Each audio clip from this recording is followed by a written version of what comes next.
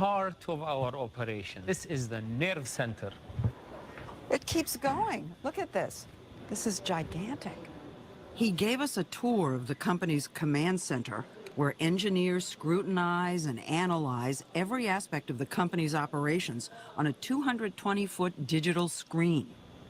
Every facility in the kingdom, every drop of oil that comes from the ground is monitored in real time.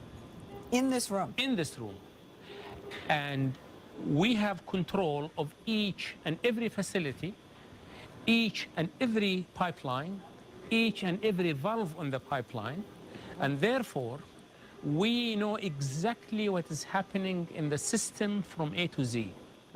What this map shows is all the oil fields in Saudi Arabia. That big green blob in the middle is Ghawar, the largest onshore oil field in the world.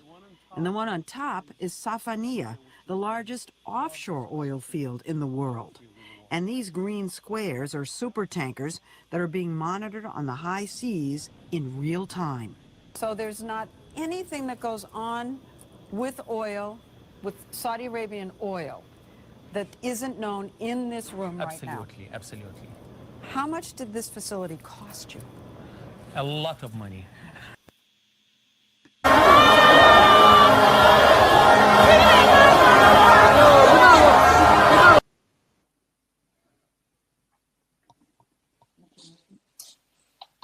No, this rally make my blood pressure go up.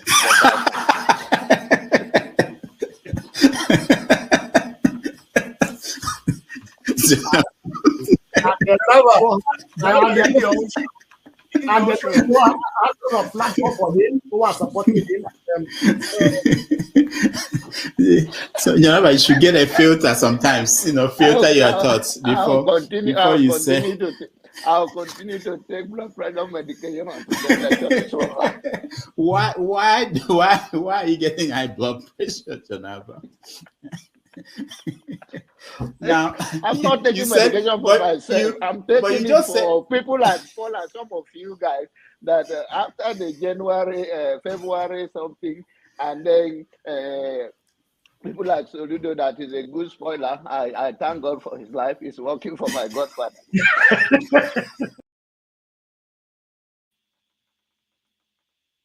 And I am ready to die defending Nigeria in whatever way.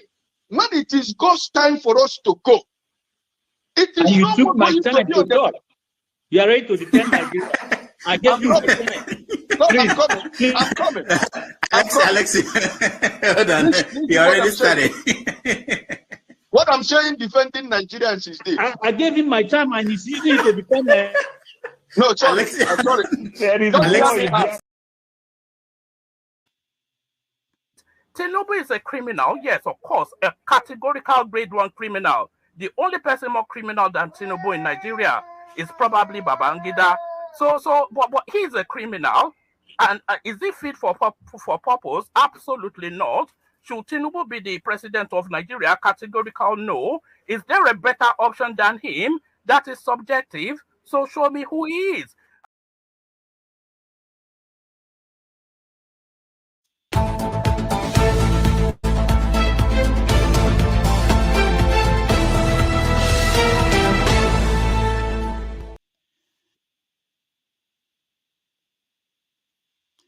Hello, welcome. It's Saturday, June the 10th, 2023. My name is Rodolfo Okonkwo. This is Have Your Say 247. I welcome all of you. I'm coming to you live from New York City. Wherever in the world you're joining us, welcome. We have an interesting show today. We have several topics. One is the lead story all across Nigeria, which is the arrest of the former CBN governor, Godwin Emefiele. Also, we are going to talk about what's happening in America and in the United Kingdom. In America, Donald Trump was indicted yesterday on federal crimes. And in the UK, Boris Johnson, the former prime minister, resigned from parliament. So we're going to talk about it in terms of what that means for African leaders, especially Nigerian leaders. We're also going to look into the speech that was made by former Governor of Kaduna State, Rufai, where he talked about Muslim tickets staying for 20 years in Kaduna. We are going to talk about the Speaker of the Lagos State Assembly, who is proposing a constitutional change, passing laws in Lagos State in terms of who should own property and who should own businesses in Lagos. All those things and so many more, including Kwankwaso and Ganduje, the fight that they are having. So we are going to go straight and invite our people who are in the studio to join us for this conversation today. And joining us from Boston is Chike. Chike, welcome to the show. Chike, unmute yourself. Man of Prestige, welcome to the show. Good morning. Good morning, Jude. Jude, welcome to the show. Thank you. Good morning now. And from Austin, Texas is VA of all politics. VA, welcome to the show. Wassalamu alaikum, Jama. Alaikum salam. Femi, welcome to the show. Femi, I think Femi is in Europe. Yeah.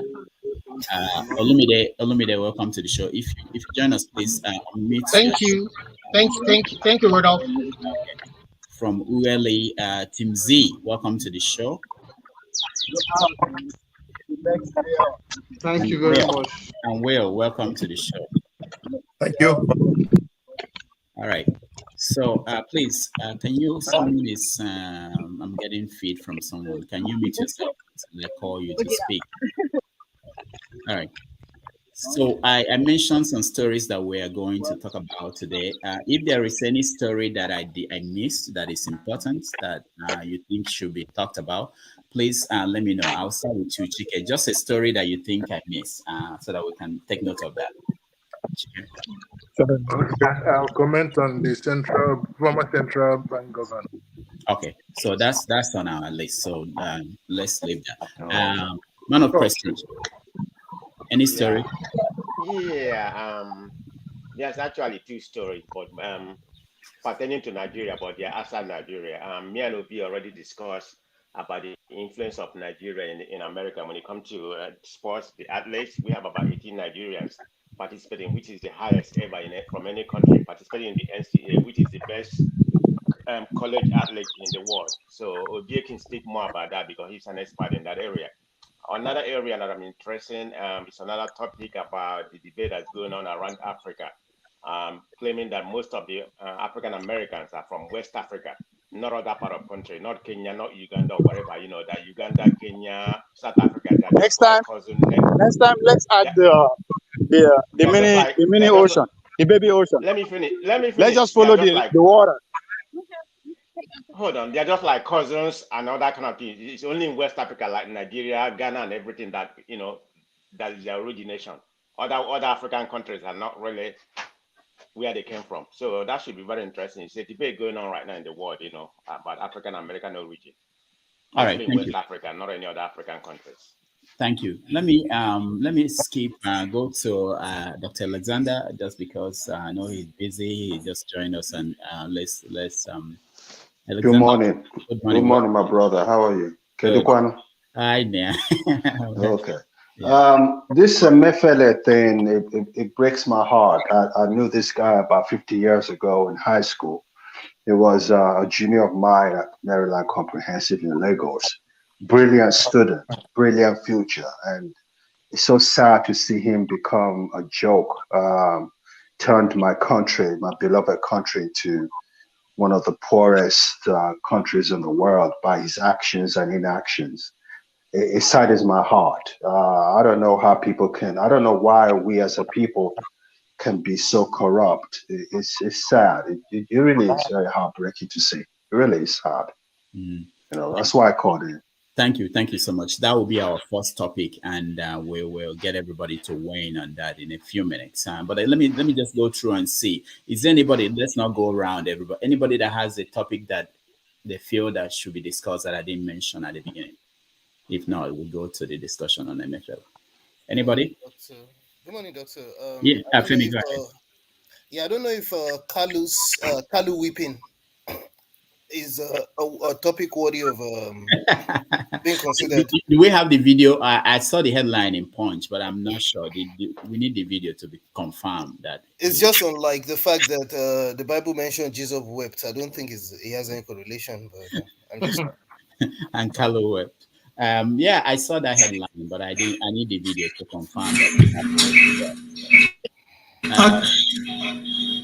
Can I? Yeah, Jude, go ahead. If you can you go ahead, Jude. I think the issue, the rumor that's going on now, although it's still a rumor, but we all know when things are rumored in Nigeria, at the end of the day, most of the time, it ends up to be truth. Now, the ongoing rumor now about what is going on, call it horse trade or the usual, corruption that is going on at the Senate, at the National House of Assembly, where they are trading millions and millions, trying to buy people over to vote for their nominated Senate president. Tinubu on his own side have, according to the rumor, has earmarked 50 million for anybody that will vote for his candidate. Then Akpabiole on his own side, 100 million. Then the other guy, 200, so 200 million for anybody. And then some, I hear that some obedient, in fact, I even have a video of it, of the last session they had with Tinubu, came out to start saying that Tinubu, in fact, almost saying that Tinubu is the best thing that will happen to Nigeria. This is somebody who have been elected on the platform of LP that have just gone in and is already tasting the corruption in that place. His mind is already twisting. So I believe we should maybe discuss about it. I don't know anybody else who heard about all this. Yesterday, in my good talk, it was the whole thing. I mean, I feel so disappointed about Nigeria. And then if you mind also, I know you have just highlighted it. We should talk more about the oil. Well, look at the clip you showed us. Each time I watch that clip about how Saudi, supervise their oil business and everything, my heart bleeds. That even Nigeria, not even a meter. They can't even maintain a meter to know how much oil we get and how much is removed. They can't even maintain a single meter. And it's the only country in the world as I learned that does not have a meter to know how much oil we have drilled and how much oil goes out. All right. Thank you, Jude. Yeah. Thank you. Olumide, welcome. Hello, Rodolph. Yeah, how are you? I'm good. Did I miss anything that is important to you? No, whatever you go on with as a topic, I think is the relevant issue right now. So all right. I'm good. happy to contribute my own bit to it. Okay, good. Tim Z, is anything happening in ULA that we missed? A lot of things. Like what? Well, I just want to. A lot of things are happening, but I want to talk about the rumor which says Emefiele was arrested. I just hope that is not true, because if it's true, then it's all right. Don't worry. I'll play the video. Worrisome. Tim Z, I'll play the video again. Tim Z, you never see video. I'll play it again if you didn't say that. Yeah, I've watched the video. I've watched the video. I've watched. You don't believe it. The video. You don't believe it. Yeah. No, I believed it. What I'm saying is, I believe if DSS have interest in arresting him, they will arrest him. What I'm saying is, it is very shameful in our country that after public service, a lot of people are just projecting the arrest of people. And it's unfair. Emefiele is from Delta, yes. But why must in Nigeria, once after public service, because of political interest, you see all of these things happening? But we just hope, because these politicians, they are very smart. And I can't trust them by most of these videos. All right, when we start the conversation, we're weighing on that, okay? NCAA, when we start the conversation, you can weigh in. Ovie, where are you? Are you running? I thought you retired. Yes, I have. Yes, but we have to still stay around the sports to bring innovation to it, but most importantly, to go make it autonomous of the federal government, so that the potential that we are chalking out now can be fully developed. So that's why I'm still around. So where are you now? I'm in Houston. That's where the competition is being held as the NCAA final, as a national collegiate amateur athletics, where we have over 18 Nigerian participants, which makes it the highest nation taking part outside America, just as a prestige pointed out. So it's taking place in Austin. Today is the final day.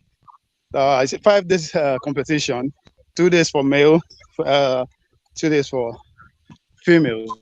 Then today will be the combination of all the relays and every other competition.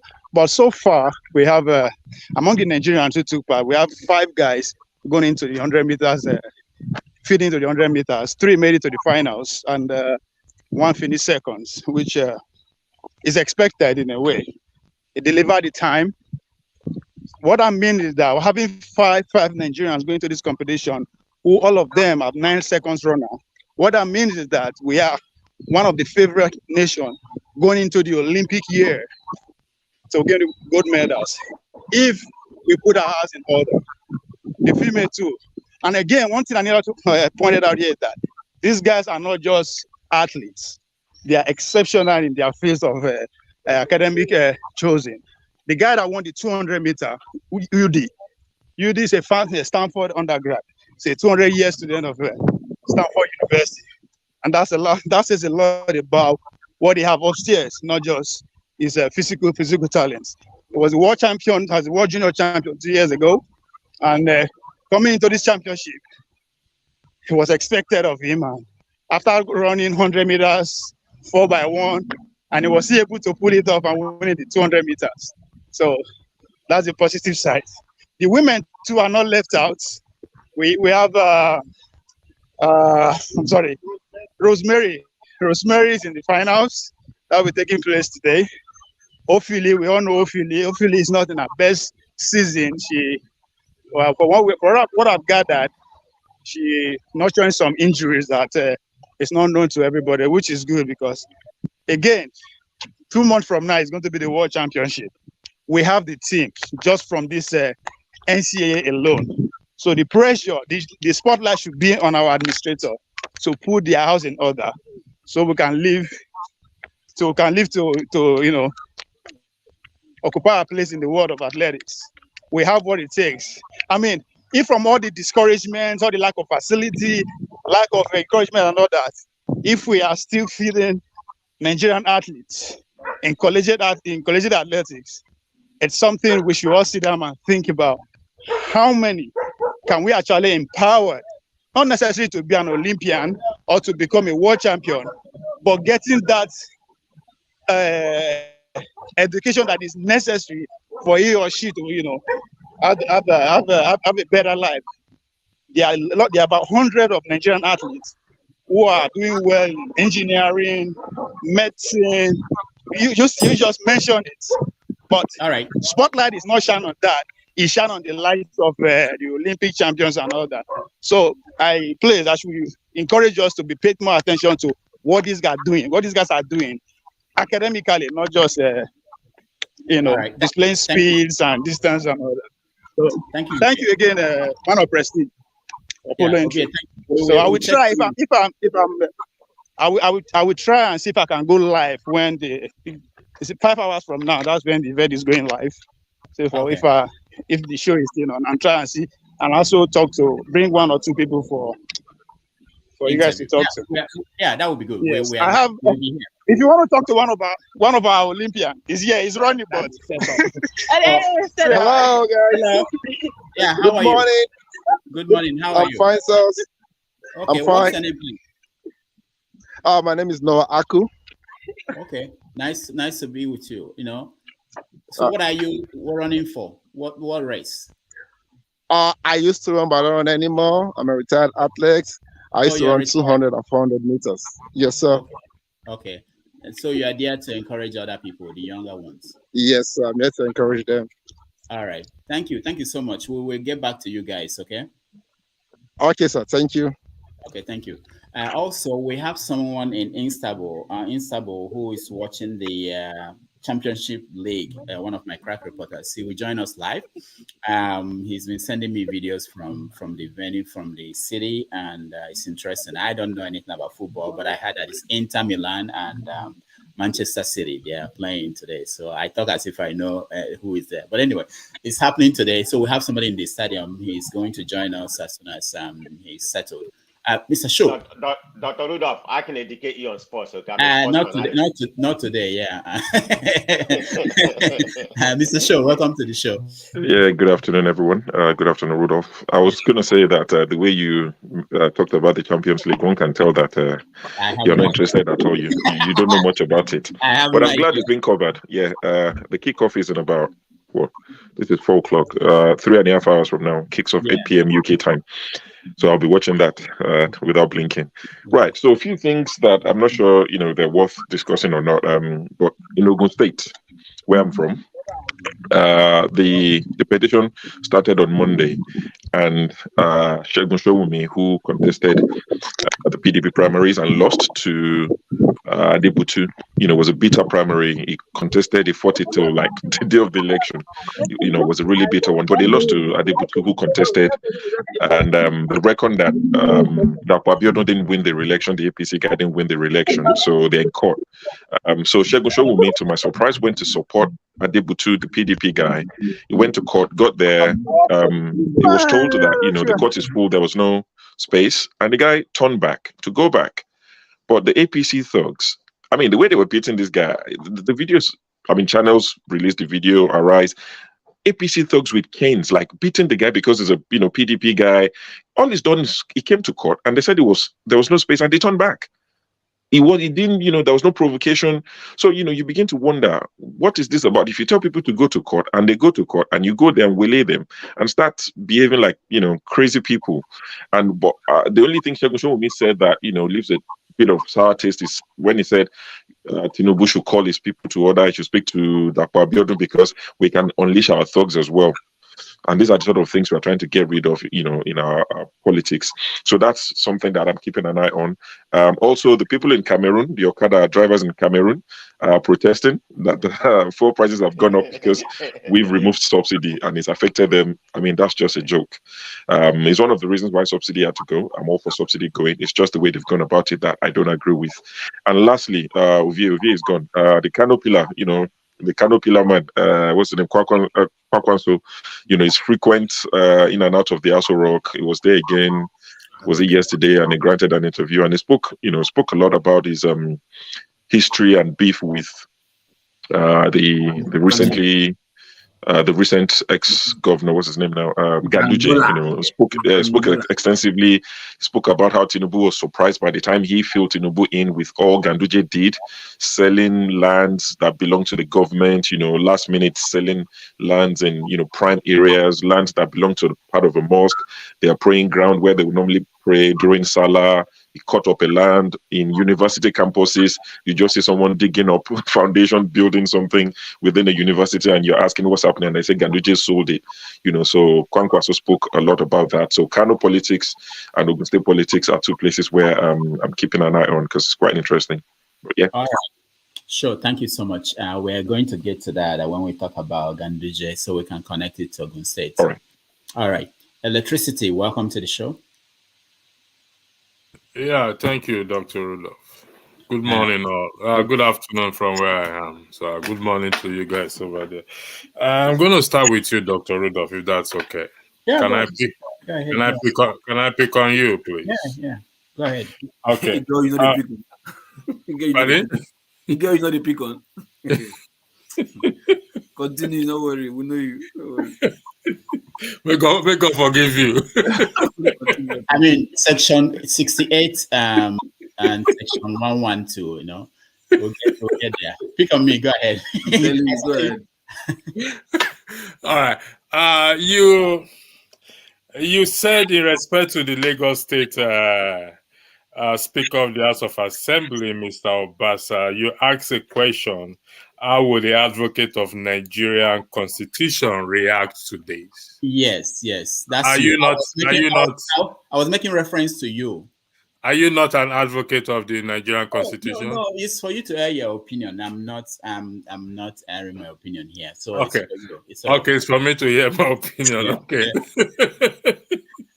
Yeah. Really, it's the same thing I've been saying all over again, and that is the most foolish thing so far I have ever heard in my life.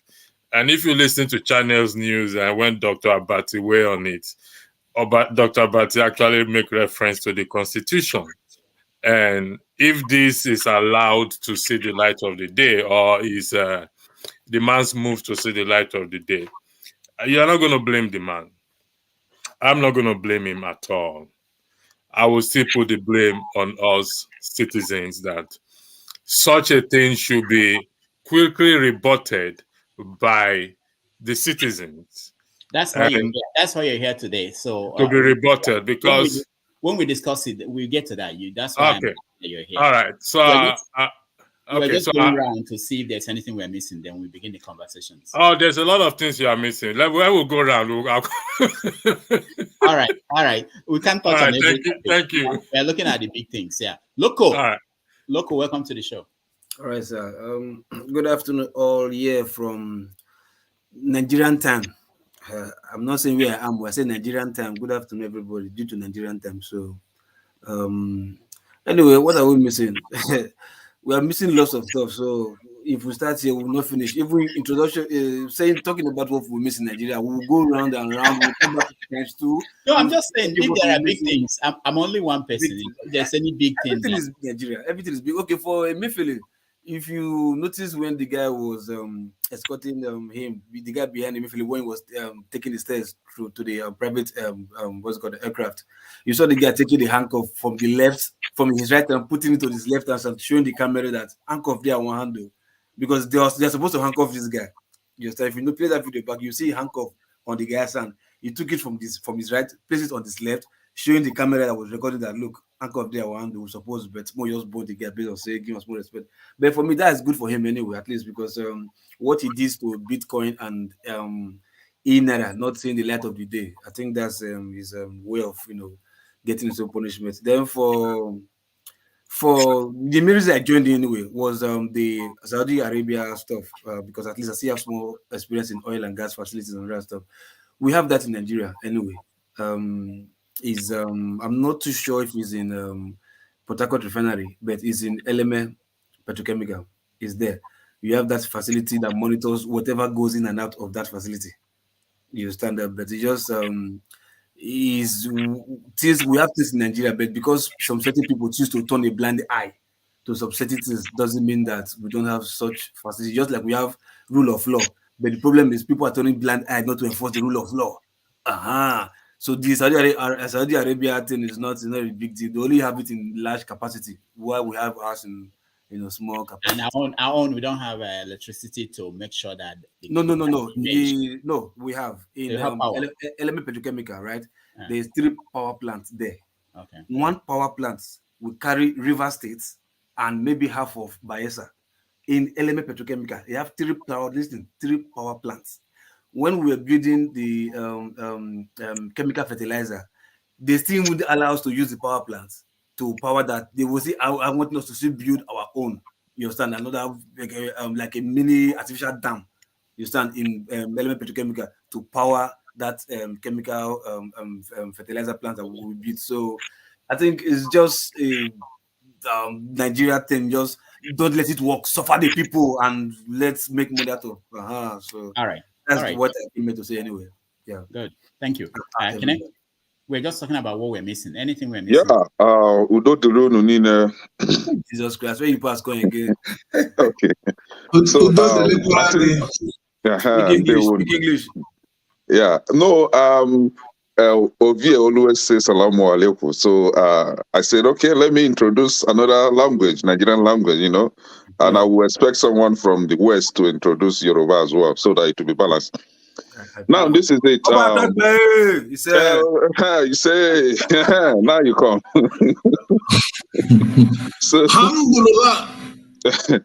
So we're talking about something that you must have missed, right, Dr. Damages?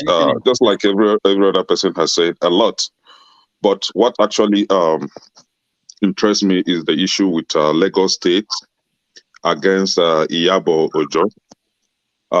Knowing quite well that Iyabo Ojo was for Labour Party during the election, and now it seems that the Lagos State government is witch hunting those that were against the APC party, just before the election. And I wonder where the likes of that I have to use this language, that confused boy that calls himself Sheyi Law, the comedian Sheyi Law, that was for APC, and the other one, the broad lady, she's very broad. What is her name? I've forgotten her name, but I'll remember later. So these two people were for APC and they are fine. Nobody's wishing them for their personal income tax, but Iyabo Ojo, because Iyabo Ojo was for Labour Party. I think the Lagos state government is going too far with his style of politics.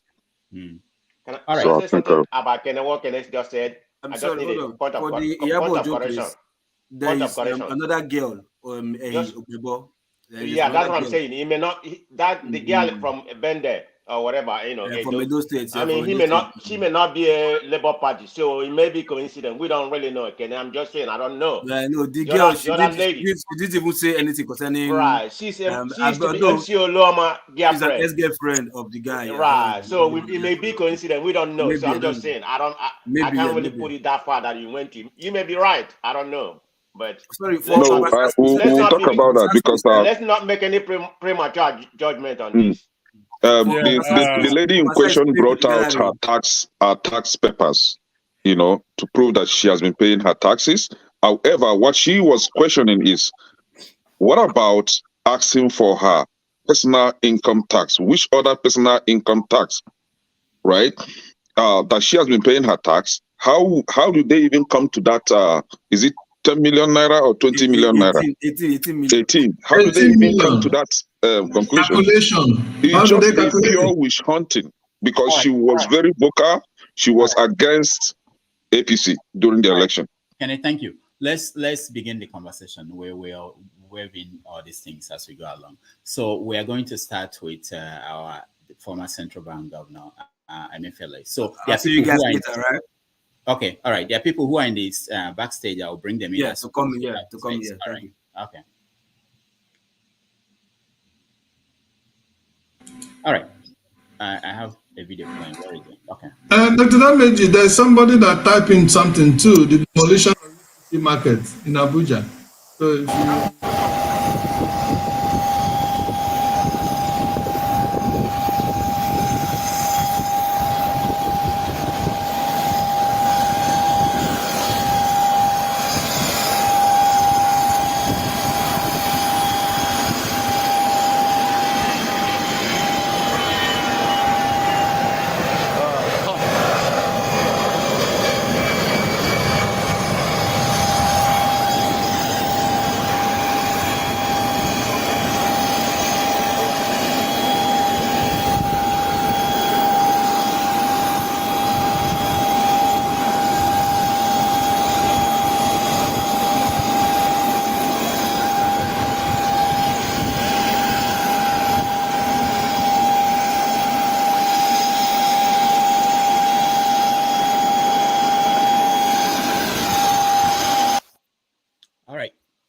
Was the all-powerful central bank governor who was at one point was dreaming of being the president of Nigeria, now arrested. According to Shore, he's in Abuja now. It's been taken from Lagos to Abuja.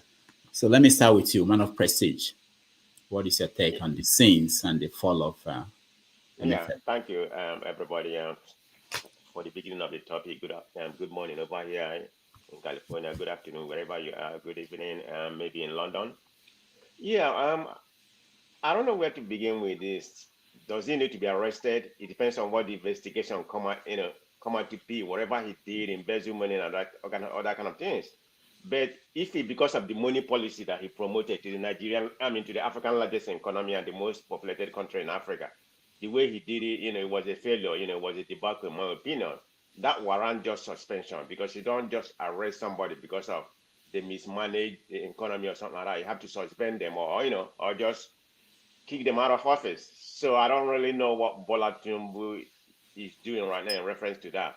But if he's arrested and, then there has to be an investigation before you arrest somebody or whatever.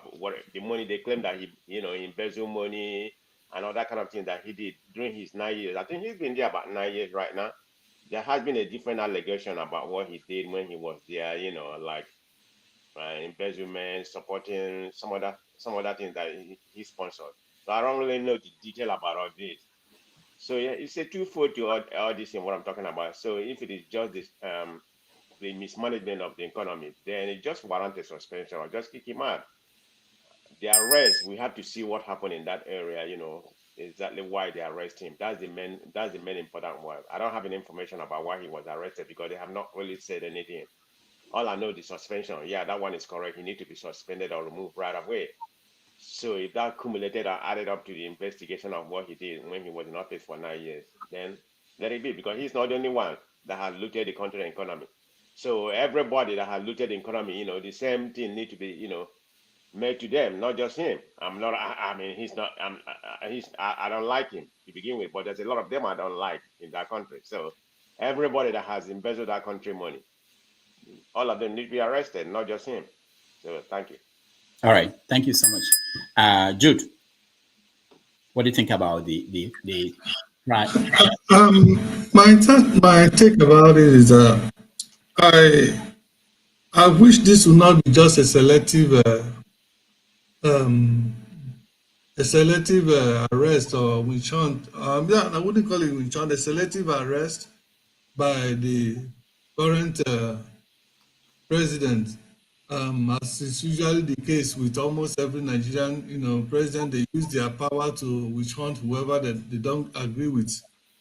If this is done in good faith, and then it will also be extended to all that have stolen Nigerian money, including Buhari, including Mallam, including Dandola, including Wike, and all the governors, both past and those that have been that has finished their tenure, and then also the ministers, the House of Senate, and those in connection with the NDDC, this thing, where they were holding a party and say, shut the mic. If they will extend this, arm of arrest to all of those ones, then that would be nice. But to say that Emefile has not done anything, I don't know what. Then we can equally say that Anini, the one-time number one, armed robber in Nigeria. One can also, or Evans, one can also say Evans should go home as he's innocent. To exonerate or to say Emefile has not done anything with all the round tripping. Emefile literally made so many of his cronies and the cronies of the government billionaires overnight by dollar allocation that they will give them, and then they will go and sell it and come back and collect their millions and billions and become billionaire overnight while in their beds. All these are evidence. All these things are out there. Thank you. All right. Thank you so much. Femi, you're next. Yes, there was a couple of things I was looking out for. If you remember last week, Dr. Damage, one of my comments included the fact that we are watching the Tinubu versus Emefile issue, especially in the light of his visits to our own White House in Abuja. So it didn't come as a shock. I'm pretty sure a lot of us kind of like wouldn't be expressing shock. But one thing I quickly want to say is I saw a story about the fact that by virtue of the fact, despite the fact that the president practically picks and recommends to the Senate and probably the House, I think it's the Senate, CBN is CBN governor of choice. Even to remove the governor, it typically should take 2/3 majority of the Senate. But on the same, by the same token, I also thought about the fact that this is Nigeria we're speaking of, where the government of the day seems to choose whatever rules we want to follow. But definitely, in terms of the controversies that come with Emefiele, they have enough things that they can use against him. You can start from going all the way back to the Anchors borrower program and the several contradictory regulations that he's had that seemingly points to the fact that it was benefiting his former cohorts. Because of course, remember he was once was he chairman of Zenith Bank. So you see how a lot of friends and party. There's a lot of underhand things that continue to go on, and of course, not to forget how he became an emergency politician overnight. So, and the Naira currency, which obviously he wasn't alone, but it's going to definitely be the poster boy for this. All right, Femi, thank you. Timzi, Emefile from your state, what do you think about what's happening to him? Well, that is an issue that this issue has been on ground for a very long time. But one thing I believe is that the rule of law always takes place. The situation in Nigeria where after anyone served, after service, you see people with hunting for the person and trying to bring because now we notice in Nigeria now, if they do not bring you down, they are not satisfied. Like there's an issue now concerning, there was one lady the other time called Obasa, she did one Guinness World Record, stuff like that. Recently, there's another lady which we heard and we have been following up with, which has already started her own and is going to buy a deal. So we are very surprised that as Nigeria is, we know in serving republic is one of the most difficult tasks in every organization, either small, if you are serving small center or big center, whatever unit you are serving, is not a small task. Even nowadays in Nigeria, most of these local government chairman, councillor, they are the most criminal than even most of the people that are working in state house and federal house. But because the top are easily targeted, especially sometimes when things do not go in the way of the public. Especially when things do not go in the way of the public, they begin to attack the person. But what I see, well, I know since Tinubu came in, I know they must surely assign new person to his position because Tinubu would, whenever he suspects anybody that is not working with him, he always find this is not the first time, right in Lagos. When he notices that some persons are not working with him, he find all means to silence them throughout his government and also in future to come, so that he would only be the one declaring and as well doing what he wants to do. But for me, I think it is not right for Nigeria security agencies to just someone who just left office. Some people are saying they show wicked, they show this government, show this government. Timzi, we have to leave it at that. People know the Timzi, we'll come back to you. We'll have to leave it at that.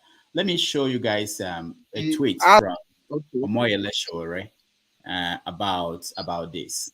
And in it, he said that this arrest was done in Lagos at 2 a.m. in the morning, and that he was flown in a private jet by the DSS. He was tracked around Lagos and he was trying to leave Nigeria. Then Showera, of course, went on to say that Buhari should also be arrested with Mallam and Buhari's cousin, who was his private secretary, Tunde Sabiu, and the Chief of Defense Staff, General Rabo, whose wife was given a task of printing Naira notes under the pretext of being appointed by the Nigerian Security Printing and Minting Company. Anyway, so that's the story is widening, and people are trying to find out why Emefile only. So let me come to you. Electricity, you are next. Yeah, thank you. I don't think they've printed or they've published the the reason why Tinubu suspended him and why DSS arrested. Have they published anything of such, Dr. Damage? No, of course, you know that. Okay, so until such time, we will have to wait. However, beside that, I knew this was coming. Why I said I knew this was coming, in the sense that what this guy said, Showore said, is completely true, because during the Naira issue, it's not just Emefile that orchestrated it. Buhari also was part of it. And if you listen to Dangote's speech during the opening of the refinery, I did a broadcast on it. Dangote thanked Emefile and Buhari in particular. And he said, I quote and unquote, he said, no one has visited this refinery more than Emefile. So I begin to wonder, why would a central bank governor be visiting Dangote's refinery more than any other person? If you go listen to the speech, you will hear him. So if you can thank such a person that plunged the nation into I don't know which word I will use during the Naira scarcity or redesigning, because I was in Nigeria. I said, a day to my living in Nigeria, I was going about looking for money. I didn't get money. Let's say I'm leaving Nigeria on Friday. I didn't get money until Thursday evening, from one filling station to the other. And people use their own money to buy their money. So I need 70,000. I'll use 20,000 to buy 70,000, to buy 50,000.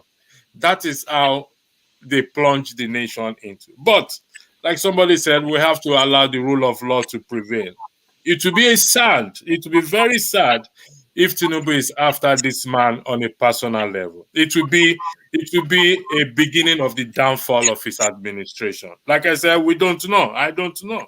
And I'm not going to say something I don't know. But if it is in that light, it will be the beginning of the downfall of what? Of his administration. I yield the floor. Thank you. All right. Thank you, Electricity. Thank you for that. Kenny, you're next. Yeah, thank you. You see, for the very first time, I will agree with Showore completely, 100%. He captured my thoughts, you know. Emefile, sorry, maybe I didn't get the pronunciation well. The CBN governor wasn't the only one to be arrested, if there should be arrest in the first place, because I don't see any crime committed by that guy. It's just a policy. And he, to the best of my knowledge, he was working with his principal, which is Buhari, right?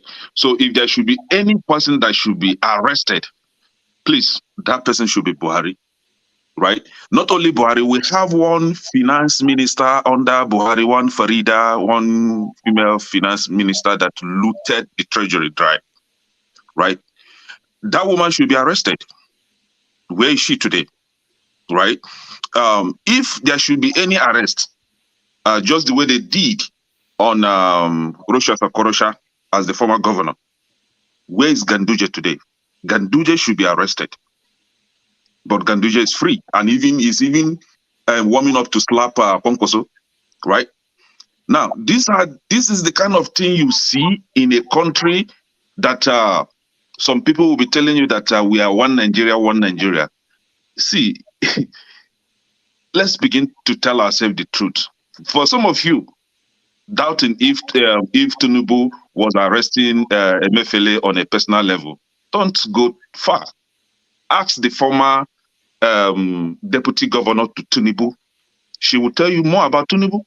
That is his own way of life. Once you don't agree with him, he must deal with you. He never forgives. For some of you crying under Buhari, sorry, you shed more than tears under Tinubu. just watch and see. Oh Lord. Right. Thank you. Someone is saying on the comments that there are 10 charges against Emefile. I've not seen it. If you have it and you can read it for us, please do. Okay, Dr. Damages, based on the volatility of that country right now, how in disarray the country is, before you arrest somebody like Emefiele, you should put forward what his offense is. Why are you arresting him? So that people will not be, left in limbo. People will not be like questioning themselves, why arresting? You should tell us why you are arresting him. Don't just go and arrest him like one. I don't even know how to qualify those people, sir. All right. Thank you, Kenneth. Chike, you're next. Unmute yourself, Chike. I don't know which rule of law we are talking about. Oh, we're talking about Emefile and. I know there is no rule of law in Nigeria. You have to have a constitution to have a rule of law. Emefile is very stupid. If he did what he did with Buhari and then leave the country before Buhari was left office, whatever is happening to him, he deserves it. He deserves it without even anything going on. You cannot loot the central bank with the president and then think that everything that one person that is protecting you lives, that you'll be safe. I don't know how many, wherever they do any crackdown in corruption, how many people up north have you seen them prosecute? Nobody. Why did he think it would be different this time? It's only his stupidity.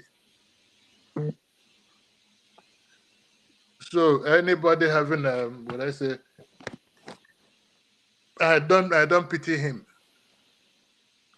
And all the people he committed crime with, those are not from the south. Will not even be arrested, not to talk about prosecuted.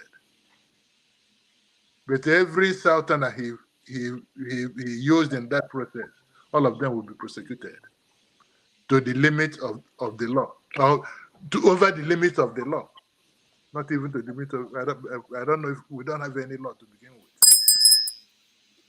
All right, thank you, Chike.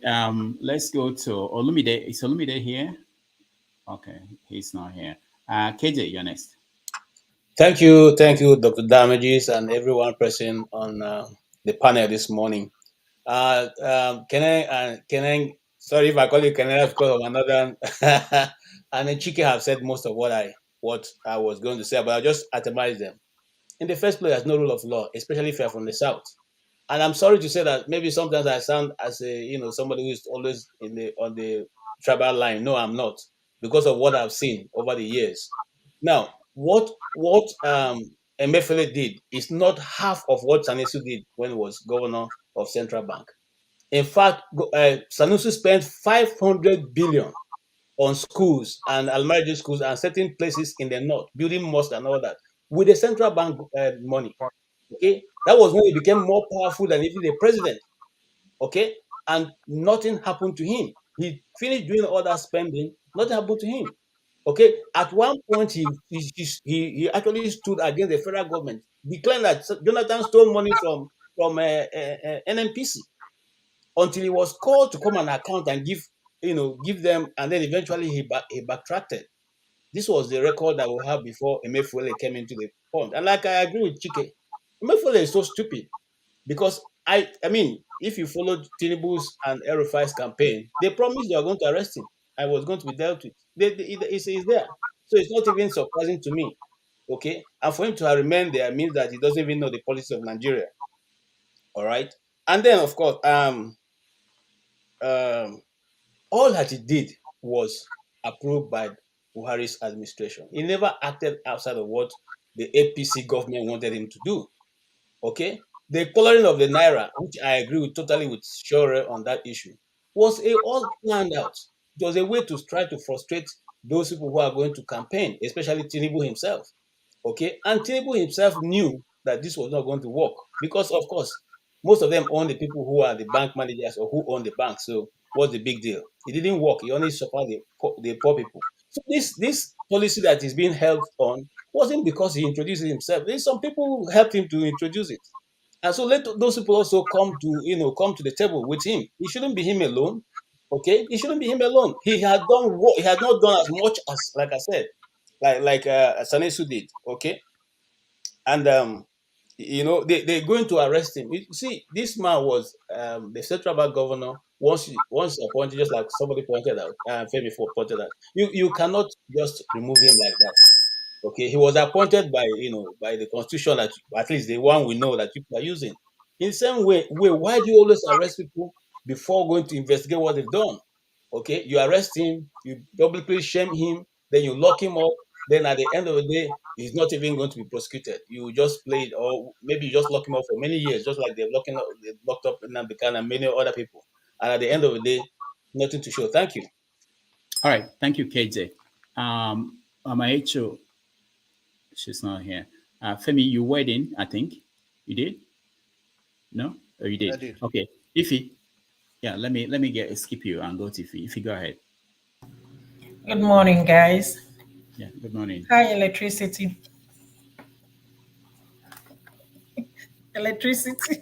Yeah, how are you? Sorry, I was trying to unmute myself. I know you're gonna be mad at me, but that's okay. No. I promise you I will never be mad at anybody. Okay. It's all about love.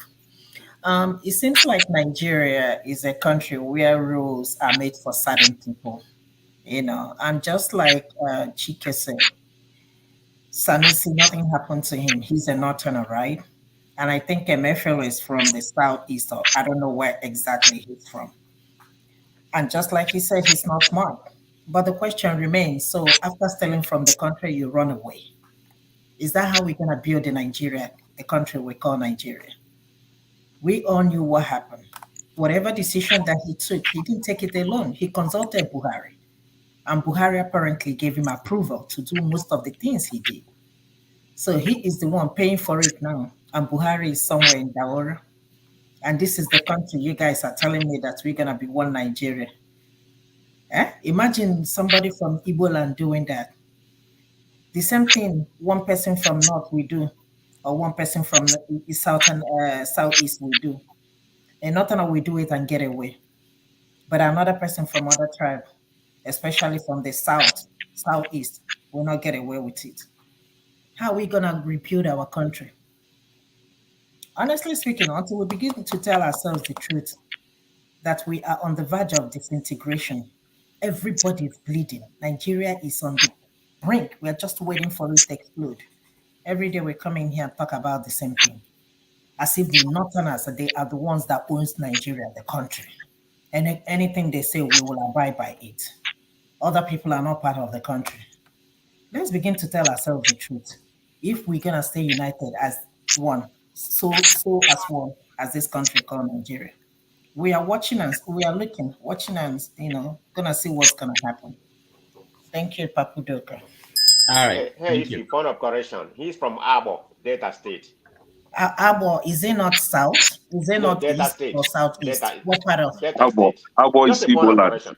It's Igbo land, right? So what is Igbo land? Abo. I'm just trying to give you a correction. It doesn't matter. Abo is Delta State. Abo na Delta State today. Thank you, man of prestige. All right. Yeah. Thank you. We never do Biafra, so as far as I'm concerned, Abo is Delta State. Delta is in Delta State, Igbo land. Mama Hecho, nobody's fighting, but I just want to Mama make Hecho, make we defy, say we never get Biafra. We're not talking about Biafra, we're talking about people. Hold on, guys. Where Igbos are. Hold on, guys.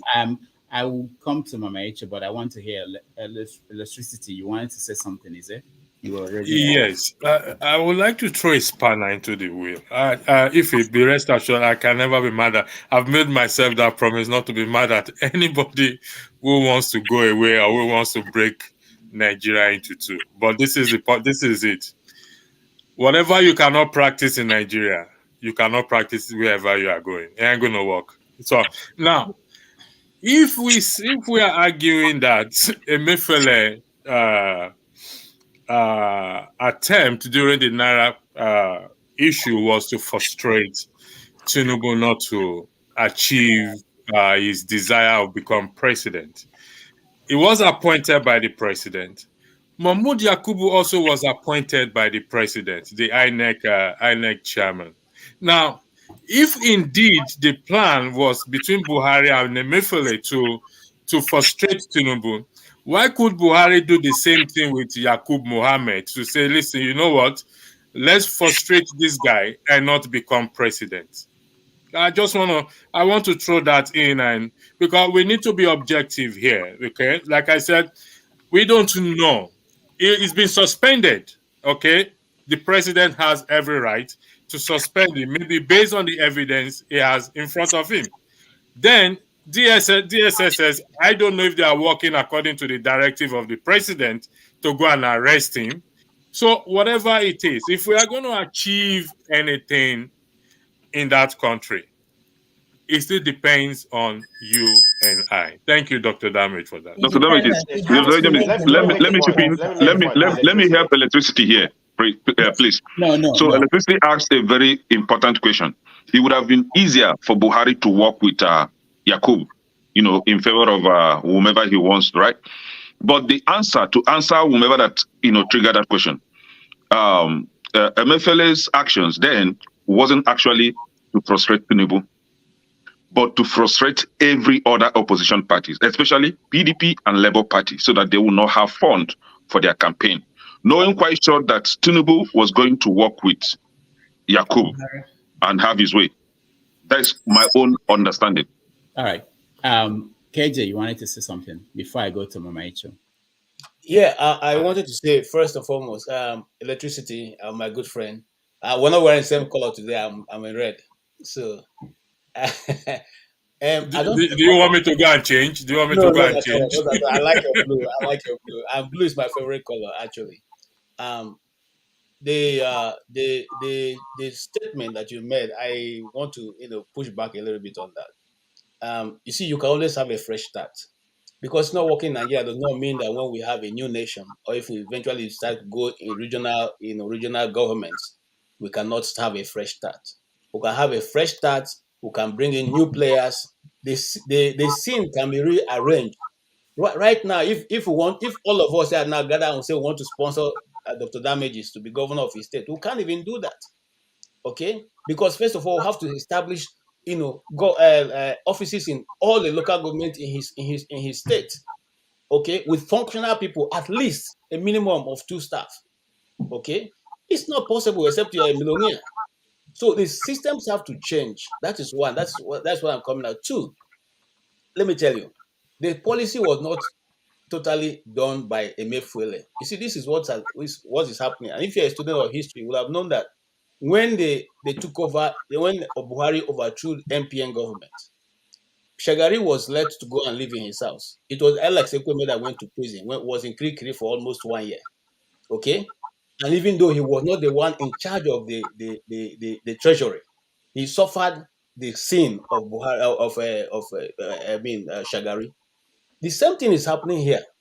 Okay, if you wanted to arrest someone, just like Shewore said, why didn't you go for Mr. President, who approved the policy? Why didn't you go for the person who printed? Now, do you know that 222 billion naira was printed over what was assigned? Who has that money? Why has the DSS not gone to look for the person who took that overprinted naira? And where is the naira right now? These are things we should be asking. Okay, I don't like Emefile. I mean, he was a failure as far as I'm concerned when he was, a bank manager, the MD of whatever you call them of First Bank. He didn't do very well. Okay, he didn't do very well for me. So it's not even a question of maybe we are supporting him. I say let the right thing be done at all times. Simple. It's not a question of I don't need to like you to work with you. Okay, I don't need to. If I want to, sorry, 1 more minute. If you want to show love, go show it to your friends where you drink. When you come to the office, it's the office thing. You deal with it and forget it. Thank you, sir. All right, Mama Icho, let's make sure we spread it out. Not 2 people only. I'll come back to you. Mama Icho, go ahead. 2 minutes. I am glad that parable that says, if the words of the elder not make sense to you in the morning, it will make sense to you in the afternoon of your life. Every person, when they say Showore, they don't agree with some of the things he has been saying. Can I thank you for agreeing with my other son? No, you know me. I agree with good things, and I kick the bad ones out. So thank you for agreeing with him at least once. And if una want do impunity, una dey talk of rule of law. The person in question, is it rule of law that gave him the placeholder? I want to ask. Chief Tinubu, the president select. Look at me very well. You are not president-elect according to our constitution. So, as more everything you are doing right now is illegal. Because by the constitution, you are fake. You did assign your position by our constitution. So why are you pursuing somebody with the constitution that did not bring you into power? Una just start on the dance. Tinubu, start from Buhari, go and arrest him. And all the cohort that looted us more dangerously for 8 good years. And not tell una say not be business as usual. Shebi una nyash don dey open for subsidies. Who are you be paying subsidy to? Una go arrest all the 15 people that are behind the thievery of subsidies money, because evidence is out there that money you claim to be paid to subsidy has not been paid to anyone. So whose pocket is the entry? You must continue to arrest. So you must arrest the thieves of our subsidy. Then the people behind the Emefile, Rufai needs to be arrested. You never start arresting you. Arrest, continue. All right, thank you. And let me let's go to Max. Max, go ahead. Thank you so much, Dr. Damages. Kele, I'd agree to you. Good evening. Good evening to all the panelists and those that are listening to us at the background. Somebody, wrote on the, comment section that is Dasuki not a Fulani man? If you go and study, Dasuki was the Directorate of Military Intelligence when Babangida overthrew Buhari. Dasuki played a very vital role in maltreating and dealing with Buhari. That is why when Buhari came in, he found it easier to deal with him with that accusation that was leveled against him. Now, why? Dr. Damage, I would like to throw this question. From my own profession, I am a soldier. I obey orders in the war front, just like in Liberia and so many other places. An order was given to me to carry out a task, and I completed that task. You now turn around and arrest me for obeying orders from my commander without arresting the commander that dished out those orders? This can only happen in Nigeria. This is the reason why I continue to say that you are not one in that country. The earlier we get this, the better for us. You cannot continue why a particular set of people are being treated like slaves. As far as I'm concerned, old southern Nigeria has been captured. Old southern Nigeria are slaves to the north. Go and read. For those of you that understand Hausa very well, like me, go and look at what Rufai said. That alone, even in Ghana here, will send him to jail. Will send him to jail. But the man is walking freely. Why are you arrested? Although what the man did that time was, was very, very bad in the sight of every Nigerian. But why are you arresting him without arresting the other people? What kind of politics is being played in Nigeria? It is only in Nigeria that an allegation will be made on someone and that person will be arrested without investigation. It is not done anywhere. Thank you so much and God bless you. All right, thank you. Electricity, go ahead. 30 seconds. Okay, thank you very much. This is a serious matter, so let me turn my chat to face you guys very well. Now, for those of you who want a different nation, Kene, KG, Maxi, Ife, I believe man of prestige, who have denied Nigeria, wants to tear his passport. My question to you right now, you want to win me over to your side. I'm not saying you should or you will try. How do we pursue that on this platform now? Okay, you mentioned my name, so let me answer you. No, not now. No. Dr. Rudolph, listen, sorry for stopping you, Dr. Rudolph. You see, just 5 seconds. We come here every day or every Saturday, I beg your pardon, for the purpose of highlighting issues in respect to Nigeria and to see if we can help to shape and change things. There's always a pushback, which is expected, which is allowed, is within their right. And some people have held firm to say they want to go away, which is also their right. Like I tell you, I will never be angry with anybody. So to avoid this, because this conflict will continue whenever we talk about Nigeria, because we are not in agreement in everything. So we need to have a position. Okay, if we're going to say we're going a separate ways, let's bring a solution to the table, please. Okay. Hold on. I have a solution. Can I hold on? We okay. Can't leave the conversation we're having and move to another one. I want to hear Olumide about, there are many aspects of what we're discussing now. We are going to talk about this. Just calm down. We have 8 hours all through the day. We'll come back to that. Okay, Dr. Damages, please put it down because he asked a very important question. Yeah, we will get to that. But not in the middle of the conversation. Okay. The other aspects of this. We're talking about already the government has appointed an acting central bank governor who is hearing noise. Please, can you mute yourself if you are? Okay, so they've appointed a central bank acting governor. And some people are saying that he's not the right person, that he was an engineer that went into banking. There's a debate going on along that line. I want us to get to those things. But what the question he asked, we can get to that. But let's finish this conversation. Then we get to that and then move to another topic. But let's not just move away from the conversation we're having. Olumide, welcome. Rodolph, thank you for giving me the floor to contribute my own bit to the discussion.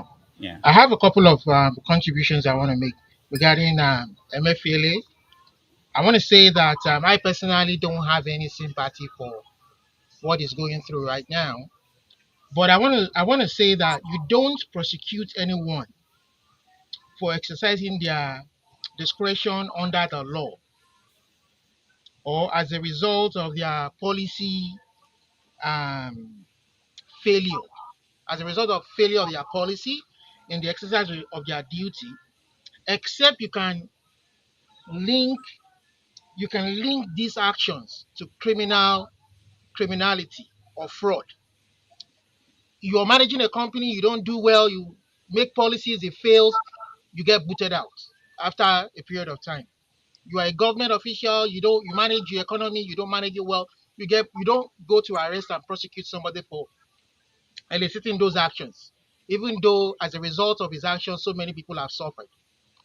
But I want to say that Sahara, people are asking what charges has been laid by this current government. I think those charges that the DSS arrested him on were based on the previous charges that Buhari and the government already laid. They said they arrested him for fraud and for financing terrorism. And that specifically they said, based on court documents, Sahara reporters reported that it was linked to sponsoring and giving IPOB money. So based on timelines, I think these are just trumped up. That aspect is a trumped up charge. But as regard to fraud, they might have something up. But we want to see when they do their investigation thoroughly and before they go to court to charge him, we want to see everything that he has done. But we some of us are not unaware that Emefiele used his position to involve himself in issues of conflict interest. You understand? We heard about the fact that he's involved in Polaris Bank. He helped them to access money, to get financing, that is financially involved, and there are some other policies that he implemented, but it benefited personally or through relations from it. So we need to see all those charges, and he needs to hire a lawyer and go and trash it out. But I don't subscribe, but I don't trust the Nigerian government as it is. When they don't like people, maybe the guy stepped on toes in some of the policies that he was implementing, and they didn't like it, and it went out of favor, because this guy's been there all along.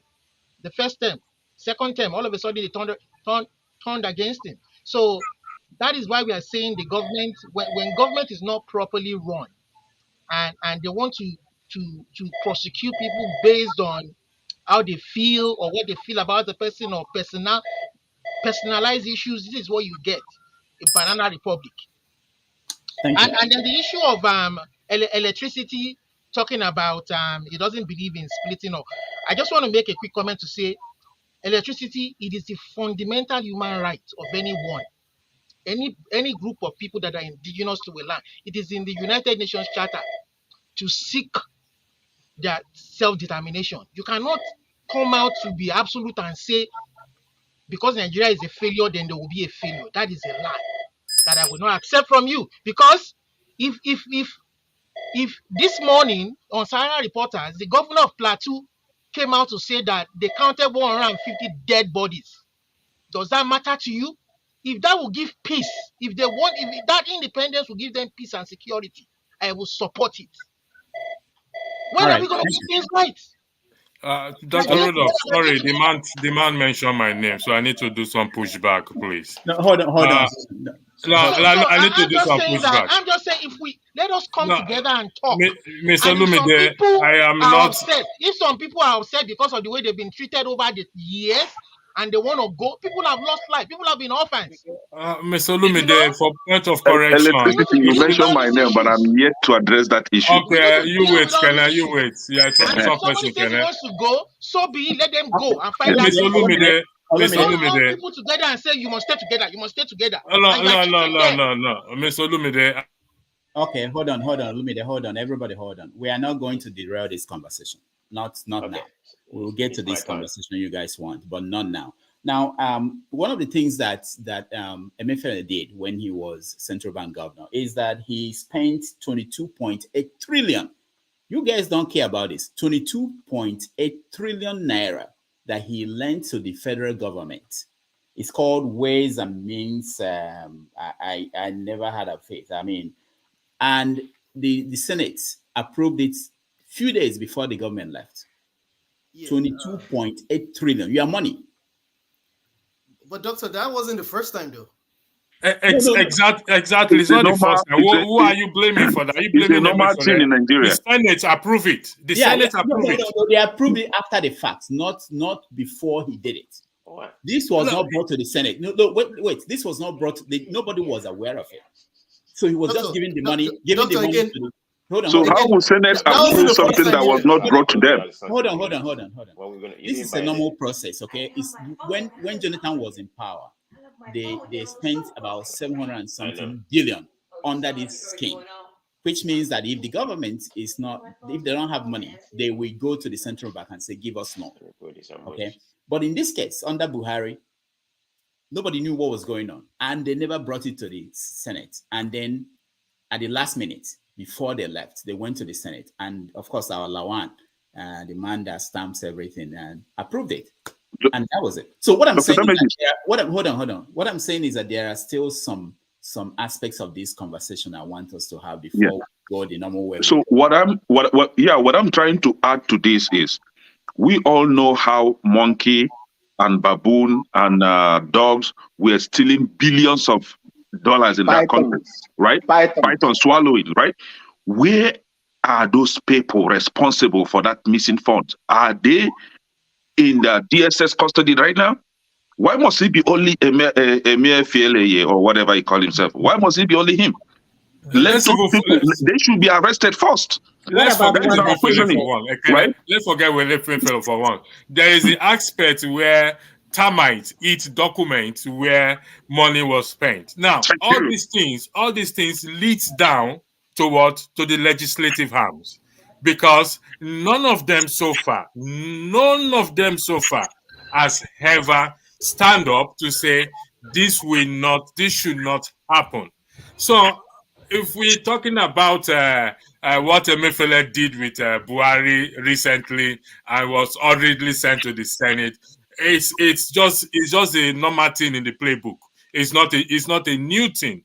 And this is what I have been saying since. Just a pushback to what Mr. Olumide said. I am not saying, I just said earlier that, okay, let me come to the part of those who wants to, because it's like this 90 over 10 now. So I am the 10, you are the 90. So let me move to the section of those who wants to break away. And let's see how, because you are not asking me to go and steal. No, you are not asking me to commit anything against my moral belief or this and that. No, it's to find a new nation where it's going to work. But here is what I keep always saying. I believe in fresh start. Fresh start that is based that things are not working well. Let's go our separate ways. But here we are failing to hold the real people. I mean, that professor that came the other day said that the devil in the country, number one devil in the country is the legislative arm, not the executive. So if we can focus on the legislative arm and preach this message to start to hold them accountable, then we may see. I'm not saying people should not break up. If you want to break up, please, all well and good. Do it. Electricity. We've been asking questions, right? We've been pushing for a good governance. We've been pushing for the good of that country. We've been asking for a better economy. And each time we ask, we either get killed or we get arrested, right? One of us is in the DSS custody, Nnamdi Kanu. He asked for change. He was on the street of London asking for change, asking for better Nigeria. He got tired of asking. We got tired of voting for criminals because each time we voted for them, they get there, they join the courts, right? And they begin to work against the people. So we've tried everything we could. We even went on the street to protest. We got killed and nothing happened. Right? So now, somebody like me, that everybody here knows that I was even against Nigeria initially because I was tired. But when I saw that somebody was coming to help fix that economy, I didn't want to go. I said, okay, you know what? Let's give it another shot. Let's see if P2B will be able to fix that country. And now we voted for P2B. We all know that P2B won the election, but P2B was denied that mandate. The election was rigged, and they brought out another criminal to pilot the affairs of that country. So that is why we are now saying that. Should we continue to dwell in this kind of misery, in this kind of nonsense that we know that is not going to head anywhere, that is not going to usher in change? Human lives don't even matter. I even said it here. Before the election that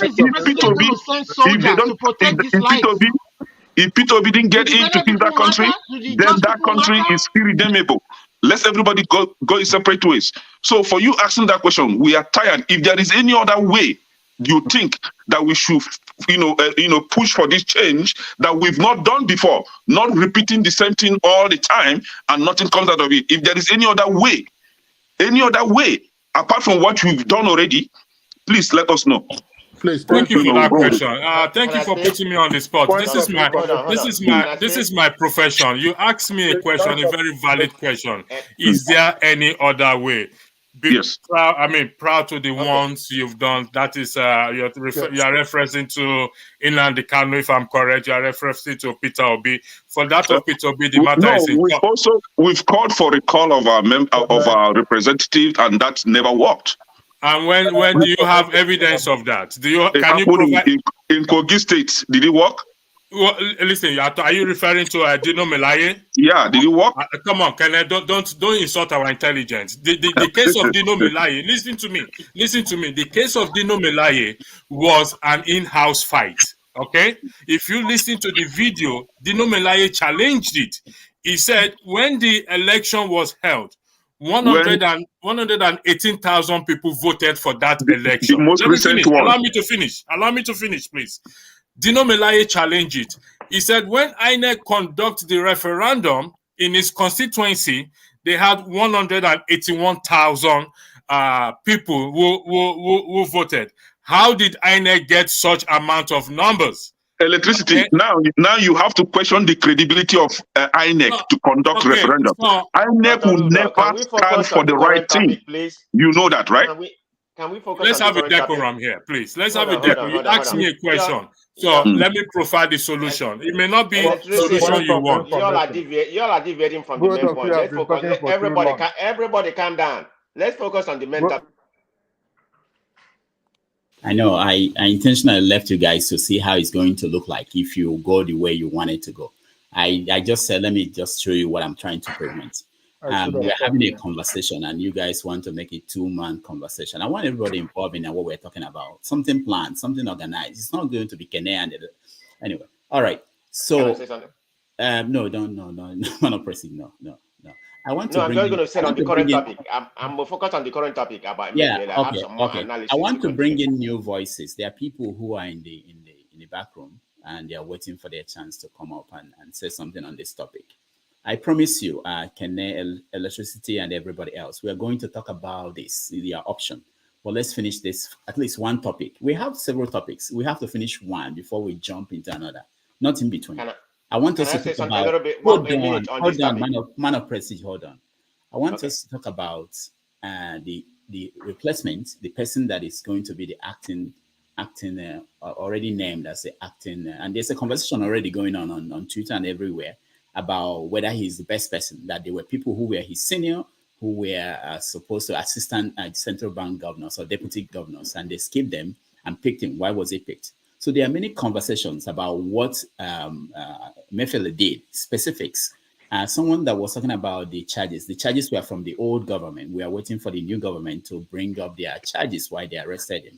We're not going to be talking about a conversation that was in the past. And remember, when he was forced, they wanted to force arrest him, that the president was backing him, Buhari was behind him, and there was this conflict between the DSS and the military. Irabo brought out the military to protect him. This is a conversation we should have. If somebody is following us, who is not a Nigerian, following this conversation, and all of a sudden we abandoned the Emefile thing and started talking about Biafra and the breakaway, no, it doesn't think about it. There are people who are watching. All right, so let me go to, let me bring in, I think there are people inside. Let me bring them in to Wayne, and then we can continue the conversation. Ngozika, welcome to the show.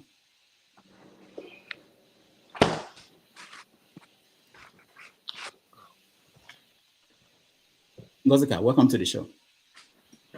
Thank you, Dr. Dami. Good evening, everyone. Yeah.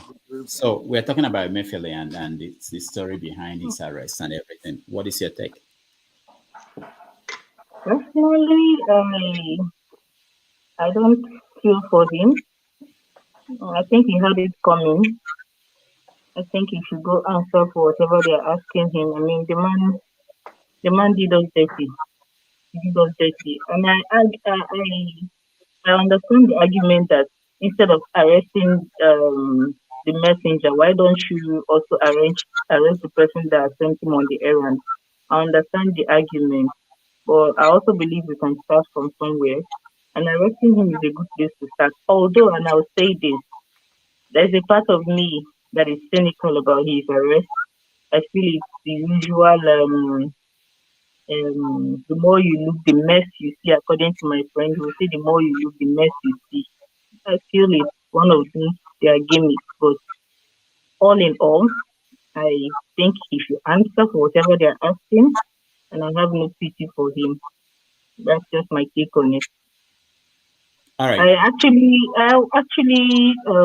saw the argument about the person that replaced him, and I did a little search, and I don't understand why people are focusing on the fact that he has a background in engineering and he has been in banking. He's not if his academic qualification is the problem here, man has been in the banking industry for over 3 decades. So where is all these arguments about his engineering background coming from? Is it not in Nigeria that a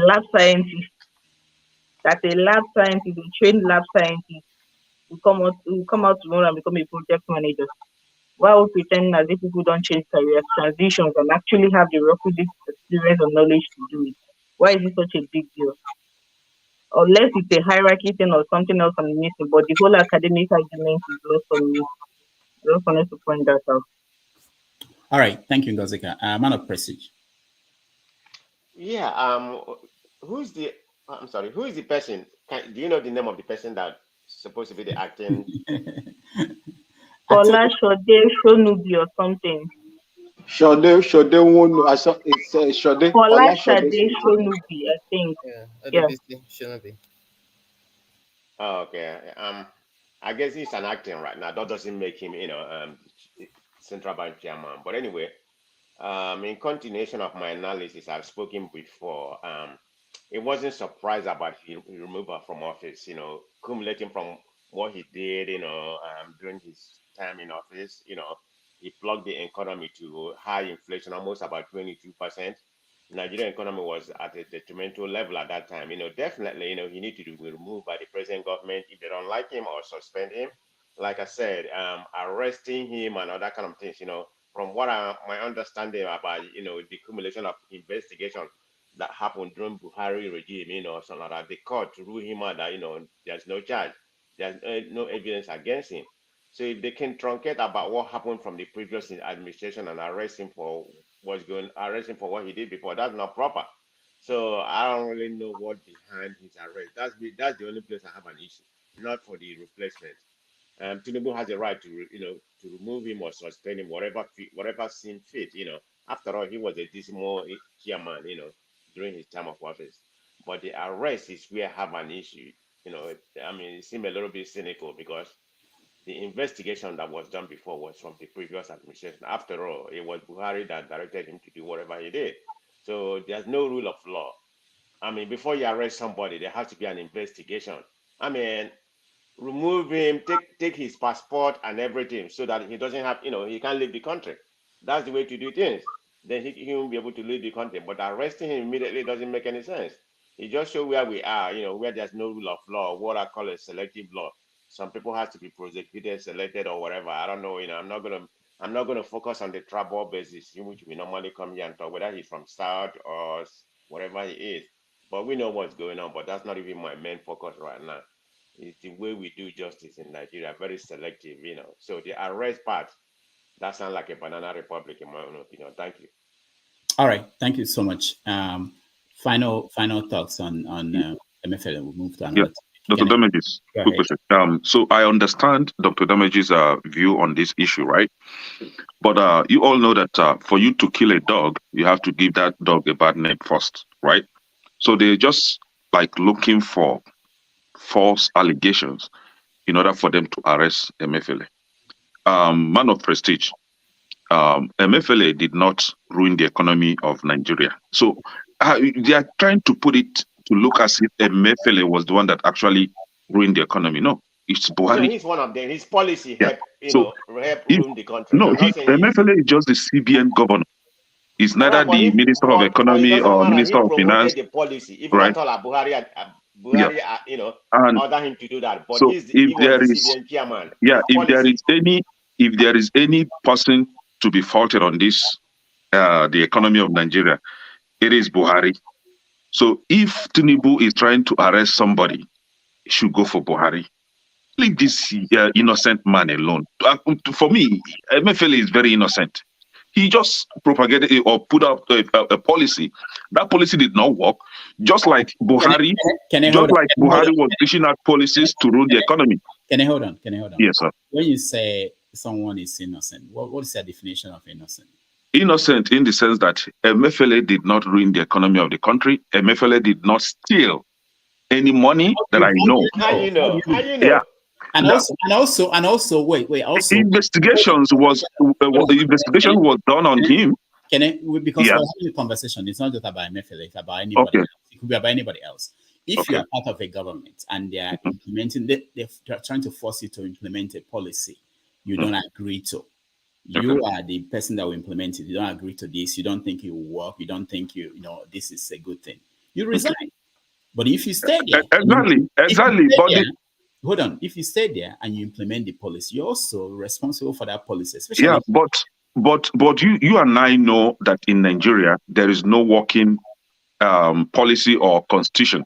If Emefiele was to resign because of the negative or foreseen negative effect of the policy, the same Buhari will level allegation against him, get him arrested, and maltreat him. We all know that. So he had to just work with his Oga.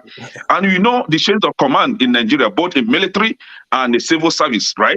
You have to respect your master. Even if your master is doing the most heinous things, you just have to obey him. This is what I understand Emefiele did. And now you are leaving the main perpetrator, the main criminal, and you are arresting the innocent man that just carried an order, right? So if there is anybody to be arrested, I still insist, what about the Minister of Finance that she stole a lot of money and she's working freely?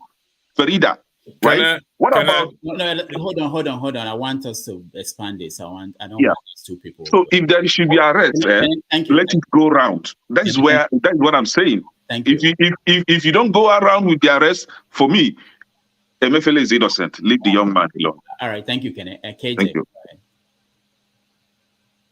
Thank you once again. Dr. Damages, is it a crime to be a non-entity when you say somebody is, he doesn't know anything? Is it a crime if you are in a class of 25 and one of the children there does not understand what they're teaching and you decide to make him the prefect? Is it his fault? No. So it is not a crime that the guy who is a central bank governor was just acting a script, or he didn't even know what he was doing, but you appointed him. And so he's implementing what you called him as an expert to do. Now, if you turn out to think he's a non-entity, or what's the best word there? A daft or something like that, okay? Or he's not even intellectually able to carry the position you're giving him, he shouldn't be punished for that. Better name in law, idiot. Better name in law. That's one. And then two, look, this guy was he was part of your cabinet. You guys trusted him. They were talking well of him until he came to the Naira time. When they were using him to do round trippings, where you go to the central bank, collect dollars, go to zone 6 and change it and become a overnight millionaire. And those people he made millionaires out of, they didn't think he was the best guy for them. So what I want us to move away from is to think that it was Emefiele himself who decided to do all these things. No, the guy, you know his capacity. You know what he could handle. But you gave him something more than he could chew. And now you are turning around to say he destroyed the economy. He didn't. He played the script people wanted him to play. And I'm not, like I said, I'm not one of his fans because I followed him. I knew him when he was in the First Bank.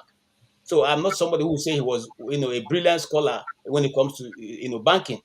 But those of them who are in banking know that this, and they didn't choose him. They choose this guy for whatever reason, and they reassigned him for whatever reason. So I don't want us to remain in this because there's so many things I want us to capture. So many things have happened in the last 1 week in Nigeria. It's unbelievable, So right. Thank you. Let me say something, KJ. I think you're partially right. In that regard, you're not completely right. I mean, look at US. If a Fed chairman, did something to, here. He'll be partially blamed about the stock market and some other things.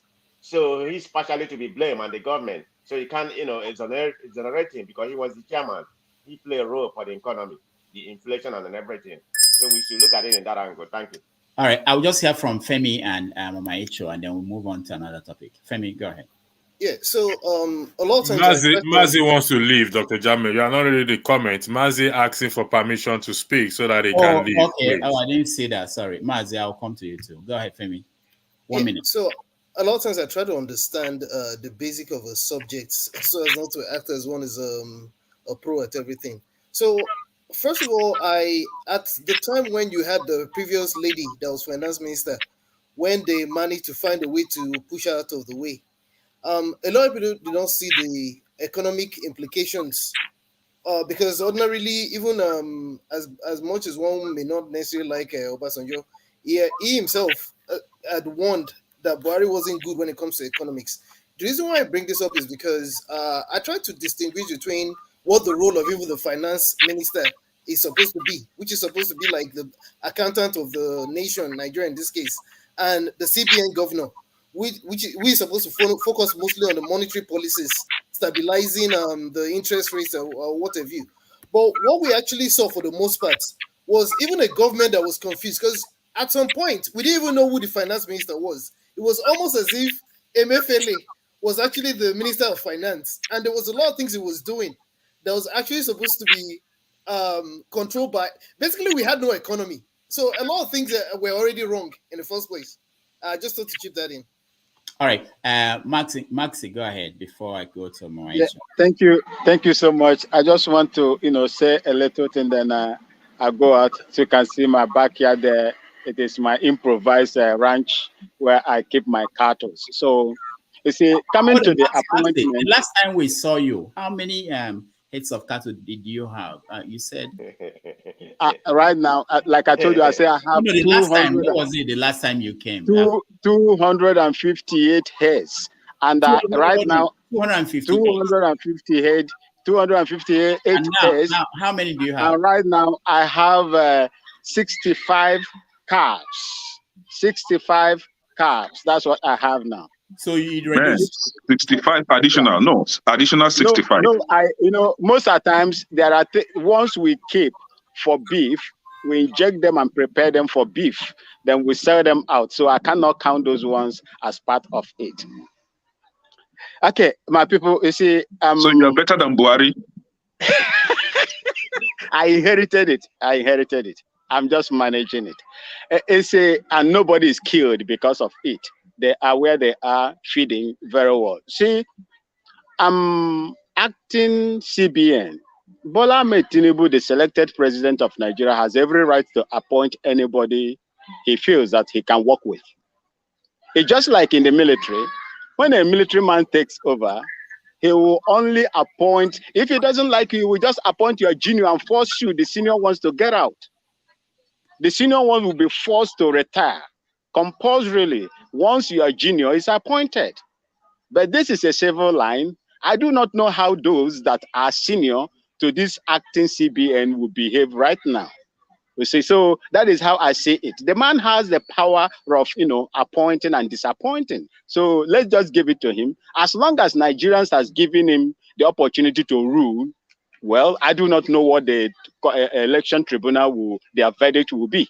But if it is going to go the same way the Imo State, a gubernatorial election went, then you make sure that Tinubu is going to be the president of Nigeria for about 8 years. Just zero your mind and belt up, fasten up, because there is no new government that will be better than the past. That is how it is. Thank you so much, my people, and may God continue to bless you all. Bye-bye. All right, thank you. Sorry, let me just one correction on my part. I said Emefile was managing director for First Bank. It's not, it's Zenith Bank, actually. So let that be on record. Yeah. All right. Thank you. Mama Icho, before you speak, I have someone who will join us from the stadium in Instable, watching he's watching the game. So I want to just for us to hear him and see him talk to us on what's going on there. The Inter Milan and Manchester City. Yes. But the game hasn't started. It's at 3 o'clock. I know. No, I mean you go put on hold. Make you the hear about Inter Milan. When my country is in Zobu Kerewa, I beg you. No, he's not here yet. I'm just saying that when he comes, I will put you on hold. Yeah, it's very important. Live report. You're in your bedroom or you're in your living room giving us a report from your head. He's out there in the field giving us reports from the field. So I want people. I don't know what to talk about, but I think it's something that will interest some people who are watching. Go ahead, Moecho. Okay, Mazi. I know say you dead back, you dey hear me. No be all Nigeria elect am o. Some. So when they come here to talk, use the word some Nigeria and selected him. So now they use Nigeria. And not be part, me and my children, we are not part of this journey. 9-10, they start the story of placeholder. As far as me and my children is concerned, is a placeholder. All right. Mama, and I like as he start this in music by arresting Emefile, because by the time my children do take their mandate over, we go do serious arresting, and he go be one of him. One, Aso Rock 2, and his co-hold in Lagos. Mama Echo. Finish my story. No, Mama Echo, hold on. You are in your home. You are in your living room. Just hold on. We have Michael. The coach don't come. Yeah. Correct, coach. I surrender for. Michael, welcome to the show. Can you hear me, Michael? Michael, can you hear me? Turn on, unmute yourself, Michael. I know this is live TV, you know, it will be interesting. Michael, can you hear me? Unmute yourself. Oh, I'm sorry. Okay, good. So Michael, what's happening? Where are you now? Is that what? I'm in Turkey live at Olympics. Are you inside the stadium? Live in Turkey. Okay. Go ahead. Tell us what you are seeing. What's going on? Go ahead. Yes, I'm at the Man City fan zone in Turkey, Olympic Stadium, Turkey. Live Champions League final live. It's very electrifying. The whole place is shut down. Traffic is shut down. So everywhere. So who are the teams playing? Are they important teams? Inter Milan and Man City. I'm putting all my money on Inter. Inter Milan. Where is Inter Milan from? For those who may not know, people like us. Inter is from Milan in Milan City from Italy. Okay. And Manchester City, they are from England, I guess.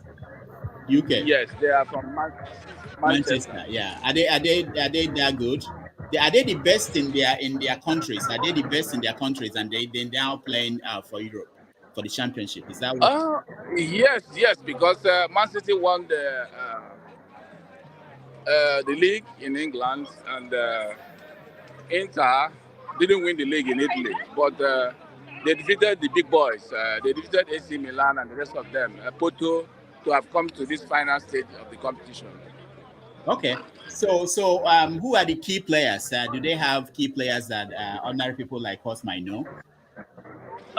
They do. Let me talk to one of let me talk to one of Man City fans. Oh, fans. Okay. From where? Do you speak English? Yeah. From where? Manchester. Oh, she's from Manchester. Hello. Yeah.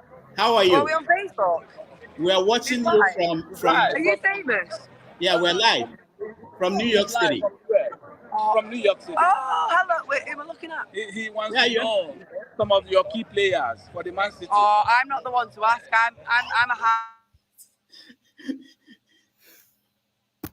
All right. Michael is frozen I actually had a question for his team. Okay, go ahead. Yeah, if he can hear us. I don't know if he can hear us. Let me see. It's frozen right now. Yeah, it's frozen. Yeah. Can I ask a question? Yeah, of course.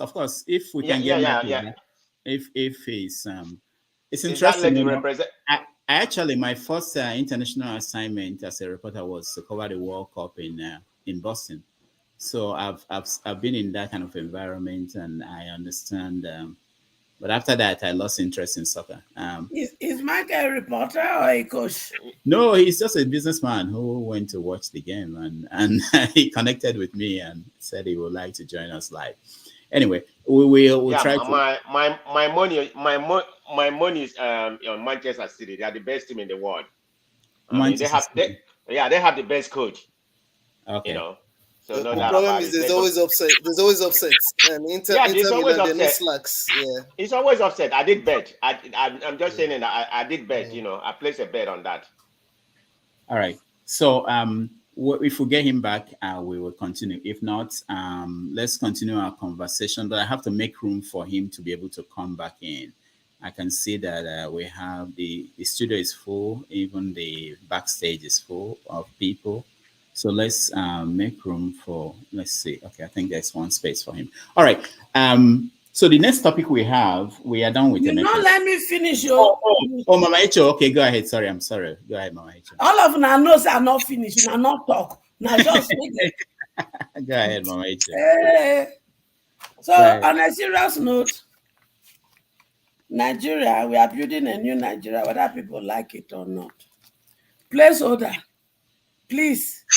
Your arrest has not completed. All the people that contribute to this our downfall for 8 years of Buhari, all of them need to be picked up. And so we don't give you list. And I know say my children get more lists for now. Because how na take feed people for during COVID when everybody there inside house want to spend billion. The person they in charge of that too.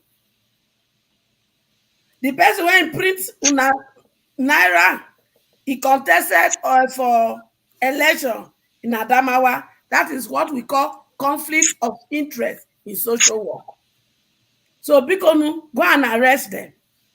Because if you not arrest them, I can tell you that what you are doing to Emefile is settle scores, not be fighting this evil you guys have done to me and my children.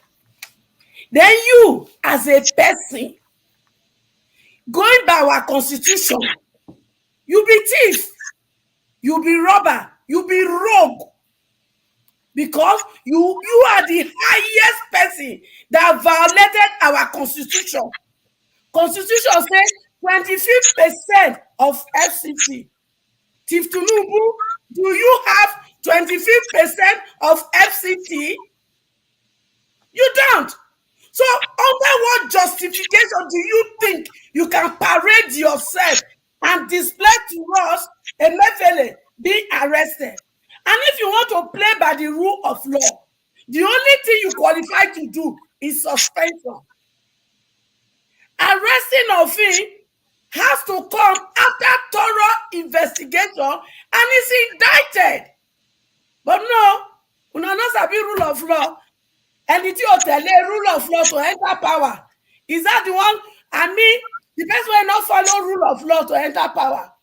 Now we want to expect to follow rule of law in trying to clean the system. Anyway, I'm wasting my saliva for you and my energy because you are against our constitution. You are the enemy of the people. 90% of Nigeria did not support you. Sorry, you are a thief. You be robber according to Fela, and you be tiffy. So who are you under justification to go after some people? Shame to you and your cohort. But remember, I thank God say we don't carry television inside courtroom. When we go take display to una or una atrocity, one and not go fit tell us say it is dotted. It is not dotted. Hey, una they follow Peter the Rock, but they drag this thing. Upon this rock, I will build a new Nigeria. So now that they follow the fight, we're in and all the Emefile in the comment section, you were asking me, where was I during Sanusi? I did for my mama Bele. You were the other now said question. I am in my mother's tummy during Sanusi. I didn't answer your question. And you are back. All right, thank you, Mama Echo. Mr. Shaw, you have any final words on the? Well, I actually came back because I saw the guy in Istanbul talking about the Champions League final, and I thought, we're going to discuss a bit of football. So that got me excited because I'm a big football. I know that. But we'll talk about it later because once we start, honestly, there's no end in it. He will join again. Yeah, we'll talk about it later. So as for, with the Emefile thing, like I said earlier, I have no sympathy for him. If there's any grounds, if they have, grounds for his arrest, let them arrest him. There's no, if we want the country to work, people like Emefile will be arrested at some point. But the only issue people have is don't make it selective.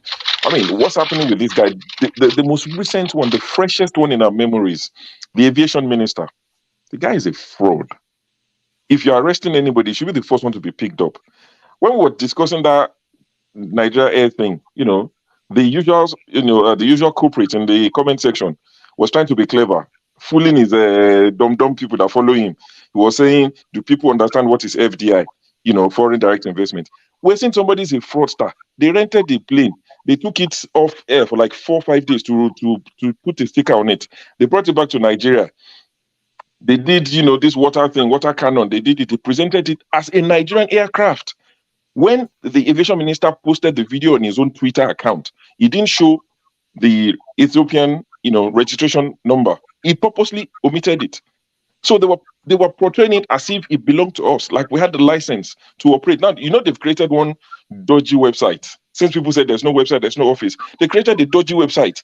All the script, all people who do IT like Scribe would enjoy this. All the nonsense like Java on the website, and you click and it will redirect you to another portal.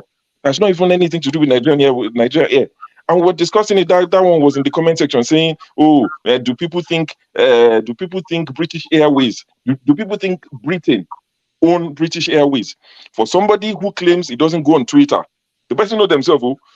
Everything he said that day was what Bashir Ahmed tweeted.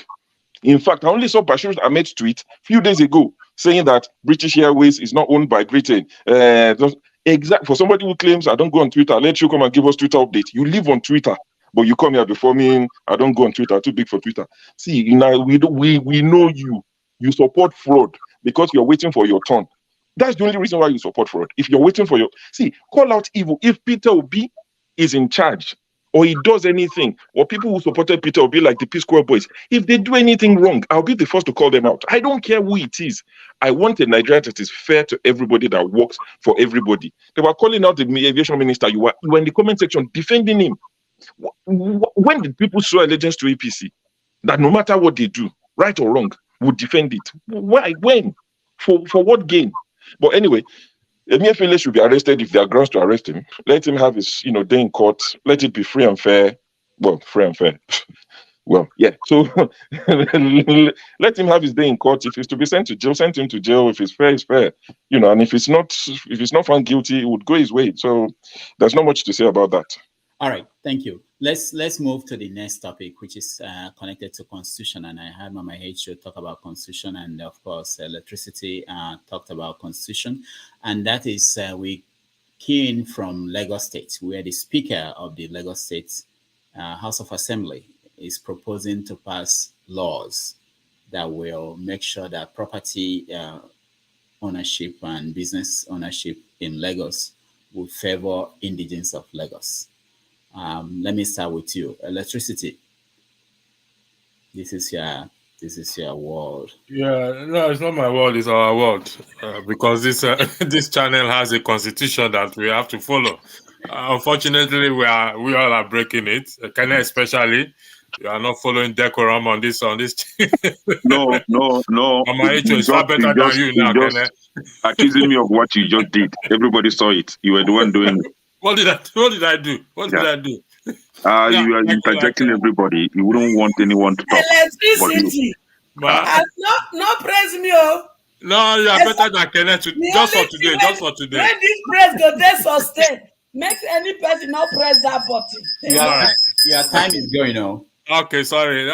Listen, we can't overemphasize the importance of what constitution is in any part of the world. So I've said it earlier when I came in early. The guy is actually ridiculous. I don't know what possessed him or what is on for saying such a thing. And it's very highlighted in the constitution that every citizen have a right to buy property anywhere they want to buy property. But still down to the same argument I will always hold. I will still blame the citizens because there are citizens that lives in Lagos State who should stand up and challenge this rhetoric or challenge the speaker through their constituency and their legislators that represent them, that this thing should not be allowed to see the light of the day. It's absolutely foolishness. I think the guy is on something, to be honest. I don't think he's in his right state of mind. I'll give him that benefit of doubt. But honestly speaking, it must be on something, because if you go to Lagos... Hold on. Are you saying that there has not been any attempt to do something like that in the past in Nigeria? I don't think so. I don't think so. If anybody has anything to like that, I don't think so that anyone has attempted. I know the legislative arm are corrupt. They are the most corrupt people in Nigeria there. But I don't think they've all come up to say, honestly speaking, I don't think so. Anyone has ever come up to say such thing, because if there has been, I believe people would have recited, bring it up in the social media or whatever it is, to say, listen, this thing happened in Edo State or in Ebonyi State or in River State by so speaker, this and that. I don't think, I think it's on something, to be honest, and it has to be stopped. Anyway, that is my own this thing. And it's down to the citizen. Uncolos. That's what it's on. All right, KJ. Yeah, can I answer electricity? No, because they asked a question about if similar thing has ever happened. Coming to your time. Okay. KJ, go ahead. After KJ. Okay. Electricity, it's been done before, though it wasn't pronounced. In Abuja, when Rufai took over, he had a policy, though it wasn't pronounced. He gradually took over all the markets, especially the Worcester market, and redistributed it to indigenes or people that he chose to. So it's been done. That is one place, and there are other places where it was done. No. Hold on, sir. In the context of those who make the law. I didn't interrupt you, sir. Just give me. Okay. So, and then he also went ahead to take over the filling stations, what's called the gas station, the filling stations in Abuja. If you go now, there are very few that don't belong to people of the north. So that is what you can see. You can check it out. You can call people in Abuja and find out what I'm saying, if it's true or not. But you see, Dr. Damage, I'm not going to blame the guy. You see what the guy is saying. There's an Igbo adage that says that if an animal is dancing on the road, there must be somebody beating the drum somewhere. So what you are seeing is the outcome of what has been discussed behind. He didn't wake up and just say, I'm going to do this policy by himself. Okay, so he's telling you what is there for those of us who are not indigenous of Lagos, that is going to come. Okay, and I like it. You know why I like it? So that those people who have not been hearing before will hear now, that you are developing a place where you can be asked to live. And my only response to him is that whenever you decide to take over the land, those who have put in 100 million buying land, those who are putting whatever they put in, calculate the amount and give them, and then tell them that you are now buying over. You don't take it over. You don't just drive them and say, or you say now you're taking over. No, pay them what it is, their due value, and then let them, if they want to stay in Lagos and suffer that, okay. But I'm telling the truth, this is what we're going to see going forward. So let nobody be shocked. That's my position. Thank you. All right. Thank you so much. Kene, you have 2 minutes.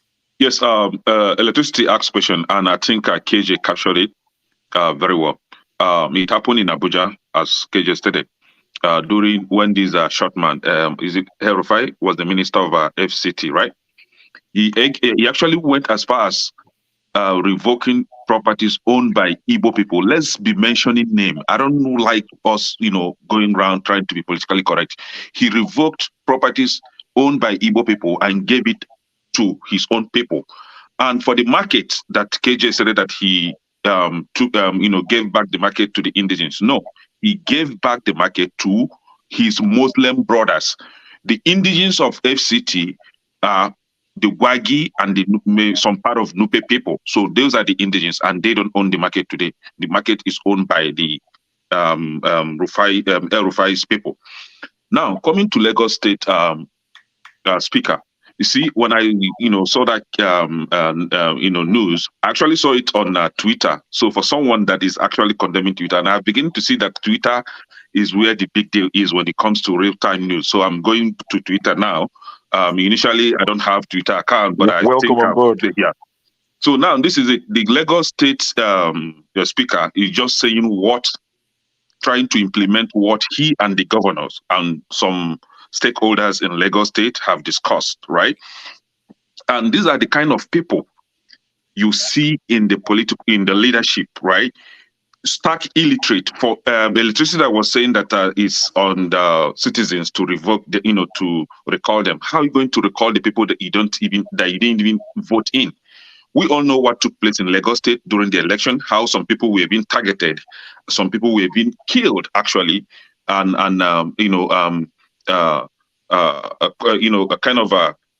refuse them to participate in the election. So how are you going to recall such a person? Now this is it for the Lagos State Speaker. What is his name? Mogadishu Obasa, right? Now today you are the Speaker. Tomorrow you might be a kind of ordinary citizen. If you use your authority to take my property forcefully, I will come after you personally. Lagos State Governor will not be there to save you when you become an ordinary citizen. I will track your family down from A to Z, and I will come to you personally. Can I stop? Yeah, sometimes we need to really remind these people that they will not stay in that authority forever. They will actually going to come back and stay with us, right? And he's not going to be saved by them. Can I? This is a part. Do I have to say this every week? I understand, Dr. Damages. This is just so painful. No, it's not. No, you don't. It's not right. You can't be doing this. You can if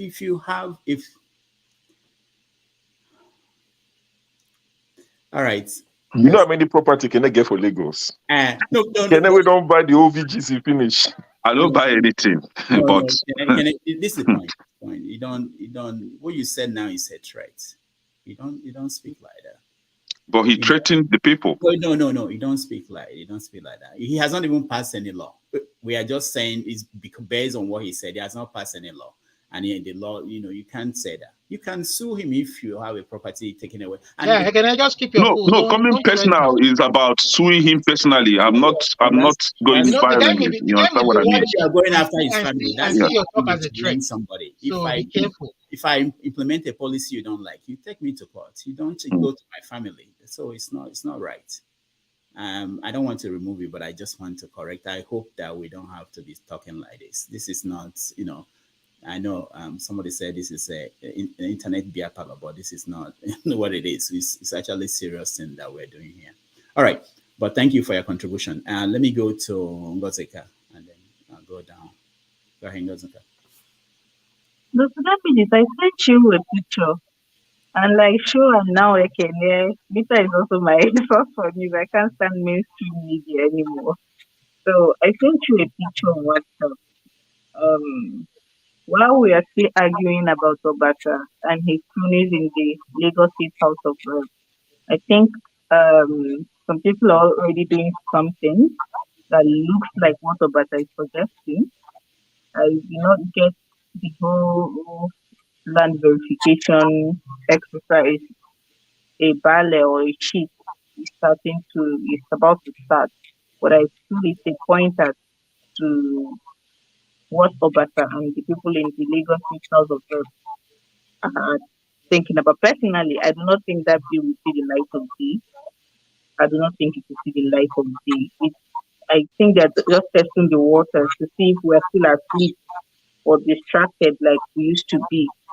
And then they can do whatever they want. I do not think it will see the light of day. But I also think that I'm happy in a way that these things are happening. Because when we say this whole Lagos Ronu, Yoruba Ronu thing that is going on and how they are trying to dispossess people of their properties in the name of Ronuing, people say we are playing victim mentality. It is no longer victim mentality. You are seeing it play out in a place where laws are made. Somebody had the effrontery to wake up one day and suggest this. It goes to show how far gone we are and how much of a threat every non-indigene, every person that is not a Lagos State indigenous. And the funny thing that if you check well now, the man that is saying this, I'm very sure that if you track his roots very well, he's not from Lagos State. So it's the audacity for me. You are not even from Lagos State. He's from Ogun State.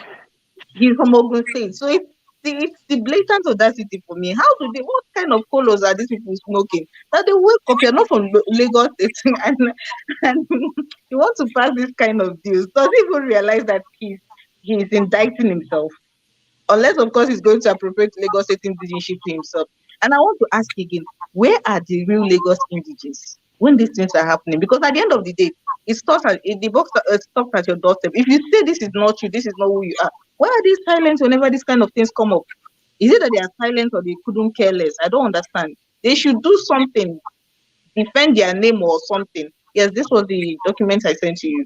They should do something about it, because it's no longer funny at this point that people who are not even from Lagos State get to decide what happens to Lagos State indigenes, when Lagos State indigenes are not even in support of such, or claim not to be in support of such policies. I think it's sad, and it's not a good place to go. Ngozika, tell us what's in this document that you showed now. What is it? So basically, a Oba, I don't want, sorry, not an Oba. They want to, if you have a property, if you have a land. Hello, can you hear me? Yeah, we can hear you. Go ahead. We can hear you. Hello? Yeah, we can hear you, Ngozika.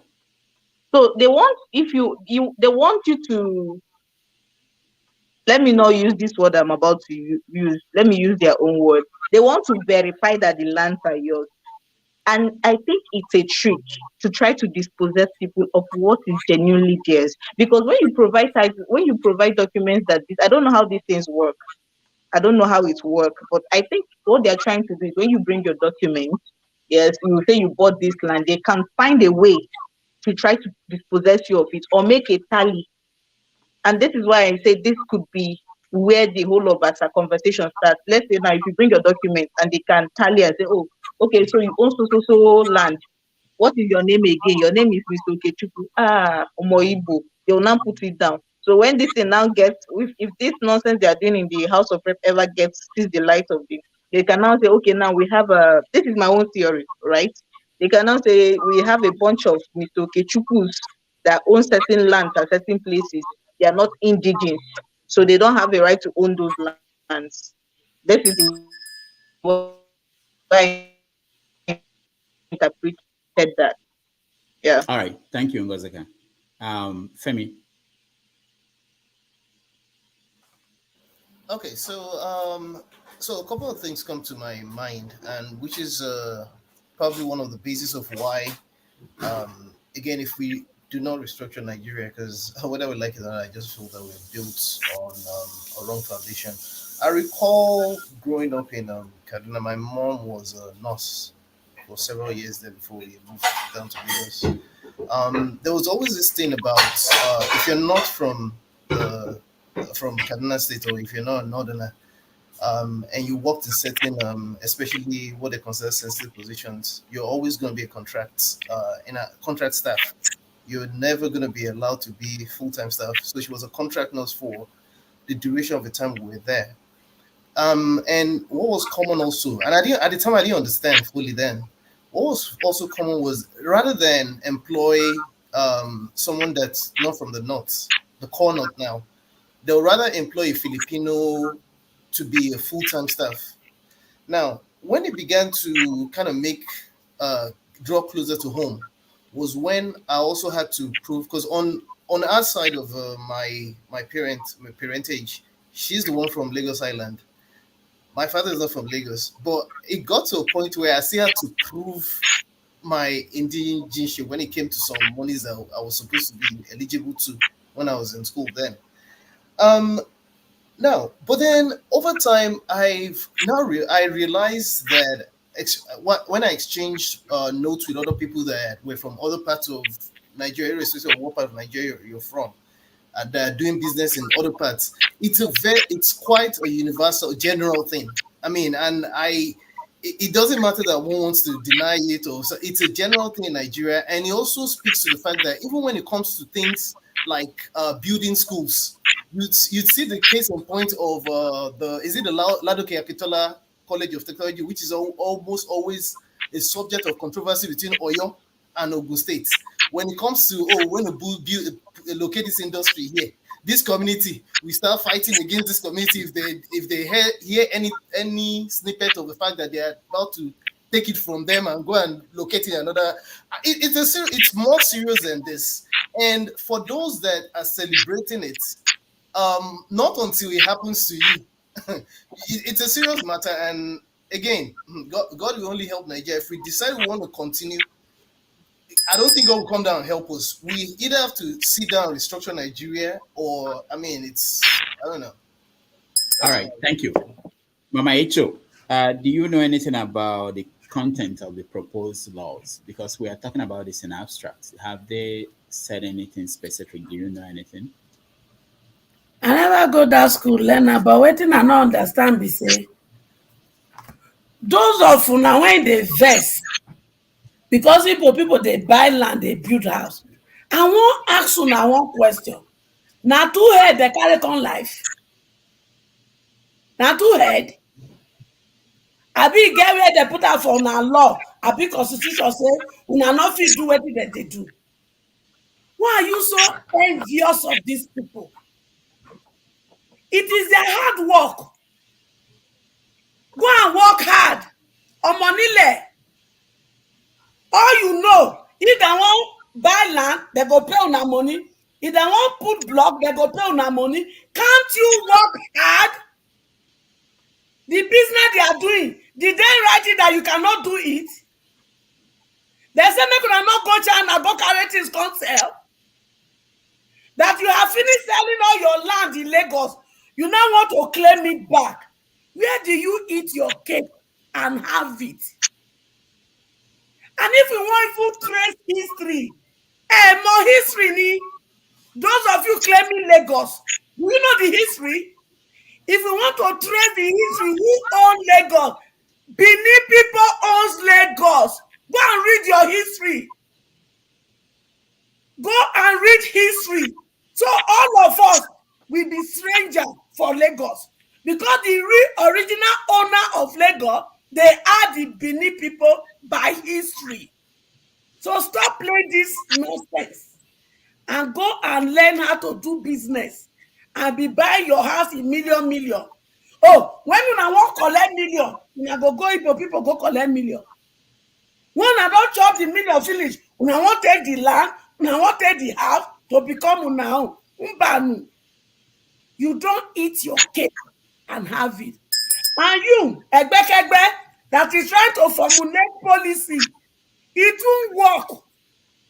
And all of them, when they fight this thing, una Yoruba, una marry Igbo, they born children together. I beg, I want ask una. As una want side this una war, where my children want to born to each other, go now. Now Yoruba, I be na Igbo. Stop confusing me and my grandchildren. One. Thank you. Sure, you're next. Yes, sir. I've seen a few people in the comment section say that Tinubu probably knows about this and someone who knows they will have discussed it. While I don't have evidence to disagree, I want to think differently. I think Obasa was trying to impress his Ogas by saying that I don't think they would have sent him that message. They are wiser than that. These are astute businessmen. They're clever. They know the implication. There are a few realtors that have already tweeted and said that, that some of their clients are beginning to grow cold feet in buying properties in Lagos. Those are, those who are not Yoruba people. And now this bill, is it going to protect Yoruba people or just Lagosians? These are the sort of things that they'll have to discuss because Obasa himself is not a Lagosian. His deputy, at least last State of Assembly, even his deputy, not a Lagosian. The governor, not a Lagosian. So will Tinubu from Osun State, Fashola, is it Kwara or where's that one from? None of them. The closest they had was GRV, who, has not been voted in. And that's fine. But the closest they came was, they had GRV, they had, what's this gentleman, this last election, ADC, I can't remember his name. Those are Lagosians, but they didn't win the election, or at least... Ambode was Lagosian. Ambode is not Lagosian. His mother is from Ondo State. His father is from Ondo State. His father is from Ondo State. He's from Ekpe. Ambode's father is from Ondo State. Do you agree or you disagree? I'm telling you fact that I'm not saying maybe he was born in Ekpe. His father is from Ondo State. That's, there's truth, there's facts, there's all these things. This one is truth. His father is from Ondo State. You always claim Ekpe, that's why. It's of course, you can claim anything. I was born in Ibadan, so I can say I'm an Ibadan boy until I decide to run and they will tell me to go to Ogun State and they will tell me I don't speak Ijebu to go back. So I'll be stuck in the middle somewhere. So I'll form my own community. so I'm not sure. I'm not sure this will see the light of day. I think it was overly. It reminds me of that boy in the UK. The welcome to my YouTube channel boy. When people get excited and they want to impress and they just say things that nobody sent them. There is no way Tinubu and the people who rule Lagos will say non-Lagosians should not invest in Lagos. Cannot buy this, cannot buy that. How's it going to fly? See, for 1 second, let's step back. It's not just Igbos. You're talking Delta, Kanuri. You're talking Fulani. Everybody. You can't buy, you can't do, you can't. No, now. Obasa was just talking nonsense. That thing would die. It won't even fly. It's still some of the remnant of the election.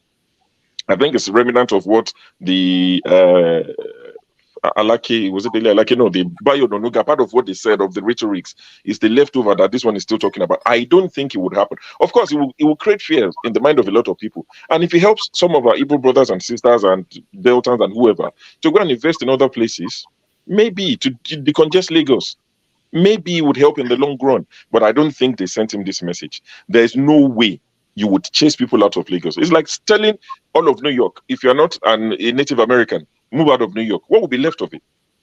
It won't work. That's how they make their money. And like Mama Icho said, when they bring their money, when Kene and Rudolph and Shu from Ogun State, when we bring our monies and say we want to buy, would you still sell or not, despite what Obasa told you?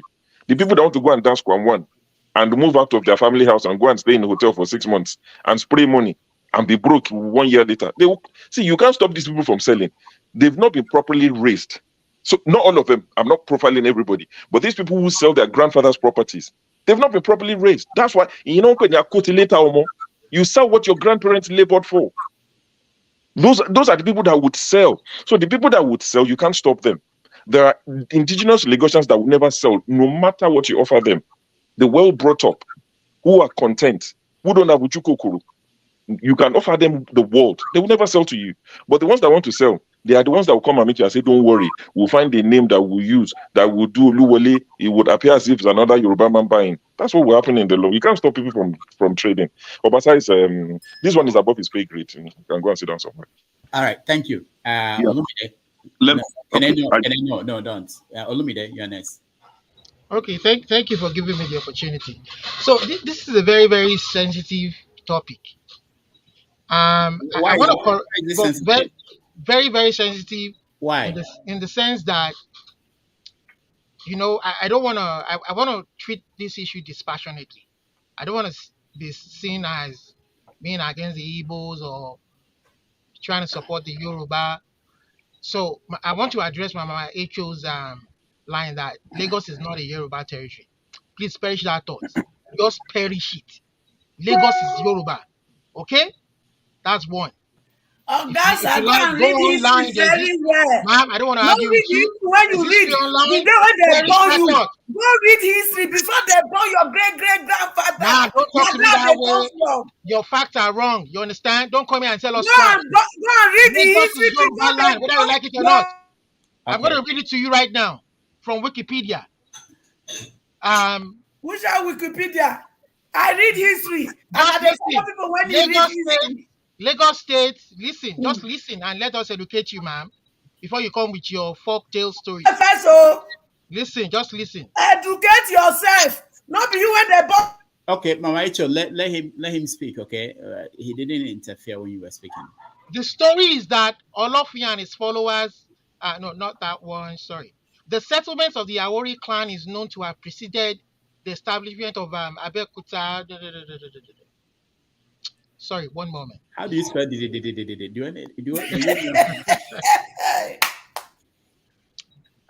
just a moment. So before the Portuguese name of Lagos had been adopted, Lagos' initial name was Eko, which referred mainly to the island. The first to settle in Eko were the Aworis in the 15th century, and the Beninese in the 16th century. The Aworis were conquered by the Benin Empire. This is a fact. The Aworis were paying taxes to the Benin. But we are telling you that the original indigenes were the Awori people who migrated from Ife to Abeokuta, and you will find them around the Egba, Ogun State area. You understand? That is why they call it the Yoruba name. The Eko was coined by the then Benin who conquered it, and they call it the Yoruba name Ipinle Eko. You Okay, understand? So because Benin conquered it doesn't mean it belongs to Benin. Forget it. So don't come and write history here. I'm trying to get you, man. I've addressed your issue. Finish. I've addressed your issue. Now let me go on. If Obasa's law, I've not seen the complete dictates of the bill. You understand?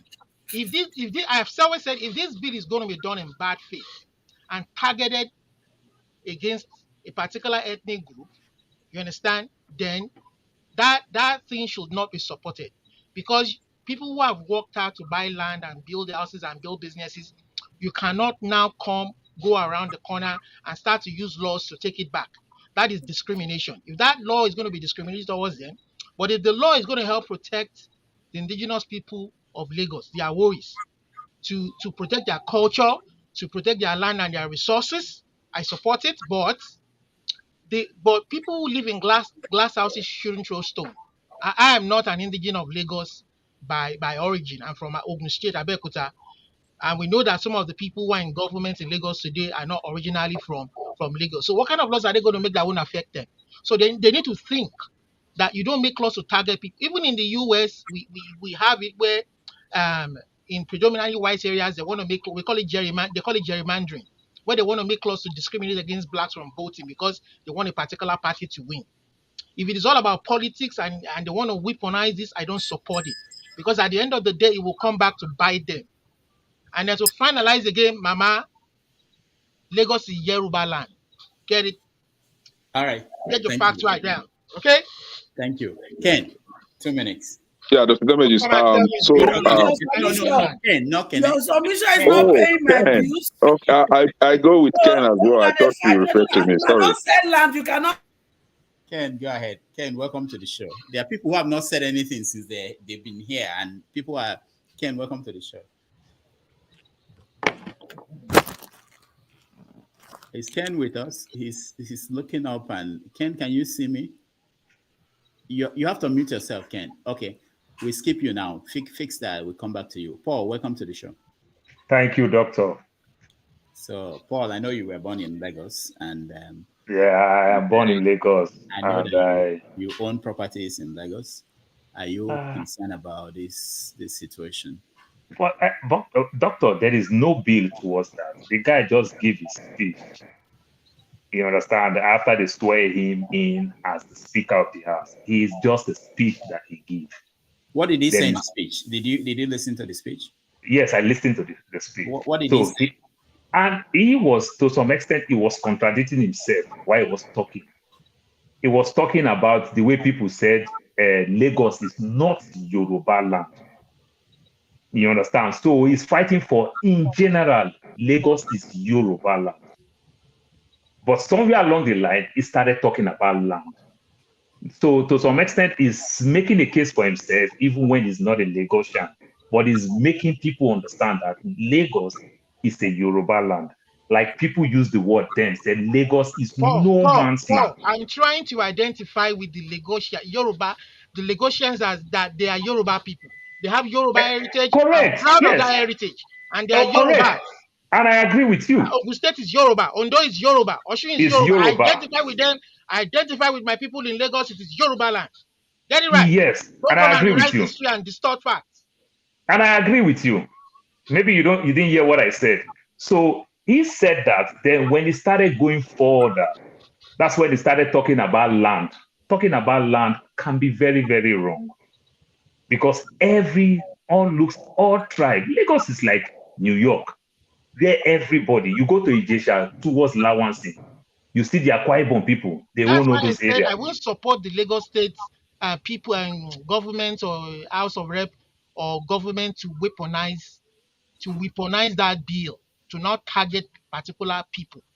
There is no bill in that direction anyway. I'm an immigrant from Nigeria to Canada here. I'm a citizen after some years. I've been welcome. I've been able to buy my own house. I've been able to live as though I was, born here or as an indigene, but we still recognize the indigenous people, the Indians, who originally owned the land. You understand? We still recognize them, and we still give them some benefits that they enjoy as that people that other people don't enjoy. You understand? Yeah, they do. That's why I want my daughter to marry an Indian to go school free.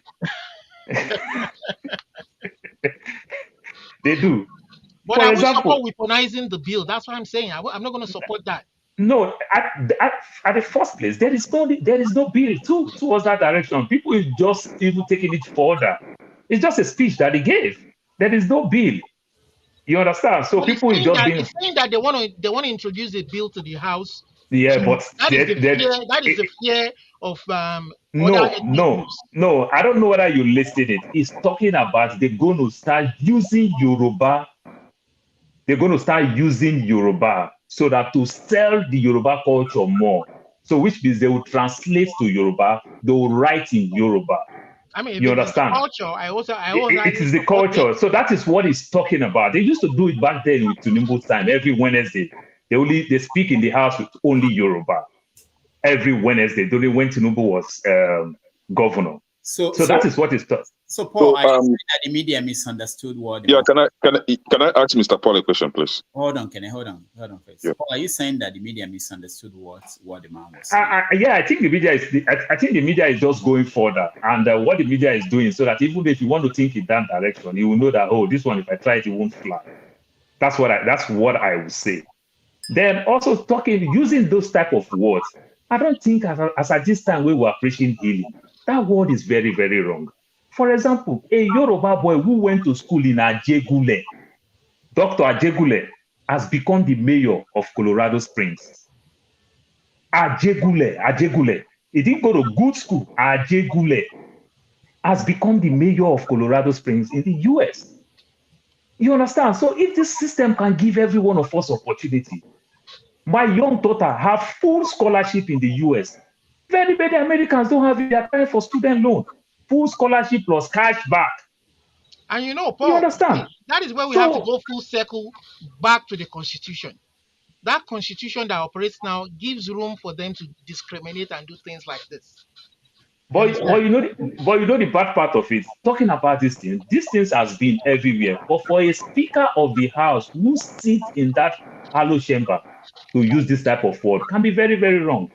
In my father's place, they don't even sell land to strangers because they want to preserve the land. For example, the Edo people, part of their culture, whenever they lost maybe the Oba, a top chief and everything, they do some type of sacrifice. I can't use those words here. This is what made the so-called ancient, the Benin Empire, like they call it, they say the old empire. That's why Benin is not well developed today. Because whenever anything happened, all the strangers will travel out to leave the state immediately. They will leave that place immediately. This affects them tremendously. We all say, I don't know whether it's still there, Ahmed Khan. The most popular city in the world today is London. A Pakistani. You understand? We see the so-called Canada. You understand? The person who had their immigration some years back is from Rwanda. It is time for us to give. Some of us, we pride ourselves whenever Nigeria make all those big records in the US, in the UK, in Europe, and everything. Then me coming from one state to the other state, then you say the person don't have a chance. I think that can be very, very wrong. My father owned a property in Lagos for donkey years.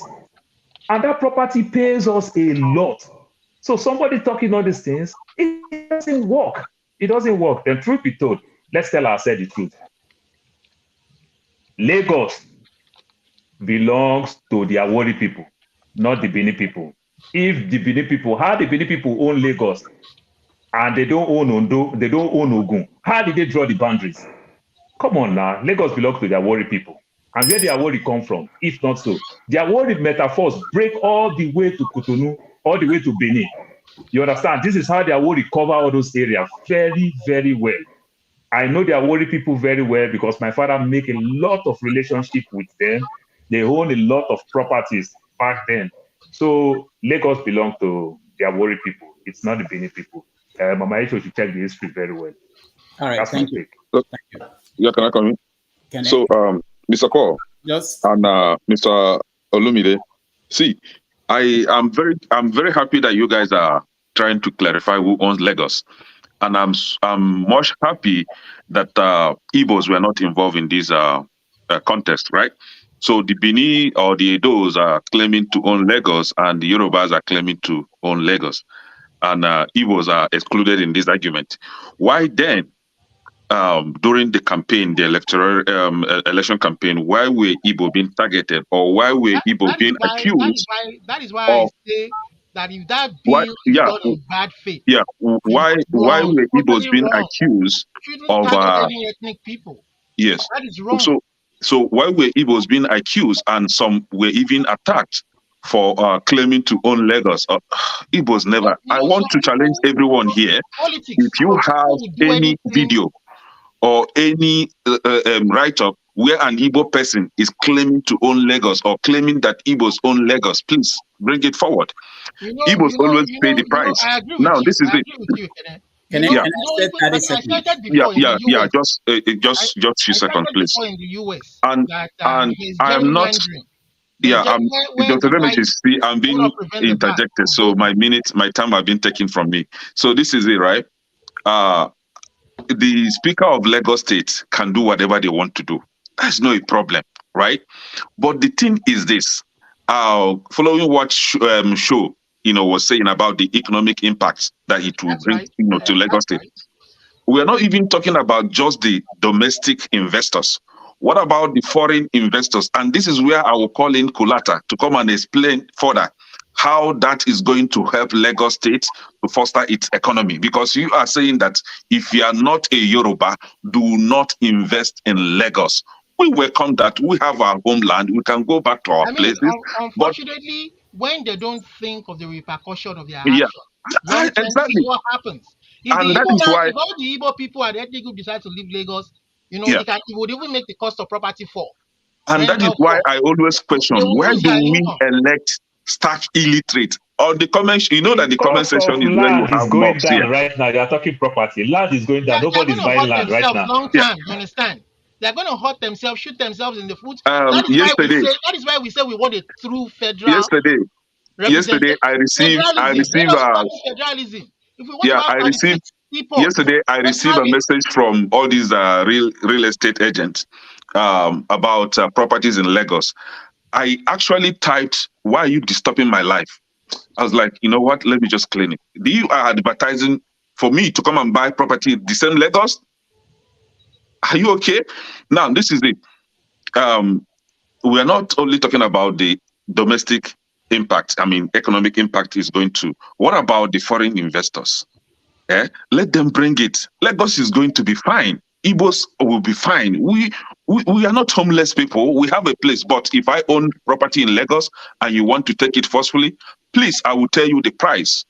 You have to pay me, not by what you determine, but I am the owner. I still have that right of. That is discriminatory should be supported. Exactly. If it is targeted against a particular ethnic group, it should never be supported. Yeah, and I wouldn't want you. I wouldn't want us to see it as if Igbo Yoruba thing. It is not only Igbos that are in Lagos.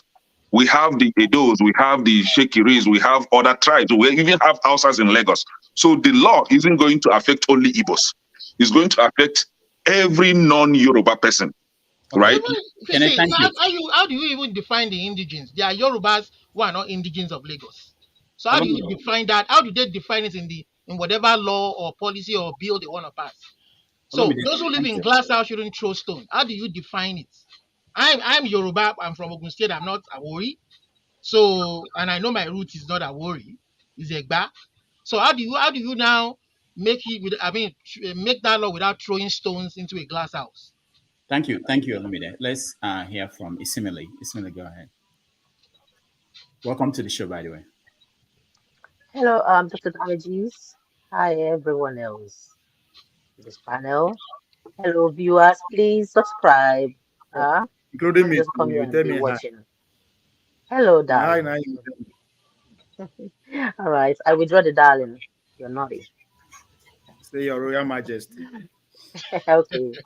All right, and so what I want to say is that I have a friend who just bought a land in around, I don't even know areas of Lagos, even though I've lived in Ibadan for a very long time, because I detest going to Lagos. For me, if you give me £1 billion, I would never live in Lagos. You give me a house worth trillions in Lagos, I will sell it and go and live in the village somewhere else. If not Ibadan, in my village. Lagos is so polluted, congested, people breathing the carbon monoxide that others are exhaling. Look at the natural disaster around Lagos. They are saying Lagos has seaport. When people depart, Lagos is going to fund for itself. Lagos is the most economically balanced state in the whole worldwide of Africa. That's because people, there is diversity in Lagos with intelligent, diversified brains that are bringing income into Lagos, not because that Lagos can survive on its own. It needs people, and that is a capital place of Nigeria, and that is why it's like a place like London, like New York. Take away the people that are bringing the businesses, regardless who they are, the value of market there falls. And look at the where there are they say Lagos has seaport, which will be good for business. Don't forget about the natural disasters. In 100 years to come, those houses close to those water area, what happens to them? Remember, the water is growing, and there's this thing about the tectonic plate that is moving. That Africa somehow, somewhere in Kenya, no, somewhere in Africa is separating. This movement is going to cause some catastrophic movements that you don't know if Lagos in the next 100 years will still be there. And people are dragging land that they will die and leave. Leave, enjoy, and let others live, because people have lived before you were born and people will continue to live. If you come and drag land, land will eat you. Okay? I've known that you can't go and fight for land, because land is something you can't go with when you go 6 feet under. Live and let live. If people have come to your place because Nigeria has made it to be so, imagine if this power, economic, social structures are being divided, put in strategic places of other ethnicities, no one will leave their territory. Now people have come to beautify Lagos. You refuse to travel and get to know other ethnicities and know their cultures, but you stay here and there, then you decide to think you know other cultures, you know Igbos better than yourself. Don't do that. Learn to travel around. In fact, I want them to pass this law so that Igbos will go back home and develop their land. No Igbo person should go to Lagos and buy land anymore. Henceforth, do not buy properties there. And I'm thinking about marriage. Maybe no Igbo should marry Yoruba anymore. Enough is enough. If you want to be for Yoruba, let it be for Yoruba, both for land, marriage, everything. Don't eat our food, because this is so annoying. This is bullshit, man. All right. Yoruba people have better good women, though. The women are good. Wow. Thank you so much. Similarly, the people who no get visa, I don't take Maro Yubo for Nigeria. Which kind of talk they talk? People who no get visa to go abroad, I don't take marry yellow woman for Nigeria. Not talk that talk. Yeah, I don't know. I don't say marriage is somehow una wan marry yellow woman for Nigeria from Igbo tribe, and una go dey insult them like this. Imagine how Yoruba will try crawl on their knees to marry an Igbo person because they are yellow papa. Now you come and tell me, say after you marry us finish, and we give you beautiful children that looks like half Oyibo, and then you will say, we should not buy property, you will take our properties. Those children that you are taking properties from are the ones that will fight you one day. You are the owners of your nemesis. Every time Igbo woman to a Yoruba woman is Igbo property, so may we pack our children, may we go. All right. So one man, you too, mind yourself the way you talk on your platform. Respect Igbos. If not, Igbos will come. Look, for me, Yoruba land, Lagos belongs to the Yorubas. I would never, in my trillion years, to say Lagos belongs to anyone else. No one is dragging Lagos. I know Lagos belongs to Yorubas. But don't poke it in our faces that will now start running away from you people, all of you, one by one, please. It's disgusting. Right. Thank you. Let me give 30 seconds to Ngozika to raise an objection or something. Electricity, we do the same thing. I wanted to ask Mr. Olumide a question. He said he just hopes the law will not be discriminatory. Mr. Olumide, when you say that, do you mean it to not No, be no, can you come discriminatory again? towards Sorry. your... Can you Please, speak sir, louder? let me ask the question. I never asked the I question. can't hear Please, you you. don't the answer. I can't hear you. I'm sorry. Can every other person hear me? Maybe you can help me relay the question to him. Now you're speaking Good. louder. Other people can hear me, sir. So I was saying, you said you just hope the law will not be discriminatory. By that, are you saying that so long as other Yoruba people are allowed to own properties and do businesses over there, it is okay, but every non-Yoruba person should go to hell? Is that what you're saying? I just want to be clear on that. No. That's not what I'm saying. I'm saying that that law should not target any ethnic group, no matter where they come from. That is what I'm saying. It shouldn't be target. You see, there are fears. The Igbos are expressing fears with whatever he has touted now. And I can understand those fears are founded. And if he comes out with a bill that targets a particular, that would be really, really, really, it will be bad. All right. It would be a sorry thing to do at this present time. Thank you. And I'm saying that even Yorubas who feel they are safe and don't speak against it, it will bounce back. How do you define the Lagos indigenship? If you're not a worry, how do you then define it? Thank you, Olumide. Let me go to electricity. No, hold on. I just want to. Yeah, hold on first. Isimile. Who is that baby beside you? The baby. What's that? Who is he? This baby lives in Lagos. He lives in Lagos. He just came. Can he talk to us? So cute. You want to tell them about Lagos? They're asking you. Do you want to say hello? I'm joining soon. They can hear you. He's busy with his tablet, so how does your story? No problem. What do you think of Lagos? All They right, said they want to drive vehicles from Lagos. ahead. What do you think? You don't know. He said he doesn't know. He's a peaceful guy, so he's not interested in all this diagram. You see now? First guy. I don't get time. No, hold on. 1 minute. No, not you first.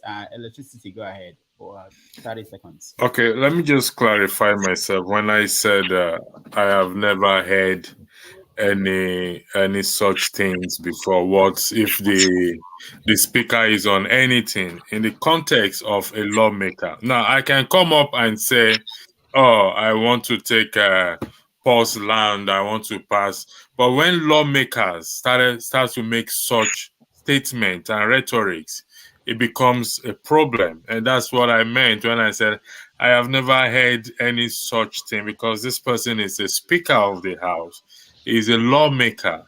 Therefore, he shouldn't be uttering such statements from whether it's by joke or, I mean, imagine when the president said on the day of inauguration, fuel subsidy is gone. Now, if I come up and say fuel subsidy is gone, nothing is going to happen, because but everybody will say I've smoked weed, just like but when the president uttered that statement, we all saw the repercussion.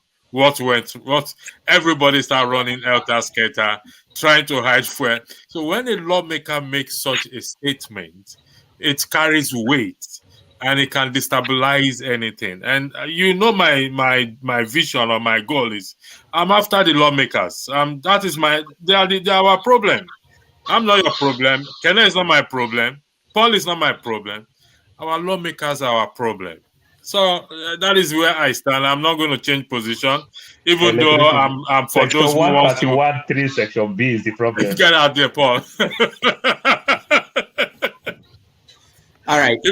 No, that's the solution. That's not the problem. It's the solution. Okay. The solution is for you and I. For you and I. Listen, I'm going to say something here, and I'm going to put it on record. You can come after me. Anybody can come after me. I don't really care. If you want to go have a justifiable revolution, when I mean justifiable, whereby the whole world will sympathize with you, is when you go after your lawmakers. When I mean go after them, is start to hold them accountable, checks and balance. Look for them for where they are, and tell them, listen, guys, you are not favoring us anymore again. That is how we can have a justifiable revolution, succession, separation. That is the only way we can have it. Anything outside that, take my word for it. I said it 6 years ago, and it's still happening. It will never succeed. I yield the floor. Thank you. Just not for you to respond, electricity. This is for you to note that if there's any lawmaker that actually should not be there on the basis of their not performance but their history, it's actually the speaker.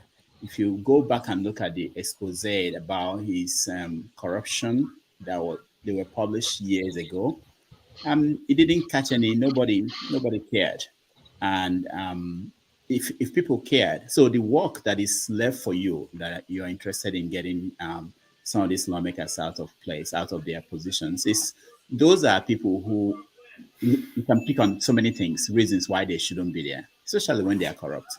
So anyway, Mama Echo, I'll come to you. 30 seconds. We'll go back to Ovie now to hear his view. Go ahead. Go ahead. You see, we fight for what we didn't bring into this world. And we're also fighting for what we are going to leave this world, leave behind. See, if I want to target my Igbo children, as soon as they bring law about land, we go bring law about owning the child, so that our Igbo daughters, when born for now, they go own the child. So Yoruba people, when una allow my Igbo daughters to born for you, we go soon bring bill when go say not gonna get picking again. Because this nonsense when I just a great book for ground. Una forget say there are children in between these two tribes, and una they confuse their brain every day because of land. One are not called. I beg all of them they fight for land. Which of them carry land for her from your mama who belle come this life? And which of them they carry land, they follow una grave when I won't go. They gonna stop this nonsense. So we get better thing to do to clean Nigeria so that we can have a better Nigeria. Mama fight say our crude oil belong to Delta. You know go come Lagos. Fight say our crude oil belong to Delta. You know go come Lagos. No worry, we go soon fight that one. Make all of us they take our oil. Don't make Obi interfere. We go settle that matter. But for now, make Baba Blue. They begin doing nonsense with him people. All right, thank you. Ovie, go ahead. Dr. Dameji, first you need to bring back a rant section so that I know. People know go to raise their hand unnecessarily. We need that. We need the rant so that people. And again, you just mentioned the name of my book, My View. We say this is let's hear my view. This is my view. So I'm working on the book called My View. Now, first of all, electricity, good one. I see what you are trying to do there with that Igbo analogy. I like that. It just shows that you are scared of me. Correct. Paul, from today on, officially, me and you, the beef. The way you talk down my state like that is not acceptable. Even though there's no law against that, but I'm taking it personal. It's on. It's on. And show is talking about this idea of selling land and all that. This is not about land sales. I think I'll come to that first. But talking about my view, and to me, on our politics, right? In the system that we are practicing, party democracy or presidential system of democracy, three things we all have to accept or we have to know, right? It's the politics of winner takes it all. That's what it's. That's why you see Emefile. All of a sudden, a man that served two governments, from two different parties, all of a sudden is getting this kind of treatment. It's a winner take it all. That means it doesn't belong to the group that's in charge now. You know, on a nutshell. Two, again, it's politics. The politics we play determines who enjoys and who suffers. Whether you like it or not, however you want to interpret it, that's how it is. This politics determines who enjoys, who suffers. If you are not in, you are not in. If you are in, you are in. That's what we are seeing there. And again, you see, election has consequences. Again, we might not accept it, but it is what it is.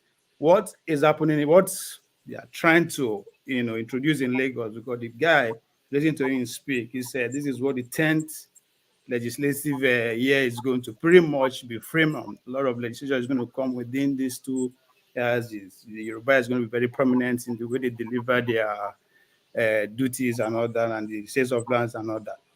Again, that brought me to what all this about sales. It's not about sales. This is about containment. You understand? What happened this election? Nobody go sit down, they watch, make it happen again. Whether we like it or not accept it. So this is their own way of containment. It's not about today. And it's a blueprint of what is going to happen nationwide. Pay attention who is going to come as the minister of FCT, right? Pay attention to the law that is going to come. The same law that is in Lagos is going to come in that regard at the national level.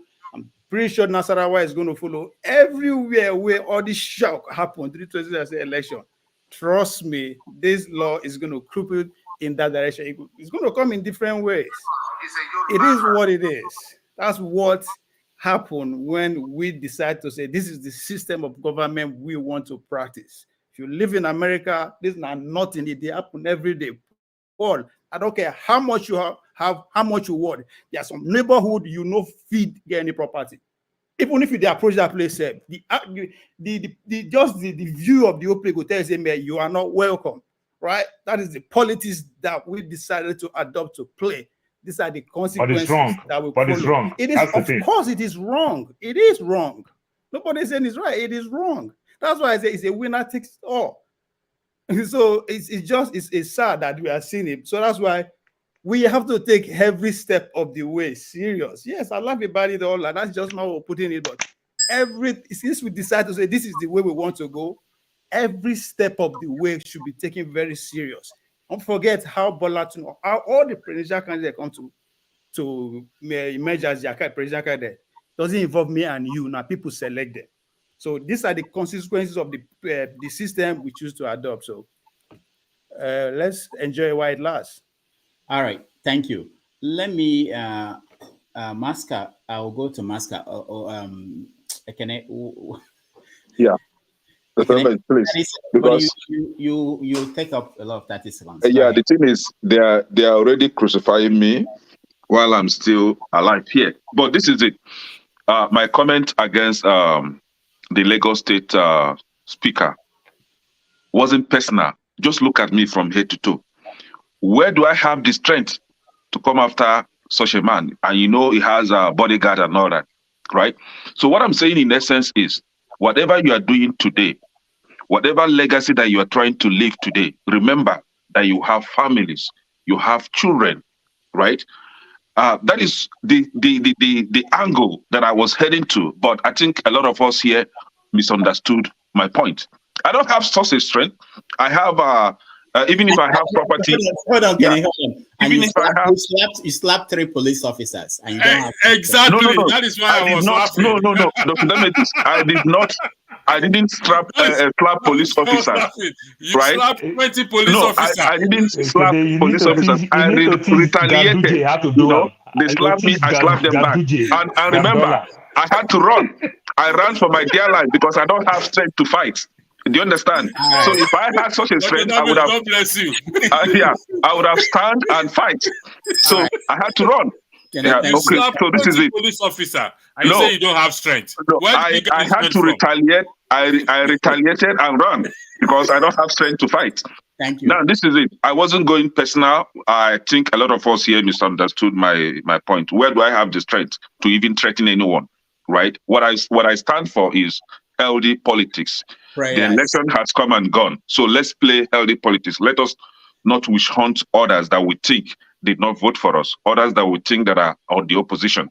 Let's play a healthy politics for the sake of our children, for the sake of our family, for the sake of the kind of legacy that we leave at the end of the day. So that is what I'm trying to point out. So for the soldiers on the comment section, I don't know, man. See, all right. Thank you so much. I'm happy. Like some people are holding some people accountable and they are reacting. Thank you so much, Kenneth. Let's listen to this before we continue.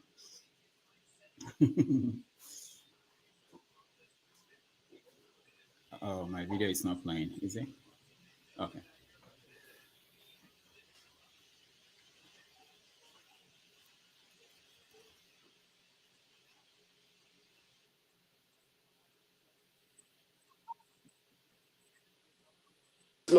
Rufai, I know you've made some comments on this, just really quickly so we can move on. I want to tell a story. Okay. And with this story, I'd like to pay tribute to Chief Shubomi Balogun. That is, I think he's been buried around this weekend. In the thick of the Civil War, a certain young Igbo architect who happens to be the first PhD holder in architecture in Nigeria had a home close to Shubomi Balogun's home. And when the war started, the Igbos had to go back. And Shubomi Balogun saw that squatters were coming into the home of this young architect. And he chased away the squatters and he renovated the home. And he put somebody in there and he was collecting rent from her and keeping it for the person. He could have taken over the property because as at that point in time there was a war and the Igbos were being denigrated. But he kept the home. After the war, this architect, PhD holder in architecture, came back and he met Shubomi Balogun and he said, "Oh, that's your house. I kept the house for you." And while he was going, he said, "Please, wait." Then he went in and brought wads of money out and said, "This was the rent I got." And he said, "Thank you." That architect later became the vice president of this country, Chief Alex Ekweme. And that good turn deserves another. When it was time for Chief Shubomi Balogun to also get his own banking license, that same man was instrumental in getting his banking license. That's the kind of story Lagos is. All of this happened in Lagos. This is the Lagos I know. The Lagos of Chief Shubomi Balogun and Alex Ekweme. That where they came from did not matter. But the love and the unity that binds us together. That is the point. Today, both men are dead, but their story is the true example of Lagos. This Mudashiru Obasa's Lagos that he's talking about here, I don't know it.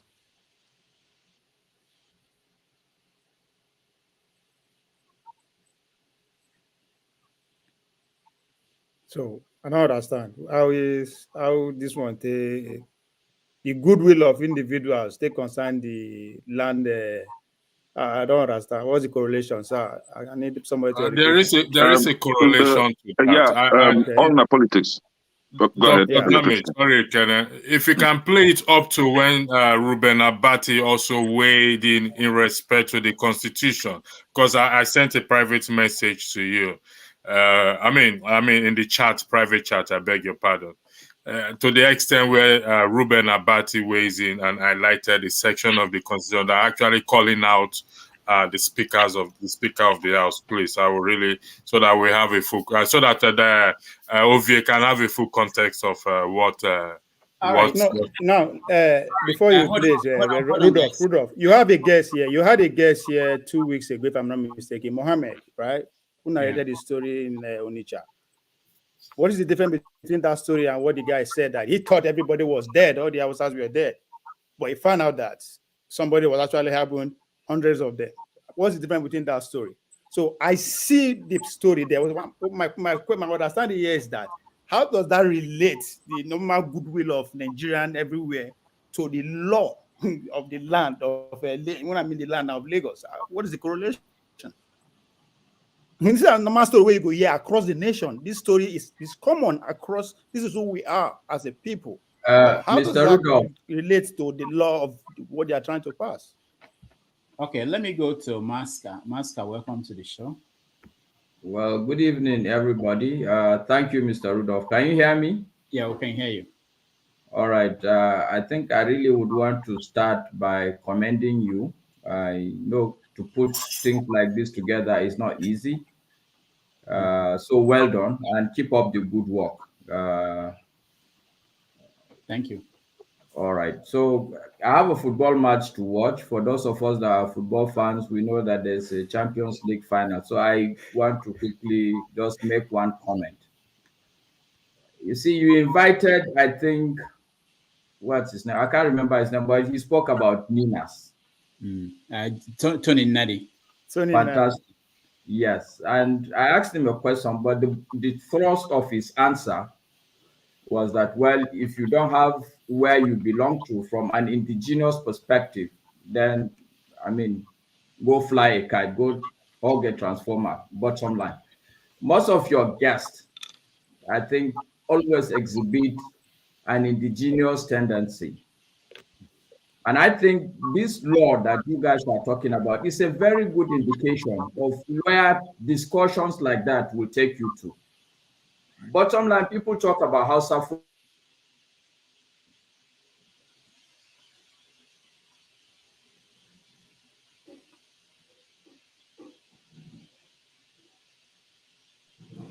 I think his audio is bad. Yes. Yeah. I don't trust Kenny. I don't trust Kenny. You think Kenny did something? Yes. Kenny look alone. I support that motion. Obie, when are you coming back area? He just disappeared area. No, I promise you now. No, it's on then also, doctor. Go ahead. Yeah, we can hear you now. We can hear you now. Yeah, Mas, go ahead. All right. Okay. So, well, it's a simple statement. I'm just going to advise all of us that let's leave this indigenous tendency. It will not take anybody anywhere. It doesn't portend well for any sensible thinking person. Bottom line, if you divide Nigeria into two, north and south, these are the kind of things that people will begin to deal with. Even if you split Lagos now out, people will still begin to say, no, I'm the indigene here. You cannot come to Lagos Island. You can only go to Epe or Badagry. So I'm just advising that this is going to be a big lesson for all of us. We should stop this indigenous story. We are all black people, sincerely speaking. A white man will not tell the difference between an Igbo man and facially. So let's begin to think a bit more constructively. Thank you, and everybody have a wonderful evening. Thank you so much, Maska. That's a good one. And also, doctor, it can be very painful for a 51-year-old man to cite things like that, and his kid is schooling in abroad. You understand? That is the but Paul, it's a young man. Paul, it's not about him though. This is no concern now. He's not just messenger. It's not about him. This is bigger than him. I don't think. Pay attention to the Oba. Listen, pay attention to the Oba. What is their reaction? He struggled to get this time around. So he is thinking that he want to do something to make those Obas, you understand, like him more, because he kind of tried to talk to so many people. They didn't want to give him. So that means that is what the Obas want. That's what the Obas want. That's what indirectly. I mean, I can't confirm it very well, but I don't understand why he brought that speech. It doesn't I kind of disagree with Master on his statements he made about. Hold on. Okay, I'll come to you. Let me Paul finish, and then KJ will speak, and then. So I just believe that he just did that because of the lobby that he lobbies so much to get this speakership. They're talking about this indigene and everything. Look, my brother, Olumide, this indigeneity, let us put it in the back burner. Let us sell culture, the primary purpose of culture, food, clothes, and your language. Let's just stop there. You understand? All of us now, we wear Yoruba clothes. All of us now, we wear Igbo. We wear the British man's suit. We wear the American man's suit. Let's just stop there. Very many of us in the West, we don't eat cheese. Paul, we don't eat. I would say let's stop. Let's change the politics. Let's change it. In as far as the same politics, somebody will always want to win by all means. You understand? Right. See, in as far as we decide to play this kind of politics, somebody will want to win by all means. And guess what? By all means is what you are saying. So let's change identifying with the indigenes. That's what I'm saying. Let's change the politics. If we don't change it, 100 years from now, somebody will they take it too far. This last election, they take it too far, and it's wrong. This is just the beginning. Culture today. Let us enjoy our clothes. Like I said, let us enjoy our food. Very many of us who eat food in Lagos. The Lagos that I know today, sorry, doctor. The Lagos that I know today, I keep saying it. The Igbo man will tell you that a Yoruba man will tell you that since Igbo man start to eat amala, an average Yoruba man can't eat amala in Lagos again. It's too expensive for them. It has become business. See what is happening. It has become business. See what is happening in 21st century. Kaduna, El Rufai, They took the lands of the indigenous people of that local area and renamed it and put an emir there and gazetted it. What happened to those people who were originally indigenous people of that area? In this modern 21st century, you are conquering people. Is that not barbaric? When people are self-determining themselves and becoming countries, somebody is conquering people in 21st century and renaming their indigenous land. That is barbaric. We have to celebrate indigenous people. All right, Olumide, let me remind you, we have a rule here that, when someone is talking, don't interject. Sometimes I allow it to make conversations interesting, but not all the time, So KJ, go ahead. Thank you so very much. I hope, Angie, it's not because of what Paul is saying that you are drinking, you are taking the drug you're taking. Okay. Who is taking? Okay. Is Angie drinking drug? No, it's not about Paul. I had a home accident. I moved houses when I had a minor home accident. So I went to see the doctor. They gave me this load of drugs for the pain, but I'm better. What is omasis in Igbo? What is omasis in Igbo? Sorry, Paul. The other time you actually lectured on the. Paul lectured me on the Nigerian Airways stuff. Half market now, sir, but that's just by the way. I still stand on my ground, but maybe we'll get there. And I still stand on my ground. I am an aviator. I went to school for it, and I've been doing it. What I tell you, and I keep telling you, we don't have any business right now, the way Nigeria is, in investing in airline. Most countries don't do it. You understand? We can invest in managing, maintaining of aircraft. That's what I said. It's going to come. We'll get there. We'll get there. You see, Dr. Damage, where do you want me to wedge you? Because I've been trying to run away from one of the topics that they are discussing, because it is not really going to change. My view may not change their opinion here. So where are we weighing in now? I mean, wedging in on what just give the president shout out and move on. Can we talk on the electricity bill, please? That is something for us to talk about. No, hold on. No, it's not even on our list, but we're talking about Dr. Damage. Sorry, Dr. Damage, you missed one topic this week. What? The first bill that the president signed, the first bill is very important. Nobody pay attention to that. He increased the ages of the Nigerian judges by 5 years. Yeah, I saw that. I saw that. And you want beat down for court. I don't understand though. It's not going to work. Hold on. We'll talk about this. I want to also know, when did they pass these new bills that were signed? Were they passed? It was during Buhari administration, where they were all in waiting to be ascended to. So why did he choose that one first? Hold on. Buhari didn't have the time to sign it. Buhari didn't hear about it. His ear was blocked. He didn't hear about it. Why did he choose that one? Out of the hundreds of bill before him, why he picked that one? Why that one first? All right, so let's round up on this one more. Yeah, Simon, go ahead. Yeah, so I'm waiting. What are we waiting on?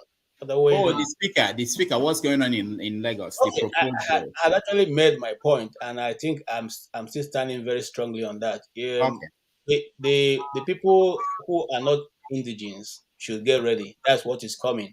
And someone is saying that we should go away from indigeneship. It's not going to go away. It's not going to go away. So we better know how to manage it and move on. It's not going to go away. We are made up of ethnic, different languages, ethnicity, and those, as long as one ethnic group seems to be doing better or looks more larger or is more in number in a particular area, and the area that does not belong to them, certain elements in that society are going to come up and say, you are the problem of the society. Even though when they look around and there are 20 houses there, and they find out that the indigenes here who have helped them to develop are probably, they are not probably indigenes. This conflict is always going to come in. And Lagos being the excellent state, they say Lagos is the word of excellence. And this is of excellence. Home of excellence. And this is part of the excellency that they are bringing to governance in Nigeria. So, and I'm praying that all other states in the north will adopt it, so that those of us from the south will learn a very bitter lesson in a very hard way. Thank you. All right. Thank you. Isimile, go ahead. So what I want to add, maybe I've said it a little bit, is that if this law they're about to pass in Lagos. The audio is bad, Simile. Can you hear me? Your audio is not very good, but go ahead in 1 minute, if you can speak in 1 minute. Can you hear me now? Hello? Hello? Yeah, we can hear you. Okay, Change so your network. Leave Tinubu network. Come to network. Use your real voice. This is your sexy voice. Is it not Tinubu that comes there to buy all the houses in London? What do you mean? Use your network, Let me just, you can hear me. Okay, this is my real voice now. Go, manage. If this law is being passed in Lagos and other states in Nigeria decide to copy Lagos, perhaps the politicians in Lagos do not know how much the Lagosians own properties or land in other places in Nigeria as well. It looks as if maybe everyone is tripping into Lagos, but I'm sure there are other Yorubas in other parts of Nigeria, even in Igbo land, that own land and businesses that are booming. So what about if they pass that law and there is retail, other people do the same to them? Then there is katakata.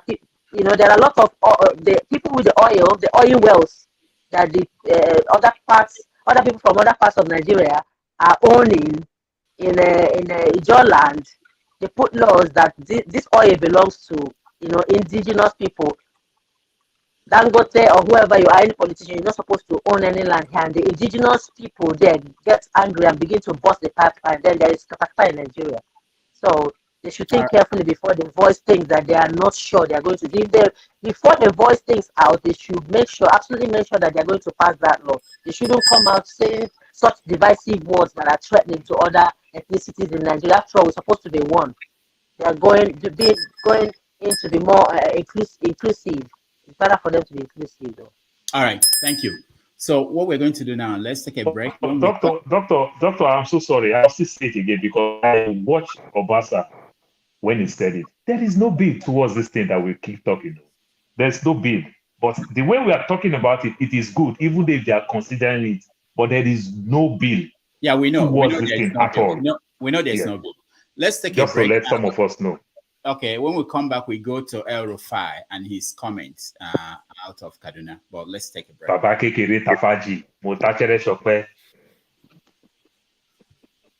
right, I got to go. Thank you for having me. If time permits, I will come back again. But if not, don't forget, those of you that are going to a different nation, you are going to write a constitution. And if you don't uphold it, you come back to the same level. I'm with you. Electricity, we'll hold it. There's no problem. KJ, I'm with you on this now. Electricity, if you happen to say Nigeria is not for you and me. Life is all about. You understand? Nigeria is not for you and me. If you happen here. Dr. Damage, I'm only saying goodbye. We're very pleased to welcome Majek Feshek.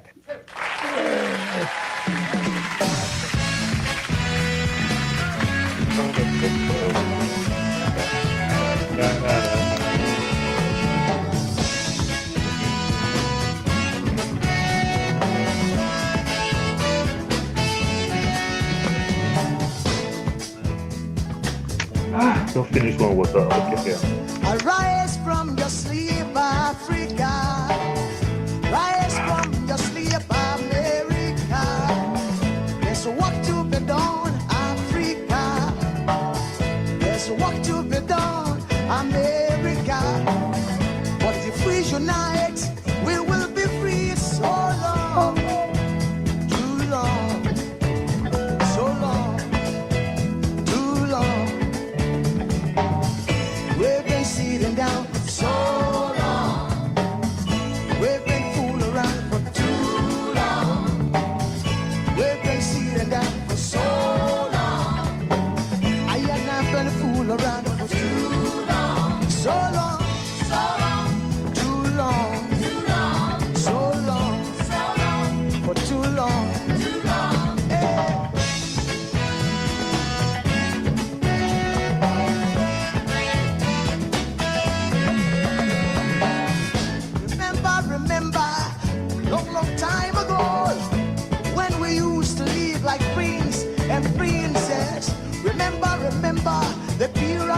Egypt, when we used to live like prince and princess.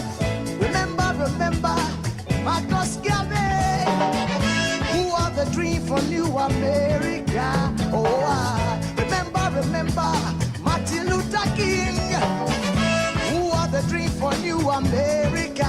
They say you are black, they say you are brown, they say you are black, they say you are brown.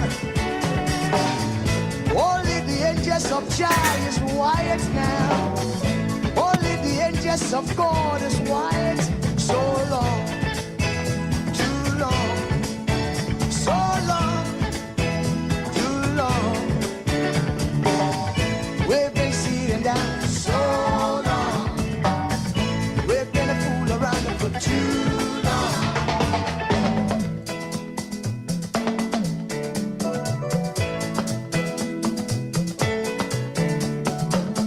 Arise from your sleep, Africa. Arise from your sleep, America. There's work to be done, Africa. So much work to be done, America. But if we unite, hey, we will be free so long, too long, so long, too long. Pressing down for so long.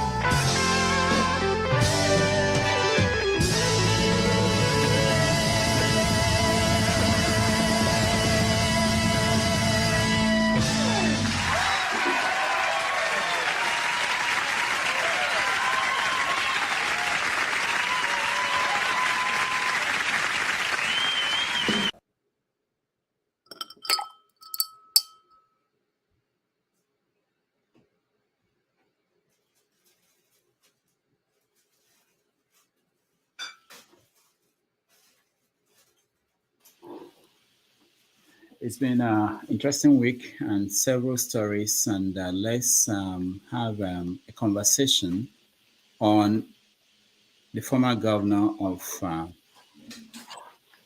Kaduna State, Nasir Rufai. He made a speech recently that became controversial, where he essentially talked about the Muslim ticket, which he helped to put in place in Kaduna. Let's listen in.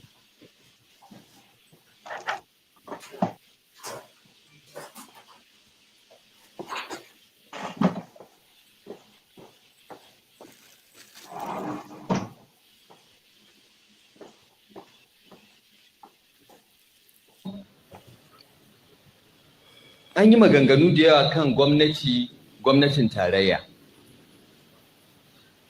Gaskiya ne abinda Professor Akintola ya faɗa, mu muka yi shawara, mu gwamnonin Arewa APC, muka ce mulki ya koma kudu.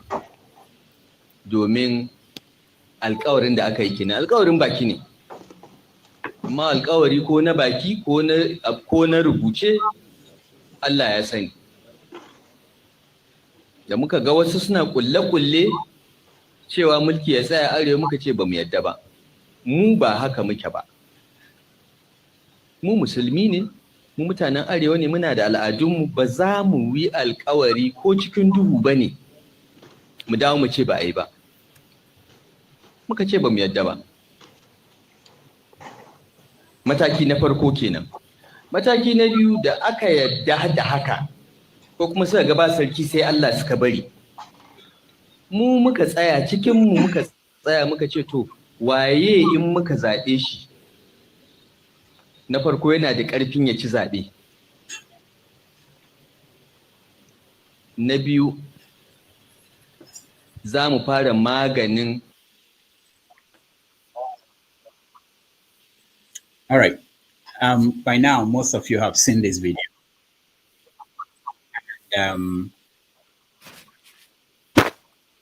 So most of you have seen this video.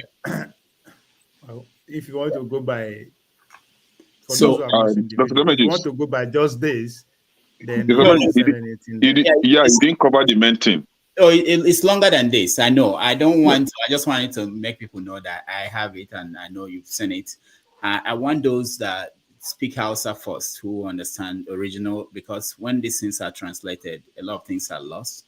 A lot of people. That's why I want you to play it, because so far the guy hasn't said anything that nothing. I can continue to play, but I don't want us to waste time listening to it. If most of our viewers waste time, we are going to be here for like 10 hours. Ovi, are you telling me that you've not watched the video before? I've seen the video. Because see, the interpretation very. Let's hear from Ovi. I'm telling you. I want to hear from those who speak Hausa first, and then we can go. Okay, go ahead. I think me, as in personally, I see things from a different lens. Don't translate. Just tell us what is. Don't give us your opinion. Tell us first what he said from your own understanding. That's why I was begging for you to play. I can actually only record this vividly, what I just said now. The rest of it is something I just summarized of it. That's why I actually want you to play it again, so I listen to it in detail. Because me, actually, I didn't pay attention to it because it's all politics. This is 2031, not even 2027, as far as I'm concerned. Because the presidency is going to go to the south. You are going to face between Dr. Rabi Mutakonkoso and Dr. Rufai. The man is going to go get his PhD either from one of these Ivy League, whether we like it or not. That's what we are going to contend with. So instead of reacting, they could condemn the guy. Start strategizing. The guy has laid out his plans. Whether he want Islamized Nigeria, he want to have Muslims, that is a plan. It's a future plan in motion. How are you going to contain it is what you should be thinking of, not reacting the way we are reacting. Well, as far as I'm concerned, this is a man who wants to position himself. Okay, hold on. I know. This is, you're doing analysis now. Let's start from the beginning. Let's first hear what we think he said, what you think he said, and then we'll tell your opinion. Oh, please, can you play the video? It's like 5 minutes. Okay, I'll play the video. Okay, all right, I'll play the video. Please. Let's watch more. Yes, thank you. All right.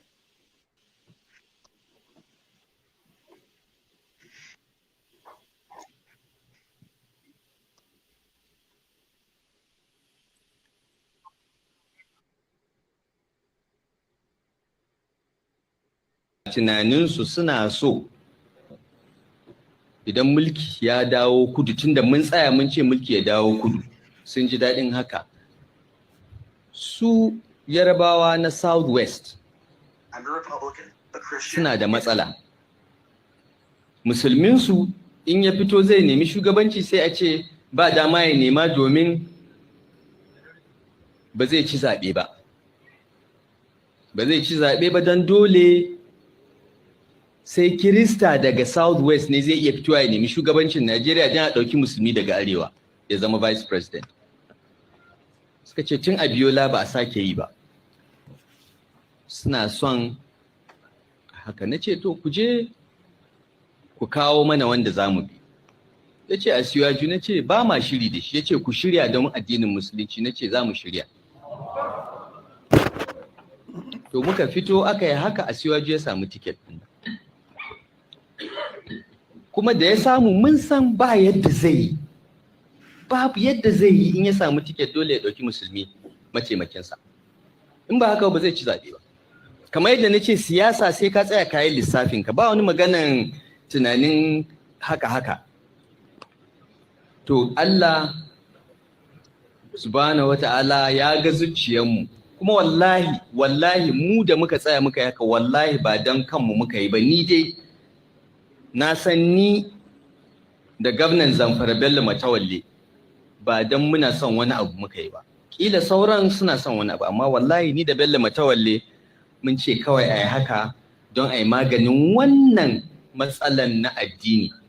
Sannan musulmin Southwest su ma mu ba su sense of belonging, su shugabancin nan. To Allah, duk da taron dangin da aka yi, duk da addini da aka yi amfani da shi, Allah ya ba Asiwaju nasara. Abinda muka samu muka yi a Kaduna yanzu an yi shi a ƙasa gaba daya. Babu wani makaryaci da zai zo ya ce zai fito ya ce shi zai yi siyasa na Kiristanci ya ci zaɓe. Peter Obi ya yi ga inda yake. An yi maganin wannan, dole suka yi shuru. Tun da Asiwaju ya ci zaɓe kan tsit. To da haka ne za a samu zaman lafiya a ƙasar nan.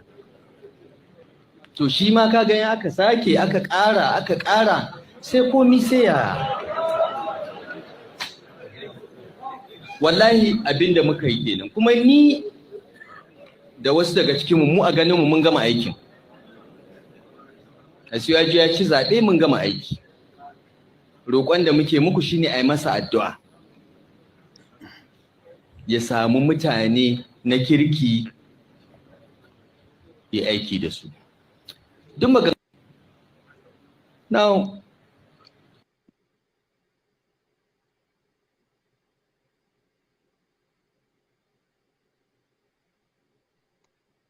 all right. Yeah, So I think that's done. I think you've captured it very well now. Yeah, All right. that's enough here. All right. So Ovie, let's start with Now, you started by saying that the Southwest people in particular have have problem producing a president, a presidential candidate who is a Muslim. That the first and last time they tried was during Abiola. So what he's trying to say is that the Southwest people prefer to produce a Christian president from their extraction rather than a Muslim. So when they came to them, the Rufai group, that they want a Southwest person to be president, and they said, okay, they should go and bring who they want. They now produce Asuwaju. They said no, they cannot work with Asuwaju. But they convinced them that they should accept Asuwaju because he's a Muslim. So without that, there's no need of thinking it twice. They just buy into the idea. And further by saying that him in particular and Matawale, the former governor of Zamfara, that they did not do whatever they did out of their personal interests. But they just want to actually make it clear, yes, that the Yorubas can produce a Muslim president. That is why they jumped in and did whatever they could.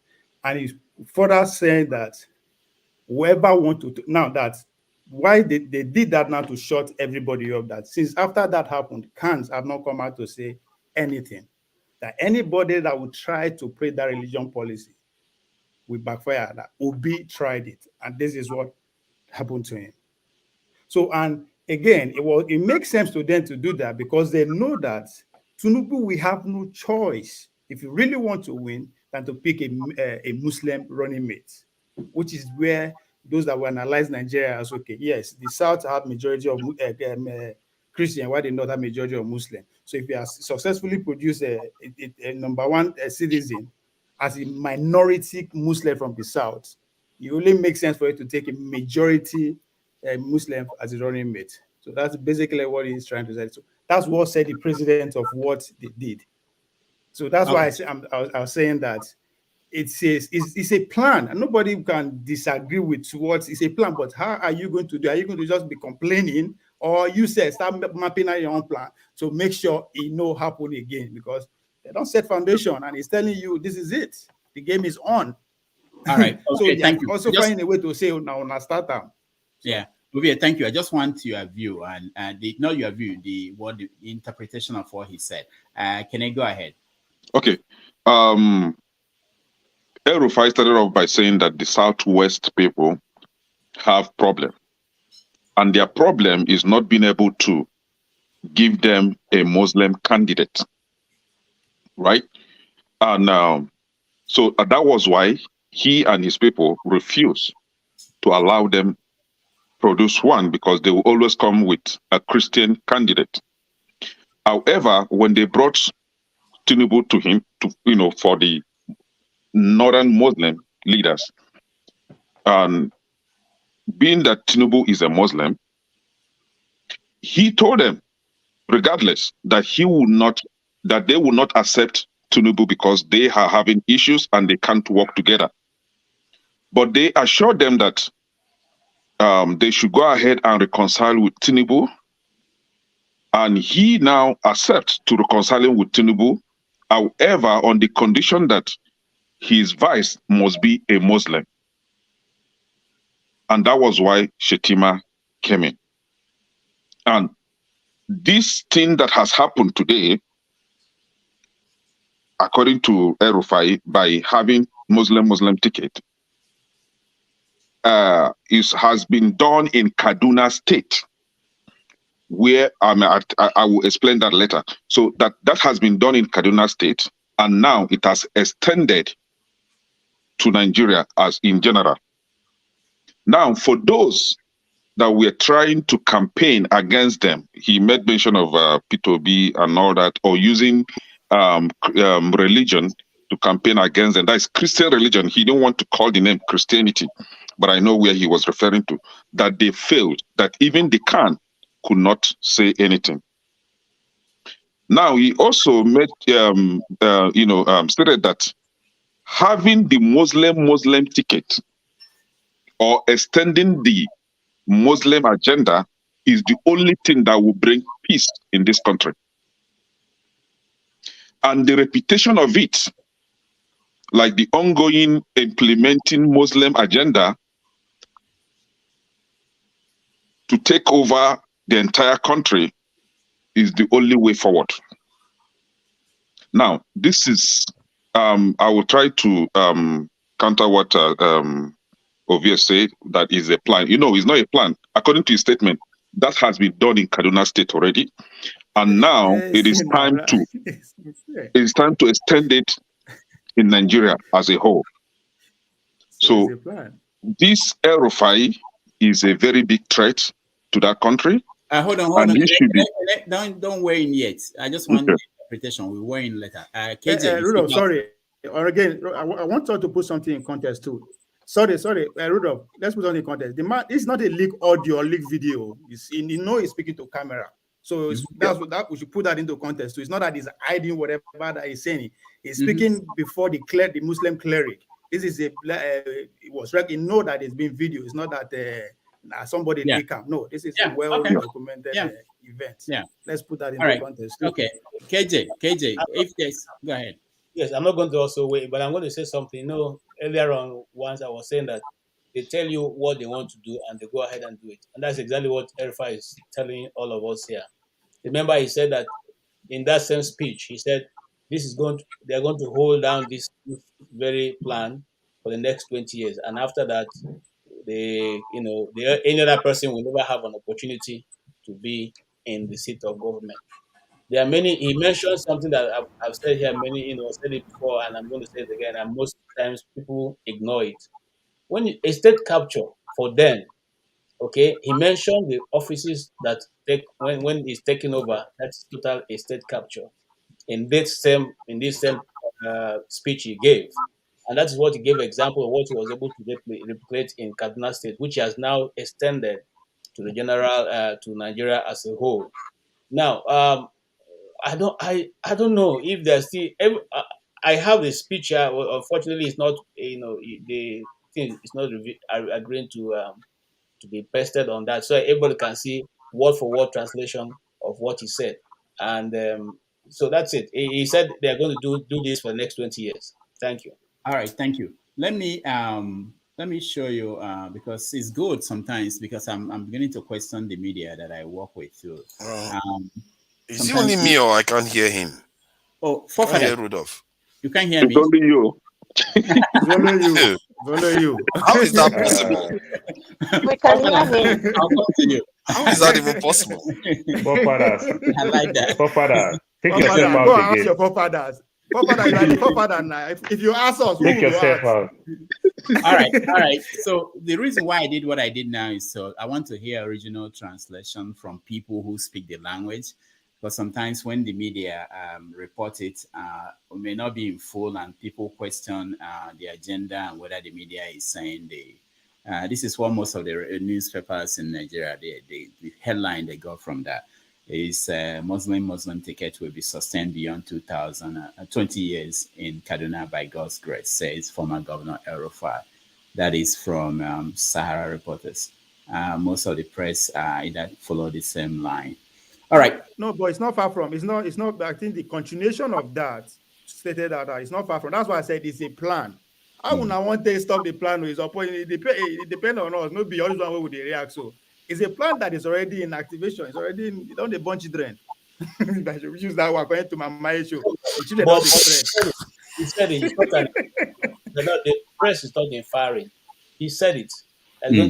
Yeah, that's what I want to confirm from what they say, the people who speak. Yeah, I think continuation of that video, there's a part that he said that, but again, there's all context. It's like he's telling a story, right? A story that he's telling. He has a beginning, body, and the end. All right, we're weighing now, everybody. But let me, Mama Echo, do you speak Hausa or did you hear something different? I want to ask one question. Go ahead. Where did Rufai talk? Where did Rufai talk so? Now, which one wants scatter Nigeria compared to the one when they say Nnamdi Kanu talk, when they take lock out? If Nafi travel go Kenya, no wait, let me finish my statement. Let me start with forefathers. Igbo basic understand. If Nafi go, do you speak Hausa? Yes. I finish my statement now, guy. No, you are not answering my question. The question I asked. Let me finish my statement. Answer your question. We're not weighing in yet. We'll come back. Wait, now I just want to ask me because you are taking us off the topic. Una go carry Emefile. Una go carry Nnamdi for Kenya. Mama you went there for Kaduna here and another thing go. Mama Echo, when we come to your time, you can talk about that. That's not what we're talking now. I'm just trying to find people who may have a different understanding of what El Rufai said, and you obviously don't. So yes, the two things I picked out of his commentary. Yeah. Straight up, he said, without Muslim ticket, Asuwaju was going nowhere, period. He made it clear, and that they made it clear to him. So for that reason, they gave him the ticket. That's number one. The other thing he also said is that with this, that they have finished their job. Mungama, Aiki, they finished the job. So when it comes to weighing in, the only thing that these folks are not realizing is that Dokbesi died the other day. Did we expect Dokbesi to die? That's what these folks are not realizing. But I'll way back in with the Ebitu Kiwe episode, which I have talked about here over and over again. 2 more years. And in those 2 years, to your tents in Nigeria. For now, I rest my case. I really wanted to talk about Zebradaya's birthday today, which we have just concluded celebrating. We celebrated Zebradaya's 73th birthday in a big way. Okay. It was on Zoom, but I'll talk about it when you give me a chance. And message to all of us. 73. Igbo basic, you did not even address him very well, too. You did not even call alias 430. Why? Alias I said why? I said when you give me a chance, when it's my time, when it gets to it, that's what I'm going to address today. All right. So Okay, I let's agree. do something quickly. So everybody will get 2 minutes to weigh in on El Rufai, and then but I'll give Fofadas more time because he's joining us for the first time today. Fofadas, welcome to the show. Yeah, and greetings, Rudolph. It was weird that only your mic I couldn't hear. That is, I've never had that experience before. That's a new one. Greetings to everyone on the panel, chat, and to the viewers. I think this week we have seen something. Some of the reasons why Lagos was so divisive during the election. Nigerians, they do this thing where they just lie to each other, and people like El Rufai and that lawmaker in Lagos, they shouldn't be in public office. People are actually bad from public office, if not in jail, because what they are doing is they are undermining the nation. That's what they are basically doing. What do you think the future of what he's describing is going to lead to? Conflagration, fighting each other. And what is that going to do for any of us, for the children and our future? These are enemy of the state. Was it not Rufai that was talking about forming a parallel government and all defying the commander-in-chief how many months ago? This same person is walking free, but this is the problem with Nigeria now. They want to enforce justice, but they enforce it where it doesn't suit them. They go after Emefile, but Rufai is walking free. MC Oluomo, all of them, they are doing their own thing. These people are saboteurs. They need to be ostracized. If people like this get away with what they are doing, and so far they are the one running the country. And look at where they've gotten us to. Look at what they have left for us. A nation that is divided and being primed to implode on itself. And he is adding more to it because who knows who he serves. That man, Rufai himself, seems to be unusually powerful for one politician. He was the one that gave Buhari an armored vehicle that saved Buhari's life during the campaign. He has been very, very influential in Nigerian politics for whatever reason. Don't take our pride away. That's one Koso's. There is no real reason. Oh yeah, sorry. That was Kongwasu. That was Kongwasu. To be fair, that's PhD thinking. That's PhD thinking. That was Kongwasu. Yeah, you are right. You are right there. So, but this same man defied the commander-in-chief how many months ago? Nothing. He's okay. He can do whatever he like because he has special powers. And these same people, this same group went to try to arrest Emefile months ago when the president instructed Emefile to do what he's doing. The president chose to protect Emefile during that time. Now the president is gone. They've gone after him again. For personal reason, I don't think this has anything to do with justice because we all know Nigeria has been robbed dry by most of them at the top. We all know the oil theft is being carried out by people at the top there. Nobody has been arrested. They talked about a sponsor of terrorism that list has been provided to the federal government. Who has ever been arrested from that sponsor of terrorist list? None that we know of today. But no, they pick and choose who they want to do, who they want to go after, and allow all these traitors. Rufai is a traitor to his own this heritage and everything. He would rather fight for another man's religion than work with people that his own forefathers lived here with for more than 100,000 years. These are useless people that have to be dealt with. They have been causing problems in that country for a very, very long time. These same people, they will go to North Africa. North Africans will shove their religion to the backside and kick them as black people. They wouldn't care whether you are Muslim or not. They will treat you as a black man. And they will come to our country and start treating us like idiots here. These same leaders that should know better. And how someone will go to Egypt today, they will look at him like, yeah, we are all Muslims, so what? Get out of my sight. They treat us, the Muslims in the Middle East there, they are one of our arch enemies, probably worse than the Europeans, because they are closer to us. And yet these people aid them repeatedly without knowing what they are doing to their own people. You are saying that you want to do or replicate this thing over and over, like as if you can convert an Igbo man to becoming a Muslim. These people are trying to sabotage our nation, and this is what is happening in Sudan. This Arabization agenda here is an Islamization agenda. This problem, they are using it to cross problem all over the continent, and people fall for these things repeatedly. And I hope that the nationalists that are out there, nation comes first. If you put your nation second, you put your religion first, get out of my sight. Because people have been following other people's religion for a very, very long time, and look at where it has gotten us. Us fighting each other over and over again, as if we have not been here for a long time. We've been here for thousands of years. Suddenly, Arabs brought their religion, and Igbo brought their own, and we start fighting each other over that. And these same people hate us. These same people we are fighting for their religion, they hate all of us. They treat us like dirt.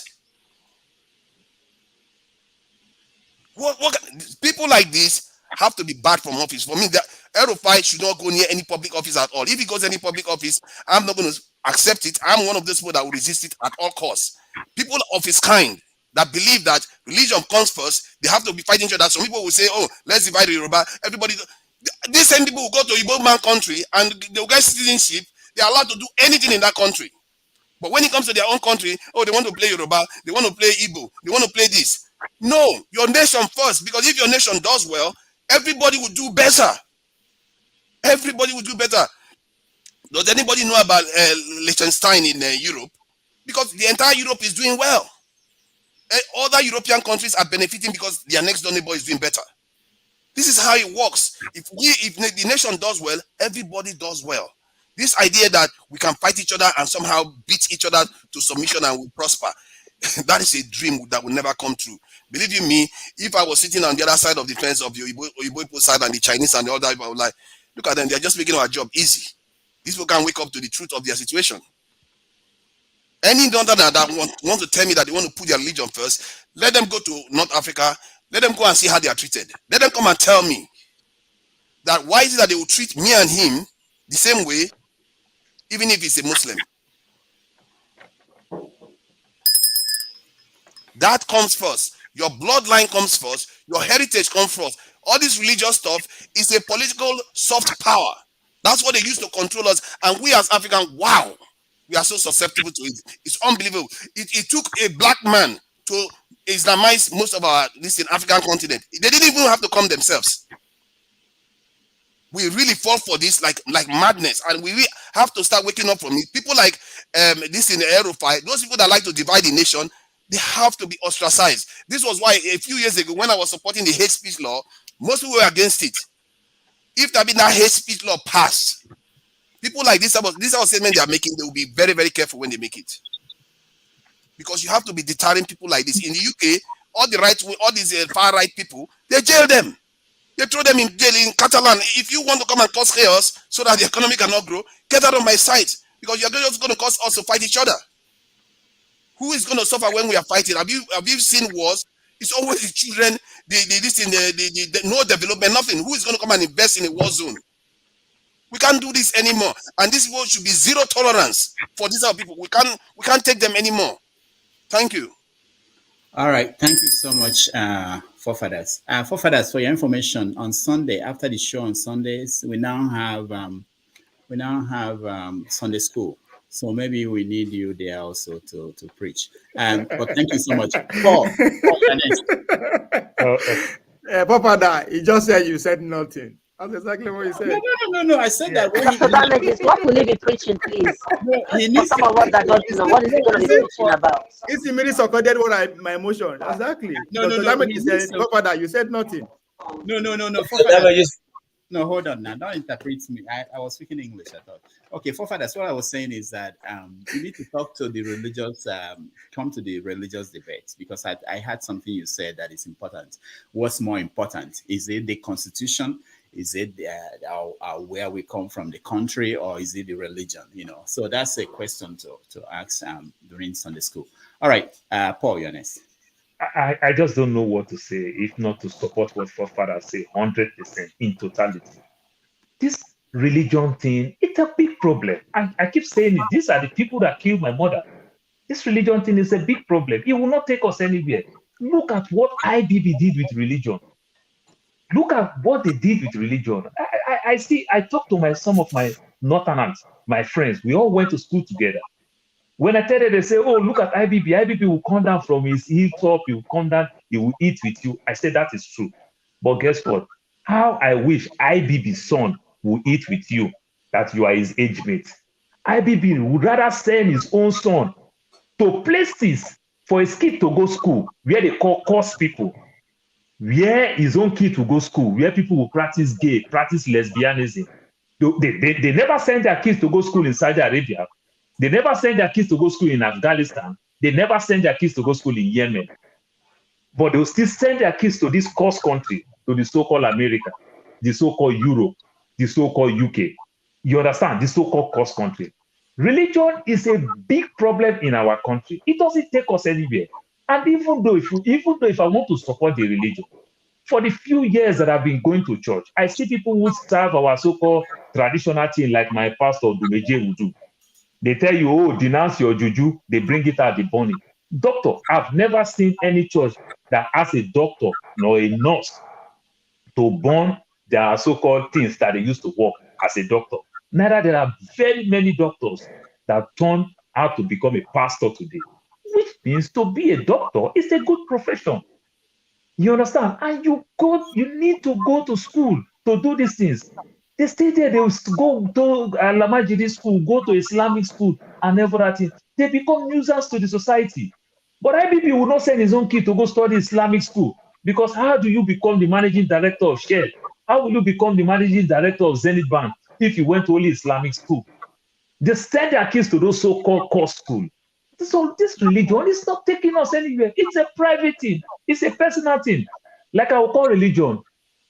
Religion is simply one word. It is part of culture. It's just a way of life.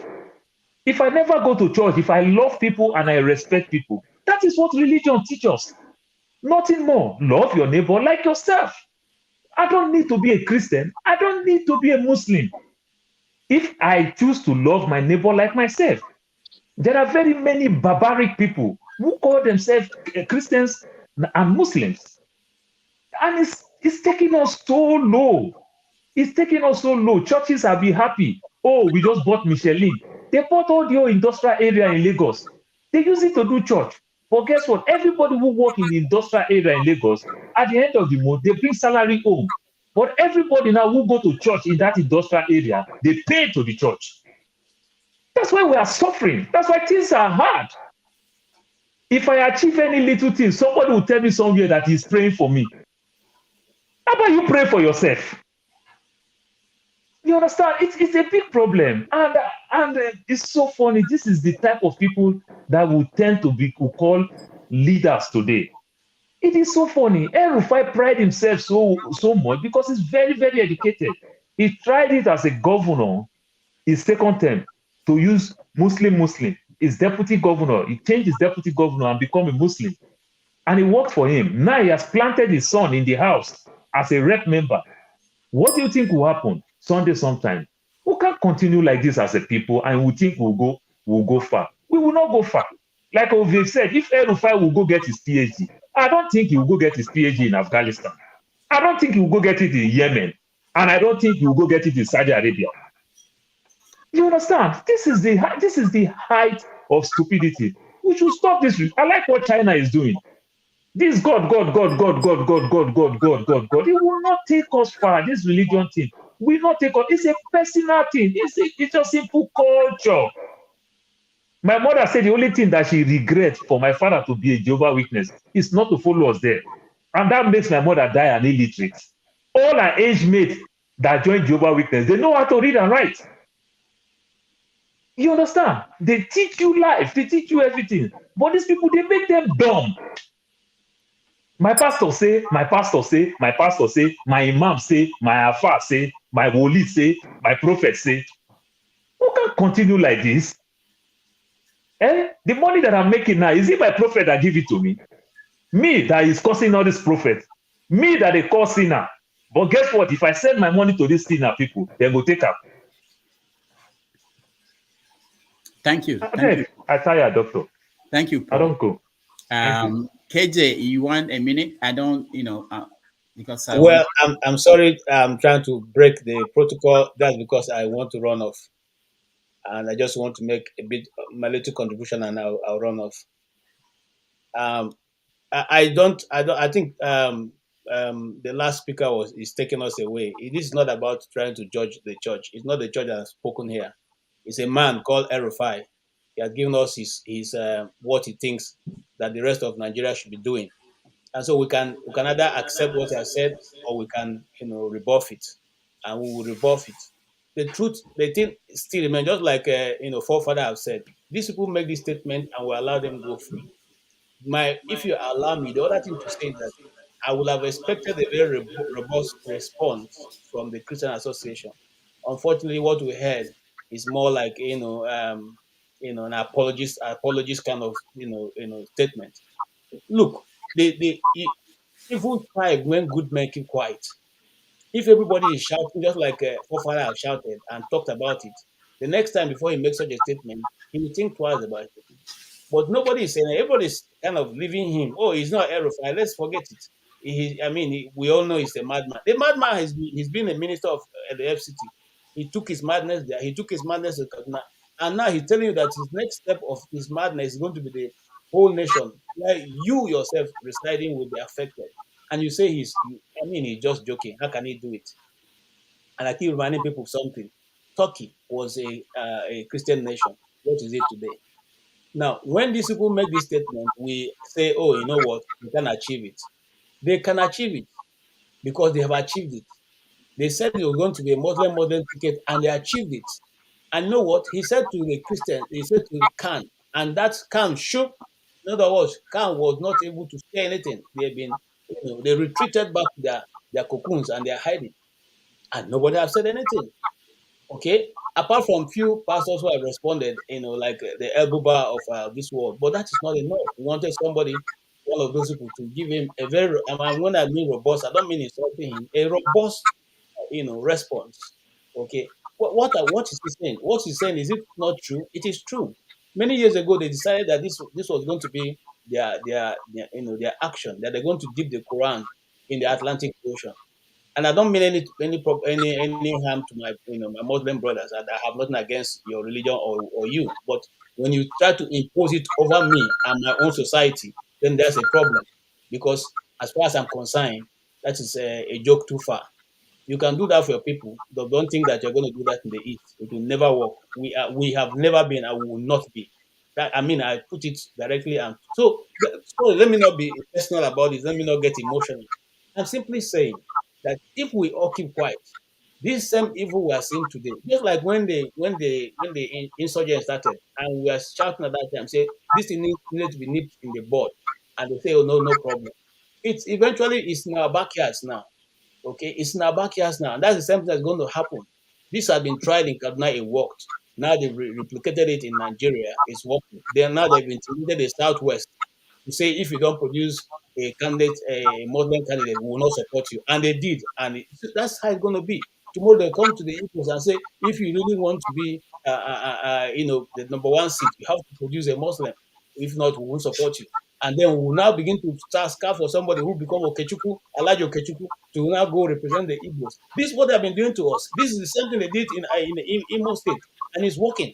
And the man is sitting there, and nobody's saying anything. But if you dare go and do that in the north, you will not even leave the next day. Okay? And this is what I've been seeing. I don't know whether it is fair. I don't know what it is, but we need to speak out about it. We need to keep saying it. If we don't say it, it's going to be a problem. Thank you. Thank you, KJ. Let me correct something before I continue. When you say nobody's saying anything, KJ, you are somebody and you are saying something. All right. Isimili, go ahead. This statement from Rufai is highly divisive. Such a person in a position of power, they said he's very intelligent, and I begin to question his type of intelligence, where he's coming from. Is his intelligence coming from based on his religion, and is Nigerian constitution written as a religion? He training people to be thinking in such a way, the people who speak to that are even giving him ears are being brainwashed. Religion can be good when it's personal. Religion is supposed to make you a better person, as in personal between you and whoever you believe in. I'm not against Christianity or Muslim, but let it be between you. It's a spiritual thing to make you a better person. They used to checkmate the way people behave in the society, the way you treat your fellow human being. When you come to a national level where you're supposed to represent every clan and ethnicity in Nigeria, you know that people hold whatever they believe personal. You should not even tread on their emotions or belittle people talking in such manner. It is totally brainwashing, and I disagree with that. He will never succeed. He can do whatever he wants in the north, like other people have said. I'm sure when it comes to certain places in the south, it will meet a lot of resistance. It doesn't matter who they install in the east as a tool, and the ordinary people in the east, most of them, majority of them know what they believe in.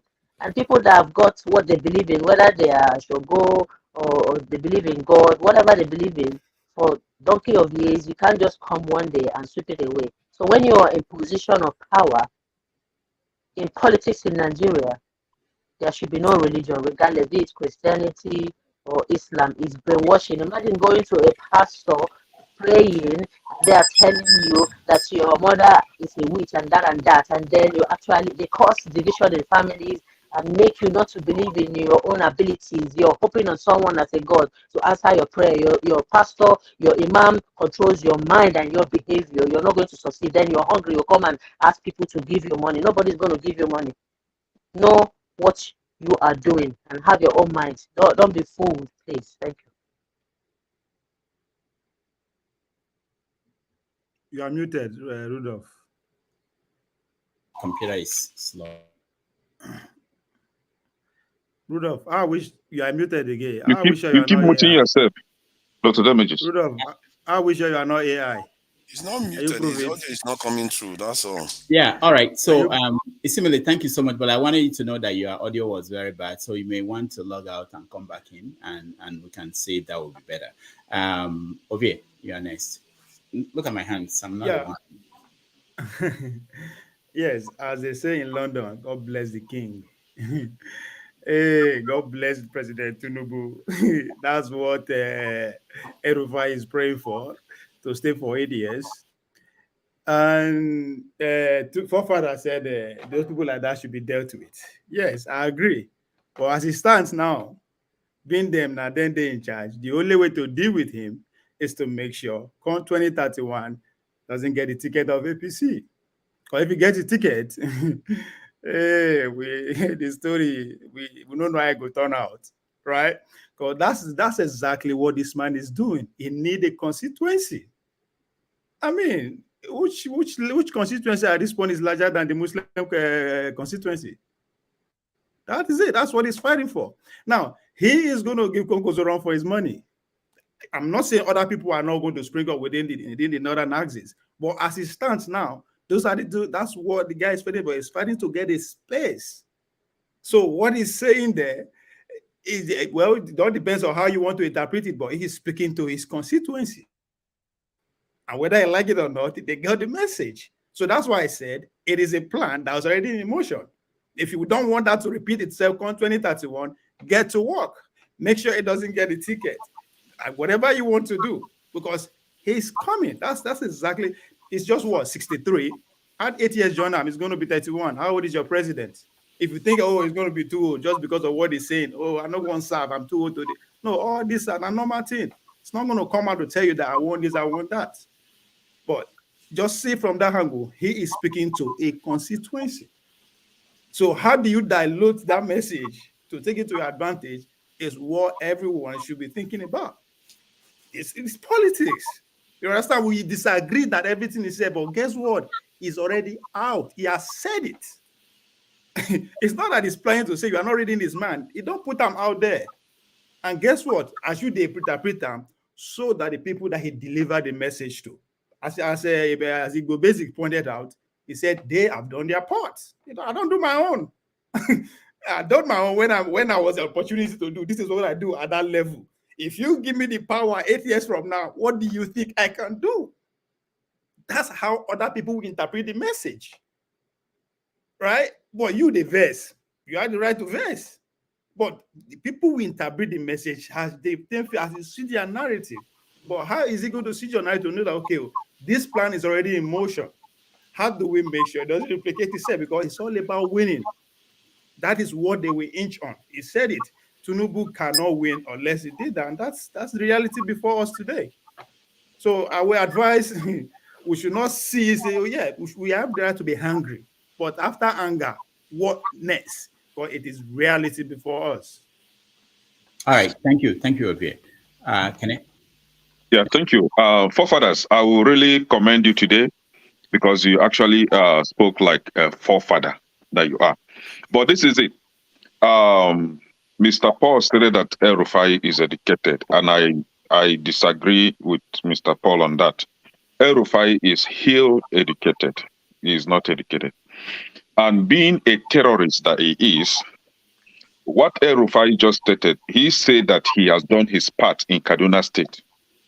Let me remind us here, what Rufai did in Kaduna State was to bring in his terrorist brothers, send them down to the southern Kaduna where the Christians are domiciled, kill them and push them out of their ancestral land.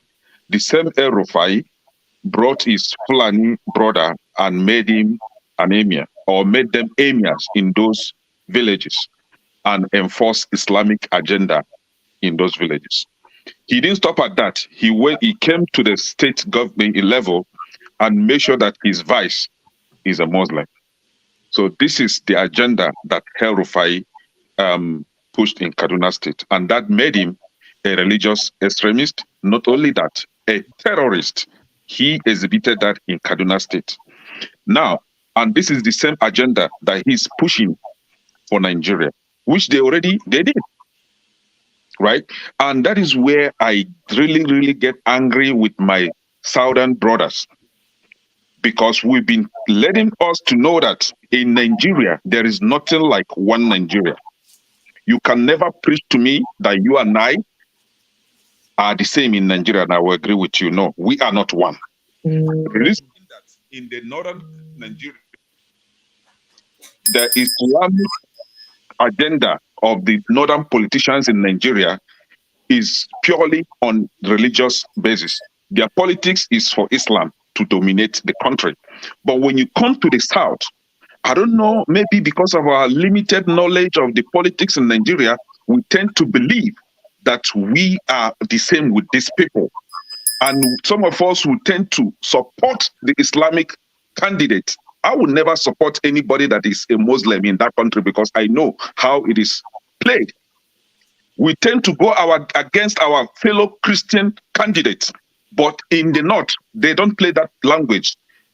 The Islamic northern politics is for Islam alone. That is their agenda. And in the south, we tend to play, to be civil in our operations, trying to be more educated than the people we are dealing with. No, they don't care where you're coming from. Provided you are not from the same religion with, they will be against you and they will vote against you. And that is what Rufai stated in that comment, and we all heard him. Thank you, Kenneth. Let me skip everybody, and I want to catch Mohammed. He's been here twice, but he goes off. So let me get him to weigh in. Mohammed, welcome to the show. Hello, doctor. How are you? Good. How are you doing? So I am watching the finals. You can see.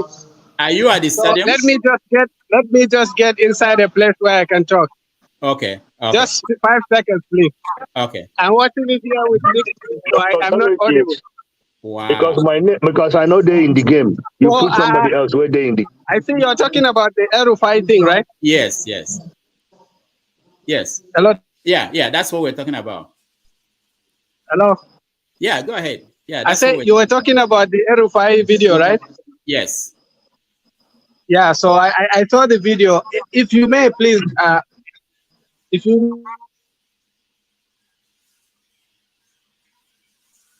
You're frozen. All right. It's very important to have different voices and help us. Hello, doctor. What we mean. Can you hear me? Understand. Go ahead, Mohammed. Can you hear me now? Back. Yeah, I sent you a YouTube video of the. Can you guys? That was the video I saw. If you could show it, please. Oh, the video. Okay. All right. We can show the video. Yeah, it's with translation. I think done by the Middle Base Times or something. I think that would. So I don't. Okay, just play it. Let's see before we talk about it, right? So we don't get. Yeah, but it's a long video. We played it already. But I can play a little bit of it if that will help. But it's fairly long. 5 minutes, I believe. Yeah. Yeah, it's 5 minutes. Yeah. Do we have 5 minutes to play it again? If we've watched it, so if you can go ahead and tell us your own understanding. An yi maganganu da yawa kan gwamnatin tarayya. Gaskiya ne abinda Professor Akintola ya faɗa, mu muka shawara, mu gwamnonin Arewa APC, muka ce mulki ya koma kudu. Domin alƙawarin da aka yi kenan, alƙawarin baki ne. Amma alƙawari ko na baki ko na rubuce. Sorry, doctor, not this one. There was the one I sent in the group. Let me send it again. It has the translation. This is not translated, right? This one. Okay. No, this one is not translated. Yeah. But can you just send it, because tomorrow also we are having this conversation with our guests in the morning tomorrow. Can you just send it to me and then just tell us what you think that people are not understanding from your own understanding of the what he was saying? Yeah. So this is this. I don't know if people saw another video, but this is what I saw. I'm just pasting it on the chat. Okay. Anybody can see it. Okay. So I just put it on the chat now. Yeah. Yeah, I just put the link. It's clearly translated and it's very well translated. Done by, of course, Christians. It's Middle Belt Times or something like that. Even from the title, you can see it's very fair, accurate translation. That's why I want people to read it, so we don't talk about something else. I heard that he's a terrorist, but I just don't see from the video anything that he said that would suggest that to me. That's why I wanted people to just see it first. Sorry, can I see that? Mohammed, some of us did Hausa language in secondary school. I actually got A in Hausa language in my WAEC, so I understand Hausa more than that your translator. Please don't come here to wash us. Okay, so what did he say that is terroristic? Just tell me, please. He said that he implemented Islamic agenda in Kaduna State, and now that has been extended to Nigeria. He implemented Muslim candidacy in Kaduna State, and today they have it in Nigeria. And he prayed that will keep on going in other part of Nigeria. That's what he said. Okay. So what do you think about that? What I heard, if you yeah. All right. Let me play that. What he said, I will just summarize it. Okay. Even me, actually, a friend of mine told me about the video. Okay, just look at that video first. Yes, let's ce zama mataimakiya ta 2019. Ina gaya musu cewa na ɗaya na tsaya na yi lissafi. Yawanci waɗanda ba musulmi ba su zaɓen jami'an mu. Yawanci. Saboda haka me yasa zan ba su mataimaki? Na yi lissafi za mu iya cin zaɓen ba tare da mun ba su ba. Na ɗaya kenan. Wannan siyasa ne, so kake ka ci zaɓe.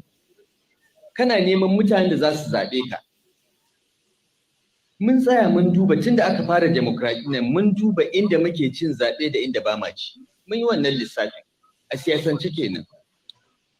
Amma na biyu abinda muka so mu nuna, kuma cikin shekara 4 na alhamdulillah mun nuna shine gwamnati wanda gwamna musulmi ne, mataimakiyar gwamna musulmi ne, SSG musulmi, chief of staff musulmi, kwamishinan kuɗi musulmi, ba zai cuci Krista ba a Kaduna. Kuma duk inda muka je muna gaya musu cewa haka ne. Duk saman gwamnatin mu musulmi ne, amma akwai Christian guda ɗaya a jihar Kaduna da zai fito ce an zalunce shi ba ba shi hakkinsa ba. Akwai gundumar da ba mu gyara makaranta ba, akwai gundumar da ba mu yi asibiti ba, akwai inda ba mu je mun yi hanyoyi ba, akwai inda ba mu taimaki manoma ba, ko sun zaɓe mu ko ba su zaɓe mu ba, mun ba kuwa hakkinsu. Of course, Kubau sun fi zaɓen mu, saboda haka zan je Kubau in ɗan ƙara musu wani abu.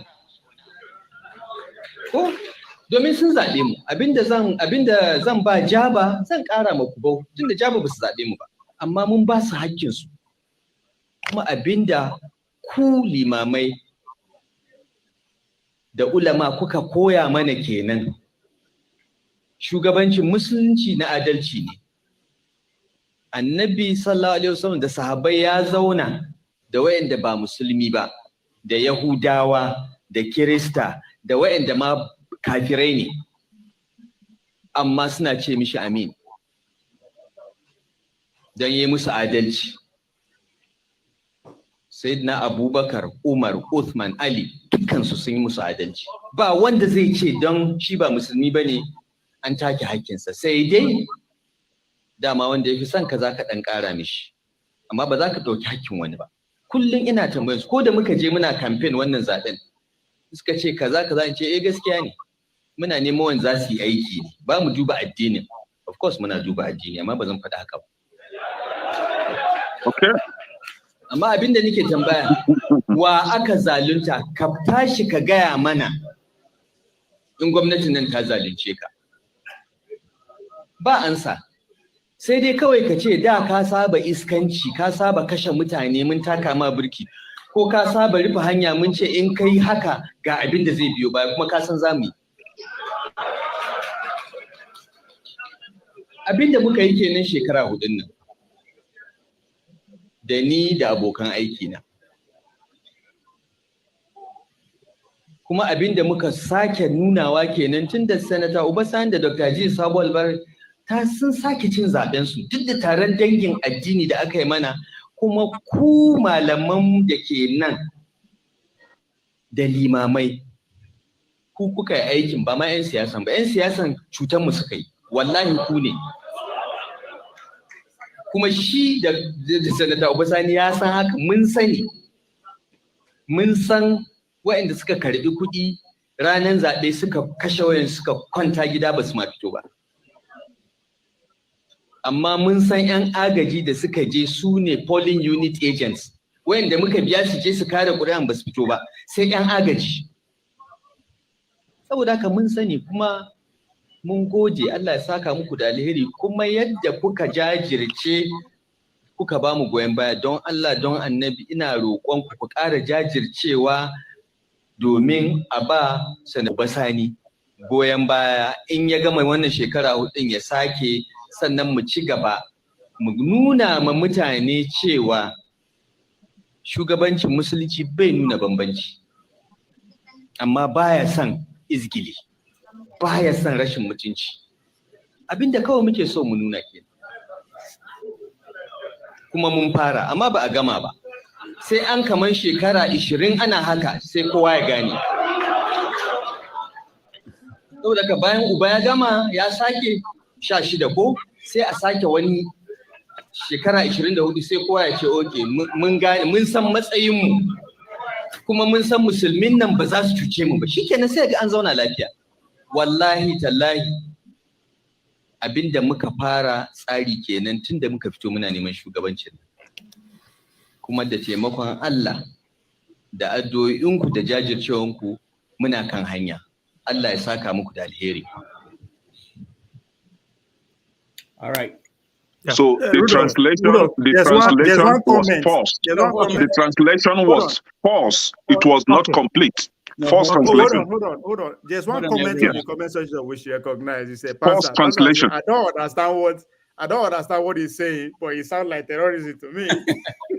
Now, Mohammed. Hold on, guys. I want to get Shugabanshin Islami is Islamia, right? Yana Sumbambanshi. And this is why I say that, right? Islamic leadership segregates. And this is why I say this, right? Why must it be the governor Muslim, the deputy Muslim, SSC Muslim, everybody Muslim? Why not a mixed cabinet?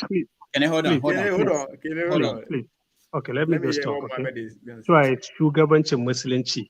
Yana son bambanci. Yana son bambanci. It doesn't discriminate. It does not, and I said it does. I'm the one saying that it does. Okay, let me just talk to you, Rudo, because I need to go get back to watching the match. So he started the video. I will just summarize it before I give my comments by saying that why did he pick that woman and as his vice? He said first his calculation was political, that he noticed that the places where there are not Muslims, they don't vote for them. So he said, why should they give them vice? You know? And he said he did the calculation purely on political grounds that they can win the election without giving the vice to a Christian. Okay? That was what he first said. But he said, secondly, he picked her because he wanted to prove that government stuffed with Muslims, Islamic government, will not cheat any non-Muslim. That's what he said. He said that furthermore, that you Islam, because he was speaking to Islamic scholars, he said, you Islamic scholars, you taught us that the Prophet and his companions, they lived with Christians, with Jews, with Muslims, and even with pagans, and that they never showed any kind of bias to them. That's why they tell them Amin. He said, that's what he said. Excuse me. Okay. And then can I hold on? Can you calm down now? Calm down. This video is there. Like Hausa, every Christian in North can speak Hausa. Just give it to anyone. He will translate it to you. This one was done by Middle Bed Times. This is just look at the title of the video. You know that they are not done by a Muslim. Hausa is not a hidden language. So anything that you fault from what I'm saying, you can just take it up with anybody. Okay. He said, okay, that the Prophet and his companions, he mentioned them by name, Abu Bakr, Umar, Uthman, Ali. If you know these names, they are the successors to the Prophet, that they never showed any bias to any non-Muslims on the grounds that they are not Muslims. So he said that's it. He said the second reason he chose that woman is that he wanted to show the Christians in Kaduna that a government that is dominated by Muslims. He said that we never hide the fact that we dominate the Kaduna government the hierarchy is dominated by Muslims. He said we never hide that fact. But the one thing that he said objectionable is this. He said that but when we go to campaign, we tell them that we don't look at religion, we don't look at it. Then he said, actually, of course, we do look at it, but we're not going to say that. So that is the objectionable thing that he said in the video. Other than that, please, from what I said. No, there's something you omitted. No, there's something you omit. Mohammed, yeah, there's okay, something remind me, please. Yeah. He said when they go on campaign trail, they tell people that yes, they don't consider religion. So they lie to people. But we Thank do. you. Yeah. That I think that is the cardinal thing there. They go And again, Mohammed, the second thing, the second thing, the second thing he said that you are omitting is he said that if you voted for the Muslim candidacy. Oh, wait. Let me just finish. I said this is the objectionable thing from what he said. He said when we go on campaign, we tell people that we don't consider religion, but actually we do, but we don't say it. That is objectionable. Then I'm continuing. He said that is what we wanted to show. He said, but we have not finished showing it, okay? That if Obasani does it 8 years, that's 16. Another one does it, that's 20. Then these people will understand that really the government can be dominated by... Okay? He said the government can be dominated by Muslims, but still that they will show to the Christians that they will not be unjust to them by any measure. So basically, this is what he said. I don't think I'm omitting anything. Yeah, so let me just say the objectionable thing. Let me just say the objectionable thing. You can accuse him, one, of stopping the government with Muslims. One, yes, that is very clear. And you can accuse him, okay, of saying, for example, that they tell people that they don't consider religion, but in fact they do. But other than that, you cannot tell me that there is anything objectionable here. He's not saying that we're fighting war with the Christians or anything, you know. What is the objectionable thing there? He said that we will not treat them with injustice. That's what he emphasized. No, you have to agree with Kene that yes. Kene said that yes, it discriminates, that religion discriminates. So you have to agree with him. No, he did not say discriminate. No. He did not say discriminate. He did not say, but what he just said. That we lie to people, we don't discriminate, but we do. That's what he said. No, that's not discriminate. That's not what he said. That we say that we don't consider. We lie. That means he's lying. He's lying. That means he lies to people, but he's doing the opposite. I granted you that. I granted you that. That is objectionable. I said that. I said that. I said that. Room for us to interpret it as we deem fit. By the way, I said it too. I'm not disagreeing with you. But Kene just said that he just opposite of what he said. That he said that Islamic government is biased. He said it's unbiased. That's what he said. He said the opposite. He's biased. See, hold on. I think you are. Can I help Mohammed here?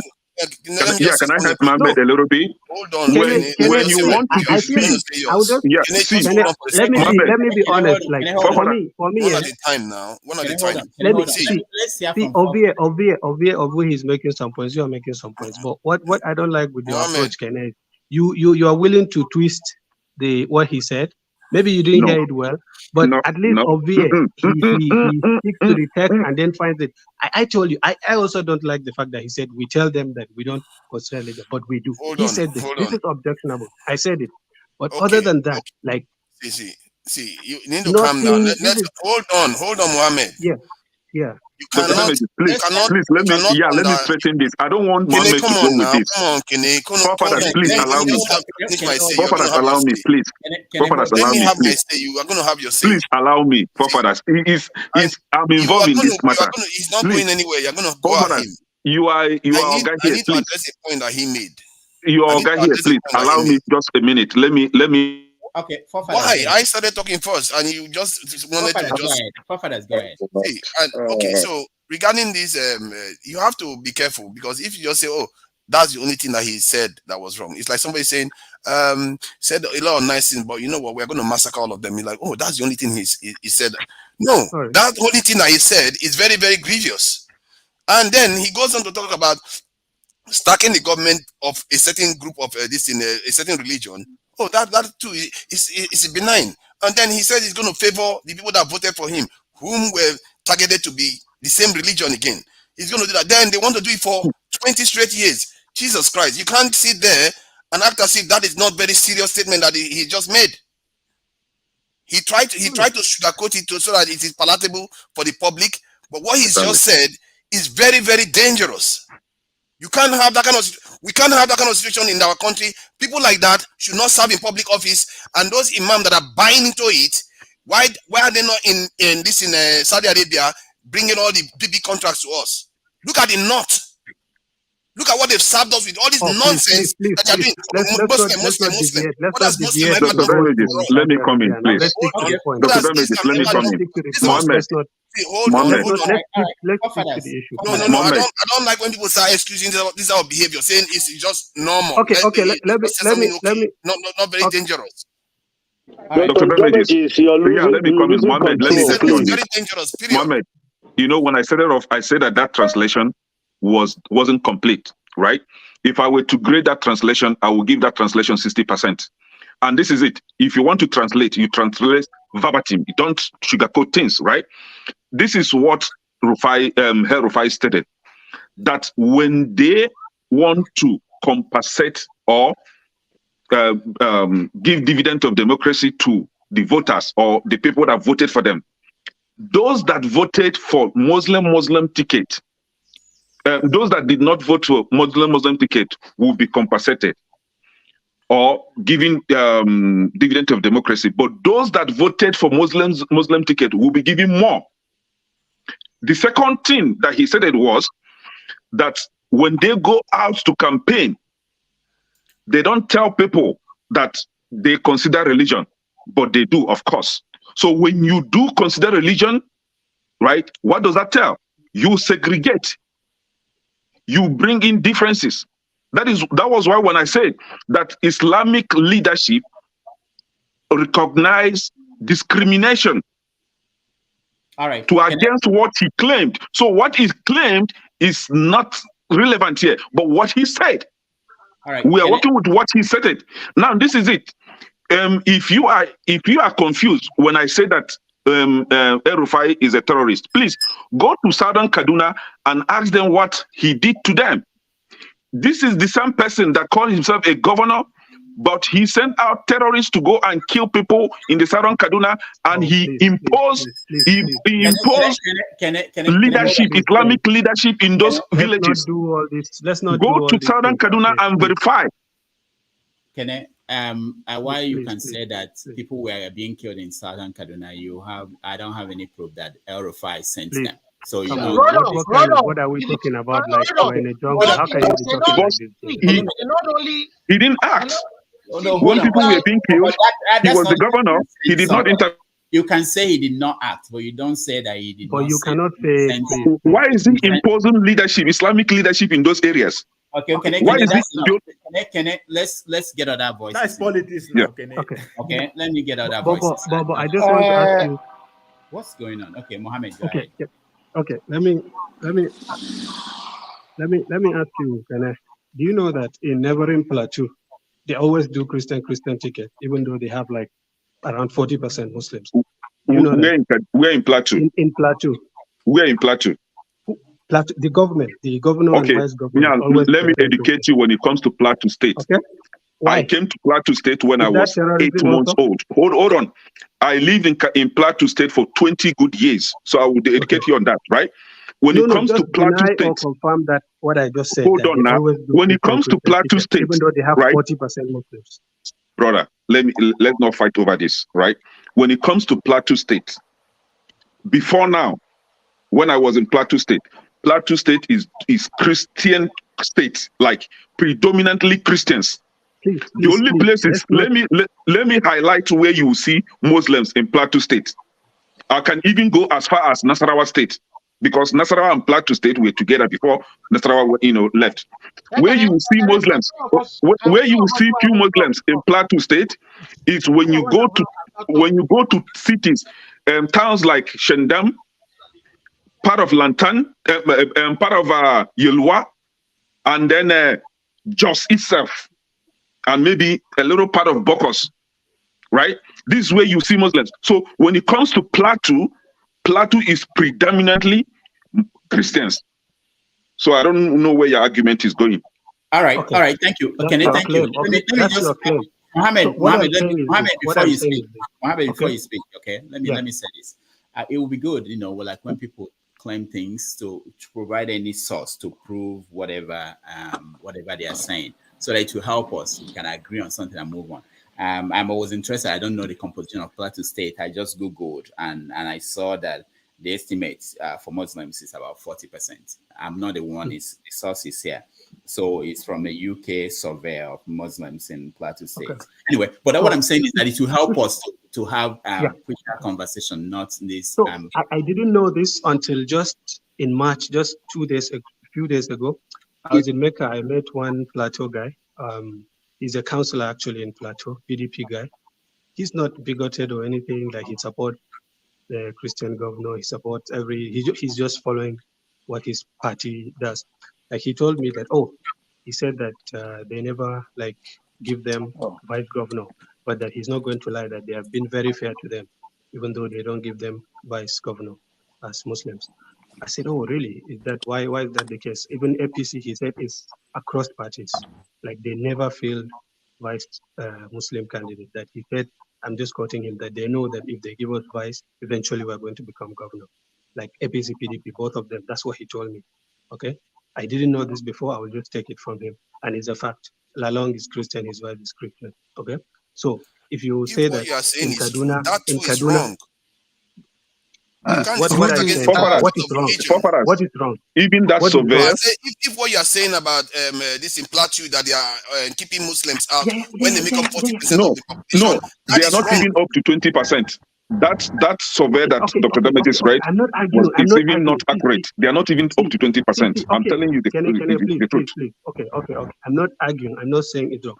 I'm just saying that if you call that terrorism, I mean, come on, that you cannot call that. You can see Rufai. I told you in the beginning of the video, he said that he did this for political calculations. Okay, that he picked her because he knows that the Christian part, they don't vote for him regardless. I'm not agreeing with him.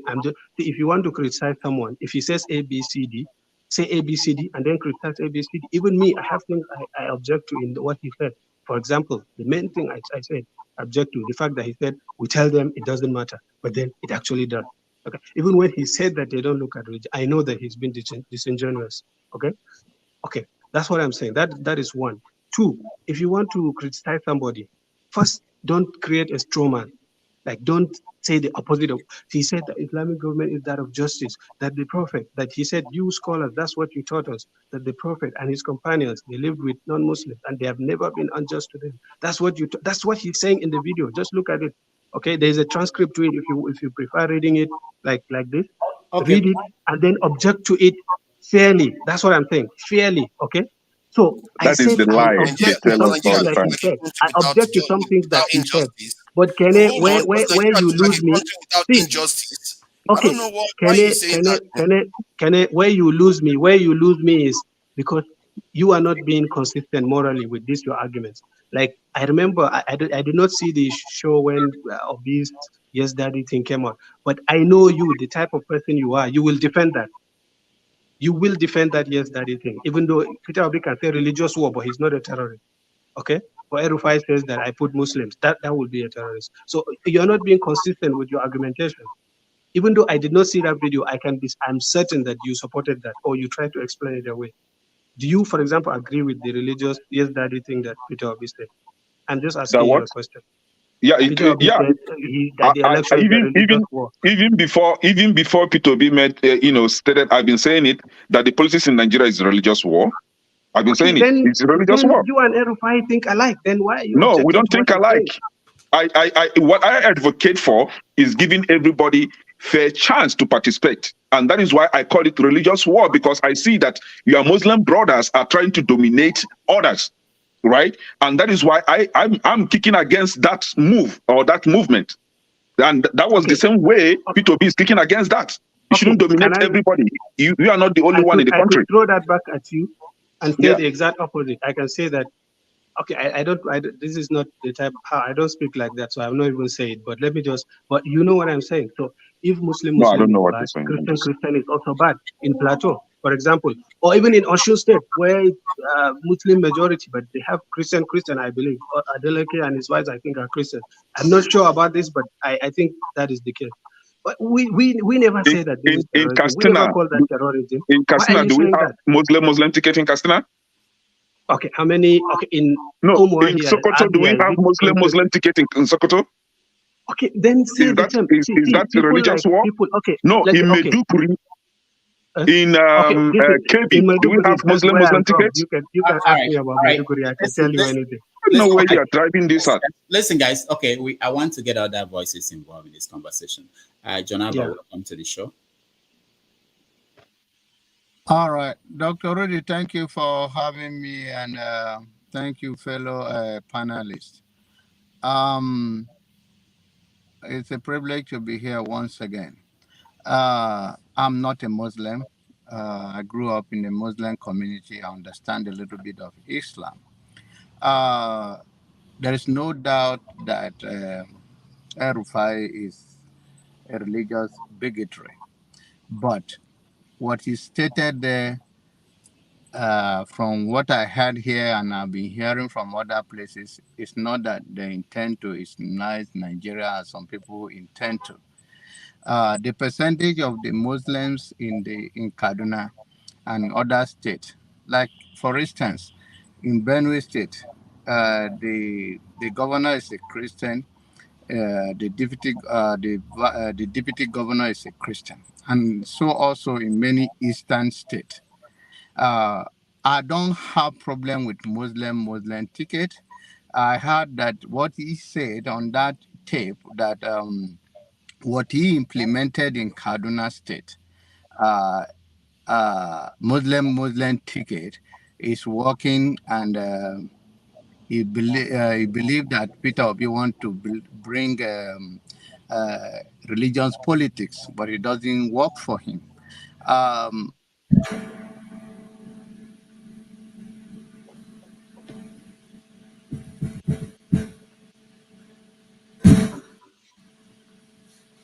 All right.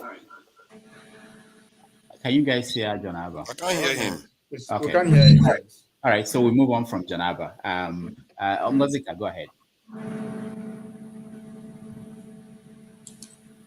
Unmute. Hello, can you hear me? Yeah, go ahead. So I said I wanted to move on with the conversation away from what he said to the reaction of the ones that are feeling the brunt of the whole thing. That is the Christian Association of Nigeria, the interview with the CAN chairman in Kaduna. And I want to point out some things. Rufai, by all standards and by all indication, has never hidden who he is. There's an echo. There's an echo. Yeah, go ahead. I think it's John Abba. Rufai has never hidden who he is. I mean, was it not last week here that one of the panelists said, yeah, he likes Rufai because Rufai is a ruthless guy.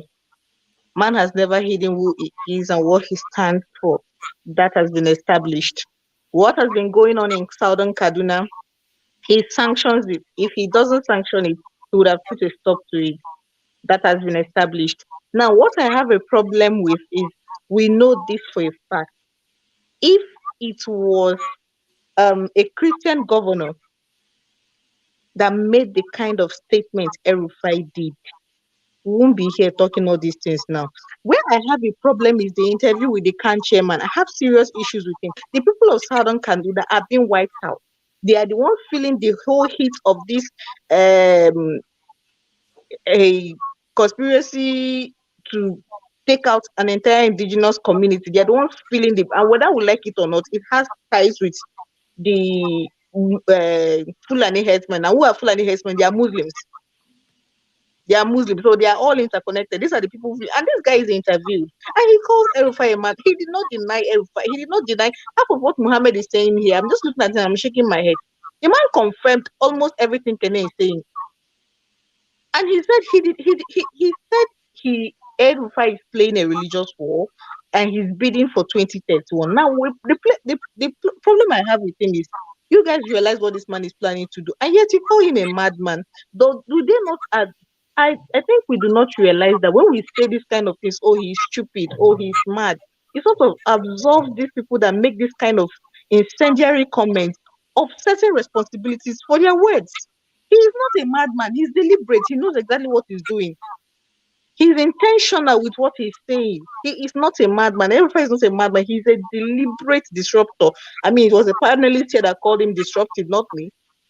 Somebody here said he's ruthless and disruptive in a good way, and that's why he likes him. So why are we pretending like we don't know who Rufai is and what he stands for? He's been clear from day one. Argue with the announcements from now till tomorrow, whether the translations are verbatim or whether they are literal, whether they are not. He said what he said, and he has not even defended it. He has not even come out to say no. What did he say? All right, thank you, Ngozika. Ngozika, do you, let me ask you, Mohammed. Maybe this will help to move the conversation in a different direction.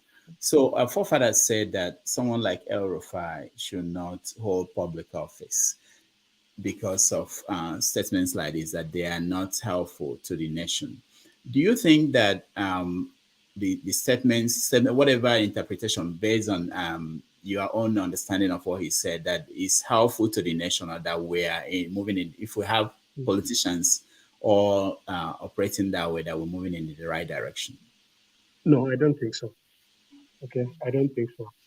Actually, for me, I listened to what he said. I don't know if there's more to it, but from what I heard, like he said things that were objectionable. I said objectionable. But on the standard, by the stand, and whether or not he should hold public office, I mean, that's for the voters to decide. Sorry, Mohammed, why are you deliberately using the word objectionable? Why are you not using the word that you should use to address him and using the word objectionable? Which is that? Why? Okay, what should I use? What word should I use? The incendiary remarks, call it what it is. He was deliberate. Okay. He made religious incendiary remarks. It is what it is. It is not objectionable. There is nothing objectionable about what he said. Incendiary part? Just say the incendiary he part. Lied to people that the Muslim case was not deliberate, that it was not a religious agenda. He lied. Okay. But it was. Okay. That is deception. Okay. Yeah. So to your point, Doctor, I don't think that this is helpful for the nation. This kind of comment should be kept away. And I said the part that I object to from what he said, it was a 5-minute thing.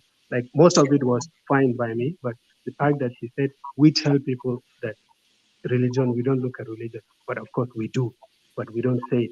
That I object to. I said it. Okay. Those kind of things, like to be deliberately using religion, and what you guys have not mentioned that I also find objectionable in that video is the fact that the use of religious scholars and all this to campaign. Really, this part to me is the worst part, but I don't see people check that off. Like he said that the people that they paid to do campaign for them betrayed them, but that the religious people, they're the ones that really did the actual work and helped the ticket win. That I object to very strongly. I objected to it when Peter Obi was jumping from community. Mohammed, what about the one who said that they give preferential treatment? Please. If I don't speak what I'm saying, if I don't finish my thought process, whatever you say, you are just cutting it in half. I said I objected to the use of religious people for campaigning. When Obi was doing it, I object to it now with Peter, Rufai as well. He said that the politicians that they gave money to, first of all, he said they gave money to, like money politics again, okay? Yeah. Then that they did not work, that they did not do, they took their money and switched off their phone and supported another candidate. And that secondly, the religious people, they are the one that stood and guarded the. So even if he's not actively pushing the religious people to campaign for them, but that is an admission that he's using religious scholars, of course, echoing the sentiment of the Muslim to win votes. That is highly, highly objectionable to me. So if you want to, I said I objected to it when Obi was going from church to church to church to church to church to campaign. He comes to Kano, he will gather Christians in a church, campaign and leave. He goes to Maiduguri, go to Biu, go to a church and leave. When 90% of the population that are Muslims, he doesn't even campaign to them. So you guys see, when you want to object to something on a moral basis, you cannot have a, see, you guys are just shuddering and making faces when I say Obi did that. Did you deny that he did that? I am condemning that, and I condemn Rufai as well. But you will not condemn Obi what he did. That's my problem with you guys. You are very, very, very selective with your morality. When Peter Obi says, I get where you're coming from. Can we answer Mohammed? Mohammed is not the only person here. Okay, hold on. Calm down. Mohammed is not the okay, hold on, respond to that. Didn't Peter Obi Mohammed, go to Kano and go to Sabongari market and gather Igbo Christians and campaign and leave? You go to Borno, my home state. You go to Biu, where there are Christians, campaign and leave. Give me a second.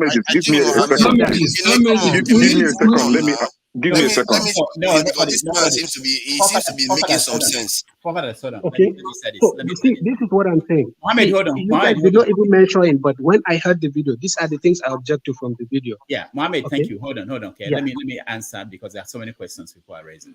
First of all, we're not picking on Mohammed. Okay, and Mohammed, I believe that you're okay with people asking questions to you and you answering them. Okay, because I'm seeing comments that people are picking on Mohammed or that we are giving Mohammed more time than any other person. Point is this, that Mohammed has a different viewpoint, and I think it's important that we hear that and we challenge it, and that's what you guys are doing, which is okay. And it's okay with Mohammed. For those who think that I put him here for execution, that's not what we're doing. Okay. So, but what's important to me? What is important to me is that it's not just going to be Mohammed and Kene. We have to hear from other people. Okay, that's very important to me. So no, Kene, hold on. I know you may think you have the best point, but let's hear from other people. I'm going to go to Jude because Jude has this. We're welcoming you to the show. Jude, just the question, Yeah, thank you guys for the discussion. Yes, I want to say, because initially I was just listening from the background. I never wanted to come in, but there are certain at times when people will be making certain comments, if the right rebuttal is not done, other listeners will go out with the wrong impression. Number one, it's a known fact that Rufai has been one of the sponsors of terrorism in Nigeria. He said it with his mouth, not even anybody. Okay, he said it, that he went to where they are in other countries. He went to give them money and tell them to stop killing their people and so on and so forth. And he has, let me finish. No. The reason, I don't want, hold on. I'm open to saying anything. Yeah, let me finish my point. Hold on, because you do this all the time and you'll be doing more of it. I'm open to saying things about public officials. You can say they are stealing. We know, they can account for money. I'm okay with that. But when you say that somebody is sponsoring, I do this on my show. I said that Rufai, in that interview you're talking about where he went and paid money, he said he paid money to people to stop killing their people. And the journalist asked him, is that the best thing you can do? I know his answer. He said, if you know a better solution, tell us. But that doesn't mean that he sponsors what you can say. And I'll say that on my show, that he is not helping matters. He's not solving the problem. But it doesn't mean that when you say this categorical statement, you defeat the argument you want to make. If you have an argument, you can make the argument. But I haven't finished. I only made out of my numerous points to buttress my by saying things like that. Go straight to your argument. Okay. I'm finding it very hard to explain the fact that in Kaduna, where you have about 50% Christian population, that many Christians have been killed, their communities taken away, handed over to the Muslims, and Muslim leaders are appointed in those states, and the names of those areas are changed. I am finding it hard to believe that we have a governor there who's supposed to be the chief security in that state, and nothing is done. And also finding it difficult to believe that in Kaduna, it's like the security stronghold of Nigeria. Almost all the security apparatus in Nigeria have their headquarters there in Kaduna, but terrorists will go in there, operate in hours and even days, and not unchallenged, And whenever the indigenes, the Christians, they have gone to kill and harass, will rise up, then you will see Rufai. You will see the military coming to, stop them from, retaliating. I'm finding it hard to believe that a governor who does not support terrorism will encourage or will sit back and allow terrorists not once, not twice, not thrice, not four times, uncountable times, come into his gate, kill and brutalize certain segments of his people who are predominantly Christians, and nothing is done, and no one has been brought to book. I'm finding it hard to understand if that person, just like Buhari, I'm finding it hard to understand also how Buhari, if he's not a terrorist, could allow the things he allowed. Many Nigerians, 100 and something, if not to 200 and something people in Nigeria being killed during his tenure. I'm finding, and also how Christian terrorists are being forgiven in the name of through Operation Safe Corridor, being forgiven as repentant Boko Haram. I'm finding it very hard to observe, to understand. And then I'm also finding it very hard to understand that somebody who had made a statement that said Obi is a very good candidate. He's actually a good candidate. He's going to win this election. But to imagine an Igbo man really ruling Nigeria, that they're not going to allow that. Rufai made that statement. I am finding it hard to understand. Okay. Rufai does not have Islamization agenda. There are so many things I can continue on and on to say to support that. So I know this is a platform, right? You are saving your platform, and many other people. And Mohammed comes here, try to water down the atrocity that his own people are committing every time here he comes to this platform. Please. And yet we all want us to become one Nigeria. I am finding it hard to understand. People are committed. What kind of statement is that? Yes, your own people. Who are my people? Dr. Damages, can I respond? Because Mohammed put something. Please, not yet. I don't want to forget. Let's hear from other people. I'm interested in making sure that it's fairly distributed. Electricity, go ahead. Dr. Damages, I'll soon be leaving. Okay, I know. Mr. Igbo Basic, please don't leave. Let me finish asking my question because you are an expert in this area, please. In the line of I'm staying in the line of religion. I'm not leaving, please. I'm staying in the line of religion. Rufai. Ngozika, thank you. You happen to be the only female on this platform. Now, a pastor said wives should go and learn from their side chick how to take care of their husband. This is religion, no, please. Don't condemn my own. No. Hold on. Wait, now, Dr. Damage. Why? I don't like when we go far away from. We're talking about Rufai. We're not going far away. It's the issue of religion, isn't it? All right, go ahead. Okay, I withdraw that. Okay, let me stay. Don't let me upset Dr. Damage before he kicks me out. Okay. If you can connect it to what we were talking about, okay. No, I can't. But it's gonna take it away from it. That's all. No, I'm not moving away because we stay in the line of religion. Listen, no matter what Mr. Mohammed, with due respect, there's something. They always say that there's no point to come and defend the indefensible. I understand that you also said what Rufai said. It's wrong. No matter how he puts it, it's let's call black and white, so that we condemn what the Speaker of the House in Lagos State said during the week. What Rufai said, it's wrong. It doesn't promote unity, or it creates this which is not fair. So to me, I don't think this issue worth overflogging. That's number one. And number two, if in a line of religion or Christians, if Christians feels that they are being persecuted, really in the true sense of persecution, based on their belief in Jesus Christ, then they should take it with a chin, according to the scripture. When the earlier apostles were persecuted for the name of Christ, either they take it or they move to another city. So we have to look at it in every angle. But that rhetoric has to be condemned, number one, because it's not helpful.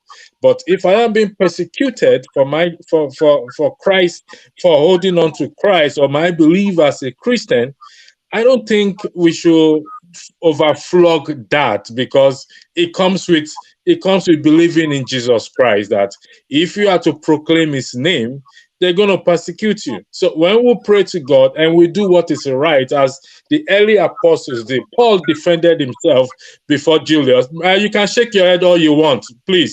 With due respect, Mr. Lumide, you can't be right all the time, okay? I'm talking about Christianity here and persecution. I'm not talking about indigenous people, as you've defended all along. You are being insensitive with what you're saying to Christians. We are telling them to move to another place, move away from their ancestral land. When the apostles, listen, will you listen to me, please? Will you listen to me? Will you listen to me? Stop saying Will you listen to me? You don't tell me not to say that. What right have you got to tell me not to say that? All right. I don't understand. What audacity do you have to tell me not to say my mind? Who are you? What audacity do you have? All right. No, I don't. Who is he? What audacity does he have? I respected everyone. I don't. When you were talking about your indigenous this thing, I am saying when Christians are persecuted according to the scripture, in their belief, even Jesus Christ said that persecution comes with the job, with believing in him. Now, like I said, Rufai comment has to be condemned, must not be allowed to see the light of the day, just like the rhetoric of the Speaker of the House of the Lagos State House of Assembly. But as a Christian, when you are persecuted, and you know you are being persecuted for your faith in Christ, the scripture tells you what to do. It says rejoice. It's there in the Bible. All right. Thank you. Thank you. Igbo basics. Hey, oh Lord. Okay. Can I have a show between you and Mohammed? Just to. I don't want to forget this thing. That's not what we have. Write it down. Folks, it's people like Mohammed. I didn't mean to start from there. It actually pains me that when I see young men who are being contaminated, you come with purity in your mind, but as a result of what the old cargoes are doing, they keep contaminating the young ones who will do otherwise. I didn't mean to go straight into this religion thing because I'm really celebrating. We just celebrated Chief Zerudiah Okorigwe alias 430. We just celebrated his 73 birthday. That man is 73 today. So I want to use this opportunity to ask the folks in this panel. So please, may we say prayers that the 73 Moses would add to 74 to 90 and more. May we say prayers for the man to be healthy. That's what I ask of this forum. Having said that, I just want to make 2 points. When you talk about religion, first of all, when Nigeria goes out, we're talking about Nigeria. When Nigeria goes out, the times that Nigeria have gone out to play soccer, and they won Olympics in Atlanta, other things they won in different places. I don't think they were looking at religion. They were looking at the most qualified soccer players to go into the field. And by the same token, today, I can dare say, if a group of northern young folks, the age bracket of Mohammed and rest, come out, they're not going to condone what the elders have done, which kept them in the dark for so long a time. They will come out with a pure mind. Let's do what it is that is going to help for this country to stand. Having said that, we tend to be forgetting what the agenda has been, be it El Rufai. By the way, does anybody know the height of El Rufai? And when I ask that question, why I ask that is that a young man named Onwuka Intabiz in Aba, Naxmi, Nelson General Steel Manufacturing Company, from Abriba, the smallest man that I've met in my life. When it comes through, you won't know that that man has come in. But these people who are pentromic in nature, what comes out of them can actually be either dangerous or very good, or whichever way you term it. I go to the point that because we have Nigeria consistently gone for 10 years in government with a Muslim, whichever way you say, with a Muslim president. We've gone 8 years. We have 2 more years to go to make it 10 years. It goes back to OIC, Organization of Islamic Country. I've been talking about it here, but everybody seems to just, it blows away. If Tinubu and Shetima complete their 10 years payment of debt dues that we owe to IOC, I understand we automatically become, we're already there. So I want us to look at that very, very carefully. What is about the tip of the balance? As a result of the OIC, the Muslim situation, we're a secular state. That's what we are. Okay, hold on. We went home for that. Igbo Basic, hold on, because I think I've had this. What you're just trying to say now, Mohammed, do you know anything about OIC? Let me see. Let's see. Yeah, I know the Organization of Islamic Countries or something like that. Yeah. So is there anything? I once saw their headquarters in Saudi Arabia. Okay. Is there any rule that says that if a country, if I'm wrong, Igbo Basic, help me. If a country goes 10 years, is it 10 years? Is it that if they go 10 years with a Muslim leader, that country automatically becomes? Is that the theory, Igbo Basics? No. The theory is that consistently paying their dues for 10 years. Oh, paying their dues. We paid for 8 straight years under Buhari. And then 2 more years. What happens when you pay your dues for 10 years? You're automatically in there completely, whether you like it or not. We are cemented. We are there. And what will happen? What will they do to you? Like, I don't know. We are no longer a secular state. Country, right? We will no longer be a secular state as it's defined, correct? They will rewrite the constitution, or what will they do? We are currently a secular state that accommodates Christians, Muslims, everything. But when they go in being a permanent member of Organization of Islamic Countries, we are taken out of that circle of being a secular state. We should look at that very seriously. And let me end with this. All of us, this thing called religion is just another social circle. Social clubs, Wine Drinkers Club, Church of Menuku, St. Bottles, name it, all these things. It just turns out to be that religion being an opium is what has been used to put our people down before us, before we were born. All right. My place, we had Obasa. Igbo Basic. Thank you. Please, for heaven's sake, let us look at that situation. What is happening is, again, I call it the vulturization of Nigeria, And if we are not careful, we will not have no country, because all the vultures that have gathered, Britain, Russia, France, all of them, they are vultures.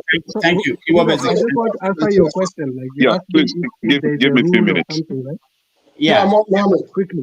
So what I don't know about anything about this organization, but I just know that I think it's not like Islamic countries. It's just that they admit to their membership, I think, countries that have significant Muslim population. I believe India is part or something. India and places like that. Even if it is a Muslim minority, but if there's significant Muslim population, they admit it or something like that. And I know that it was IDB that put Nigeria there. And by the way, I heard that Tafawa Balewa put Nigeria also under Organization of Christian Countries or something like that. I saw it somewhere, read it somewhere before. Even before that, Nigeria is also. So if Nigeria, if there's some organization that admits people, countries with significant Christian population, definitely Nigeria will be part of it. What is wrong with that? As long as they're not going to do us anything. And by the way, I think this OIC thing is very beneficial to Nigeria because they give us these loans, Islamic Development Bank or something. They will give you loans and. Mohammed, do Nigeria need loans? Don't Nigeria have? No. Enough. I don't care about this. I just saw their headquarters once. I don't know if Nigeria. India is not member of OIC, by the way.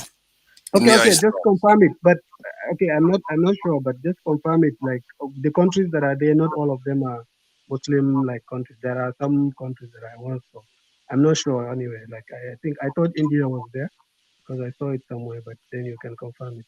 All right. So it's not some, but this propaganda of some nefarious thing, 10 years and these things, I don't believe any of that. Like, 10 years they'll become Muslim. So go study it. So go study it so that when we come back talking about it, we'll talk. What you should be more concerned about is that generally when nations exist between a balance of Christian and Islam, generally the Islamic religion goes on to overwhelm that nation or stay still. But the other way never happens. We've never seen it happen in the last 100 years or so.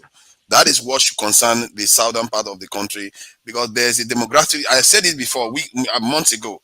That demographic shift that is happening in Nigeria is going to be consequential because we are running a democratic system, and that is what Rufai is playing on. I've had many of them, even in Kwara, they talk about this all the time.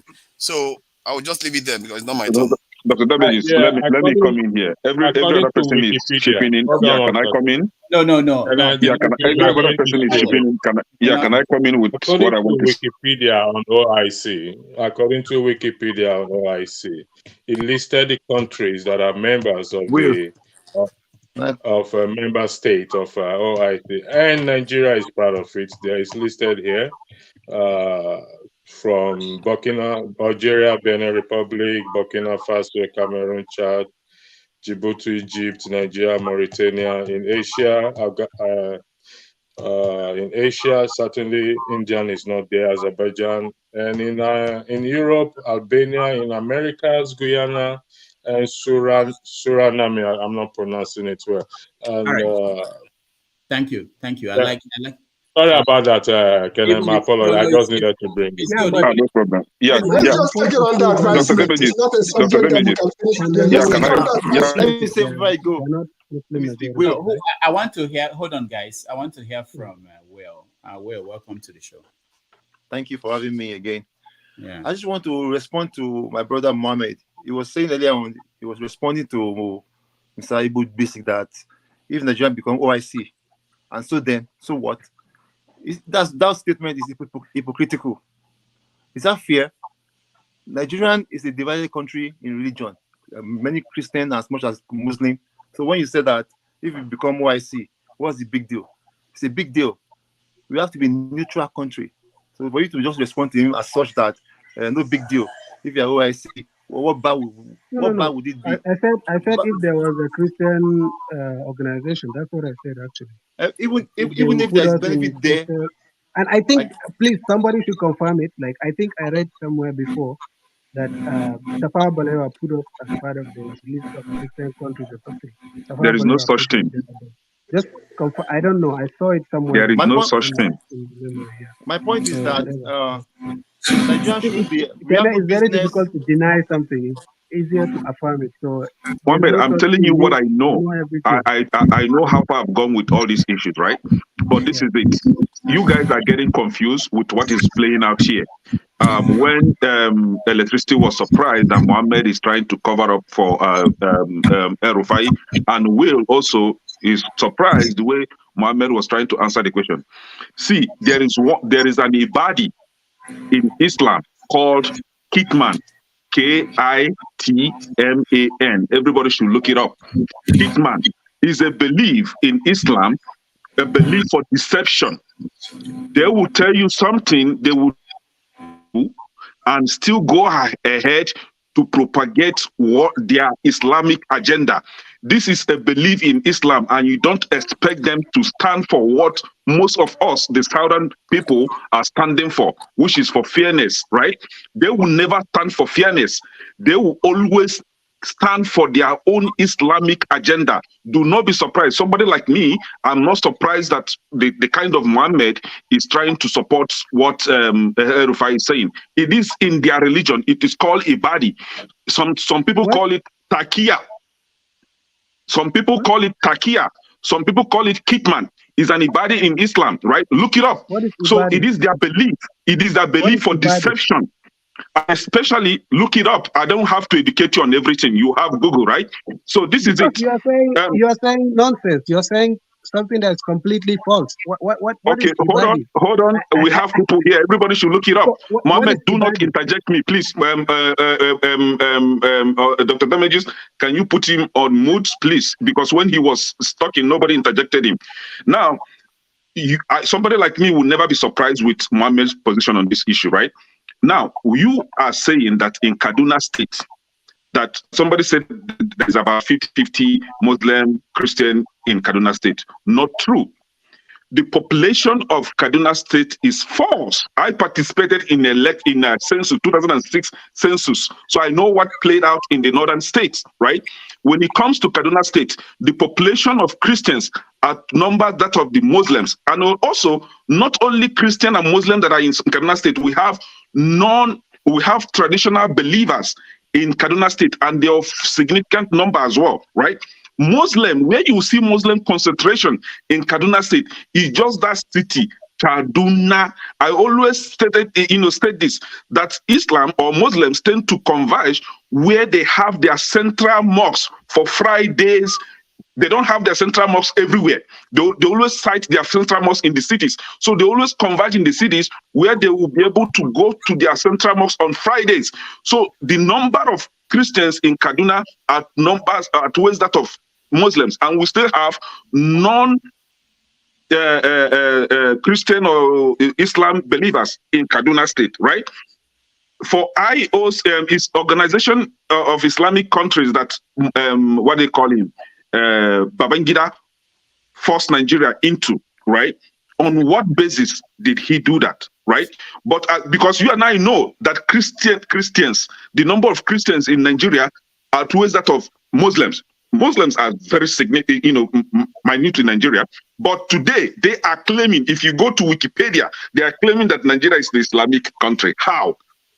How did you get to that number, right? And what Igbo Basic is saying, this is what some of us from the South are not really looking at, putting into consideration.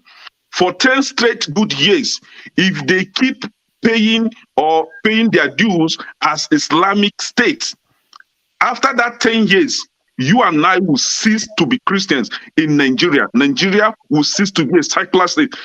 Just like what happened in Pakistan and Jordan, it will replicate itself in Nigeria. And we're here talking about one Nigeria. One Nigeria, you and who are one Nigeria?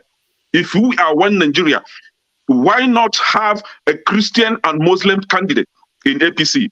Mohammed, you are trying to use P2B of playing religious game. How? P2B's advice is a Muslim. P2B went to campaign in northern states. P2B went everywhere in northern state. He came to southern state.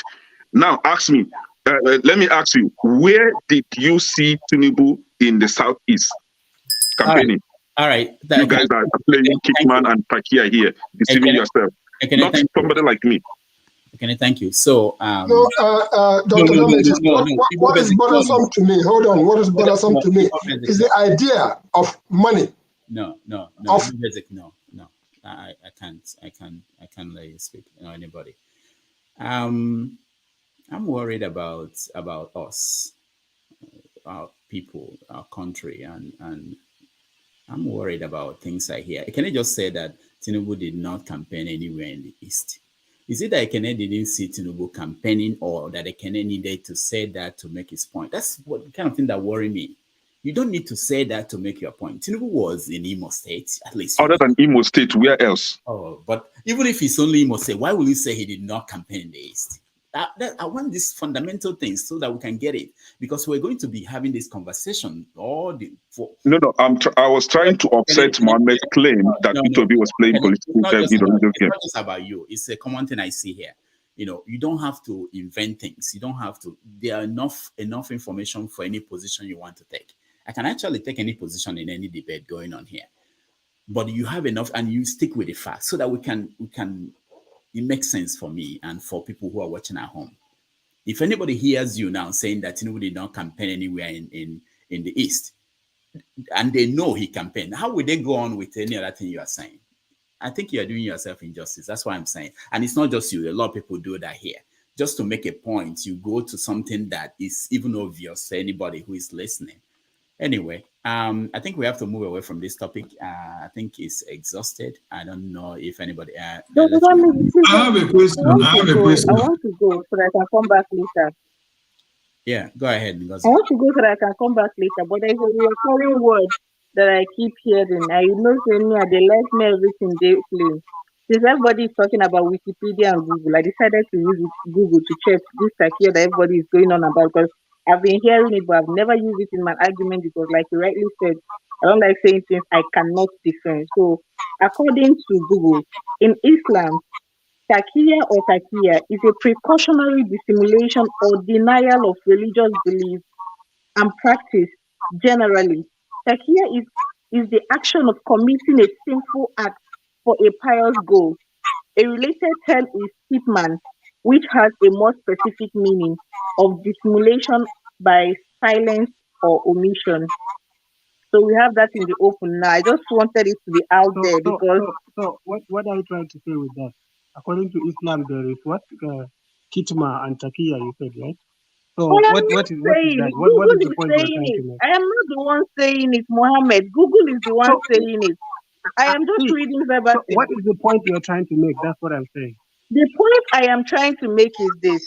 So I'm trying to make this point clear. Should I come and tell you, according to Christianity, Mohammed, you asked me a question. Can I answer? So you asked me a question. Can I answer? Do you want me to mute my mic? I can mute my mic. Answer it.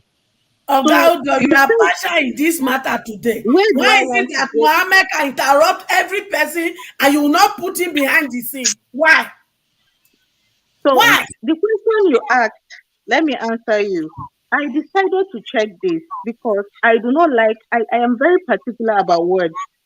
I am very particular because I believe words have strong implications. So when these words have been used over and over again, I believe the people watching us deserve to know. Not everybody can readily run to their phone and check this out. The people watching deserve to know, what is this word they are throwing about? What does it mean? And I heard Google. All of you have been using information from Google and Wikipedia. Why should mine be different?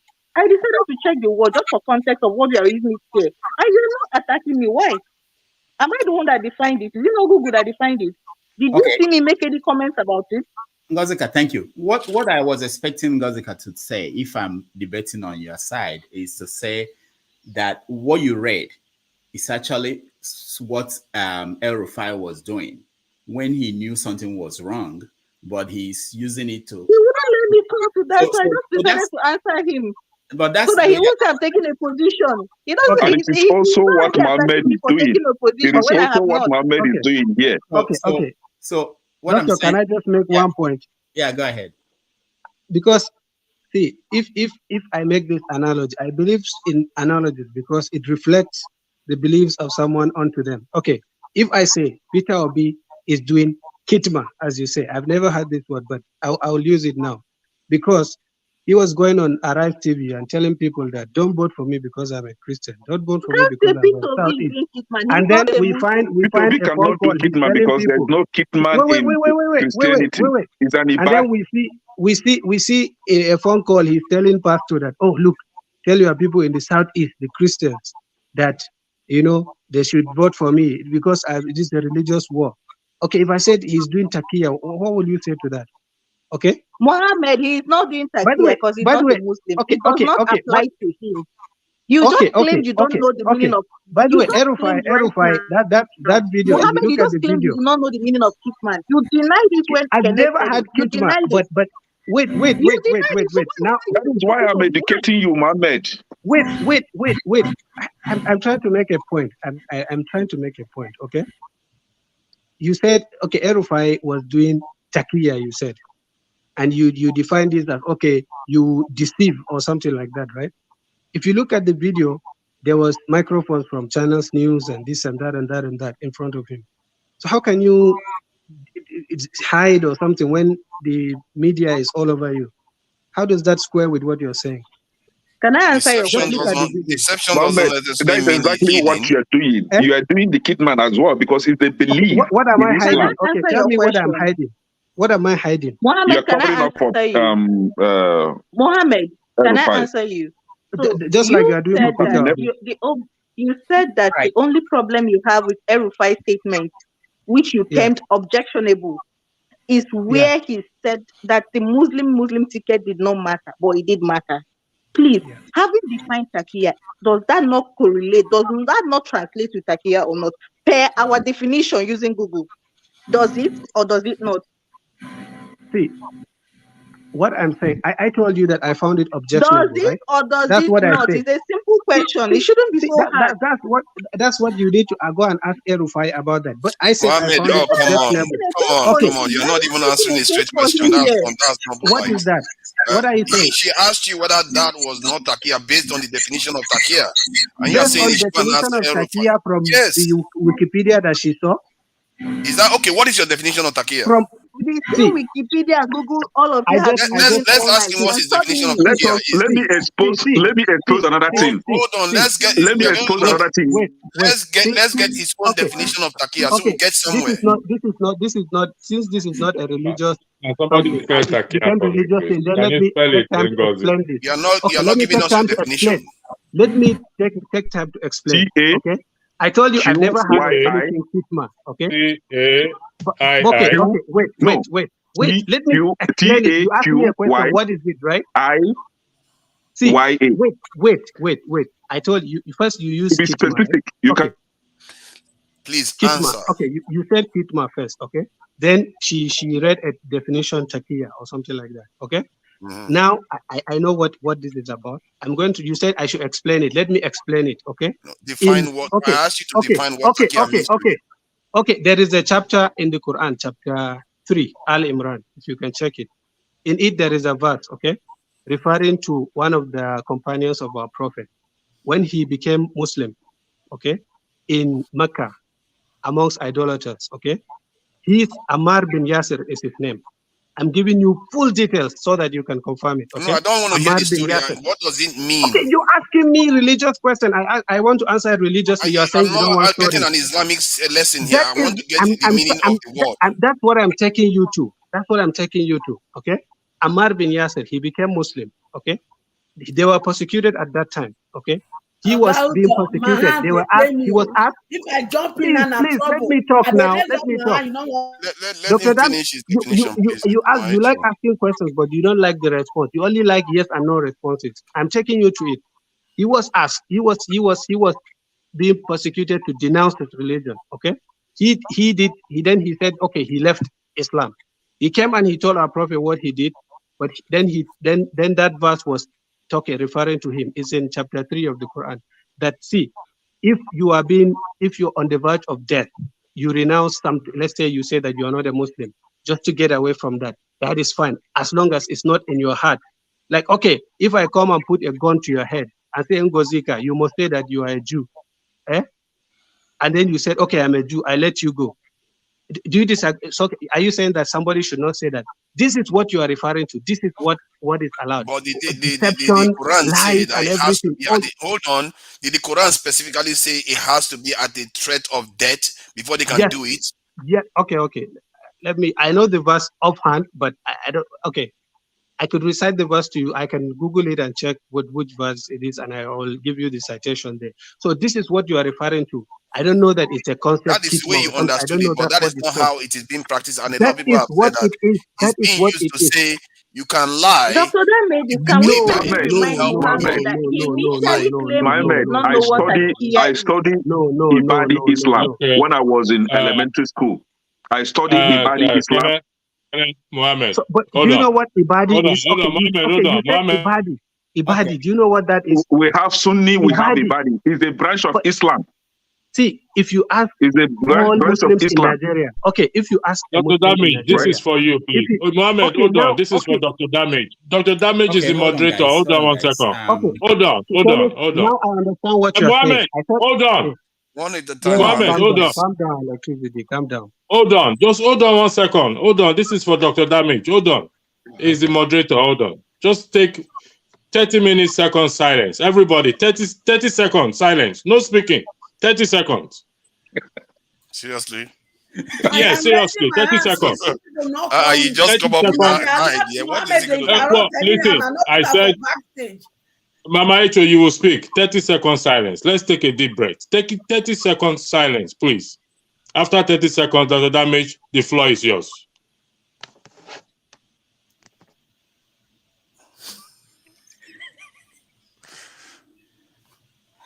Okay, the floor is back and everybody's silent now. I like that. But let me say this. This is a roundup. I think we are going to. I think I got a little bit inspired. I felt that what we are doing is actually important. That we've not been having conversations. Yep.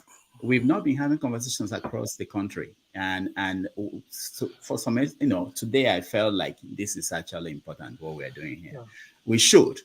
Because we don't understand anything, we don't understand each other, we don't talk. And how do you operate? We don't talk. We need to. Over time, if we continue to have this conversation, over time, people we begin to know that I don't know it all, you don't know it all, and what I'm doing I may not have a bad intention, it may not be the same way that other people will say it. And we are too much against each other, fighting. Sometimes people ask questions as if I'm responsible for what's happening in Anambra State, or it's not we individually. We are individual. We're just one person. So I think it's a very good thing that we should have conversations and we should continue to talk. But I don't think we're going to arrive at a conclusion today on what's going on. So I think we can leave this topic. I will just I'm just going to leave now. I just wanted to take back what I wanted to No leave. Wait. I will answer you. Okay. I just wanted to take back what I said to Kenneth. He was saying there's something Ibadi. He was using the word Ibadi. I didn't hear his pronunciation very well. Now, when he said something, now I know what he's talking about. Ibadism is a sect that exists only in Oman now. It's very ancient. It's a sect of Islam that was existing in the beginning but died out. Now they have tiny, let's say a couple of 100,000 people in Oman. So a doctrine that they have, I tell you, if you ask any 99.99% of Muslims in Nigeria don't even know what Ibadism is. They don't even know what that is. So if it's like me saying, okay, Jehovah's Witness or Mormons or something, some doctrine in Mormonism, and then say, oh, that is the doctrine of Mohammed Roundup in the You said there is Sunni, there's Ibadi. That's how I understood. They're called Khawarij, by the way, if you don't know. Their real name that people will know is Khawarij. Ibadism, apart from in Oman, that they have tiny couple of 100,000. They don't even exist now in Islamic world. So if that is the doctrine that they have, you should know, at least if it is a Sunni doctrine, then that's the 95% of Muslims. But if you believe Ibadis believe that... let me do my talk. It was founded by the Ibadinism, right? It was founded by Ibadinism, but it is in Islamic belief. Is in that Quran. Is in Islamic belief. Let me tell you, Muhammad, right? In Islam believe that you as an Islam, you can use any deceitful means to gain power, to assume power, and you can continue to use any deceitful means to keep power to yourself. That is a belief in Islam. I know that. So this is why our southern brothers, they don't really understand the belief of the Islamic belief. They can use every deceptive means to keep power. They don't believe in fairness. That's Islam. Tell yourself the truth, Mohammed. We're here to understand ourselves. Pardon me? You believe in fairness, Abi? All right. Yes, I do. Thank you, everybody. That's what I advocate for. Thank you. Thank you, Mohammed. That's what I advocate for, bro. Mama Echo, go ahead. You are the last person on this. Go ahead. It is so sad that some people who are in Kaduna, they are indigenous of Kaduna, and the only offense they committed is because they are Christian. Now to Muhammad, they deserve to die. In the presence of Rufai, and he did nothing. And he said nothing. And somebody is here defending what? It's so sad that in the midst of the important religions we brought to Nigeria, both Christian and Muslim. What you people are able to bet out of it in the younger generation are kidnappers, and Yahoo boys and girls, are Boko Haram, and banditry, or no government. Shame on us. Religion was supposed to project us in a better perspective in life. But no, people like Rufai will turn religion to become what this younger generation has inherited from you people, from all the religious teaching you people gave to them. And yet you don't see anything wrong. Go to where you brought your Muslim from, Saudi Arabia. Can't you see them progressing? You even travel with our money to go there in the name of pilgrimage. Shame on all of you. Go to Jerusalem. You people go there in the name of pilgrimage. Carry our money, go there. And at the end of the day, look at the generation of young people you people have bettered, and you are not ashamed of yourself. You turn them to what God did not turn them to in the name of religion. And at the end of the day, instead of bringing glory to us as a nation, they are bringing shame. And you are here talking rubbish. You are here supporting nonsense. You don't care about this younger generation that you have used religion to destroy. Shame on all of us. And shame on those who support Rufai without putting these younger ones into consideration. And you are here coming to defend what? Coming to defend what? And somebody is pretending he doesn't understand the common Muslim language that Kene use here. Pretending to who? Don't worry. The breakfast, all of us go chop and last. All of us will chop it. What you people have used religion to do to this younger generation, you don't care. But you see, when they learn the Yahoo, who did they take at the Yahoo? Not Buna. When did they kidnap? Who did they take and kidnap? Not Buna. When did they take and they do rampage with no government? Who are they going after? Not Buna.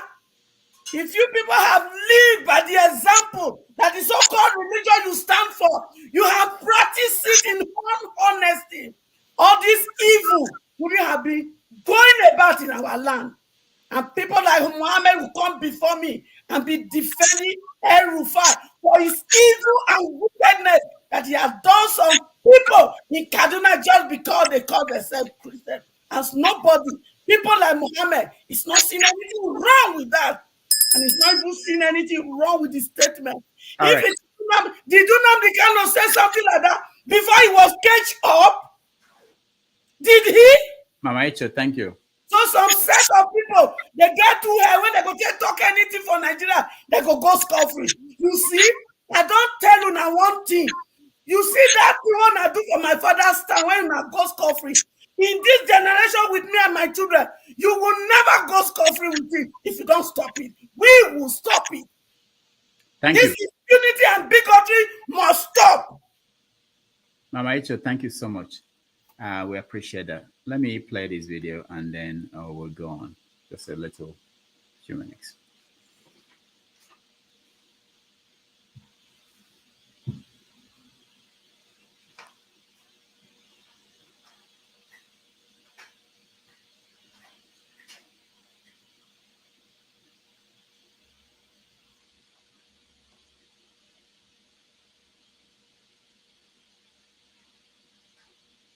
All right. While we wait for that, I'm not sure why it's taking.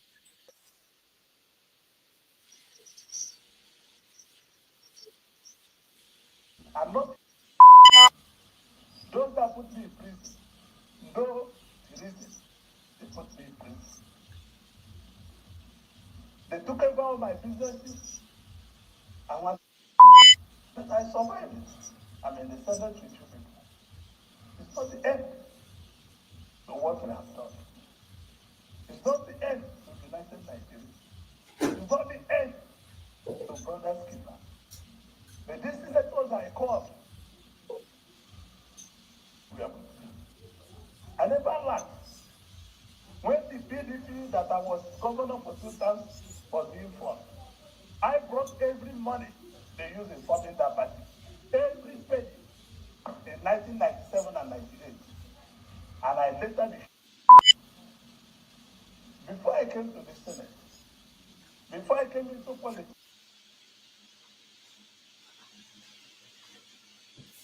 All right. That's Odizokalo, Senator, giving his farewell speech at the Senate, crying about, why is he crying? About what happened to him. We are hoping that he will join us sometime on this show, if you hopefully in the next few weeks, and you will get a chance to talk to him. Let me just announce that I think in July we are bringing a Nigerian writer to the show. His name is Dr. Let me share a copy of his book, and he's going to talk about. He's actually a medical doctor, but he writes novels, and he's going to talk about why he's writing and the role that people like him, he's based in America here, people like him will play in trying to solve our problems we have in the country. And so for everybody who is watching, I have a copy of this novel that he will send a copy to somebody on the panel today. I just have to come up with criteria that we are going to use. So I think what we're going to do now is that we're going to take a little break and do a rant. And whoever comes up with the best rant will get a copy of this book signed by the author. So that when he comes on the show, that person might be able to. We'll do this every week until he comes on the show. I think that's the best, and I can guarantee that we do this. We send a copy to the best person who ranted. I will be the panel of judges for this your ranting. Dr. Damages, last time I turned out to be the best ranter or whatever. I won a book. I have not received that book till today. What book did you? Tell me the book. We called. I can't even remember the name, but that was last year. All right, but I have the copies here. I have my copy, and the author is also aware of this, so he's going to say he will send it to anybody who. You are owing me one. I will send you my. Just tell me the name of the book. We talk to the author, not me. I can't remember honestly. But I have a extra copy here. If the author, but he will send it to you. All right. Okay. So let's this time. Don't look the video. Yes. Look at the video, you go remember the name. I wish I remember the date, but don't worry. And then we'll find it. So this is an opportunity to let off steam. And whatever is worrying you or troubling you about the country, you have a minute to rant. Let me see if there are people in the backstage who we should let in to rant. I think it's a very good exercise, ranting, and is Olumide here? Okay, Olumide, I'm rooting for you. So the way we're going to do the judging is going to be left to those on the comment section. CM wants to join. Thank God. Professional. So everybody, just a minute, and you rant for 1 minute. Anything, any subject. We don't care. But be nice. All right, I'll start with you, forefathers. A minute. Yeah, I think if I'm to rant about anything, is the fact that we still are playing this game of divide and conquer, and there is no win at the end of it, and we have to depart from that way and put the nation first. Because if you put the nation first, common sense dictates that when the nation rises, everybody else will rise, like a tide that lifts all boats. It's common sense, and we have to discourage the ones that want to do the opposite, because the path that they want to walk is not going to lead us anywhere. And people that should be ostracized from politics, ostracized from public distinct bodies, because they are just going to be in the system alienating fellow citizens. like Rufai just did. He was talking about winning in a democratic system as if there is not going to be a time when a Christian will win in 20 years. It's crazy. But this is what we have, and we have to fight against it. All those like electricity and the others that believe in the nation, they have to be fighting hard, and we have to come together to do this hard work that we need to do. Thank you. Thank you. 1 minute is really short, by the way, of course. for a rant. Now you know. Igbo Basics, 1 minute. I see some people in the backstage. I will let you guys in. I will remove the people that ranted. Go ahead, Igbo Basics, 1 minute. I don't think I'm a very good ranter, but if I'm to rant about Zebediah, it's a rant. Oh, Chief Zebediah Okorigwe alias Potati, the grandfather of the grand comedian of Nigeria. Anyway, it's been a pleasure trying to cooperate with our folks here. I still say that for Nigeria, for that Nigeria of a place, once we take away religion, and I still call religion another social club of a different cadre. Once we take away religion, tribalism will always be there, okay? It's a part of life. But once we take away religion, maybe we'll begin to see clearly. Maybe we can now select a football team that is capable of going into the World Cup. Not until then. UK, Ojo Zokalo is here from my hometown. He's from my own very kingdom. So when he's talking about the Senate, when you bring up the subject matter, I can defend that any day, anytime, as you play. Now, so do they play. All right. Thank you. Thank you, Igbo Basics. Kene, 1 minute. Yeah, thank you. So when the book of Zebediah is coming soon. No. Igbo Basics, we are doing something else now. We don't have time. We don't now. We'll come back to you. We'll come back. You didn't come to Wala the orgy for Zebediah today. Your time is up, Igbo Basics. So can you reverse my 1 minute? Let's start from the beginning. Yeah, from the beginning. Go ahead. Okay. So when I watched the video of Ojo Zokalo crying, I was just so laughing. I was laughing because I remembered when Ojo Zokalo took Tinubu to his mama. Mama, come and see my boyfriend, and he was shouting like a baby. Now, this is it. He has been used and dumped. This is the same thing that Nnamdi Kanu has been warning our southeastern politicians. Work with your brothers, work together to achieve this purpose. But no, their self-greed, their selfishness will not let them work for the good of their people. The same Ojo Zokalo forsook his brother, P2B, for a Muslim ticket. Now he has been used and dumped. The same way that Saduda Kuba was crying the other day online, that they've been used. The same thing that the governor of Imo State is doing today. You are selling out your brother, and you think you'll be trusted. Shame on southeastern governors. Shame to them. They don't have sense, and I don't think they will ever have sense. Thank you. Thank you, Kene. Jude, you're next. Well, my ranting is in the fact that we live in a country where every time Christians come out to make statements, they become, they are meant to apologize for it, no matter how little it is, and consequences. But when Muslims from the north, like the Fulanis and the terrorists like Rufai, make statements, they are not apologetic to it, to that. Rather, we'll continue, many of us, Christians, will even continue to come and defend such statements. Honestly, in a country where there is injustice, where people continue to play the ostrich in terms of apparent injustice and unfairness, there's no way that country can progress. If we really want to make progress in Nigeria, everybody should be out to call out evil where we see them. We should begin to call out our people who commit evil where we see them, like Ojo Zokalo. Somebody like me and many Igbos will never support somebody like Ojo Zokalo. 1 minute is gone. Thank you, Jude. Electricity, you are next. Yes, CS, according to forefather, is common sense. I have it here. Raised to the power of AJ. I'm going to withhold that AJ in order not to be stoned to death. Now, common sense clearly tells us that no matter what, to achieve anything, we must go by the rules. So we cannot be doing the same thing and expect a different result. It ain't going to happen.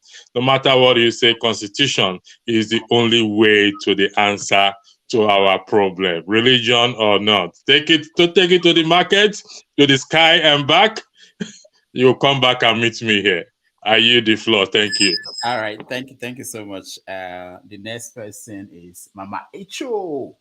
The wealth of every nation is the human capital of the nation. The youth happens to be our human capital. But instead of building them up to become productive, to give us wealth, we are destroying them with religion. We are destroying them with lawlessness. We are destroying them with environment that cannot even make them to strive and compete with the Western world. What a shameful country.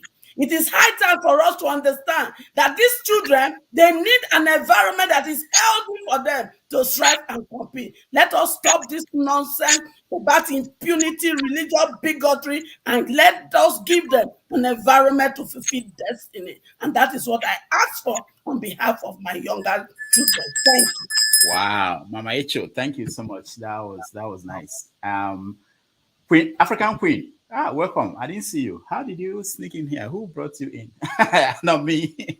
Welcome to the show. So I give you 1 minute to rant on any subject. Thank you, Dr. Damages.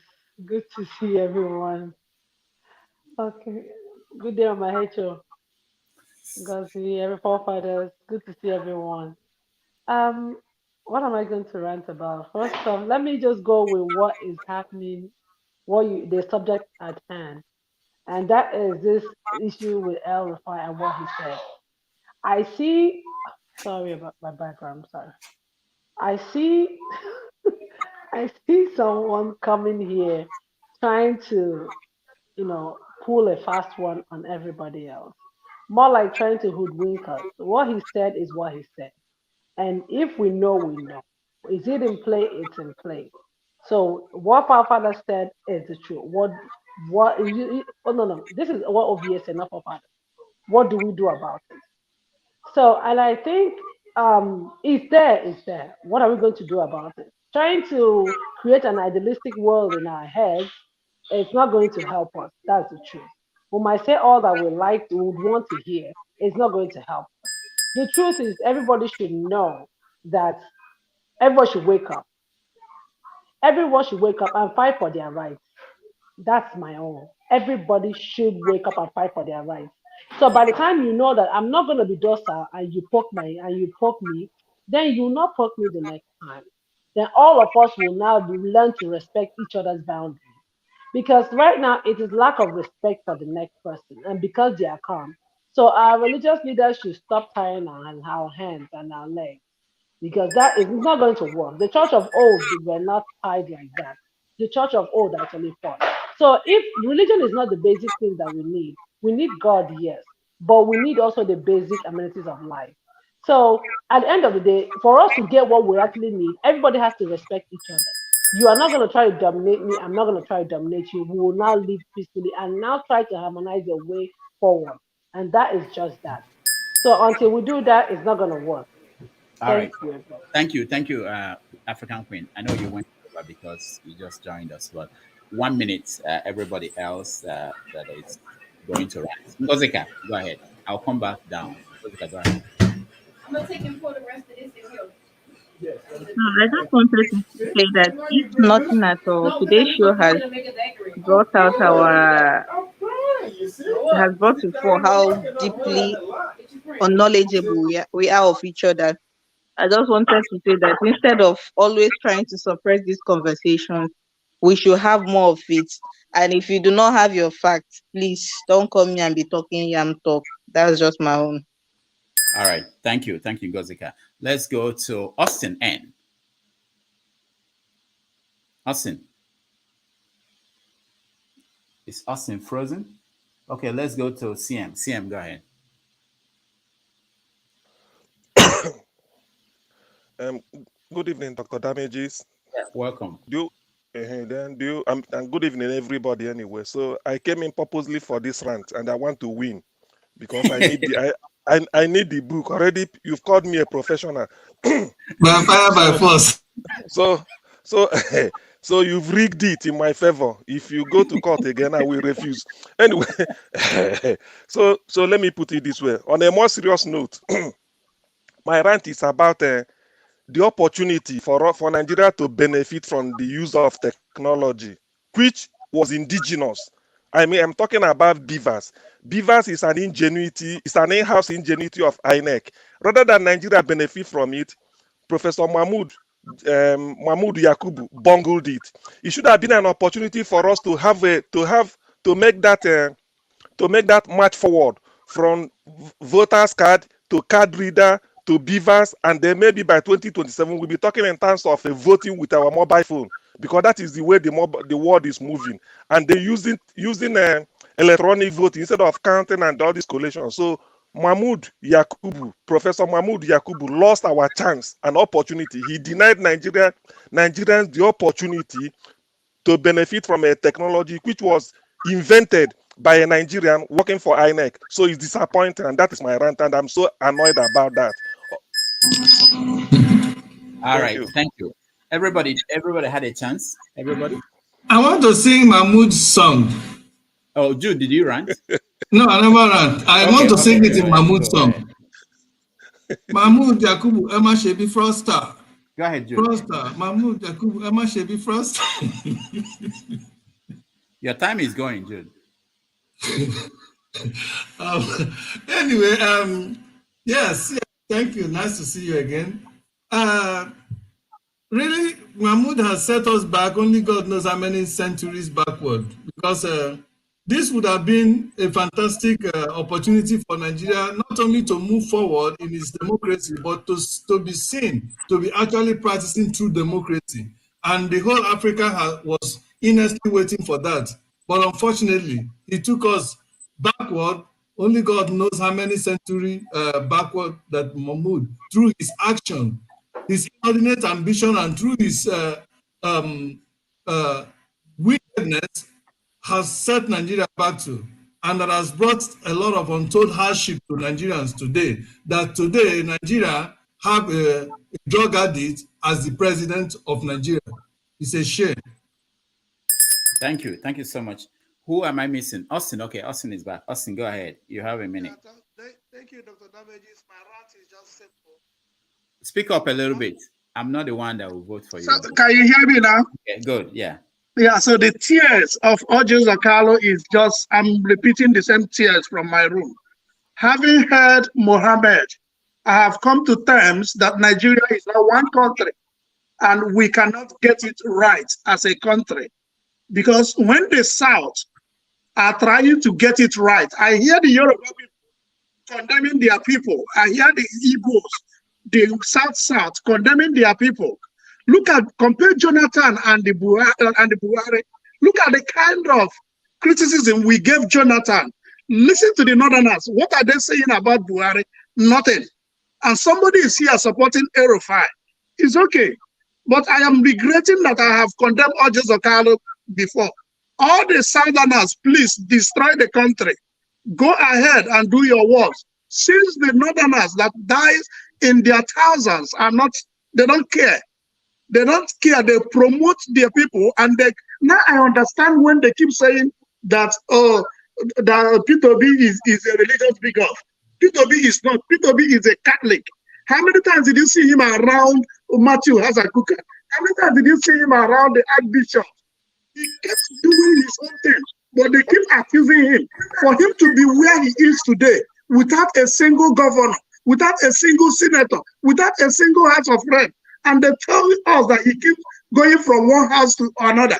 When the APC were everywhere, using the state resources to mobilize everything, and they keep condemning us.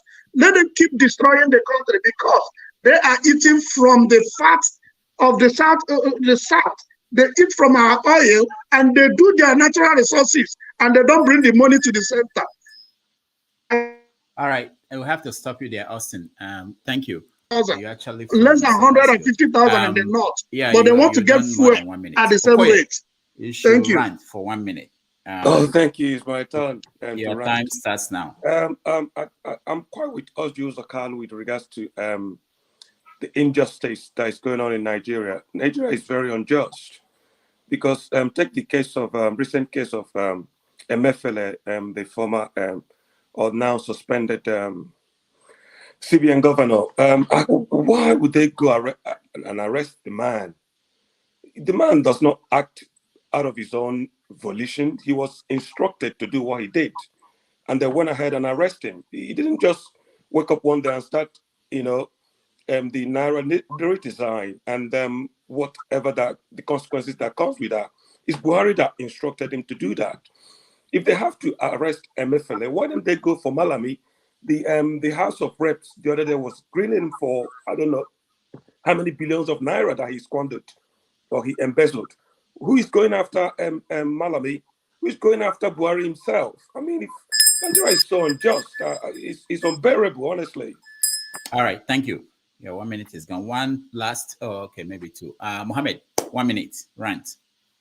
Yeah, so I wouldn't call it rant. I would just summarize my observations from joining this studio. I will say that this has been the most confrontational since I've been joining your show. I will say that the problem that we have in Nigeria now is that we have double standards for everything, okay? We condemn same-faith ticket as long as it's not our religion. When it's our religion, we excuse it. We say that this guy said objectionable thing. When my guy says it, I don't object to that. So I think this is what empowers the extremes from all sides. For example, you see, I see people laughing now, but they all know what I'm referring to. I mentioned the case of Plateau, since specifically I joined for this Rufai thing.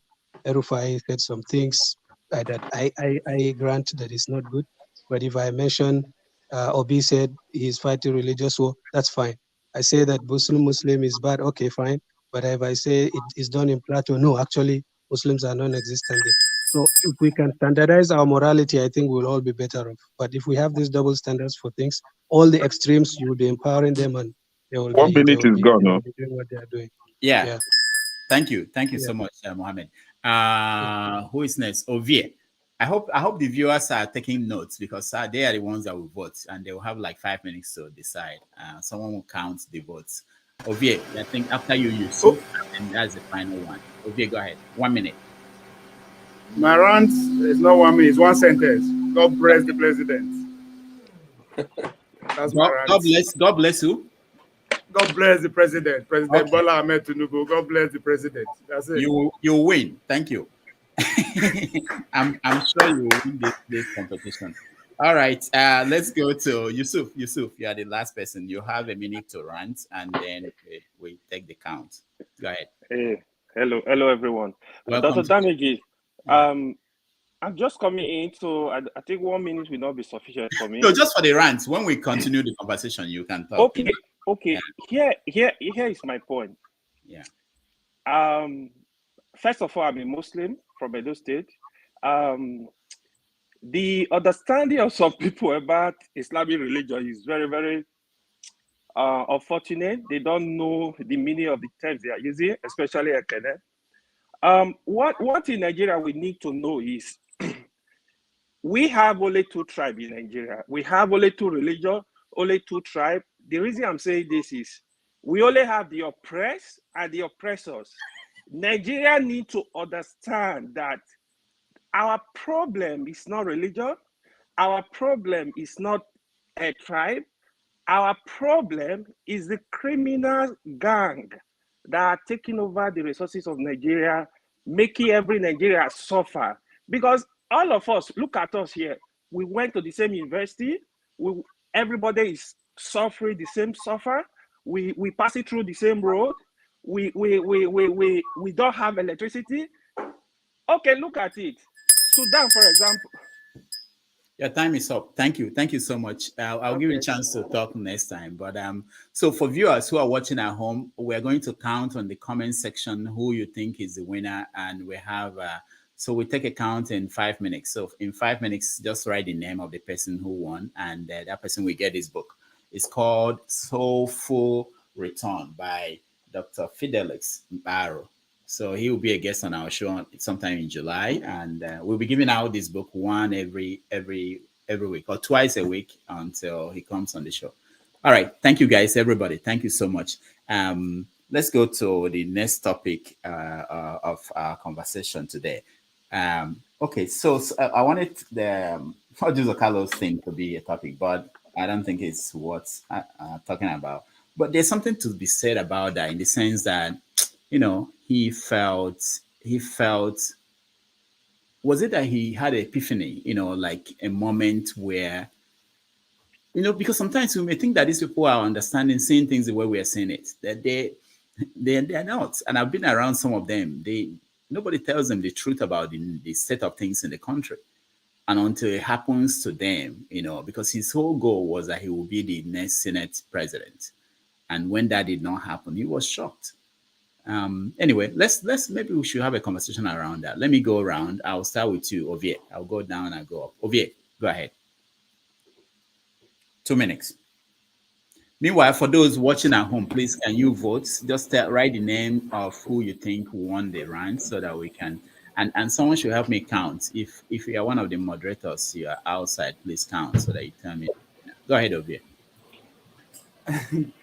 Uzokalu. I mean, it's well, when I say the rich also cry, but I think now the funny thing is that not be with the bitter. If to say that with the bitter when they cry, it was sweet me. Now they fight, right? It's like it's a turn by turn thing, and they scale them over. What it means that there's no position for him at all to actually even give it a shot at the president, make it even contest. So that's what it means, because it's falling into the hierarchy of the system. So that's what he's crying for, not necessarily. And again, his business is at stake because it's about what you have at stake in this thing. His business might be at stake. How do you actually make case for yourself and what you have going on for you?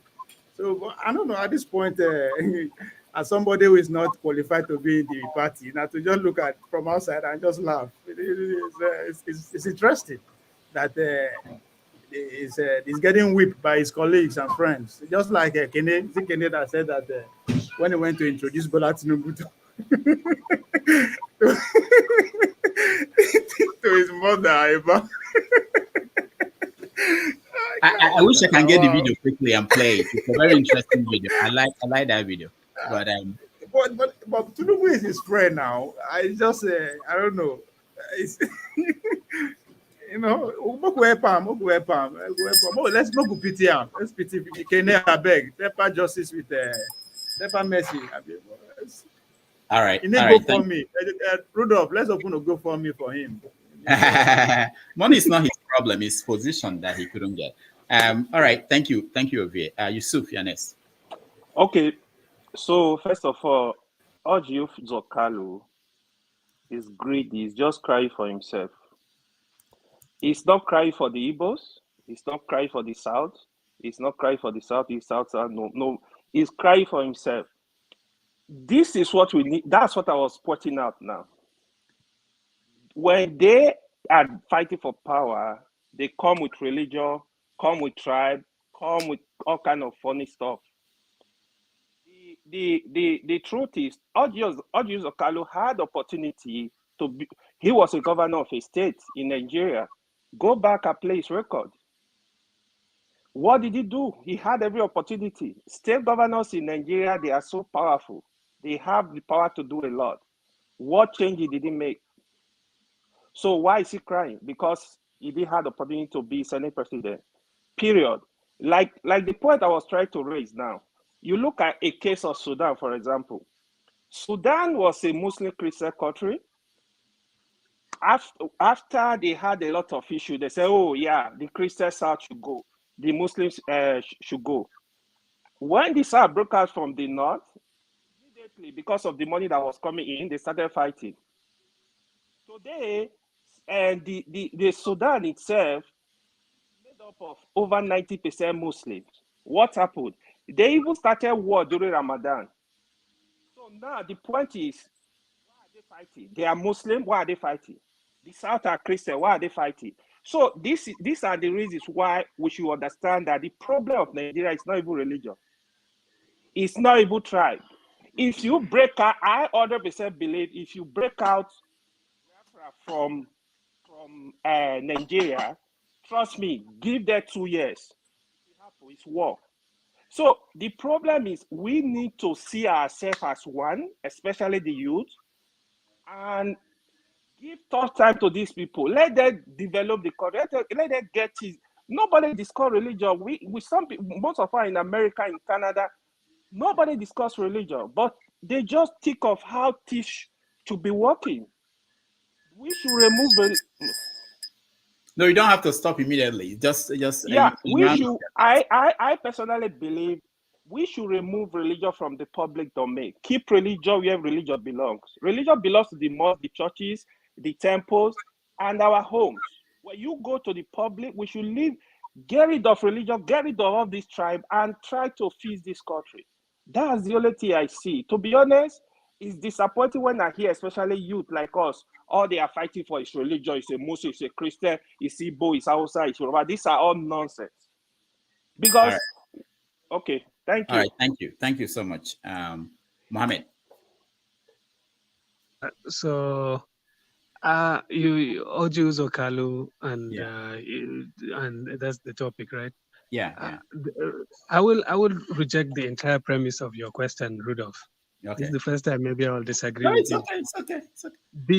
The implicit in what you are saying is somehow that Oju Zokalu helped Tinubu and he gave up his, or I would say he didn't support his Igbo brother, and then now he doesn't get the Senate presidency. That's the message. No, that's not what I'm saying. I'm saying that he wanted the position. He made it clear that he wanted the position.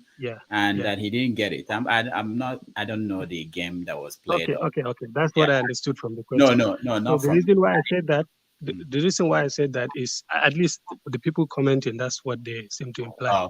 Because I would reject the fact that he actually supported Tinubu in any way. Because one, where on the same day that they did the election, at the same time, people will go and vote. They will take 2 ballot papers. They will cast their vote for him, and then they will cast for Peter Obi in the other, like this. So he got more votes just as a senator than Tinubu got in the entire state. So that doesn't suggest to me that he did massive work for Tinubu. That's one. I know that he verbally supported Tinubu, but I heard in one show, I don't know if it's true, but I think it is, that he has never been cited in campaigns in the Southeast for Tinubu. That is another one. So it was very, very difficult for APC or Tinubu, to be specific, to give him the Senate presidency ahead of Akpabio, who, Tinubu got roughly the same amount of votes that Akpabio got. So it shows that he did more work for Tinubu and the party than this guy did. Okay, he got 50,000 something. He won the Senate about 50,000. Tinubu got 8,000 in the entire state. So that suggests that even if he didn't betray Tinubu, it just suggests that he didn't do enough to persuade the people that voted for him to vote for Tinubu as well. So because of that, I just think, I don't think he deserves to get the Senate presidency. Akpabio deserved it more. So they had to balance it by religion. Like, obviously, Muslim, they wanted to make it Christian. If you want to do it Christian, Southeast or South-South, I think it was the obvious choice for APC was to go to South-South. And Akpabio was the ranking senator there. So there, I don't think he deserves it. So because of that, there's no issue for me. All right, thank you. Okoye, you're next. I think Mohammed is completely wrong here. I think, Mohammed, you're completely out of touch. What do you mean that he doesn't deserve it? What do you mean that he doesn't deserve it? What do you mean by that? In Nigerian context, let me how talk. he deserves it. I said, let me talk, my friend. No, Mohammed, let him talk. Let me talk. In Nigerian context, Oju Zokalu is just as qualified as anybody else in the Senate to be Senate president. So he cannot say because he got little vote for Tinubu, that's why he shouldn't be Senate president. It's an injustice to Oju Zokalu. It's a great injustice to him. And he's entitled to vent his anger on these people that did this to him. Because all of them know each other. They know the deal they struck. And now they put him out to dry, which is wrong. He cannot, follow, although he's an unjust man, I'm not defending him as a clean person, But you cannot pay injustice with an injustice. It's still an injustice. So, I mean, this is why our polity is so corrupt, is so polluted, because, people are not, abiding to the same rule as they themselves are playing. Tinubu is not supposed to be there in the first place. He's not the one that's supposed to win the presidency. So how is he entitled to it? Who is entitled to anything in Nigeria? Why must you say that he's not entitled to it? You cannot give it to him. On what basis? He's been a senator. He's been the third ranking senator in the 9th Senate that just came to an end. So why are you saying that he's not qualified? That he cannot be the Senate president? He's just as qualified as anybody else. It's just that the party did him in because of maybe the deal they struck with Wike and these politicians from the South. That's why they are giving it to Abio. Otherwise, Orji Kalu is the right man to be there in order to be able to be the Senate president. He's just as qualified. He's overqualified even to be the Senate president. All right. Thank you, Okoye. For those who is helping me to count, please, we need to know who won this rant so that I can announce it. Kenneth, you're next. Yes, Yusuf, you say that there are that we only have 2 languages in Nigeria, the oppressed and the oppressors. No, I disagree. My language is Igbo. I speak Igbo. In northern Nigeria, they will call me Inyamri. In the southeast, I will call you the northern Aboki, and we'll call Yoruba people Ofemanu, and they will call us, I don't know what they call us, I can't remember. But this is it. My language is Igbo. Right? And then, but when it comes to politics in Nigeria, there are 2 languages in politics in Nigeria. In the north, they practice, or maybe in the Islamic side, they practice Islam. If you are not a Muslim, nothing for you. In the South, we practice tribal, sentiment. Now, that is it. My brother Okoye, I understand what you're saying. Tinubu is not qualified to be the president, and so therefore, Carlo should be the Senate president. Who is he representing in the first place? See, there is a saying in Igbo, "Opeke amaghị mgbe ekere nkụ ụkwa," meaning a simple thing does not know when they share the scoop of breadfruit, right? Orji Zokalo is not fighting for his people. He is not representing his people. He is against his people. When I mean his people, the southeastern people. Orji Zokalo did not learn from Tambuwal when PDP were doing their primary election. Tambuwal betrayed Wike and supported his brother, a Muslim brother. They don't learn from these people. They are just being selfish. Why wouldn't Orji Zokalo and his like support their brother P2B and let the Igbos have presidency for the first time? They didn't do that. They were fighting P2B. The likes of Orji Zokalo, Shivaro Kennamani, Mbaka, the one in Enugu doing 419. All of them were against their brother. And today they are being betrayed and they are crying. Me, sympathize with them. How? It's not going to be possible now. So this karma is coming against them. They should see. They've not even started crying. I wish they will even wish hunt all of them and deal with them one by one, so that then tomorrow they will know that charity begins at home. Support your own. That is Nigerian politics. There is not fairness in Nigerian politics. So therefore, you don't play mumu all the time. Sorry, I have to put it that way. Thank you. Thank you, Kenneth. Julia next. Yes, Orji Zokalo, I think, deserve every bit of the thing he is getting from Agbado and the Agbado mites. I think he did a permutation. His permutation was that, if I support Obi, and if Obi win, Obi will not elect or give a position or an office of importance, or any office to crooks like him. So he knows that outrightly. So he said, you know what? Let me support my fellow crook. I believe, we know ourselves. So when I support him and he gets there, definitely he's going to ignore my criminality and will give a position of Senate to me.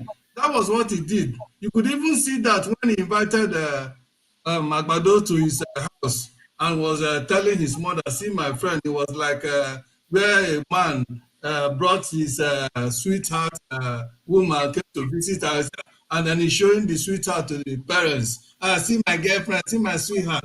You know, that was the picture, you know, we saw that day. I said, all because of favor. That is why a whole man has reduced himself to this Yahoo Yahoo. So eventually, he has gotten what he wants. And then these people should know that this politician does not represent them at all. Whether you are Hausa, whether you are Igbo, whether you are Yoruba, these people don't care any bit about you at all. They are all seeking for their self-interest and that of their cronies. Because if Ojo Kanu was actually representing his people, he wouldn't even mind whether Obi would give him position or not. He would have supported Obi, at least knowing that not because he's an Igbo man, but because he's the most credible candidate that will move Nigeria forward, so that at the end of the day, Nigeria will get into its rightful position in the countries of nations in the world. But no, he wants position for himself. But anyway, there is a good news for him and his delight and all the Abadomites. They are only temporary position place holders. When the rightful owner of that position comes in, which is and is definitely going to take over his position, all of them will be kicked out. That is it. So they should not cry. All hope is not lost. All of them will lose all of whatever they have now. That is my support. Thank you, Jude. Let me go to CM.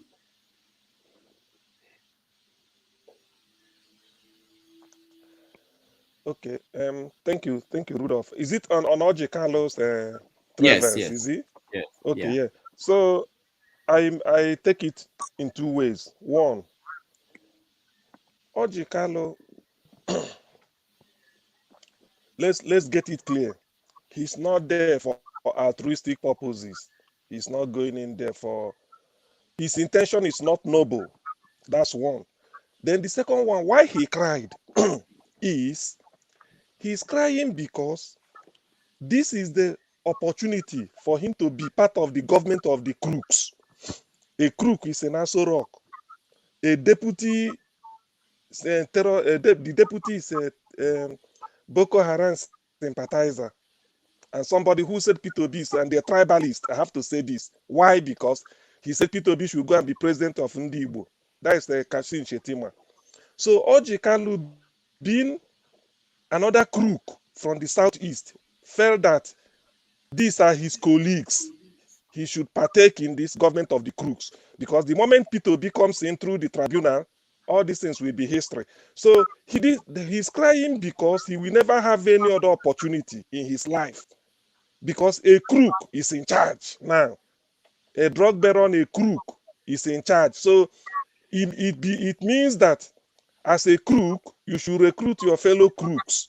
But if Oji Kalu didn't get in, it then means that he can never host the World Cup again. World Cup is hosted every 4 years and he rotates. So if P2B comes in, so that is the real cry. It's not because of anything. He's crying because that's why he's crying. No, I don't want. If there is time, I would have gone into the reason why I said he's going there is not noble. I have so many reasons to tell him, but that is not. I don't have that time. So just the cry because he's a crook. So this is the only time he has opportunity to get into government headed by a crook. So if he misses it, well, that's why he's crying. He won't come back again. That is the reason. Thank you, CM. Forefathers, sorry, before you speak, I hope someone is helping me. I'm looking at I can't do two things at the same time to count the winner. It looks like Mama Echo won. Oh, Mama Echo, okay. From my count, it appears she won, yeah. Okay, all right. If anybody wants to contest that, I am contesting it. Yes, I will go. I will see you all in court. I'll see you all in. You, there was no one vote for you. I was thinking Kene was doing well. I'm not sure, but if I'll see you all in court. Mama Echo remained consistent. That's throughout the vote. So, okay, all right. and I think Ovie and who else you was first of second all or check something? whether you have locals And before you go CM, to court. Ovie and CM. I have local standard. I'll go to court. All right. So fathers, go ahead now. You are talking about what do you have to say? Yeah, vanity upon vanity, isn't it? Fighting for office as if you're going to die for it. I think the only thing worth dying for is for your people and heritage. I don't know what these people, why they are so inspired to fight.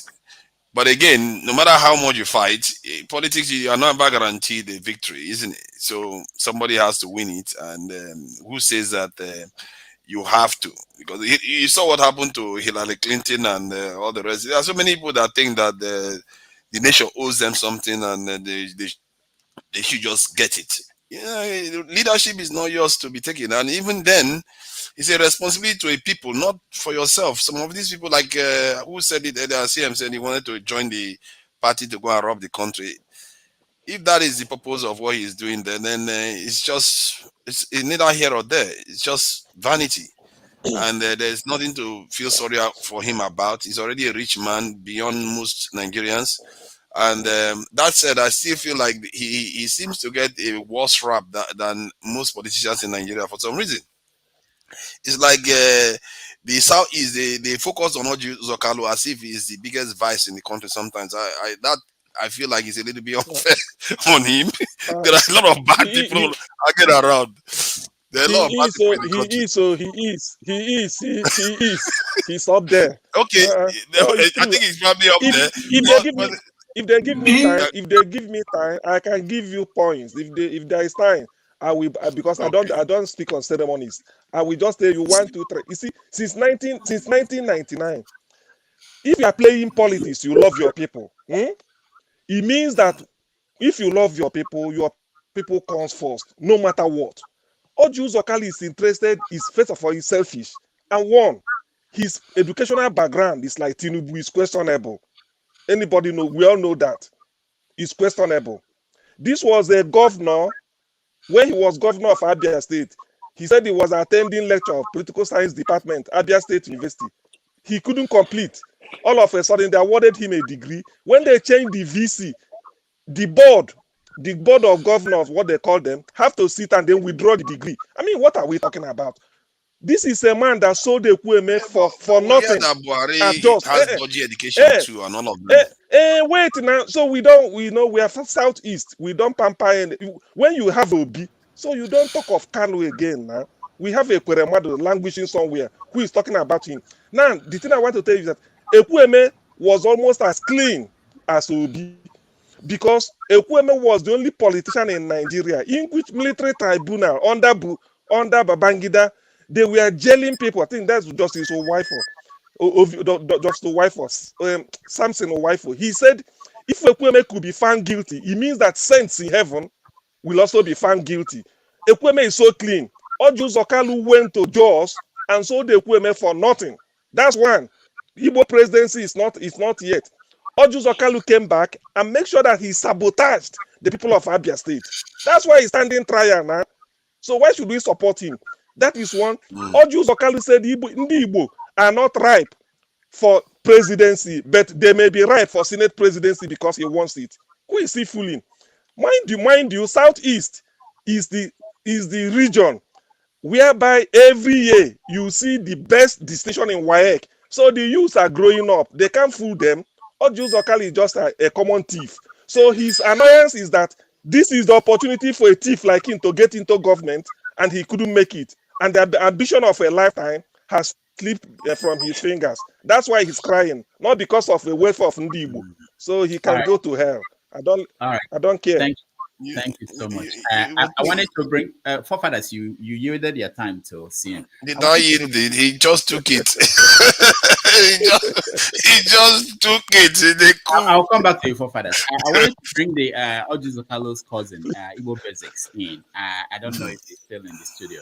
But let me go to Man of Prestige, African Queen. As soon as we see him, we'll bring him in. Maybe he'll give us a different perspective. Man of Prestige, go ahead. Yeah, thank you very much. Have you spoken about Rufai? Yeah, I know No, you no. have. You have. Okay, Let man me of prestige. hold on. We're talking about Yeah, I'm gonna August. speak about. I'm gonna speak about Carlo. Remember, I was here earlier, but I had to leave. So when I was coming back, I was driving. I had something. Just give me a minute before I make my statement on Carlo, which is not that much anyway. I don't like him. So, but anyway, they're all crook. Let me just rebut Mohammed a little bit for just 1 minute because of what he said, because he cannot bend the truth. I mean, some of the statement that he made, I did like it. I mean, that's his opinion, but I agree with him in that regard. But he cannot bend the truth because when we come on this forum, we try to make a statement about what barbarism. Because I hear him talking about Obi, what Obi did and Obi. That it wasn't about Obi, it's about Rufai. You should have been very unequivocal, condemn him about what he said, because that's religious bigot that he was trying to say. It has nothing to do about what Obi said or whatever the daddy, the so-called, that's a different point. People condemn him if it doesn't really happen or whatever, but this is on tape. Everybody saw it. And you here talking about what barbarism, you cannot bend the truth, cannot condemn him, not fully condemn him. Why do we do this? This is the problem with Nigerians. When something happens, everybody go to their echo chamber, tribalism or whatever. I don't know where you're from, but you sound like you're from the north. But that notwithstanding, we're all one Nigeria. I hate people who are very tribalistic or whatever. I'm not saying you're, but yeah.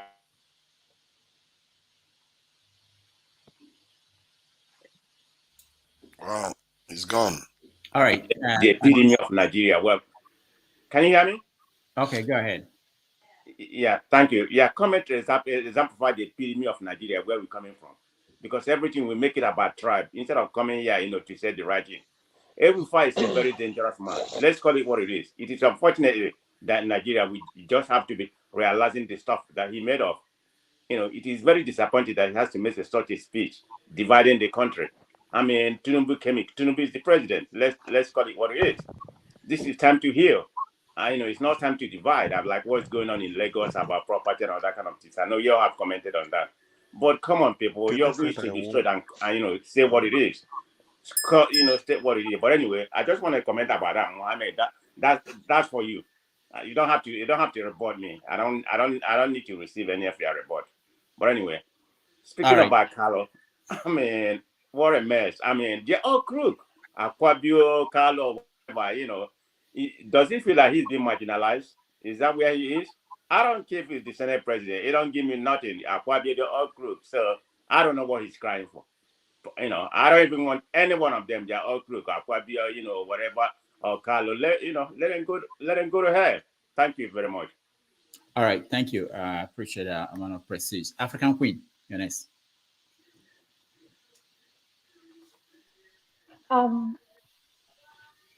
For me, this Odjus Carlos case, I'm actually very happy. I relished seeing him cry, and I'm actually looking forward to seeing Omahe cry too. That will really make my day. So, well, and we're still waiting for the next person. The thing is, I saw someone in the comment section say that well, people supported P2B because he was an Igbo man. I said, maybe you don't even understand the Igbo. Switch P2B for Odjus Okalo today, and I'll tell you that nobody we will not bother because we know our good and bad eggs. That one is a bad egg. And when someone comes here to try to defend him that he deserves anything, he deserves nothing. He doesn't deserve anything. He deserves what he's getting. Look at what he did in Abia State as a governor. I grew up in Abia State. This man came and destroyed the best primary schools we had there because he had no vision. He had nothing. So when you see what he's getting is what we want him to get. This is what he deserves. He should be at the bottom part where he deserves to be. So everybody, like, look at you now. Someone like Mohammed is here making excuses for El Rufai, who is actually, if El Rufai, a Southerner, says 1/10 of what El Rufai has said, everywhere will be on fire. And you're trying to liken it, try to draw reference with Yes Daddy. If we actually want to be very honest, you would know that whatever Yes Daddy, No Daddy is in response to what has the agenda that has been in place. So if you would want to dominate people and due to your religious preference or your religious background, and you want them to just be subservient to you and that you'll be fair to them, and then someone else says, oh, this is a religious war, why would you even be angry with that? Why would that be an issue? No, no, no, you can do this, you can do this. This is what we know. So you can't come up here and try to hoodwink anyone. Okay? So you can do this all you like. That's what I want you to understand. You're here. So yeah, I understand. I'm making my point. So you don't just be calm and listen. So we all know what is at play, and everybody should actually. Sorry, my gesture was not. through. I was actually communicating with somebody here, not you. Sorry, no verse. Not you, Ovie. Not Ovie. It was Mohammed. It was Muhammad, yeah. I've seen that his gesture a couple of times. So the bottom line is this: Ojus Okalo doesn't deserve anything. What he's getting is what he deserves, and we are very happy with it. We don't want any of them to get any Senate, nothing. They shouldn't get nothing. Not even committee chairman. They should just be the floor members and just be there. And there's something else I wanted to clarify that Mohammed said. He said Ojus Okalo didn't work for Tinubu. He actually did, He did. But do you know the thing? He should, Ojus Okalo, actually, we're trying to find, we know how he got those votes, in quotes, that you think he got. Ojus Okalo shouldn't be there. You know, what happened to Chimamanda Nnamdi was actually his faith. So there's something he did that we know. So don't worry, that 8,000, whatever vote he got for Tinubu, he scratched it because he didn't even get as much as what you think he got. Nobody voted, people didn't vote for Ojus. Just know this. Nobody voted for Ojus. All right. Thank you. Thank you, African Queen. You're welcome. Thank you.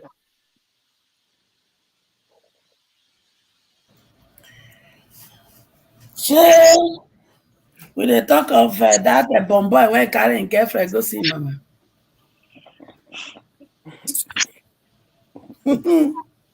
Ojus Okalo, shame on you. Bomb boy wey carry him boyfriend go show him mama so that he go buy her puff for house for Senate floor. Shame.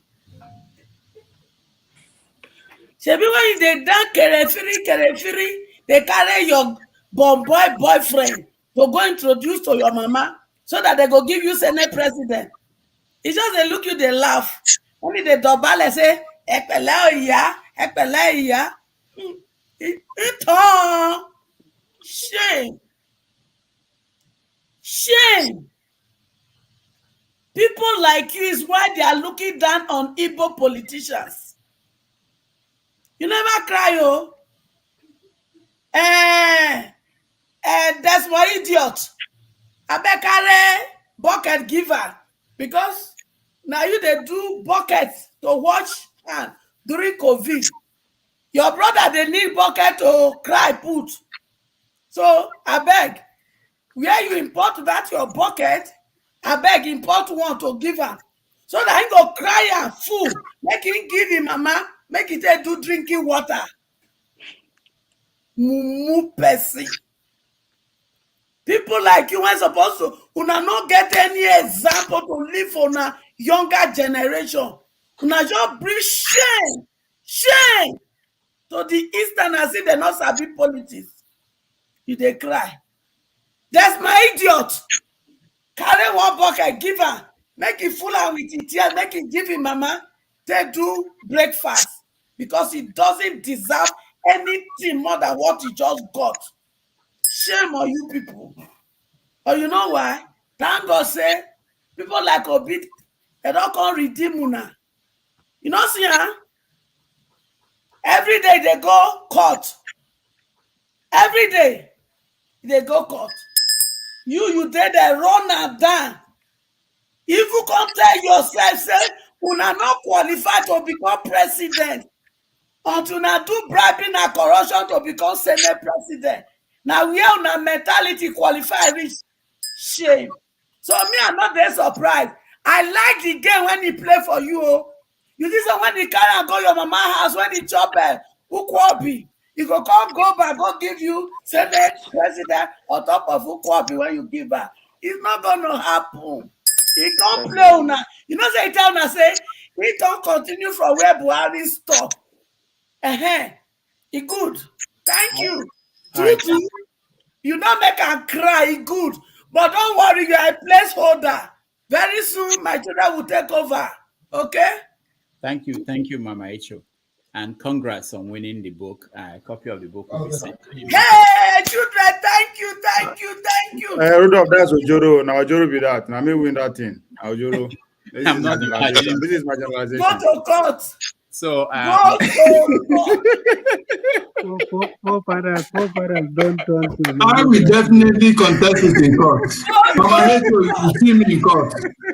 all right. Okay. You don't do Adamawa politics for here, forefathers. Okay, You didn't say by how many votes you want. In the spirit of Forefathers I will didn't leave to actually party. tell us the votes count. Forefathers, Exactly. Anyway, the only person I'm worried about Papa is was bribed. Papa was bribed. Papa na INEC chairman. They bribe him. Kene was the only one I saw the name. It was a clear vote, man. She won. Come on, she won hands down. I saw the result. He was there. He was there. We went to the IRAVE. We didn't see it. Forefathers did not upload it to the IRAVE. So. Why did Papa they say that? I check it. There was one person that was uploading Mama Hechu multiple times. I still made sure I counted him out. Those are the people that wanted to rig it. So, all right. But I think she won fair and square. To be fair. Okay. All right. Tomorrow there will be another one. We do one more tomorrow. Okay. Go ahead. Well, in the Konkoseya spirit, I will leave to fight another day. I won't go to court.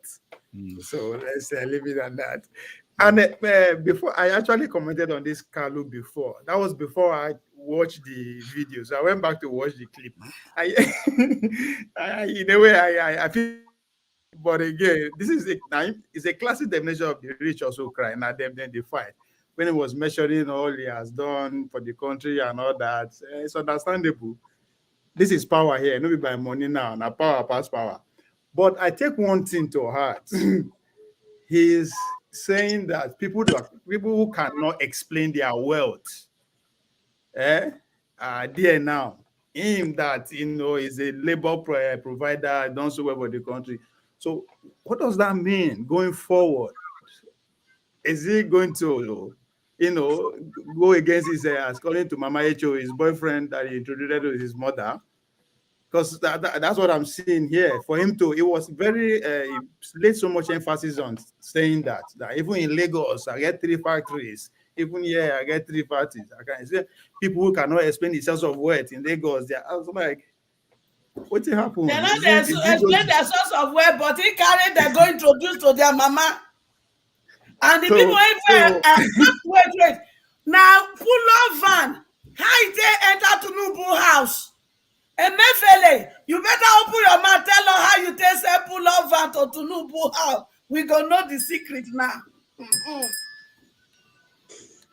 Yeah, so Rudolph, so that was just one thing where I kind of take my attention with that. Is it that it's going to now turn against the administration and fight, which will be interesting? I'm here to watch when the powerful fight. We'll go buy popcorn and enjoy them as they kill themselves and cry.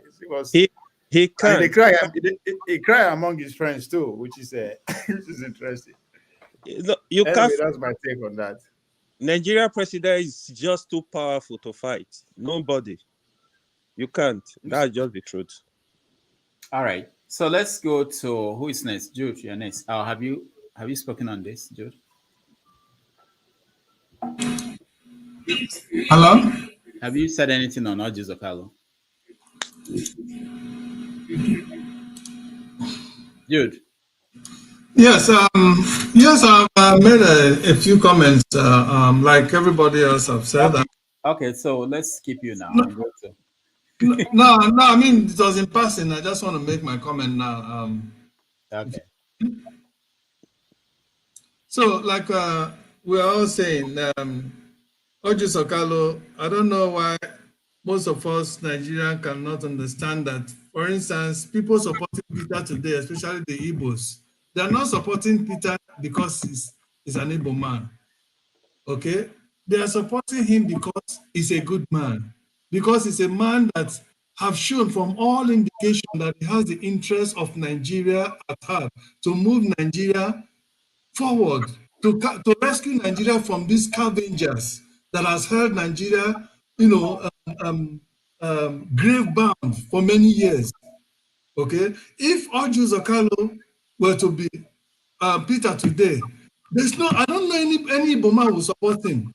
And there is one thing that many people have not realized, that in the whole tribes in Nigeria, I think I make boast to say it's only the Igbos that hold their own accountable, no matter who they are. It's only the Igbo man that has been, it's on record today, that even in a foreign land, they beat up their own man, Senate man, who has been found wanting.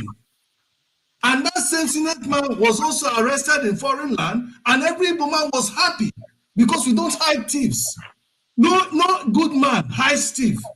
If you are a good person and you have a moral, you have at least the fear of God in your heart, there's no way you can hide or support any thief, either directly or indirectly. Like some people come out here to support their own thieves.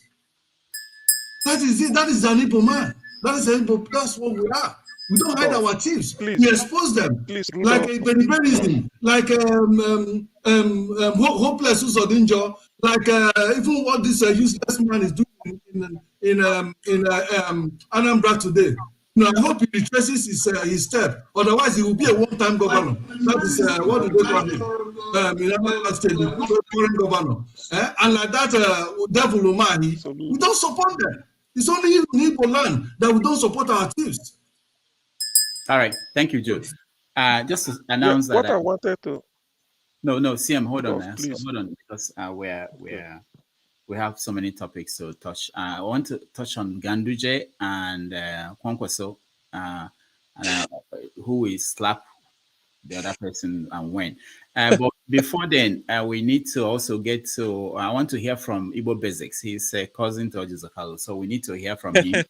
I can't finish this topic without hearing from him. Ismaili, you first, and then Igbo Basics. I heard that Orji Zakalo is crying. For real? Tears dropping down his two eyes. Is it true? You didn't see the video? I want to say to him, yes, let me remove my glass. Orji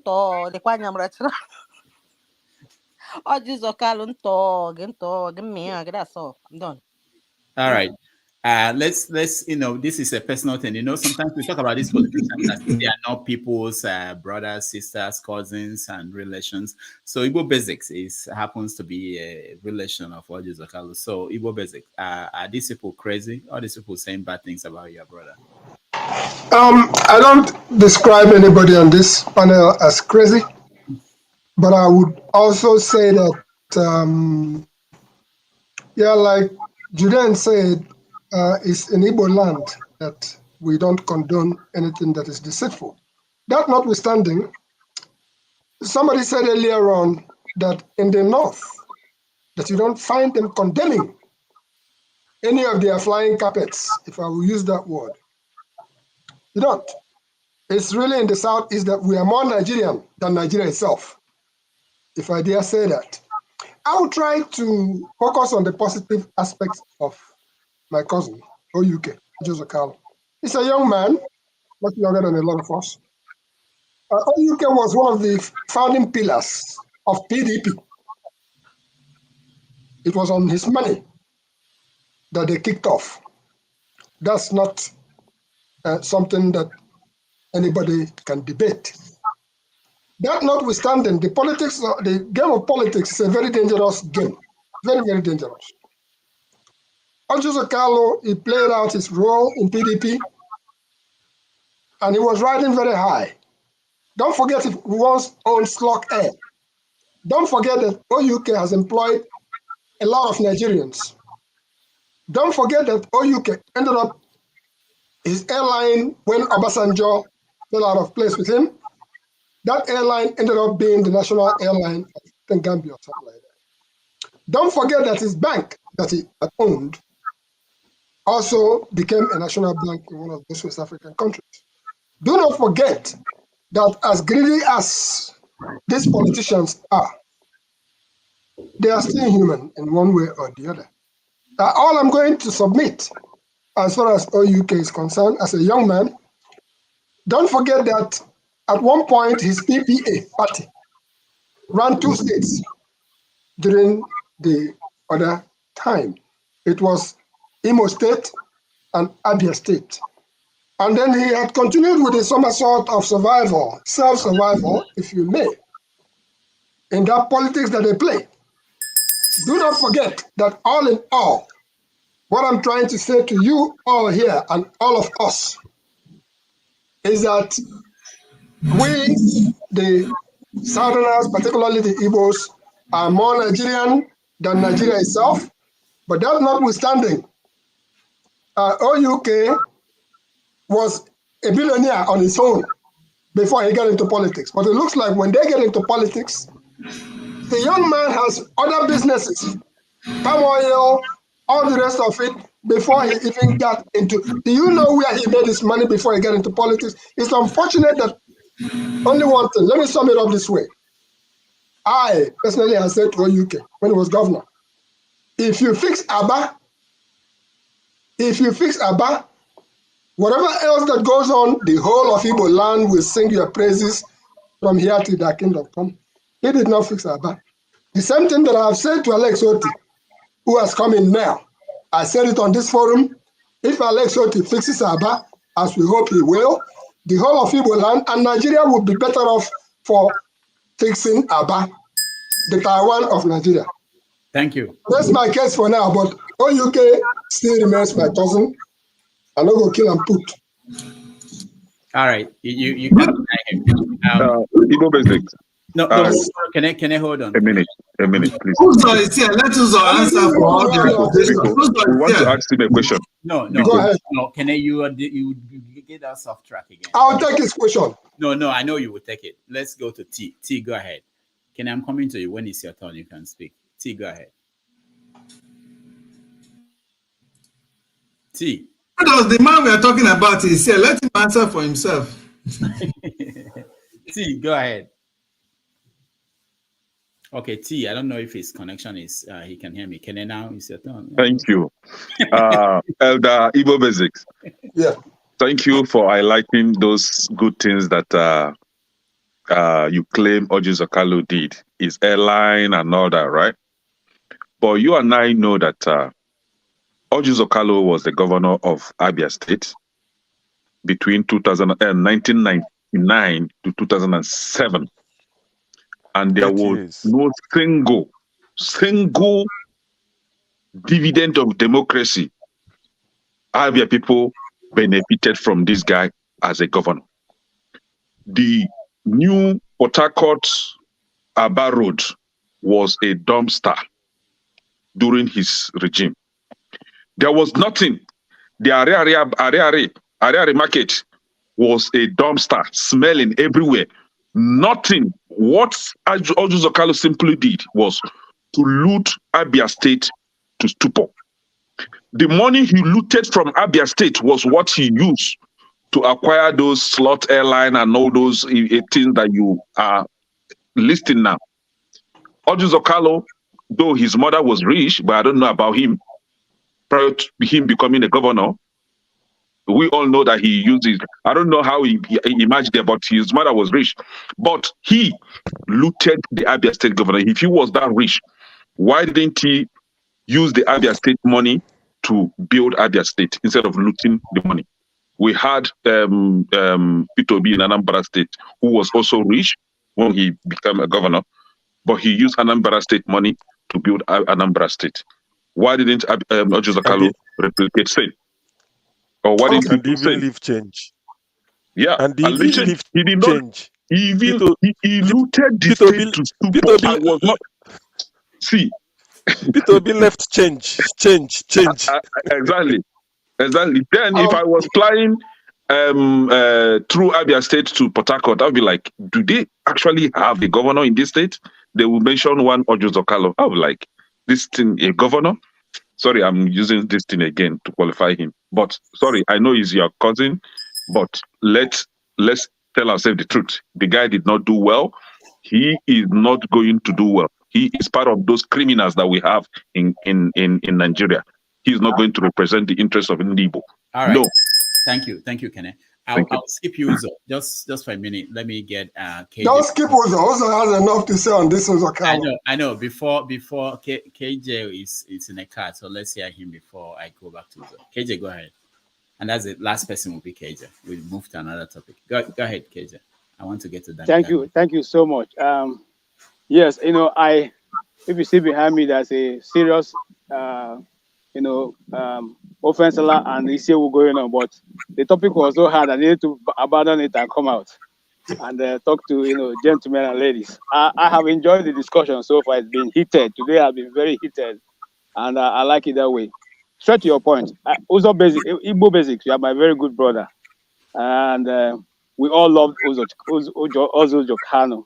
But I have to say the truth. Once in this program, I said I went to Zambia, and I was seeing some planes parked, and I saw Slot Airline, and I thought, finally, this thing Obasanjo did to my brother. At least the planes are in use here. Only for the plane to land, and I noticed that those planes were, like parked inside the bush where you bury planes. So even in Gambia, it wasn't being used as we are told that it was a national carrier for Gambia. It wasn't true. However, it's like there's a conspiracy with all the past governors of Abia State not to do anything in Aba. Ojus Okalu was giving a lot of advice on how to help develop Aba and Umuahia. You notice that if you go to Umuahia, which is state capital of Abia State, you find out what is in development, what we are using, maybe even to this moment, is what Okpara did in his days.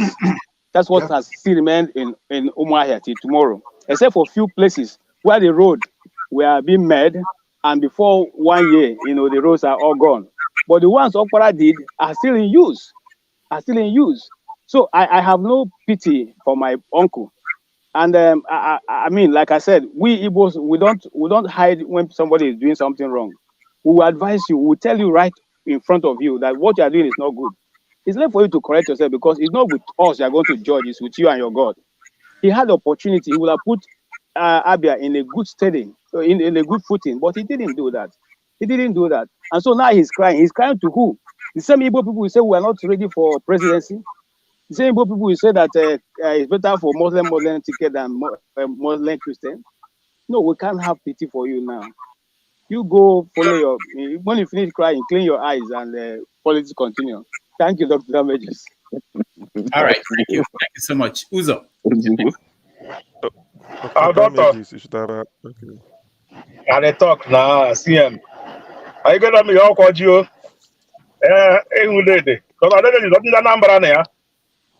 Kendi mo kenda bia kenda I was out of Mohammed. Mohammed, please. I've been listening to you guys. You say we have been saying something here. I have one problem with us. When we see impunity, we see the wrong people are doing. Because it's my brother, we like to support it and back it. That's where Nigeria are today. According to Osabanjo, we say that's where we are today. We are here today because we come here and we talk. So one Nigeria to be better. The way somebody do bad, we don't condemn it. We come here to defend it. Something like undefensible. That's not good though. For me, Mohammed, I listen to you, all the things you said. I don't know if you go back and watch the video of what you said, next 10 years, just like one man is let me just play one man, how he was calling Tinubu thief, this. One man will like dream for a life, but he never said that. So sometimes we say something, we'll go back like after a year and we'll watch what you said. It will surprise that I might one that said this. All right. Coming to Ojus Okano, I will tell you, with the eastern parts, I'm proud to be from the Southeast. If other regions are dragging the way we listen, when we are dragging our politicians now, if every region start dragging a position like that, Nigeria will be better. Next, the coming election, most politicians in eastern parts, they will buckle up. They know that if they don't do good, they are not going back. So if all of us, the south, the west, the north, start dragging a position out to the mud, tell them, hey, what you do, you're not going back, they will not support you. Let somebody from the north come and do something to do, from the east come and do something to do loss. You'd be better. So Ojo Kanu on his own self, he brought a championship to Abia State. At least first Nigeria club to win champions Edinburgh of Aba. He put Edinburgh on the world map.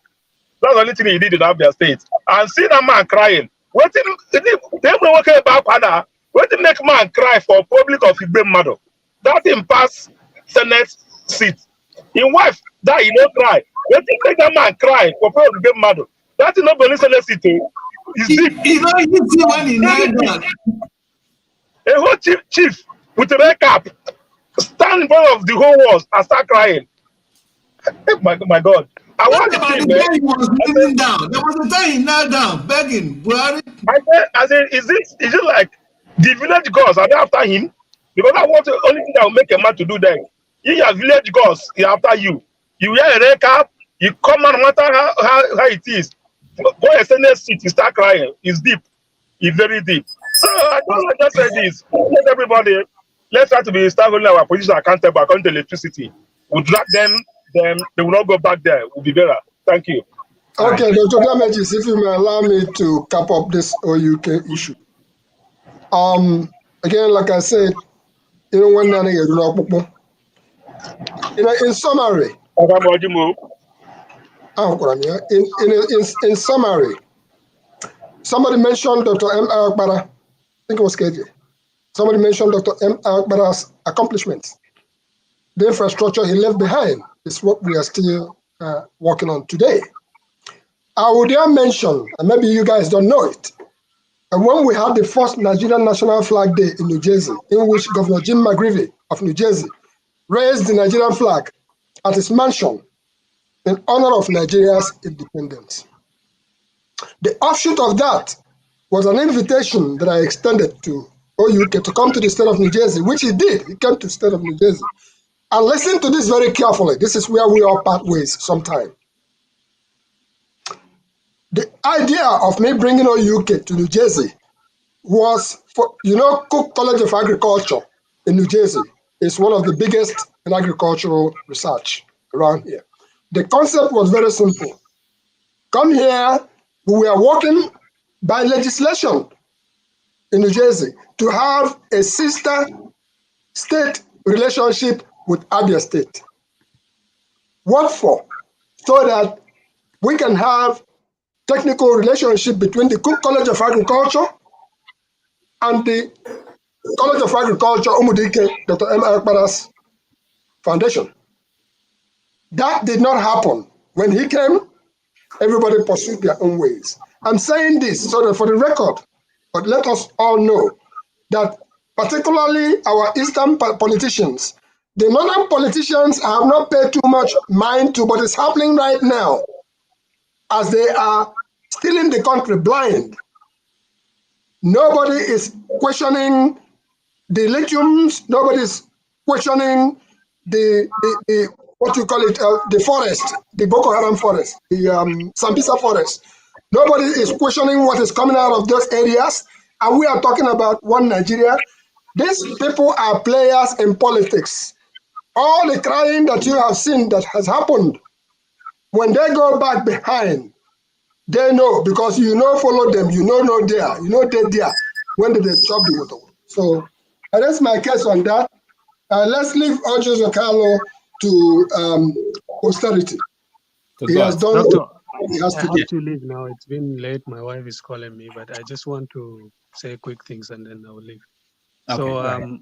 I wanted to respond to what like 5 people said. Now I think 5 or 6 I've been counting, including the last speaker, man of prestige and everything. So they made the point that, either I or like they say, North, many people said North, we don't condemn our bad people, but you guys condemn your bad people. Look, we're condemning Uzokalu. Look, we're condemning Soludo. Look, we're condemning Devumahi. Look, but did you notice that all these names are those that are not with Peter Obi? Like, did you ever condemn Peter Obi for, let's say, investing state money into his family business, or for saying that it's a religious war? that the election is Come on now, this guy. Come on I said, now. Where are you please, coming up please with let this? me speak. Let me speak. Come on now, Let me this speak. guy. Mohammed, you don't come up. Come on Doctor, now. I have to leave. Can you There's guys no point let in him? this You kind got a of. problem, Mohammed. You know Hey. the composition and nature of your audience, Doctor, is just pro Biafra, that kind of Igbo dominated kind of things. So they don't like to hear anything that will tickle them. Okay, people here have said categorical statement: our northerners are this, Muslims are this. Muslims believe that categorical. I'm just telling you, all the people that all you. By the way, Soludo, Mohammed, I've not never had everyone, anybody please, condemn please. Soludo until after Not he came out everyone and on said this this thing platform. I'm about. not one of them. Please don't Okay, make me speak, okay. please. Majority, Thank you. 90%. Okay. Soludo, it will never be. I've never had anybody say anything about him until after he came out and said something Oh, about I've been doing from the A. I never anything. supported Okay. Soludo's emergence Anyway, as the governor. so that's my point. So I even today, doctor, if you remember, I said that I found objectionable.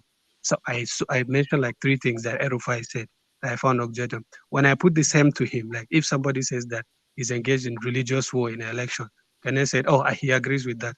Even before then, he believes that. So who is having double standards here? That's what I'm saying. You are guilty of something, but then you flip it at somebody, and you say that that's what the person is doing. I condemned what Peter Rufai said today, okay? But I did not hear anybody say that No, Peter you say Obi it's made a mistake objective. or You anything. did not literally condemn it. Anyway, that's the point I'm trying to. That's the point I'm trying to make. Or northern people don't hold their thieves to account. Okay, have you heard about Samba Dasuki? Anybody supporting Samba Dasuki? Eh? Mohammed, when have you condemned Buhari for his terrorism in Nigeria? Mohammed, have you ever condemned? Did you condemn Just shut Buhari? up, Did you please. condemn Everybody is terrorist. the But it's governor of not Kano Peter Obi. State? Sirika. Nonsense. Sirika. Okay. By the way, yeah, Sirika. Okay. Sirika, you just mentioned Sirika today. Abdul. Just today. Okay, just today. When somebody sent me a text message that who was suspended, I think Emefile. We said, now they should suspend. Now remaining Sirika, let them catch him. That guy. I heard that he did some funny things with this Nigerian Airlines. Let them catch him and take him to court today. I support that fully. But even I condemned Buhari many times for many things. So we don't, like you guys, you seem to have like a sacred cow that you don't touch in Peter Obi and his supporters. But then anybody who's against him, you against, and then you say we're against Obi. I will tell you, before the election, I didn't support anybody. Just But say some of you, not you guys. Don't generalize. Retrospectively, I like Tinubu now. Like actually, Your wife, like now that I'm like, Mohammed, thinking about she's still what he's waiting. Can doing. you go to her? Mohammed, you can like Tinubu as you want, okay? Nobody cares. Wait. But I'm just saying I like what he's doing now. I actually, after the elections, I started supporting him. What I'm saying is, but if you tell me drug thing, I'll say you're right. Tinubu has some blemish there. Like if you tell me he and drug, or if you tell him Tinubu is corrupt, I will grant it to you. But you guys will never grant anything, even remotely critical of Peter Obi. You say he is decent. If we say he invested state money in his family business, you say that is fine. If he says he's engaged in religious war, that is fine. That is your point. That is your problem. Okay, you just have a sacred cow. Anybody that goes against him is the bad person. Saludo, all these people that you mentioned, you are not criticizing them. They are calling them thieves only for coming out. You didn't. Okay, tell me one person. Okay, let's see him respond to you regarding some of the things Peter B did and see whether it will make sense to you. CM, please go ahead. I think if anyone is educated to start with the religious war. Start with the religious war. Respond to that. See, Mohammed, somebody like me. If you say anything, give me reference, research it. I agree with you.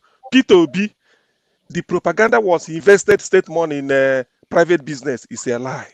Okay, take start it with from the me. religious We war. Anambra, we in the Anambra. Hey, listen. No, I'm coming one after the other now. We Anambra state people, we are very intelligent people. We know he didn't do it. We know. Remember, all the contestants, the one that has a United Airline, APs, all of them they know business. They know P2B didn't invest. Even all of us know that's one.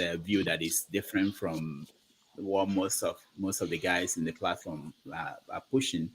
and people just don't, the way we approach it doesn't. I don't know what we achieve at the end. I think if I see someone who has a different viewpoint from me, I want to listen to the person. I want to have Yes. a conversation. Maybe the person will hear me out. But when people are fighting, thinking that this is the end of the world, as if you are, this is, I don't understand that. That is the approach. Yes. What do we achieve at the end? I agree. Yeah. If I you want to have something to say, raise up your hand. hold on, guys. I want to talk about Trump and Boris Johnson. When we raise that topic now, if you divide everybody here, people will be on different camps. Things will change. But anyway, we're going to talk about that next. But let me hear from Isimile and KJ. And me. Okay, and Yusuf, because I've been raising up my hand. Yeah, Yusuf, I know. I've been raising up my hand since. You should have been hearing your voice interjecting. Isimile first. Let's hear you. Yeah, what I want to say is that. Okay, she's gone. Yusuf, go ahead. I'm here. Yusuf. Dr. Damage is still here. I'm still here and I'm talking. Okay. Dr. Damage is not hearing go ahead, me. What's going on? Go ahead. What I want to say is that there are many platforms on YouTube, and you will go to some platforms that 80% of their discussions will always land in Igbo this, Igbo that. I used to go there, and it will be raining on me, and I still stayed. When the Northerners come here, they need to own their space. No one is attacking them. People have their own opinions. You can't control people like kids. Like, for example, on this platform, I've said the election has happened. I didn't support Tinubu, but he's here now, and I wish him all the best. Some people, other people on the other side who are 100% obedient, some of them didn't buy my view. I didn't run away. I stood my ground to explain myself. No fighting. We are all Nigerians. We are one. There is no division. But when you keep coming, expecting for people to treat you like as if you're the king of Nigeria, you're the owner of Nigeria, people should treat you differently, because all Nigerians bash each other and we still make up. We are one. We love one another. But this is emotional stuff. So we can't pet the Northerners to stay, because me, I get bashed as a woman. Even still now, I should feel intimidated that how many women are here. But I have the gut to come and still stay, regardless that sometimes they shake me, I stayed. So Mohammed is a man. No one is chasing, no one is attacking him. No one is speaking over him, but he comes and he trickishly uses some words, to that deserves an answer. And then when someone is trying to answer him, it looks as if he's been attacked. No one is attacking any Northerner. We're all Nigerians. How many platforms have you seen Northerners come into? When they come with cold feet, and then if you raise your point the way you feel exactly, then it looks as if someone is throwing stones at them, as if someone owns Nigeria. No one owns Nigeria. Nigeria belongs to all of us. So if you feel you have something to say, come out and say it. Don't stay behind and speak your languages and expect that people can understand you or read you. I've never been to the north and I want to know. Thank you. Thank you. I like that. I have never been to the north and I want to know. So Pansat asked the question, why do you want Northerners to be here for us to have a conversation? Can someone answer that for me? Hold on. I'll name the person. Yusuf, can you answer that for me? I honestly believe, like what she said, she made a very good statement. This platform belongs to Nigeria. That's my whole belief. And Dr. Damage, I believe that is why you created this platform. So we should look. If I'm Igbo, I'm seeing another tribe differently. There are things I don't know about them. If I'm Hausa, there are things I don't know about Yoruba. If I'm Yoruba, so we need to respect each other. You only hear Hausa, Igbo, Yoruba. I don't even believe Nigeria is three-dimensional. Nigeria is multi-dimensional. We have other tribes, different culture. So we need to listen to each other. Don't talk over people. If you have something to correct, if you have something to say, raise up your hand. You go ahead and speak it. Now, Dr. Damage, let me go to my point. Is this CM or CN? First of all, the tape, yes, Daddy. Peter Obi confirmed that tape was real. and most of the journalists confirmed the tape was real. Now, wait, let me finish. Now, do I believe Peter Obi is a religious bigot? I don't believe so. I believe Peter Obi was the best candidate in the election. I don't believe he's a religious bigot. What I know about politicians don't think the way we think. They look for where to get vote. If it's church, if it's mosque, if it's tribe, they look for where to get this vote. Peter Obi, I believe he was a good candidate, but when you look at what happened in this election, the election was so divided because we had three candidates from three major tribes. That was why you see the election was very divided. So the other thing that I want to point out is, let's give credit to some of these people. We should not always criticize. For example, a governor like Dave Umahi, I'm not from Ebonyi State. I have people from Ebonyi State that have said Dave Umahi did very well. A governor like River State governor, you like him or you don't like him, he did very well. I'm not his fan. Somebody like Soludo, when he was CBN governor, he did very well. The fact that Soludo did not support Peter Obi does not make him a devil right now. The only thing we do, let's wait for his 4 years and criticize Peter Obi what he's doing in Anambra State. If he did well, let's give him credit. Some of these governors, despite like a lot of them are criminals, some of them have actually done very well that they need some credit, even if not all. So let's not keep criticizing them. The office of the president, we need to realize that the office of the president is not about the person that is there. It's the office we need to respect, no matter what happens. If today Tinubu is our president, we need to respect that office. If the tribunal kicked Tinubu out, or I think will come in or be coming, whoever is coming in, we give him support, we give him respect, and move this country forward. Let's get united. Let's not see this like in one way. One last point. Somebody said, "Oh, it's only Igbo that criticize their people." I don't believe so. I don't agree. Goodluck Jonathan, in his state, he almost lost his second-term election in Bayelsa State. People criticized Goodluck Jonathan in the South. People voted against him. A lot of people. If you want to deny that, go and look at the number. I see what happened in the South Side against Goodluck Jonathan, because people did not believe in his administration when he was coming for second tenure. You might have some a point there. Yeah, even Buhari, a lot of people that I know in the north that supported him, second tenure, they were criticizing him. I'm telling you the plain truth. So we need to understand what is going on, respect each other, and listen to each other. Thank you. All right, thank you so much. Oga Yusuf. No, hold on. I didn't call your name.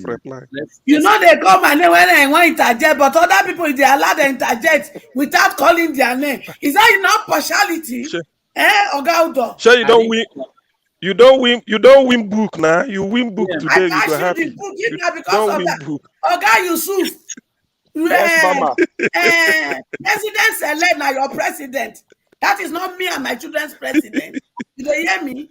Until the court decide, he's your president, not me and my children. All right. But when you violate constitution, you got to call our president. Did he get 25% of FCT? That is against our constitution. So he remain not me and my children president until court interpret constitution for me and my children. So man, now they put up our face, say it's your president. Who elected? Did the constitution say president elect? Did the constitution say president select? As long as he remain president select and is a place holder, he's not president. Mama, I don't believe you need 25% in Abuja to win Nigeria election. There is no special. You know that your constitution. Why they call it? No, listen, I don't believe that. Not talk constitution outside that. Rufus, we don't allow this kind of argument because people like us now, I mean, I'm getting irritated when people are coming here to lie. What do you mean that there's no 25%? It's not. I don't read English. They say 25%. Go and read your constitution. Go and read it. Let one person speak. Let one person speak. I will reply. All right. Can I speak now? No, hold on, guys.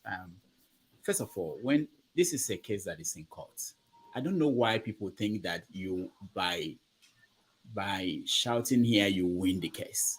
It's not shouting. What is the wait. Now, I've not finished. 25%. Mama Echo, I've not finished. Papa Echo.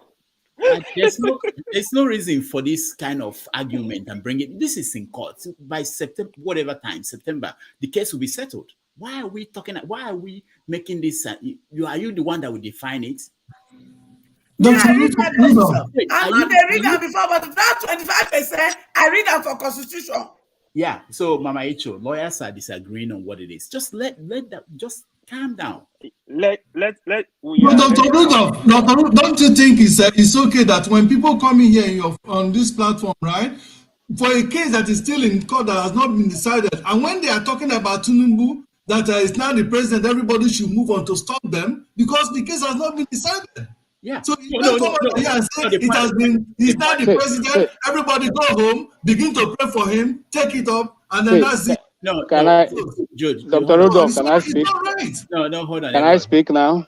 No, not yet, KJ. Hold on. Jude, the president, Tinubu is the president. He's signing checks. He's now controlling the money. He's firing people. Military. It doesn't matter. He controls everything. It doesn't matter but what you say. still acknowledge that the case is still in court. It's in court. Yeah, that's okay. Yes, yeah. We acknowledge. The point is that shouting that he didn't win 25% or that doesn't mean anything. It's not in your power anymore. It's in the court. It means anything. Even if the court today pronounces that it's okay for him not to win 25%, and that does not still make it right. I believe I don't need to be a lawyer. Okay. You don't need to be a judge to interpret a simple word. Dude, we have a bigger problem. If you think that the Supreme Court will say something and it's still not right, I mean, at that point, what are they going to do? Wait, is it not the same court that exonerated Kanu, and is he not still in jail? No, not the Supreme Court. But it's the court is. But it's not the Supreme Court. If you actually look at that case, you have the right to take any case to the Supreme Court. But look at, you should mention the guy in Hope Uzodinma. You know what happened? He's there. Okay, is it not the Supreme Court that appointed? Yeah, and he's there. Fine. And he's does he make it right? Does he not make it right?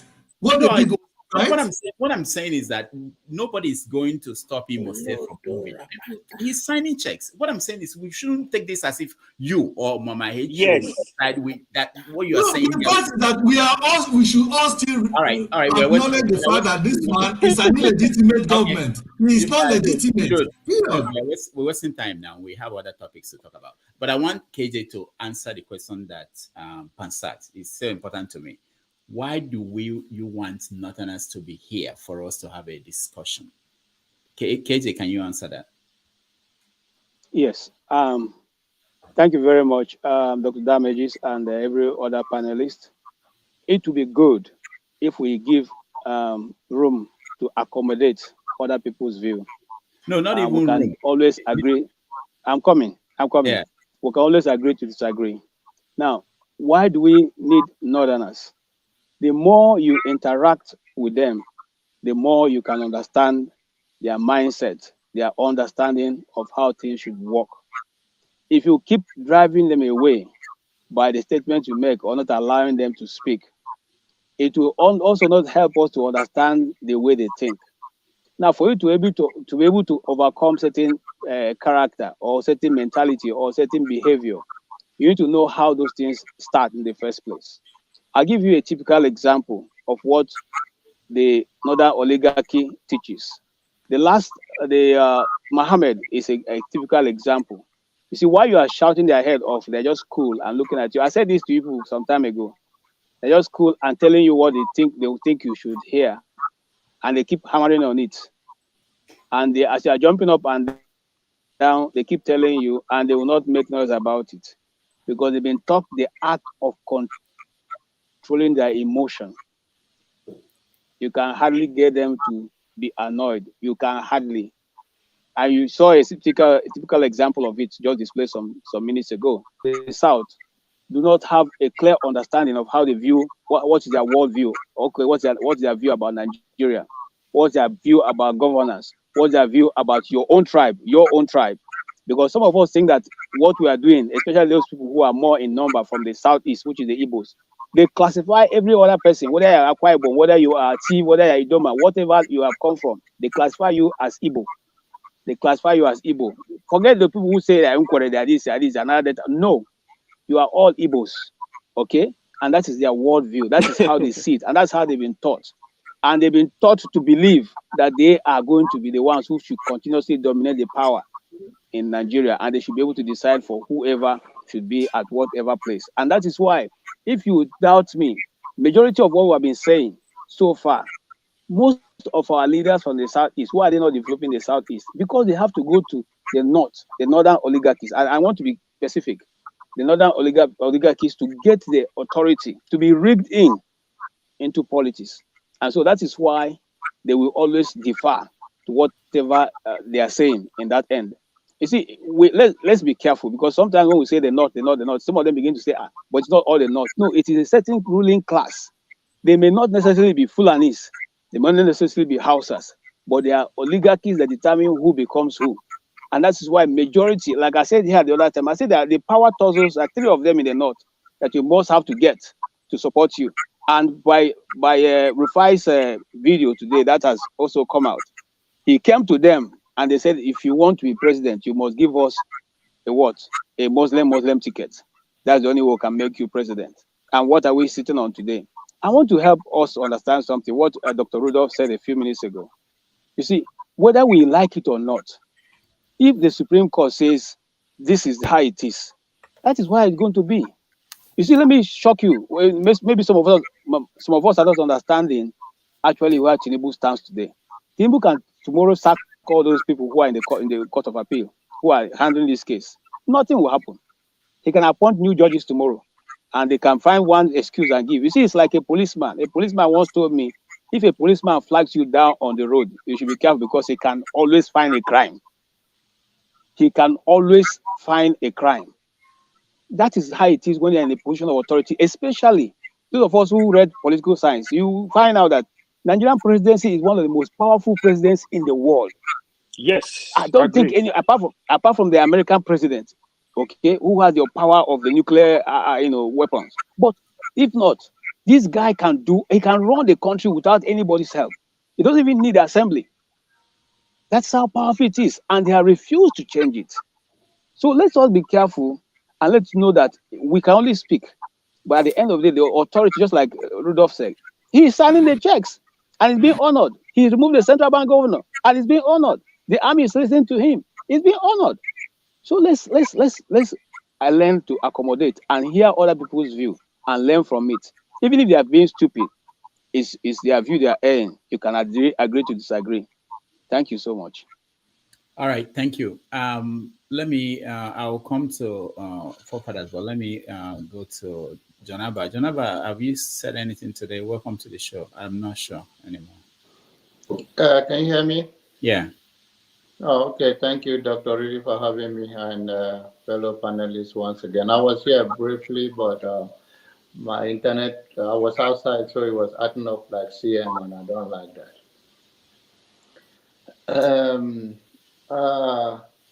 Well, if we are to address what you said, the view of the Northern, or to why do you want Northerners to be here for us to have a discussion? If that is the case, or you want to talk about the Rufai, so where are we? No, we moved on from that. I want you to address this. Can you answer Fansat? Because he asked this question on the comment section.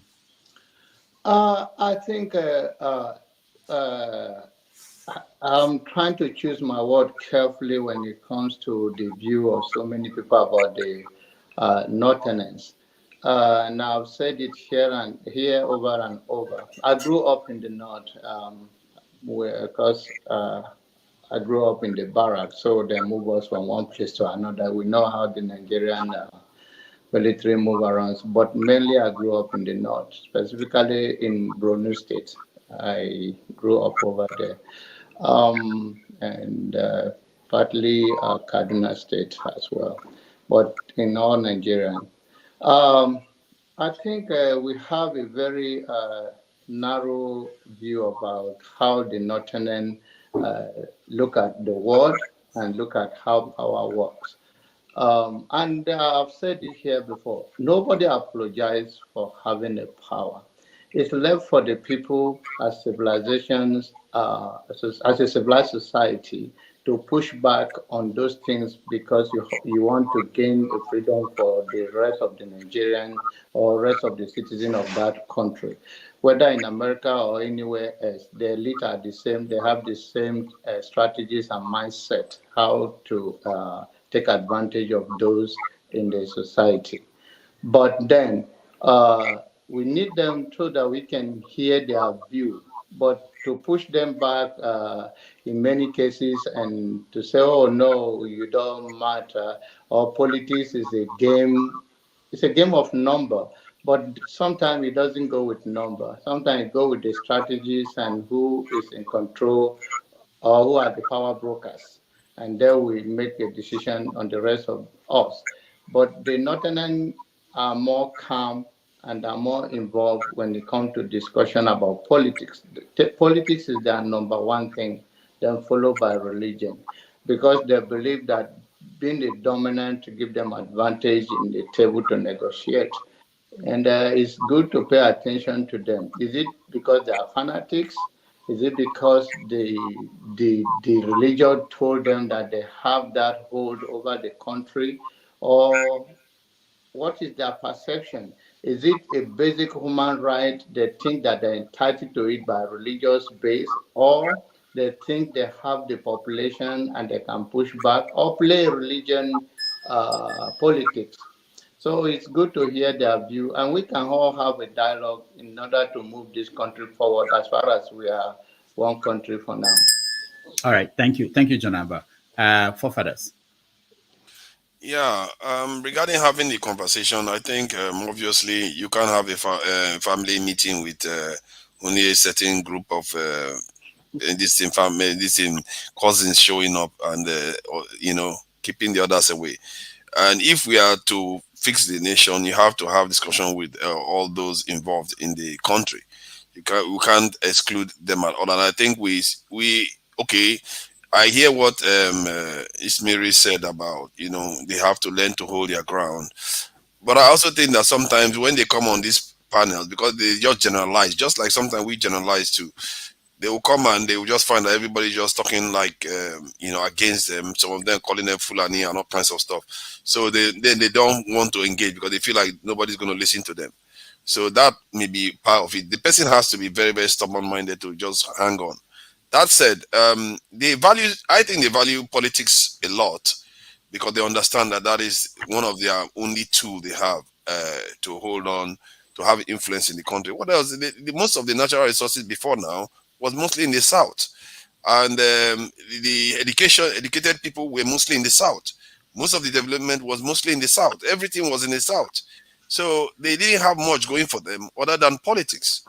And any group that has that kind of incentive, they will hold on to it. Just like Ethiopians, they dominate the long distance race because that's one of the quickest ways to popularity and wealth. So everybody there will have to start jogging and making sure that, if Nigeria wins World Cup today, you see football pitches all over the place in the South or whatever, and everybody will be playing football. That's what you see in the North. The North is motivated to participate in politics because that is one of the sources that makes them most relevant in the country. That is why they do that. But that said, we should encourage them to join the conversation because and that also helps you understand them. You now begin to understand why do you think they know a lot about politics? Because you think you know more, we think we know more, but they understand politics more. I don't subscribe to the idea that the Nigerian president is so powerful and all the rest of it. When Rufai was able to defy them, governors have been defeating them left and right, doing whatever they like in the country. The younger presidents have not proven to be that powerful. Maybe Obasa was quite powerful. And not to mention the people that all of them are answering to foreigners. How possibly powerful can they be when they are all saying yes sir to all the foreigners? These leaders are not powerful. You take them too seriously. And I think that that's another thing that the Northerners have to open their eyes to, that these leaders are all betraying them. And we need to wake them up to realize that we all need to kick all these leaders out and take charge of the country. Thank you. All right. And they have to participate in the conversation, otherwise they won't know. or we will not be in sync in what we believe in. Thank you so much. Let me announce that tomorrow on 90 Minutes Africa, we have Professor Obinwakama is joining us. He's a poet, a writer, and also a professor of English at University in Florida. So he will join us and talk about some of the topics that we talked about today, but in an expanded version and from the, let me see, historical perspective. So he will talk about the potential laws that they are trying to pass in Lagos. He will talk about Rufai. He will talk about all the issues in the news. So he's been here before and with us on a Sunday. So he's joining us again this Sunday, which is tomorrow. So if you can join us, that would be wonderful. He wrote a book on Christopher Kibo, for those of you who know him, the poet that died during the war. So he's he writes a column for the Vanguard newspaper for more than 30 years. So he will be our guest tomorrow. So if you can join us at 11:30 a.m. New York time or 4:30 p.m. Nigerian time, you will enlighten us on some of these topics. All right. Thank you, Dr. Gomez. Can I come in now? Okay, go ahead. I will first and foremost use this opportunity to recognize and appreciate Dr. Alexander and Pansat for their super sticker. Thank you very much.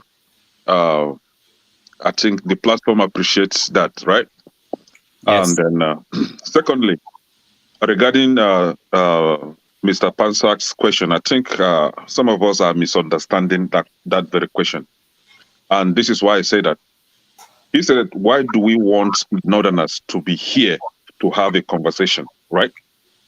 This platform is open for everybody, all Nigerians. We have one Nigerian, Ghanaian, Maxi, cousin from Ghana. That's to show you how interested he is to making sure that Nigeria moves forward, right? We have Nigerians from everywhere calling in, right? So the platform is open for everybody. However, Mr. Pansak, I think his question culminated from when or due to the fact that whenever a Northerner comes on this platform, we tend to give him more hearing, we tend to give him more time, right? As if without his viewpoint, we cannot move forward with our conversation. I don't know why I'm having feedback. Yeah, hold on. Yes, Mama Ishu. No, Mama Ishu T, I think. Somebody that was brought in now. Go ahead. Okay. So we tend to give them more airtime to say a lot, while those from the southern part are being limited. Now, this is it. 100 Muslims or Northerners can come on this platform. Nobody's stopping them. But everybody, we all Nigerians should have equal rights to participate in the discussion. They shouldn't be seen as demigods. Without them, we cannot have a conversation. We have to hear from them first. We have to wait for them. We must hear their viewpoint before we move forward. I think that is where Mr. Pansat is coming from. Like, for example, what happened today? Mohammed was given a lot, like more time than every other person. Yet, forefathers is still calling for Mohammed's opinion, calling for more time for Mohammed. Mohammed wanted to go. He wanted to leave. He took a permission, which I think we don't do it here, right? But he said that his wife was calling him. Then Dr. Damages gave him time to talk. He kept on talking. And then when it is time for others to respond, they were being cut short for Mohammed to carry on. I think that is where Mr. Pansat is coming from. So let him not see it as if Pansat doesn't want Northerners to participate. No, he does want Northerners to participate, but this platform is for all Nigerians. I mean, it even go beyond Nigerians. Other African countries, people, they call him. The other time we have Declan. He's not from Nigeria, neither is he from Africa. but he was even hosted here. So the platform is for everybody, and we are calling for Northerners to come and participate, right? But mind you, in the North, just like we have Deeper Life, then their general overseer told them that watching TV was a sin, that when they watch TV, they will go to hell. Deeper Life members then don't watch TV. But today they are watching TV because they are more enlightened today. They are more educated today. On the same hand, when you go to northern part, their leaders, religious leaders, in collusion with the politicians, lie to them that social media will make them behave like Arnas. Arnas mean those that don't believe in God. That social media is going to corrupt them. So they are running away from social media. Let's tell ourselves the truth. It's only the few educated ones that are getting involved in social media. These people are being deceived. And that is why we are calling for those educated and enlightened ones to participate and also help us to educate their people that social media is not haram. Social media is not going to corrupt you. All right. Thank you, Kenneth. So just I want to hear T. T, can you hear me? We've been trying to get you to talk, but I feel bad. Yes, I can hear Okay. you. Okay, Can you good. hear me? Okay, yeah. I don't know where you can weigh in. Just anything on your mind. Go ahead. Before Okay, thank you, sir. Greetings to the house and everybody. I think the topic has been very interesting and the battering has been quite very high. I think I will start with that of the contribution from the Northerners. I think basically on this platform, rather, there are lots of more Igbos than other nationality. I mean, other ethnic factions of Nigeria. So I think it's I will go with forefathers on this because you see, we all have different views. We cannot always agree on each point at the same time. You know, and as educated people, we always learn that there are people that are weak, there are people that are strong, either in argument, either in deliberation, either in submissions. And when you listen to people, when I was reading There Was a Country, Chinua Achebe, he used himself as an example that when he went to his in-law's house, he was having a conversation with his wife, who was then about to be in the presence of his father. So they were just having normal chit-chat talk as a man and woman. And then the father was sitting close by. And he overheard the daughter said something. And he kind of intruded like, what's happening there? And Achebe said, no, don't worry, she's saying nothing. Then the man got furious. I said, don't ever say somebody's saying nothing. Don't ever say whatever anybody's saying has no meaning. You see, the Northerners don't have our own kind of deliberation. They don't see things the way we see it. You know, we see things from different prisons. So it's always good, and I think it's more matured and responsible. If we're calling for one Nigeria, we should show those kind of examples here. You understand? We cannot be blaming the leaders at the top, and we, the people who are trying to create an opening for a one Nigeria, will still be indirectly going through the same setup. Okay, I think I'll leave the stage for now for someone else to comment. Okay? Thank you so much, Steve. Let me say something. I was hoping that forefathers will be back. I needed to hand over to him, but I wanted to say something before we continue. So, the question that Pansat asks, it's not just. I think we have to rephrase it, because when one man comes here, it's exactly the same thing. When someone like Sam O comes here, it's the same thing, or Thomas. So it's not really about nothing. It's about different viewpoints. Okay? It's about people. People gather, people can gather in families, and if you go to an event, different people will gather because they share something. If someone has a different viewpoint, that person is one that people will take on. Now, when you said that Mohammed had more time to speak, it's because people were asking him questions. If John Abbas speaks and he leaves, and nobody is saying, John Abba, you must answer my question. John Abba will not speak more than the necessary. But if everybody wants to ask John Abba a question, John Abba will speak longer than any other person. So I want people to understand the dynamics. It's not that this is set up in any particular way. You're right. This is open to anybody to come in. And whoever wants to come in will come in and have a conversation with us. Mm-hmm. Oh, go ahead, CM. I think you have a problem with what I'm saying. Go ahead. I think basically, from my own point of view, there are things people say which basically is not correct, and you want to tell the person this is not correct. That is the way I was trying to react to what Mohammed said about P2B. This propaganda that he put his money, Anambra money, in family business, we know it's a lie.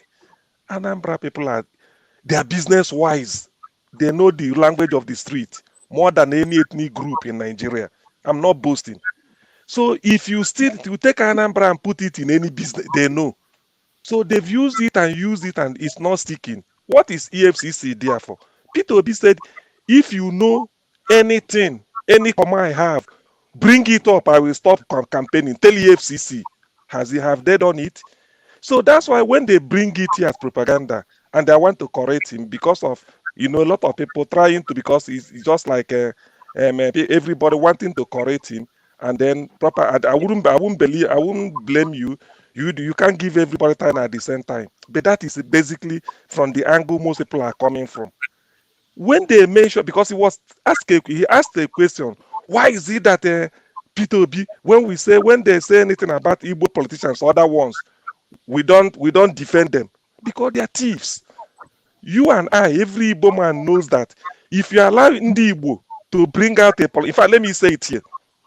Since the beginning of Igbo civilization, 4, Ojukwu, Emayo Okpara, Sam Bakwe, and P2B, no other person.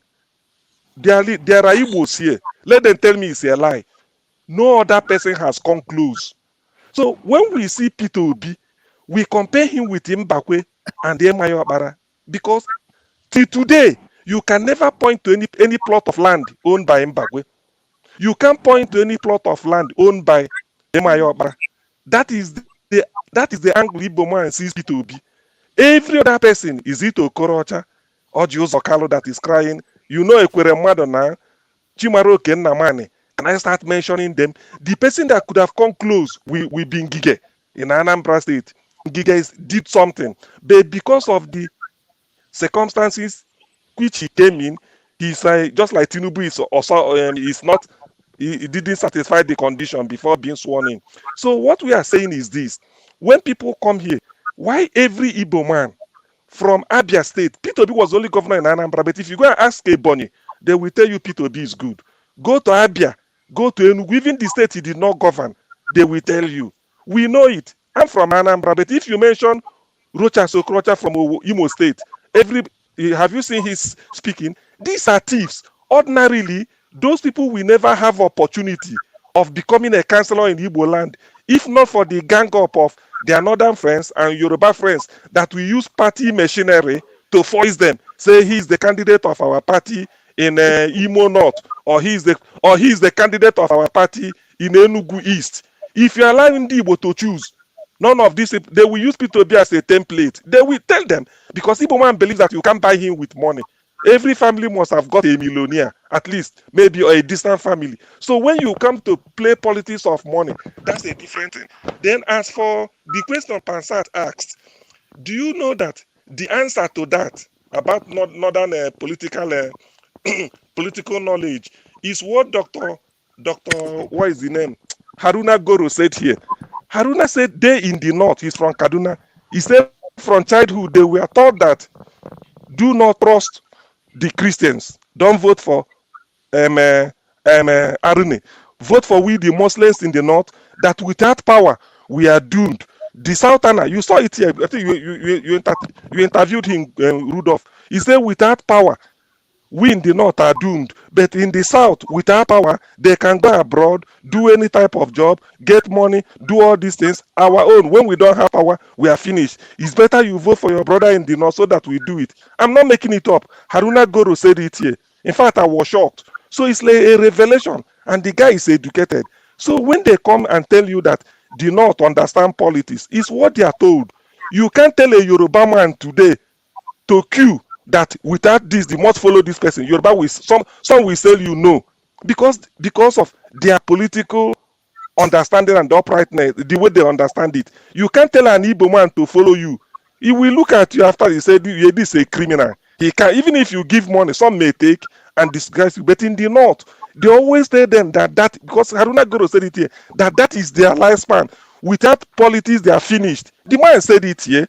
I'm not making it up. So when he said that's why when they saw P2B, they said, but we've been trying our brothers. Look at where Buhari kept us. So when they saw P2B, they said, no, we won't follow it. This time, we want to vote for this man. He's different. What you people in the north cannot do, look at our farmland. He said he want to make us cultivate and then produce food and export. And you people are telling us that they have oil to drink. Your own is to make tomato for them so that they can be enjoying. Haruna Goro said all these things here. Go and listen to it again. In fact, that day it was a shocker. So it is the ideology they put in their brain. That is what is holding the North back. They don't allow them to something like say, let me break away and reason. So that is what Haruna Goro is saying. They so control the thought that goes into them. That's why when they tell you that don't vote for a Christian, don't vote for them. If you vote for unbeliever, you are not doing what is in the Quran and all those things. Haruna Goro said it here. You are not making it up. So that is actually what we're trying to stress with Mohammed. And I learned a lot from the man. That is it. It's not that we don't need them here. If they come, we debate as brothers. But when they say something that I know is not a fact. I condemn all Jews Okalo now.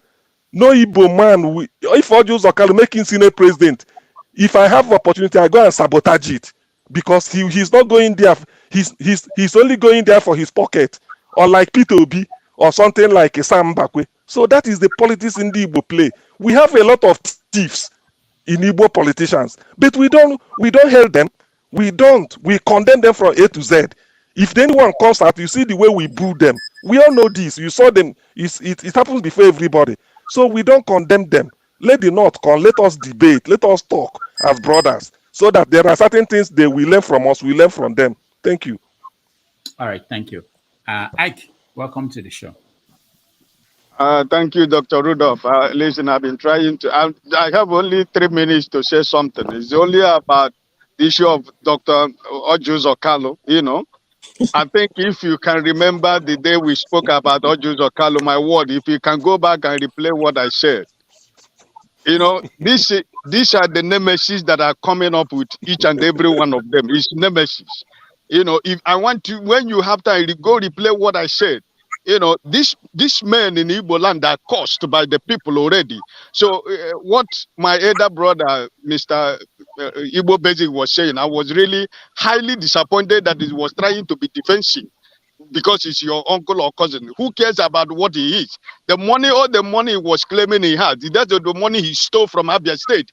All those companies, all those fake companies is telling us all about it. We are not interested of your personal wealth, but I'm only interested on your political service to the people of Abia State. For 8 years, he did nothing. Till today, Abia State is like a village in a village you can call in any other state in eastern Nigeria.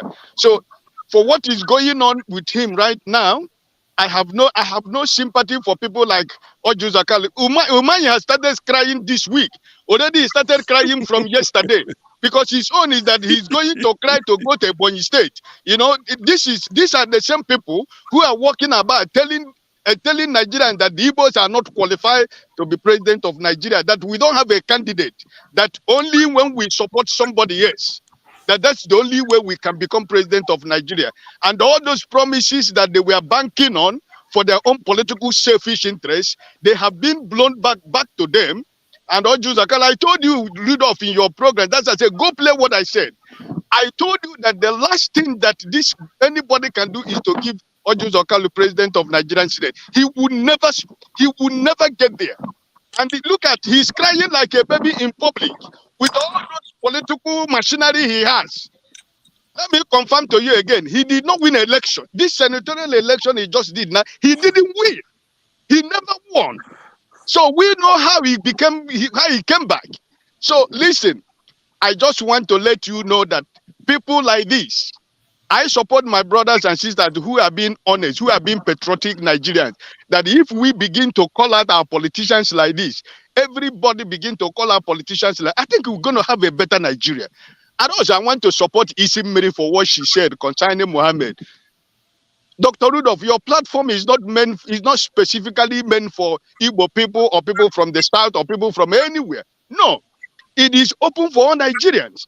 And I don't think that when you begin to create that impression that it is because they are from the north, that's why they can't come here because we have a lot of people or people bullying. Nobody is bullying nobody. I do not agree with that because I think that this problem would have not come out if what do you call it? What is his name again? Forefather. No, forefather. If forefather did not make the comment he made, because it was forefather that designated this, because nobody was bullying Muhammad. Muhammad is smart, he's intelligent. I've enjoyed him in this platform once in a while he comes here. So nobody's driving anybody. With this platform is not meant for any particular people. John Abba is from Benue State. Nobody said he cannot be here. He stood on his ground. Anytime he broke a topic, I learned from him. He learned from a lot of us that are here. It's not just like we are going to create a space for them. This space is meant for everybody. So please let us not allow to sow that seed as if somebody is being driven away. Yeah, there is something John Abba said that which I really understood and agree with, because I lived in the north for 5 years. The last thing you can do is to push these people to get angry. You know, this is their culture. You can't push them to get angry because they are politically wide. Even the one that is cultivating cassava in the deepest remote village, when it comes to politics, he's more smart, he's more intelligent than you. So they don't get angry in politics. You can say anything you want to say. You can bully them to anything. As long as politics is concerned, they know it and they're smart. So listen, Mohammed is always welcome. I enjoyed anytime he's here. I always want to see him here, but don't accept that fact that as if we are trying to make it is a certain platform. No, it's never. It's for everybody. Okay, please let us not sow that seed, because when we sow that seed, it begin to grow. Our words are powerful because it is the word of a lot of people that are happening in Nigeria. That what is going on in political space in Nigeria today. It is the power of the word of people that is doing what is happening in Nigeria today. So our words are powerful. So let us not allow that seed to stand. Please. It is an open platform for everybody. Yeah, can I add to what I was trying to say? I actually skip it. This is it, right? I leave you guys, please. I'm close to the church. I leave you guys, and I hope to join you tomorrow. God bless you all, please. Yeah, let me start with adding to what Mr. Ike just said it now, right? See, this is the game they always play to shut the Southerners up.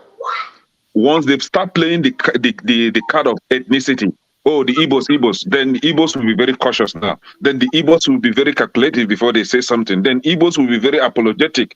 Then Igbos will be subjugated to that side of, what will I say now not to offend these people? But they are the one actually playing that tribal card.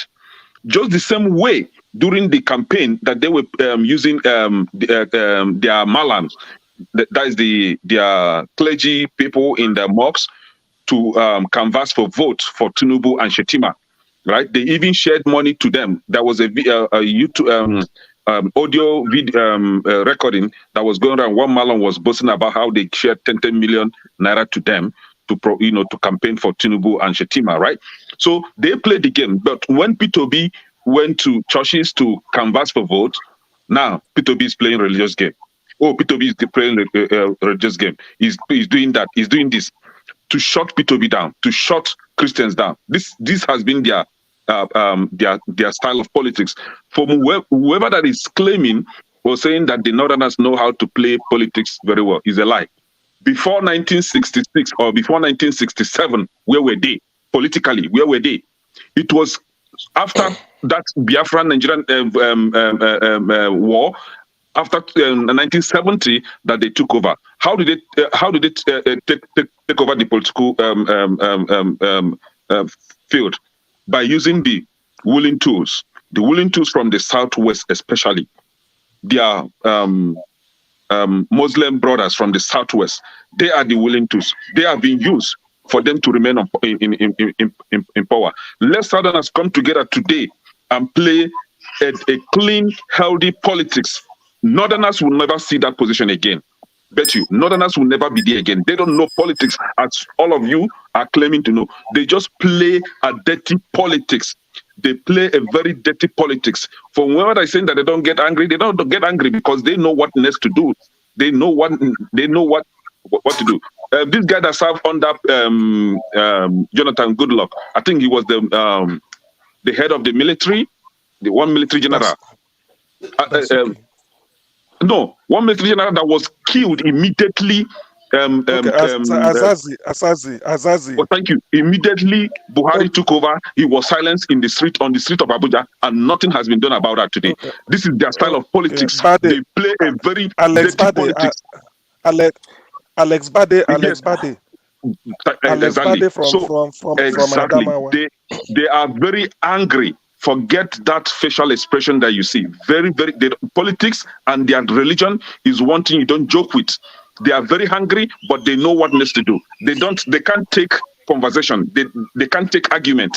They will go around and treat you, give you the same treatment they gave to that military general that was taken out immediately Buhari came in. These are the people I know very well, and nobody will tell me about them. All right, thank you. We have to move on. I forgot something. I forgot something. Can I say something? What I forgot is this.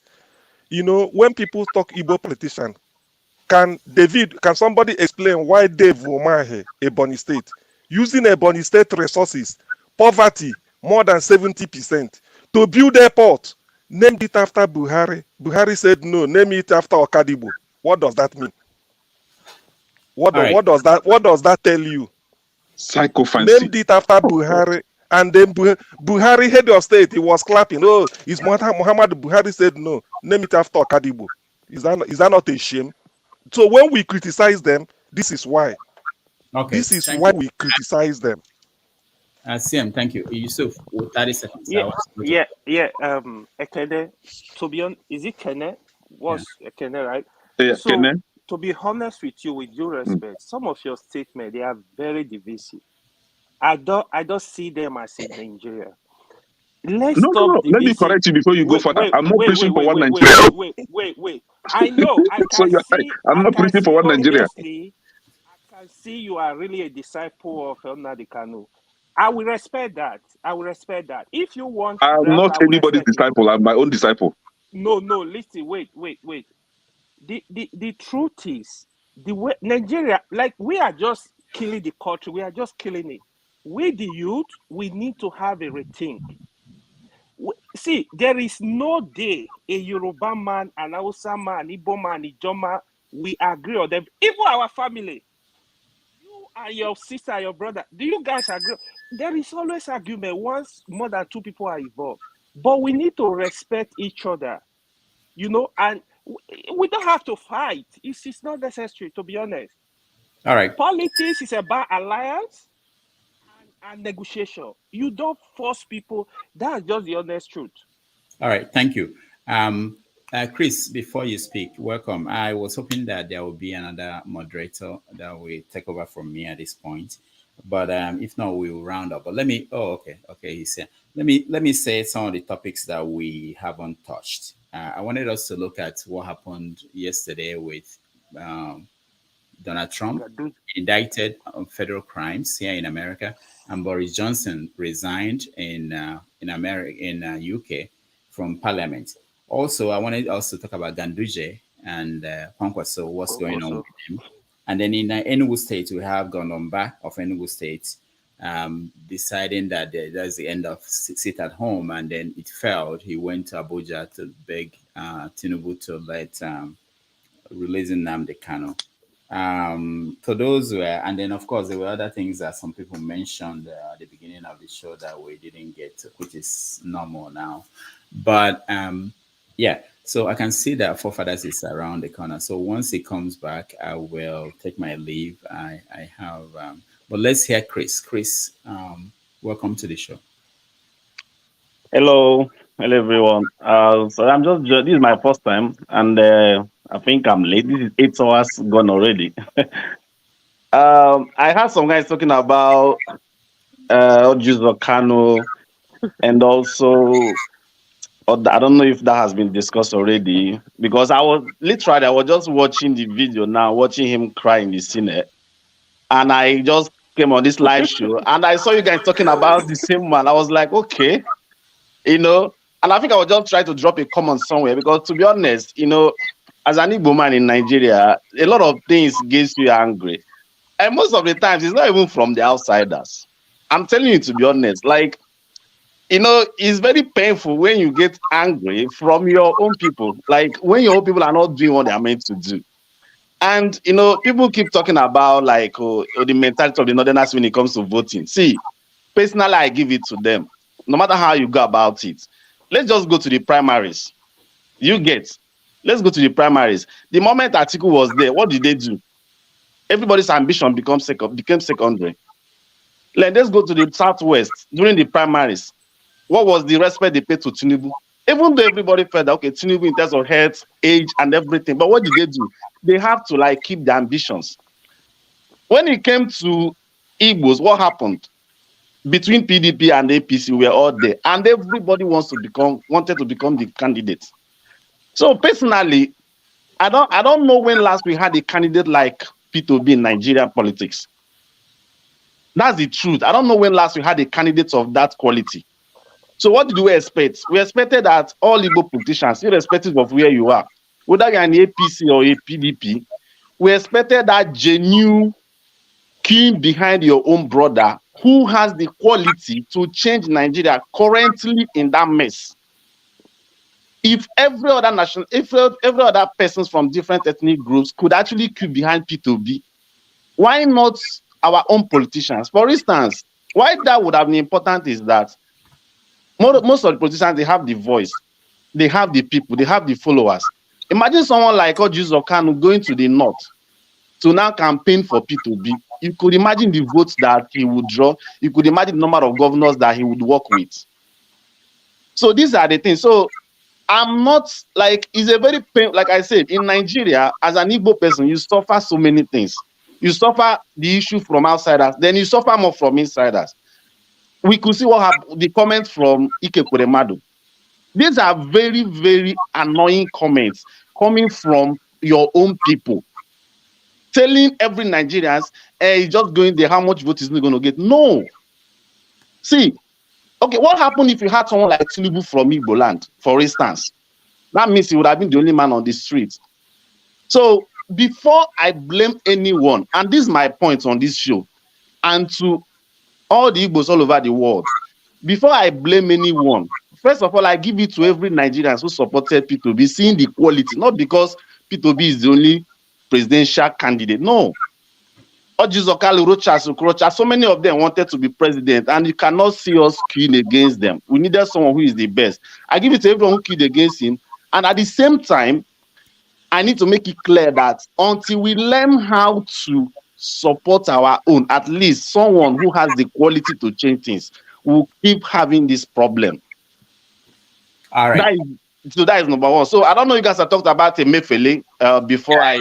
We did. You've done that, okay. Yeah, but when it comes back to your turn, you can weigh in if you have something unique to say. Okay. Jonathan, before you speak, I just want to thank everybody who joined so far, and I want you guys to be nice to forefathers as he takes over the conversation. Thank you all, and those who watched at home, I will see you tomorrow. Let me go and get ready for tomorrow's show. Thank you, guys. There's a damages before you go. Tell forefathers to be nice to us too. Forefathers is the military guy. Come on, I'm very, very nice. All right, forefathers, over to you. Thank you, guys. Thanks. So where were we regarding whether we should be having conversations between the... Okay, I wanted to add something to what Kene said just before I start, because I wanted to say something. The Northerners, we misunderstand them quite a bit. They are somewhat less expressive than we are. And if you look at like Southern Europeans are more expressive than Northern Europeans. The same gradients happens in Europe. And that is why from our perspective, it appears as if we can express ourselves, but they are quiet and they plot and all, because they are not as expressive. They may be saying the same things you are saying verbally in their head, but you will not hear it. And you have to understand what you are dealing with. It's not because I think KJ said something about they practice it. They didn't practice, it's just their nature. If you go in Europe, I was surprised to find out that in Europe they will say, "Oh, Italians are very expressive." You go to England, oh, in English is stiff upper tongue, upper lip. I mean, then you go to this in the Scandinavian countries, they are basically mute. Then when you go to Nordic countries, those ones they don't even say anything. So I don't know whether maybe it's the weather that makes them less verbal, but it's a fact. And if you understand that, then you start understanding why some people are less. And to be fair, we as Africans, we didn't know that when they came. We just thought they are normal human beings like us. They talk like us. No, they were not. We revealed we told them everything in our heart, and you didn't know what you were thinking. The forefathers in the South, you don't even discuss politics as much as they discuss politics in the North. I stated something here, but I think some of us are failing to understand that.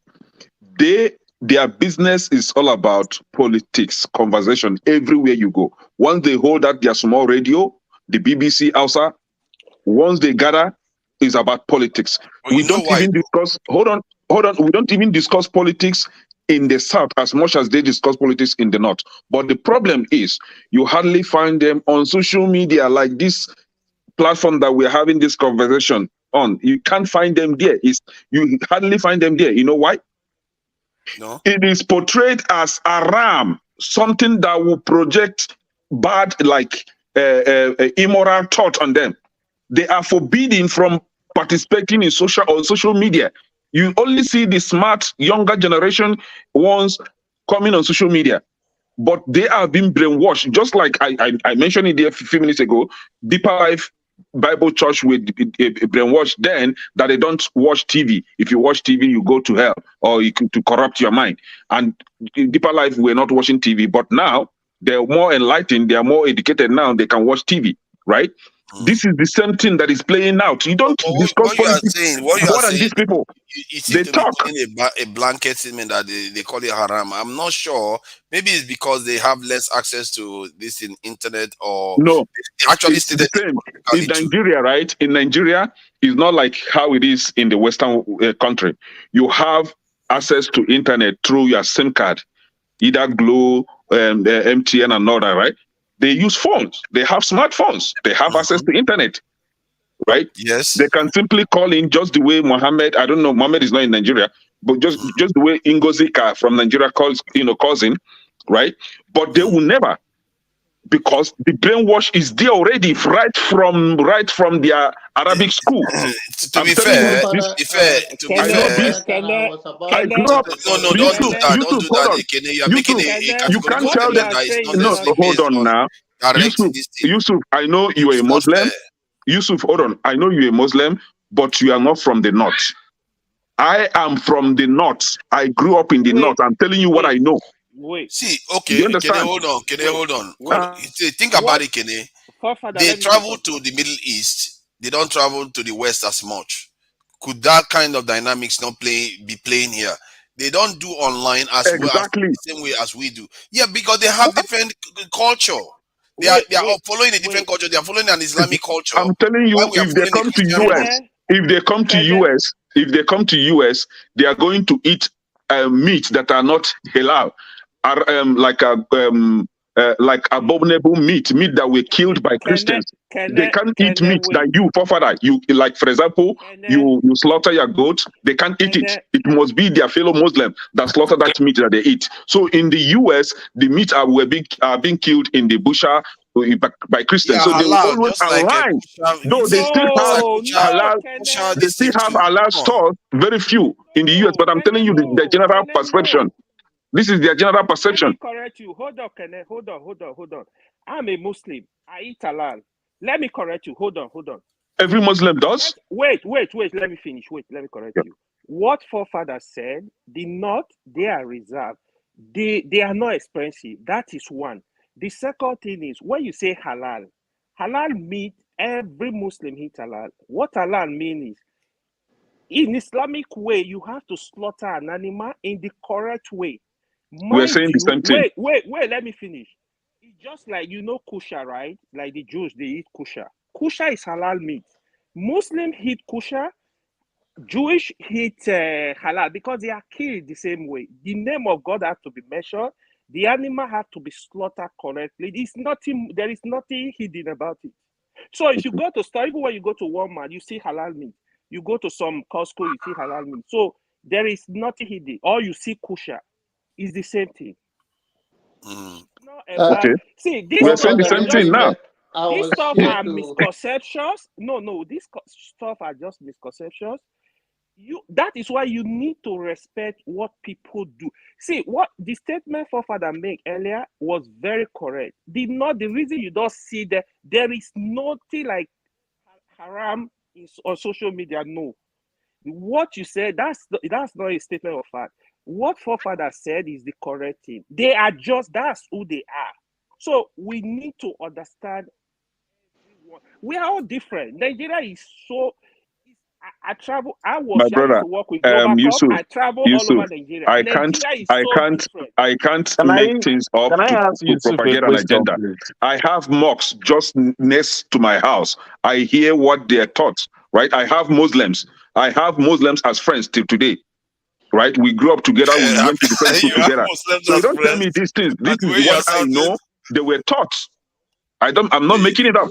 Can I ask no, Yusuf they are not taught that way. a question? Okay, Just Chris, ask your question, then yes. Janaba can contribute Okay. to it. Yeah, Yusuf. Sorry. I think this has been just going in my mind for a very long time. Like I said before, I started making my point. I gave it to you guys in a way that when it comes to unanimous support, okay, when it comes to oneness behind your own, you guys are very good at that.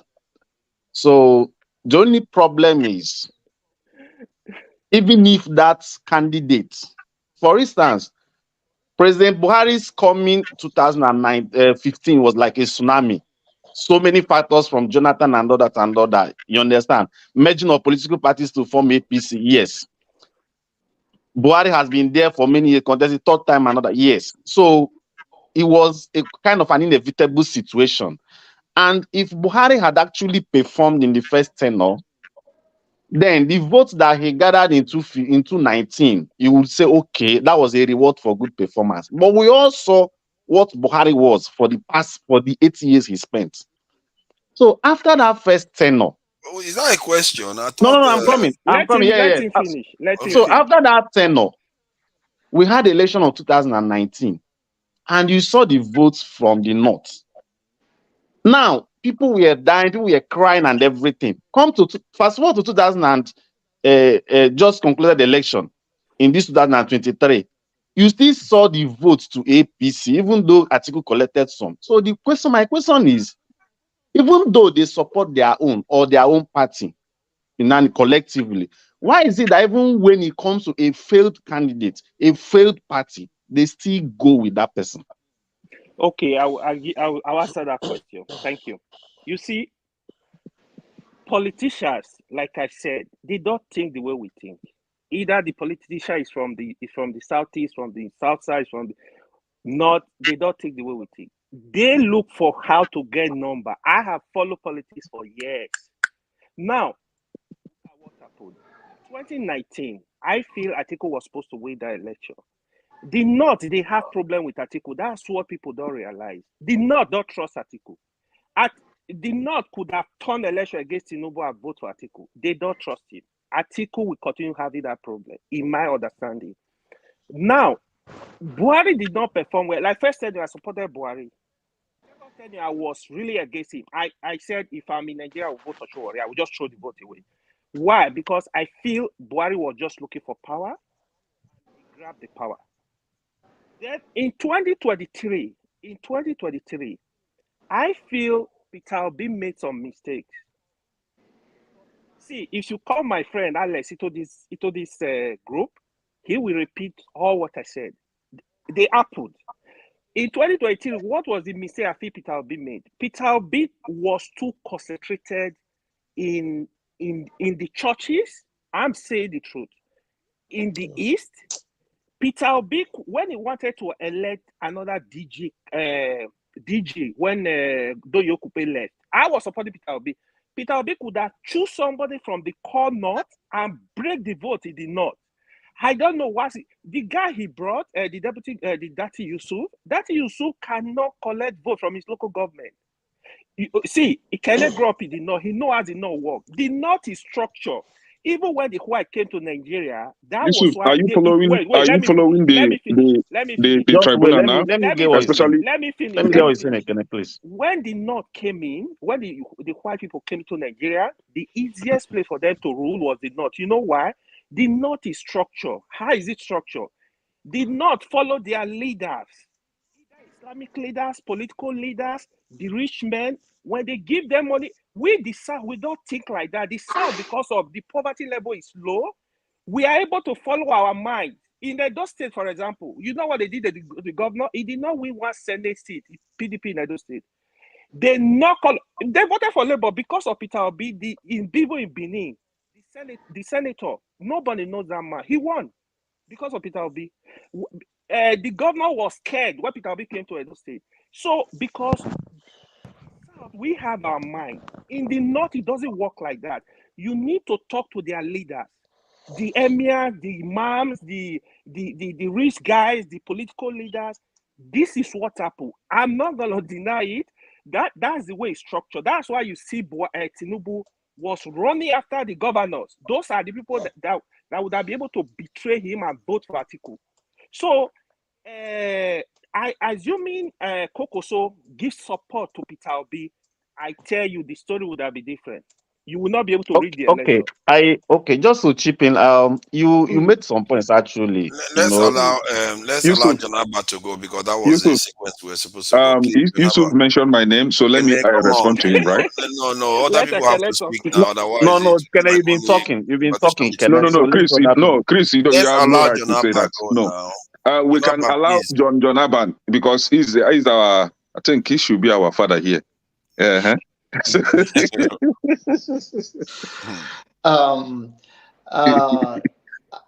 I want to say something in the preparation to the future of our country as we move on, whether those that are hanging on and hoping for a result from the court. But if we're going to win this battle against the elite versus ordinary Nigeria, we cannot come our own. Our own is not enough to win election. Yes. Our own, whether you are from South, North, or West, without a few people from the other side, no single tribe in Nigeria can just win election because it's from your own.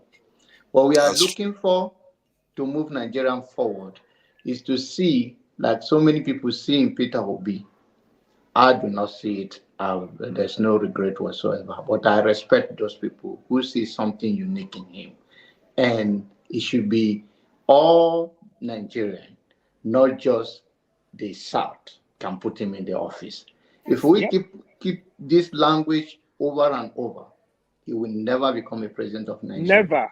Never. That's the plain truth. And that's the hard truth. And the issue is that we have some Northerners. There is Danladi who came here on this platform who voted for Peter Obi. He's a medical doctor. And those are the people, I don't want to say, like some of us use the language that they're uneducated. And that is the core belief of Boko Haram. Boko Haram meaning Western education is not welcome. So the fact that they are not English or Western informed does not mean they are not educated in their own way. There's nothing wrong to speak Igbo fluently or speak Hausa fluently and find your own solution, whether in math or in any kind of subject you want to discuss or any kind of product that you want to bring to the market, there are many things that you can be authentic in your own language. So let us take that away.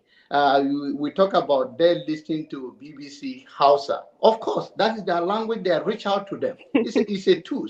So there's nothing wrong with that. There are not all Igbos speak English fluently, but the level of civilization of English is more dominant. Even in the remote village in the Igbo land, you can hear them speak Igbo. No, speak English, but not in the north like that. So to reach out to those people, we are talking about the internet, the reaching out that you have. Not all phone have a screen that you can actually hear everything. If they have, in the call not, but then they can listen to the radio and hear it. But when they hear oneness, language of love is universal. Truth is universal. So when you show somebody love and show them the love, outside people are more open to learn. And the good thing I give to the South is that they are independent people. They don't have to follow their leader. There's nothing wrong with that. They have their own mind. It's something to give them to say, okay, a Southerner have their own mindset, say, you know what, this is a bad politician in our area, we're not going to vote for him. There's nothing wrong with that. That's a good thing. And that's how we're going to have a democracy in the true way. And there's nothing wrong the way the Northerners have called our people to submit. And that is exactly what Tinubu did. Tinubu went after the governors and the traditional leaders. Whatever you say, they play that politics. That is how to reach out to their people. Is that a good thing or wrong thing? Okay. I'm not here to do. Thank you. Let me. Hold on. Let's hold on now. You see, look at T there. T is almost as if he's about to fall asleep. You mentioned me several times. Can I clarify myself? Look at T. T is about to fall asleep and take his shirt off. Lord. At this rate, we are just ignoring him there. He's not been able to talk. He's been here for hours. I don't want to forget my thought process. Yusuf mentioned my name several. I want to clarify this. Don't worry. Please, a minute. Everybody wants to talk. If I leave them, some people will fall asleep or leave here. So let them talk. Then I'll come back to you. Then you can talk because T, please, he has not said one thing. I've not heard him say one word. See, T, are you there? I'm here. Yeah. I was worried that at the rate you want to take your shirt off or something. So please, you've not said anything all day. So what do you think about what you've heard? Welcome. Yes, thank you, sir. Greetings to the house. Basically, you see, the northern Nigeria, the eastern Nigeria, the western Nigeria, and the southern Nigeria. You see, we are one people, but we have different level of knowledge. It's just like a man giving birth to 3 children. They all can't think the same. They all can't act the same. But as a father, he's there to accept them for who they are. Yes, it is true that there's a division in Nigeria that has to do with what the fathers or the leaders instruct to their followers. You know, that factor from the north is there. Likewise, that same factor applies in the south, applies in other areas of the country. Now, if we want to crucify a sector of people because of the way they behave, or because of the way they correspond, or because of the way they communicate, now we're going to always have a problem. And the problem is not going to be different from the problem that we had in 1960. It's not going to be different from the problem we had in 1966. We're all going to be repeating history back and forth again. If you look at our core leaders, you see, this problem we're talking about, how the Northerners grow up, how they do this, how they do that, these things did not stem from them. It came from the leaders. It came from the core leaders of the North, who were the Saduna of Sokoto, the Tafawa Balewas, and the whole lot of them. The Bible said, train a child the way he should grow, and when he grows, he will not depart from it. It's what they know, it's what they love the land.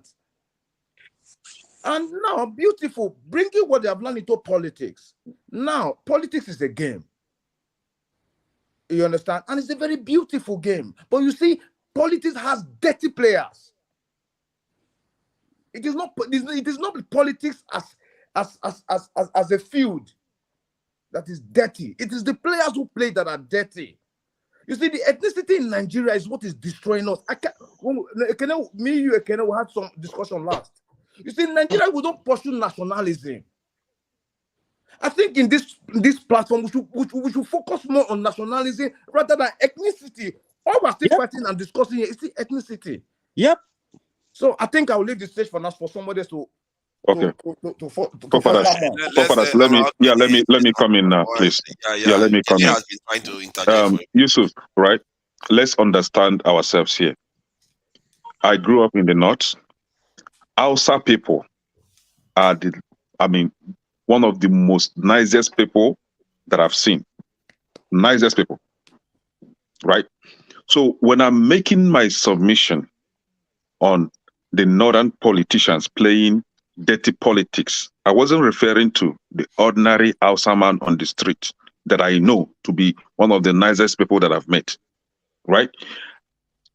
I'm referring to their criminal politicians, the same way I always call out our criminal politicians from the southeast. You see, that's very interesting, Kenny, because right? The way you were sounding, it sounded like you were just... No, they are misunderstanding me like wrongly, right? But this is it. I call out any person that I've seen not to be a good fit in leadership. I call that person out. I don't care where that person is coming from. If you go to North now and you mention Kene, where I grew up, nobody will know that. But if you mention Godia, that is my name. If you mention Godia, that is my name. Godia. Right? Yes. Which one is Godia? Is it Godia? The literal translation in Igbo, in English is thank God. That is same meaning. Kene, is it Hausa right? name or Islamic? That is Hausa name.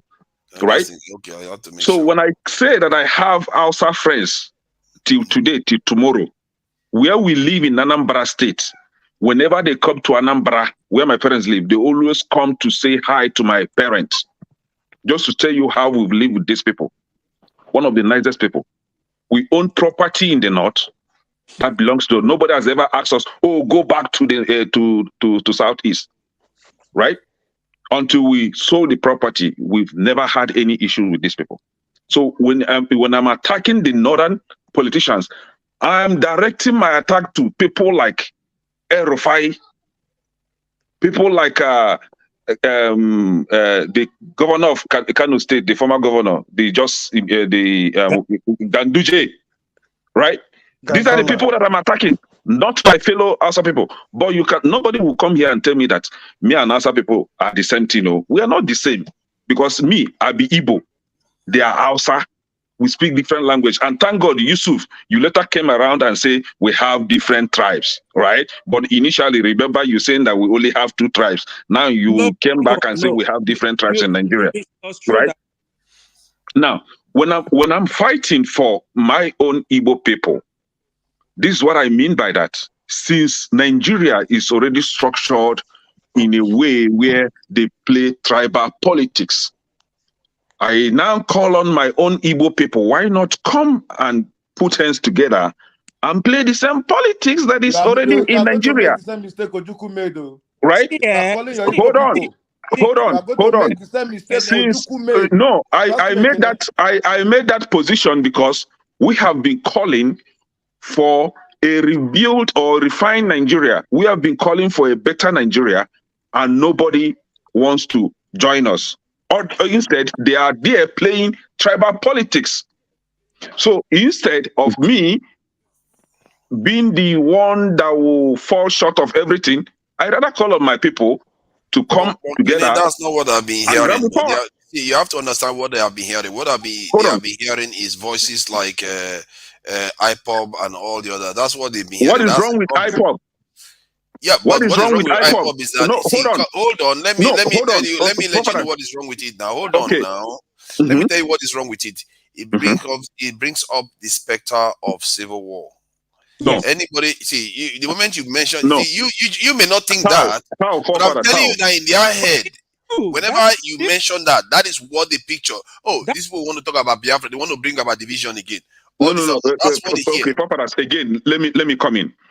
Before Nnamdi Kanu formed Biafra, IPOB, there was Masop.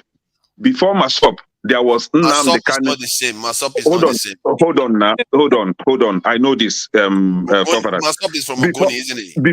no, Masop is from Biafra. Hold on. Oh, Masop. Okay, Masop is the Ogoni Forefathers, one. hold on Okay. now. Forefathers, hold on. Before Masop, there was Nnamdi Kanu for Nigeria. Nnamdi Kanu that was on the street of London calling for better Nigeria. Rafu was Rike that was on the street of Nigeria, in the street of Lagos, calling for a better Nigeria. Before they now turn to calling for secession, right? And mind you, these are not the first people that call for secession. I don't want us to go back to the this guy from Ogoni, right? When he was the first one that called for secession. I don't want us to go back to that one is from Adakaboro. But now this is it, right? We have advocated for a good Nigeria, and all the other people do is to say no. So far, it's an Igbo person. But that's no. not accurate. Hold on now. It played out recently. Forefathers, we don't want to go far. It played out recently. Just making stuff up. It's not accurate. No, Other parts of the country, they are also fighting for better Nigeria. What makes you think hold that on. Okay, yes. forefathers, hold on. Yusuf, you made mention. You stated that P2B's deputy wasn't a good fit for P2B. That sorry, can I comment? Hold on. That it was because of his VP that he didn't win. Now, Yusuf, I'm coming. I'm concluding. Yusuf, I'm concluding. If he hasn't said anything, can you stop interjecting me? When you were talking, I didn't interject you. Yusuf, hold on. Yusuf, hold on. I don't know if you're following the tribunal now to know the tons of evidence coming from Kaduna State that indicated that P2B won Kaduna State. I don't know if you're following the tribunal. So before we make our assumption, let us make it with fact. P2B won this election hands down. Whoever that is having the notion that P2B did not win because P2B did not consult with the North, P2B consulted with everybody. He campaigned in the North, he campaigned in the Southwest, he campaigned in the Southeast, he campaigned in the South-South, he campaigned everywhere. And P2B won that election. Come on, it's not going. And that is why they are in the court today. You have to allow other people to talk now. It's not fair. There are about 9 people here or so. Please, let's allow Ify talk. If he hasn't said anything, we know where I know where she's going. Yeah, but it's all right. We have to allow her have a say too, because there's a crown fit there. CM has been quiet. Let's allow everybody to chip in. Femi has not said one word. Please, Ify, go ahead. Good evening, guys. We are so much far from loving each other in country called Nigeria. The truth of the matter is we are so much divided in that country. And when I say that I stand for us to go our separate ways, it's not because I hate for us to be united, but these are the differences that we have. For us to come here and say that in order for you to be a president, you have to consult a particular people or a particular tribe. How are you going to say this is one Nigeria? Honestly speaking, let us tell ourselves the truth. I'm even surprised, to be honest with you, that this country called Nigeria is still existing now as we are talking to each other. Honestly, I was thinking that after the election that, we're going to hear war or something is going to happen, because at that point we are on the brink of disintegration. No matter how much we come here and argue, we have to understand that we are not heading anywhere. We got our independence in 1960. Every election, we sit down and talk about the same thing over and over again. We are not arriving at anything. 4 years we come and go. Another administration will come back. We were still talking about the same thing. And it boils down to we've had our independence since 40-something years or 60-something years. I can't even keep track. And tell me what we have achieved. Nothing. No jobs, no electricity, nothing. I have never seen people leave Nigeria like what is happening now. The exodus happening in Nigeria. Just open that Murtala Mohammed Airport and see if anybody is going to remain in that country. It wasn't like this before. But we keep saying that we're going to stay together. We're going to stay together. Let me ask you people. me, an Igbo person, I cannot go to the Kaduna and tell them that I'm looking for a job in their Department of Education or any department owned by the Hausas. It's not possible, and they cannot do that in Igbo. So how are we going to talk about one Nigeria, one Nigeria? As we live in America now, in order for you to contest the election, I think in the state where I am, you have to live here either for 1 year or 2 years, and you are a citizen of that state. You can contest for an election.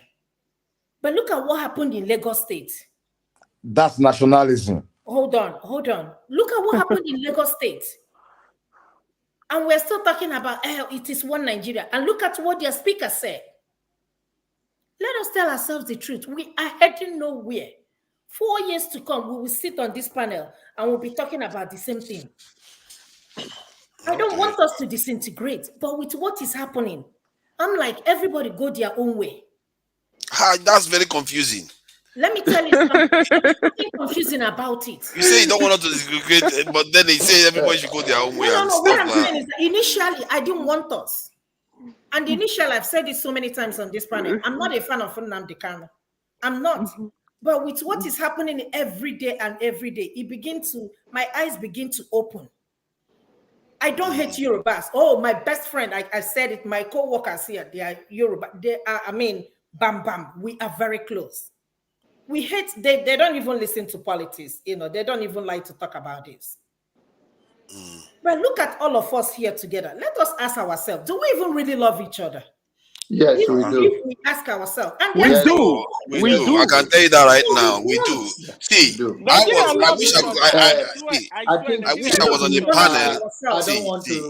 I don't want to cut it short. I understand wherever you come from all the time, but I want you to know we have made a significant progress. Which progress? Let me explain it. Let me sorry, John Abba, there are a lot of people that haven't said one word at all. I'm just going to talk to my sister. Femi hasn't said one thing. He doesn't like to interject. Can he round up, please? Yeah. No, if he's going to round up. If he say that we love each other, we do. Now, we have our differences. Even in Igbo place, they have their own differences. Even the same mother, the same father, we have our own differences. That is one thing. Now, you said that we have not made a progress. We have made a significant progress. Even with the coming of Peter Obi through the media, we are pushing back on all of those things. Brother it's John, progress. What kind of progress? Peter Obi made a lot of progress. He could even win in court. You are speaking to no, issue. as a nation, as a country, what progress have we made? Go and ask other African countries now. They should all break apart. You are making a progress by making a voice. You are speaking now. So if you are not making a progress, all the hours that you come here to talk, are you not taking to somebody? Are you not trying to change somebody's mindset? The progress he's talking about is beyond that, Jonah, let's be realistic. But let's conclude, please. Let's conclude. If you use 1 minute to conclude so that I can go to Femi and Crown Faith can go, then CM. When I come to this panel to listen, it's a form of therapy for me. It is a form of therapy for me. But sometimes after listening to all these things, I ask myself, do you even really want to listen to this every Saturday? You come here and listen to this BS because we cannot agree. What we said something about Emefile earlier. I was listening, but mind you, between now and maybe December, we won't hear anything about this guy again. The case will be thrown out. It will just be like any other person. Just tell me any politician in Nigeria that have been convicted of any crime, and the person will go out and serve out their time. Look at Oju Zokalu. He's a convicted criminal, and he has the guts to even come and contest the Senate president. But but we've had governors that have been, they've served their term and come out of prison. Okay. There was this other one that came out from prison, and the villagers were welcoming him back. But is it in Nigeria or abroad? In Nigeria. Okay. In Nigeria. Another governor came out from prison. Yeah, okay. How many years? CM always has this. 1 out of 1 million. Let us keep deceiving ourselves. How many governors have been convicted in America? Femi, please. I'm sure you have been very patient with us. In Nigeria. It's okay. I get where you're coming from, the frustration that you are feeling, because most Nigerians are feeling just that people like us, some of us, want to see beyond that and still try to fix stuff, because just because you have a problem doesn't mean you reach for the wrong solution. You see what I mean? What Not all progress are solutions we are actually making? valid. Electricity we don't have in Nigeria, in a country of 200 and something million people. And If somebody will embezzle fund and he will not be convicted and nobody's going to give account of it. Yeah, I see. We are all on the same boat on that one. On the day of reckoning, we will all be on the same side. Femi, please. You see, every day is for the thief, one day is for the owners, they say Not in now. Nigeria, beg. If you're telling me in a civilized country. Don't worry, you see now, in your lifetime. Femi, please go ahead. What do you think about what you've heard so far? You can, from any point, any angle you want. Yeah. So just a couple of things. Forefathers, when I don't always agree with you, but I listen very carefully and I see where you're coming from a lot of times. And the reason why I say this is I want to start with something. Isn't it ironic that even in the UK where you are, or even in America where I am, or a couple of us are in Canada or wherever, I mean, virtually all of us are abroad, if not all of us. Isn't it ironic how we get along? It's ironic, right? Now, if all of us had to transplant ourselves back to Nigeria, we probably will be having, yes, I know we're having this kind of conversations here, but in our day-to-day lives, the way we relate to each other when we're anywhere but in Nigeria, or even when you ask the Cameroonian who's from the English part of Cameroon or a certain tribe, and it's basically the same thing when you try to replicate it across most of, if not all, the African countries. That's on one hand. Now, the other thing I wanted to add, as I was listening just before you joined, the title of the program is Have Your Say. I was going to tell Dr. Damage if I had a chance to speak before he left. The title is Have Your Say. It's painful if you're emotionally attached to things as we invested in things as we rightfully are.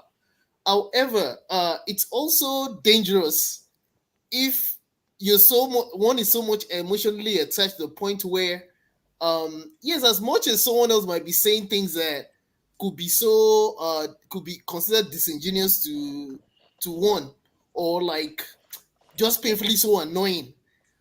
It's important to find the will to at least let them talk, because the way I look at it, at some point, the only reason why I came back was because so from time to time I try to look at this platform, for example, from the point of view of just a viewer that tries as much as possible to detach sentiments irrespective of what I believe. And I found it interesting how a regular viewer that probably would think that way would take what happened, the exchange between Mohammed and a lot of the people. I'm not criticizing anybody. I'm just saying the way I felt just watching just as a viewer now. Now, I could understand why Dr. Damages, for example, would give him as much time, especially because at some point he was being questioned. Because you don't have enough Northerners that come to the platform. And I keep going back to, because I also lived in the North. I was born there, I invested there, and I understand that they're not monolithic. We don't know ourselves enough, and that's the truth. It's true we don't know ourselves enough. As much as I'm Yoruba, I don't care about Tinubu. I always wanted fairness. And if fairness meant that the Igbos, it was the turn of the Igbos in terms of the way things are structured for now, then it was only fair that they got their chance for the presidency. Now, I'm not into politics. How it happened is not for me to answer. And that's why I can understand where people are so angry and they're like, okay, let's go away. That's definitely not going to be the solution, because at least you can see what happened with Eritrea and Ethiopia, Sudan and South Sudan. We're humans. Even the white people, they're not entirely one people per se. They're not entirely. We see, except we don't know these things enough. They're not. But it's just that just for the purpose of is it political correctness you call it sometimes? Yeah. And you know, you happen in the UK too. Yeah, it's not that they're entirely united. It's just like, I mean, we live in America. Let's not kid ourselves. There's a lot of things that happen in America that even when I got here, I was like, what we used to say was that this cannot happen in America. But then you get here, as much as you might even think you know America, you get here and you realize, even a lot of the things that happen in America, I start telling myself, this cannot happen in Nigeria. Yep. I mean, there's a lot of dynamics to it. So I mean, I just thought to mention a couple of points. I find, and you know, there's nothing wrong with people advocating their views, but I mean, there's a lot of things that sometimes when I think of it, I'm like, as much as I want fairness, I want people to, you know, because I mean, I see a lot of unfairness within ourselves. As much as I also agree that the foreigners contributed and probably still continue to contribute, where I don't think we're necessarily just victims. We don't help ourselves by the kind of things we do, even amongst ourselves, whether within our ethnicity, within our there's a lot of things that's just wrong. We need deep introspection. Crown Fit. Thank you, Femi. You know, for being patient and contributing that great contribution. Obviously, there seems to be going forth and back. Crown Fit, where do you belong in this debate? Welcome and thank you for being patient. Oh, well, thank you. It's a pleasure being a part of this discussion. This will be my first time on this platform. Oh, you're welcome. Thank you. I appreciate all the different diverse positions that everybody has. I just have a question. Because for me, the way I looked at the country itself, the Nigerian land space, in order to reach a rightful destination, one must stick a certain course. You don't hope to get from, for any one of you who knows Lagos, you're going to Ikeja and you're at mile 2, and you decide to take a detour and head to Orilegomu, you'll never get to that destination, okay? Unless you take a different detour and you go through the islands, take the waterways, and you might find yourself in that axis. But you see, Nigerians suffer identity crisis. We can take our problem right back to our origin. There is nothing that we are experiencing right now that in one way or the other we have not experienced, even in the formative years, what we refer back to as the formative years. Now, as Africans, Nigerians in particular, we have an identity crisis. How did we come to be who we are today? Regardless of what ethnic nationality you belong to, we've always had everything it takes to be a viable society.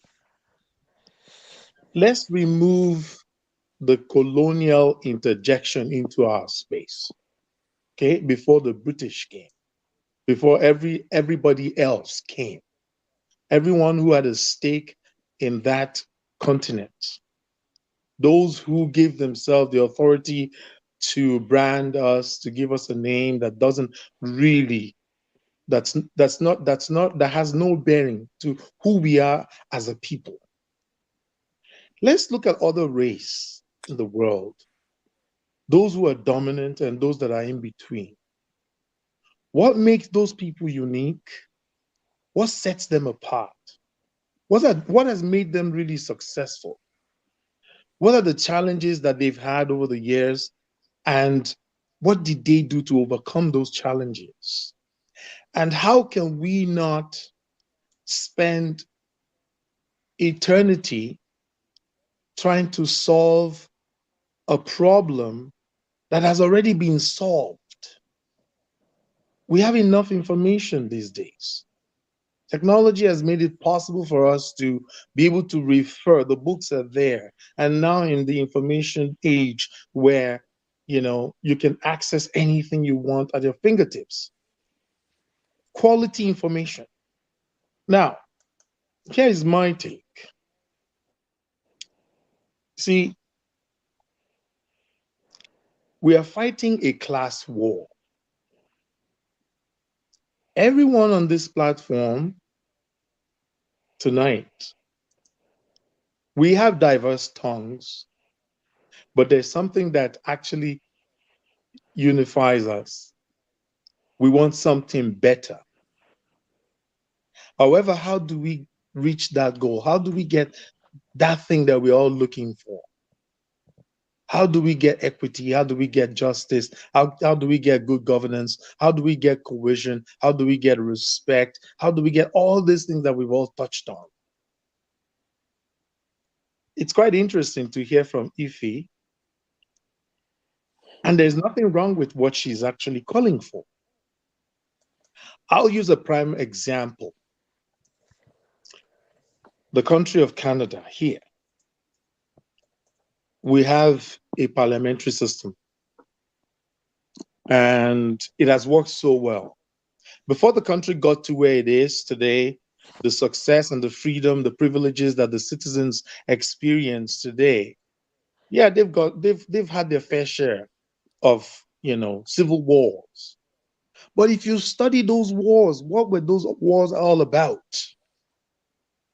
Fast forward to less than 2 decades ago.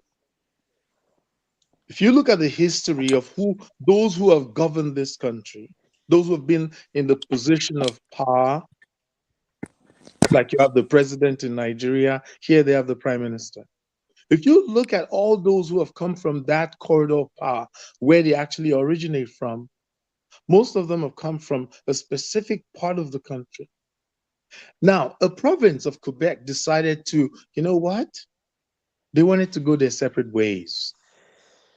They don't want to be a part of Canada because they don't feel it's working for them because they're predominantly French-speaking province. They were a minority in terms of population. There are very few provinces in this country that are primarily French-speaking. Although the national language here is French and English, but they were the predominantly French-speaking province. Now, did they fire any shot? No. There's a reason why they did not. In the case of Nigeria, the complexity that we have diverse tongues, we have diverse cultures and all of that. Who were we before the colonial masters showed up to even give us a name that is not a part of our heritage? How did the country Nigeria came to be? A lot of us hold on to our faith and our beliefs and all that stuff, but we cannot have a double think and think we can have a way forward.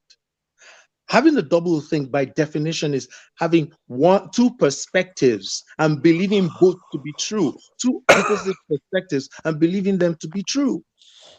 Nigerians love to live a lie. You know the truth about what you want, but it's very difficult for you to stand that course. Why? Because we fail to identify the primary problem that we're fighting, a class war. Politics in Nigeria has totally taken a different perspective altogether, where lies are okay. There's nothing about the people. It's not about the nation. We have not built a nation. We went through the Civil War. We are too coward to face the reality that people's lives were taken away from them just because they chose to want to do things differently. And the country has never really done anything in terms of restitution to confront that reality that this terrible thing really did happen to us. We are a people first. Nigerians don't see themselves as humans. They see themselves as different things. And guess what? the class structure has allowed us to see each other the way we ought not to see ourselves, as humans first. Because if I see you as a human being first, and I value the sanctity of life, and I value the fundamental things that any human being anywhere ought to respect about a human being, a lot of the things that percolate in our society in Nigeria, they will never come close. We will not tolerate them as a people. But we've allowed ourselves to be taken advantage of because, position. So let me ask one quick question. So just be brief so that we can have CM Yeah. and other. So what would you recommend as a solution then? Let's We go know back. what if he thinks. Let's go back to basics. There's nothing wrong. There's nothing wrong. I mean, if you look, some societies have actually rebranded themselves, stripped themselves of all the colonial identities that they've actually taken on. That not even by choice. What's wrong with Peter Obi being the leader from the Eastern Conference, lead the Igbos? We can decide to come back and reunite as whatever we choose to be. But you see, the politics that is being practiced in Nigeria today, when you go to the fiber of it, it will never work. Nigeria died from the first day because it was not created as a nation. And all those who tried, the forefathers, those who gained independence, we can go back even, they all made mistakes. But today we are more educated. Today we have more information to guide us appropriately. And we don't have to look at the past of everything that went wrong. We have to look at everyone else who have succeeded. What have they done to gain that success that they have? Those things that we emulate in the Americas. So in summary, let's say in summary, you would Can say I that come? we should have the option. Summary, we ought to break that country into pieces. And we don't need to fire any shots. If we are really true to ourselves, we can all But retrieve all back it to takes where is we for one major region to say no, and all hell breaks loose. You see, And how realistic is it that? depends And what are on the who odds is that's going to happen? directing. It depends on who is directing the narrative. First of all, But we if the have northern to. side says no, that is the end. You see, You are going to be asking it's for not about basic one conflict. person. It's not about one person. Let me tell you something. You look at the entire governing structure of Nigeria today. Do you really believe that anything good can come out of the corridor where, if you look at those who are positioned as at today, okay? As at today. Today is what? Today is June the 10th, okay?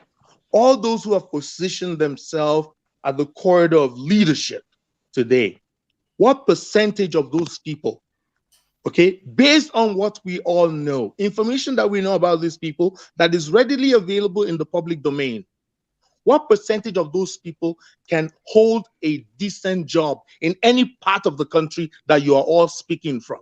You see, Outside of Nigeria. but that doesn't matter because other nations have similar problems. Please, CM, let's let CM say something. Then Chris can. I think let's try to see. Go It ahead. wouldn't be fair for me to I make yield the floor. because CM. this is the first time Crown Fit is here. That's why I allowed him to go long. I know that CM has been waiting. CM, please go ahead. This is my first time as well, and I didn't go this long. Yeah, I know.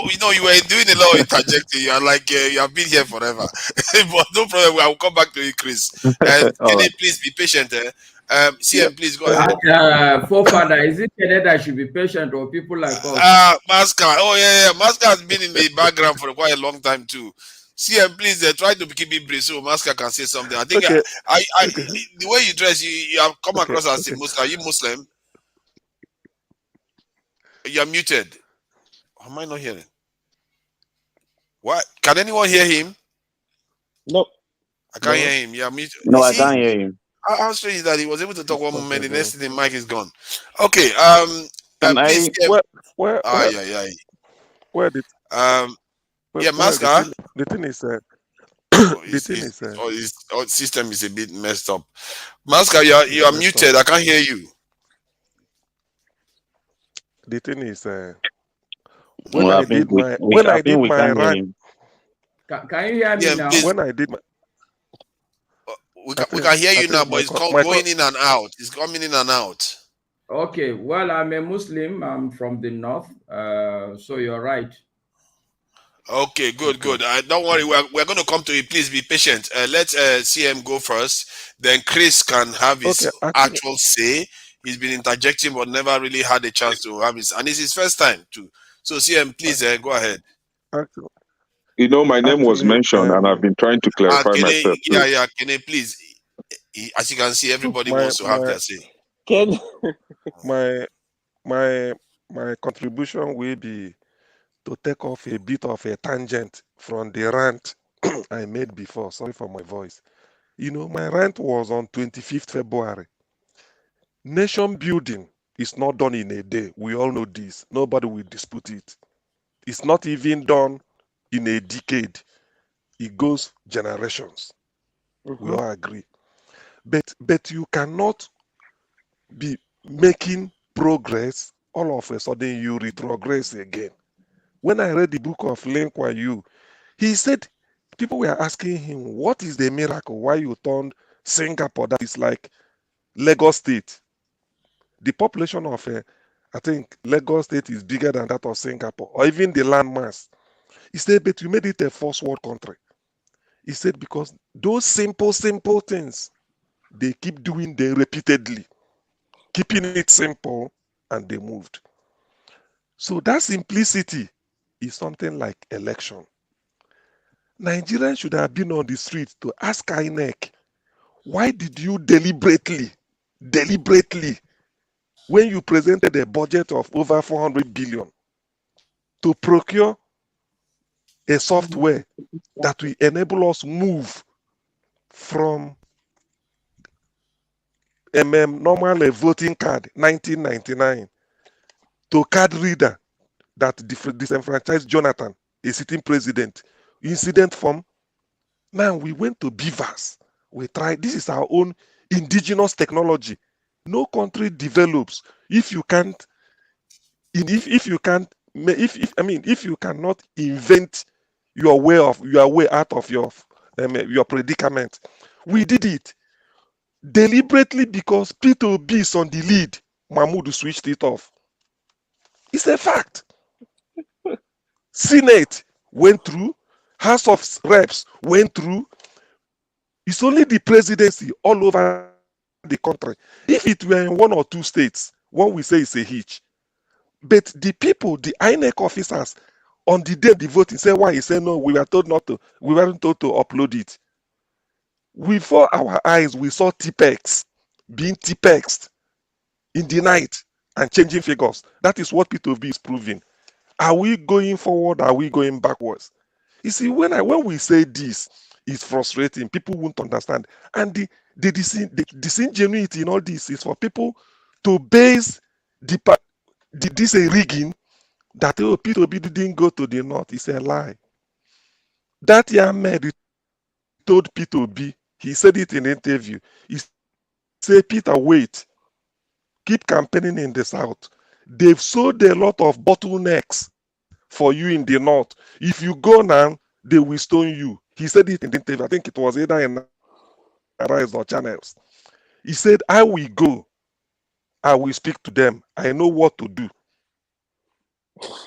He did the underground work for about 2 months, 3 months. P2B was not campaigning in the north. After that, he took him. Haruna Goro from Kaduna State said it here. It was according to CM, your audio he said after speaking to the northern youths, assembling them, then I said they want to see Peter. Let him come. That guy. Okay, sorry. Yeah, it looks like you're delayed. You're back so in time. It was after that P2B now went to the north. When people say P2B, if he had oh, sorry. Well, I don't really know. Let me just add this, CM. Let me just add this quickly. So the thing is, CM, could it be that because disingenuous, 3 to say the months least, while the others see, one, we don't know what the court case is going to turn out because there's a lot of evidence that they presented.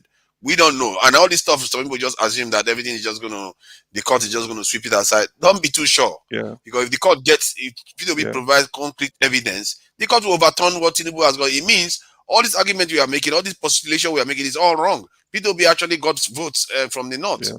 So we don't necessarily know what actually happened. Based on that, the court will have to decide whether he actually got those votes. And if he did, then the discussion will be completely different, isn't it? Yeah. So maybe it wouldn't be even, it's not even wise to be talking about things we don't necessarily that has come to a conclusion yet. Yeah. Okay. Is it done now? Well, so, that's why I'm taking it at a tangent. And why I'm saying at a tangent? No, CM, please, please try to be patient. Oh, CM, so take 2 minutes to complete it so that they can speak. Everybody wants to have.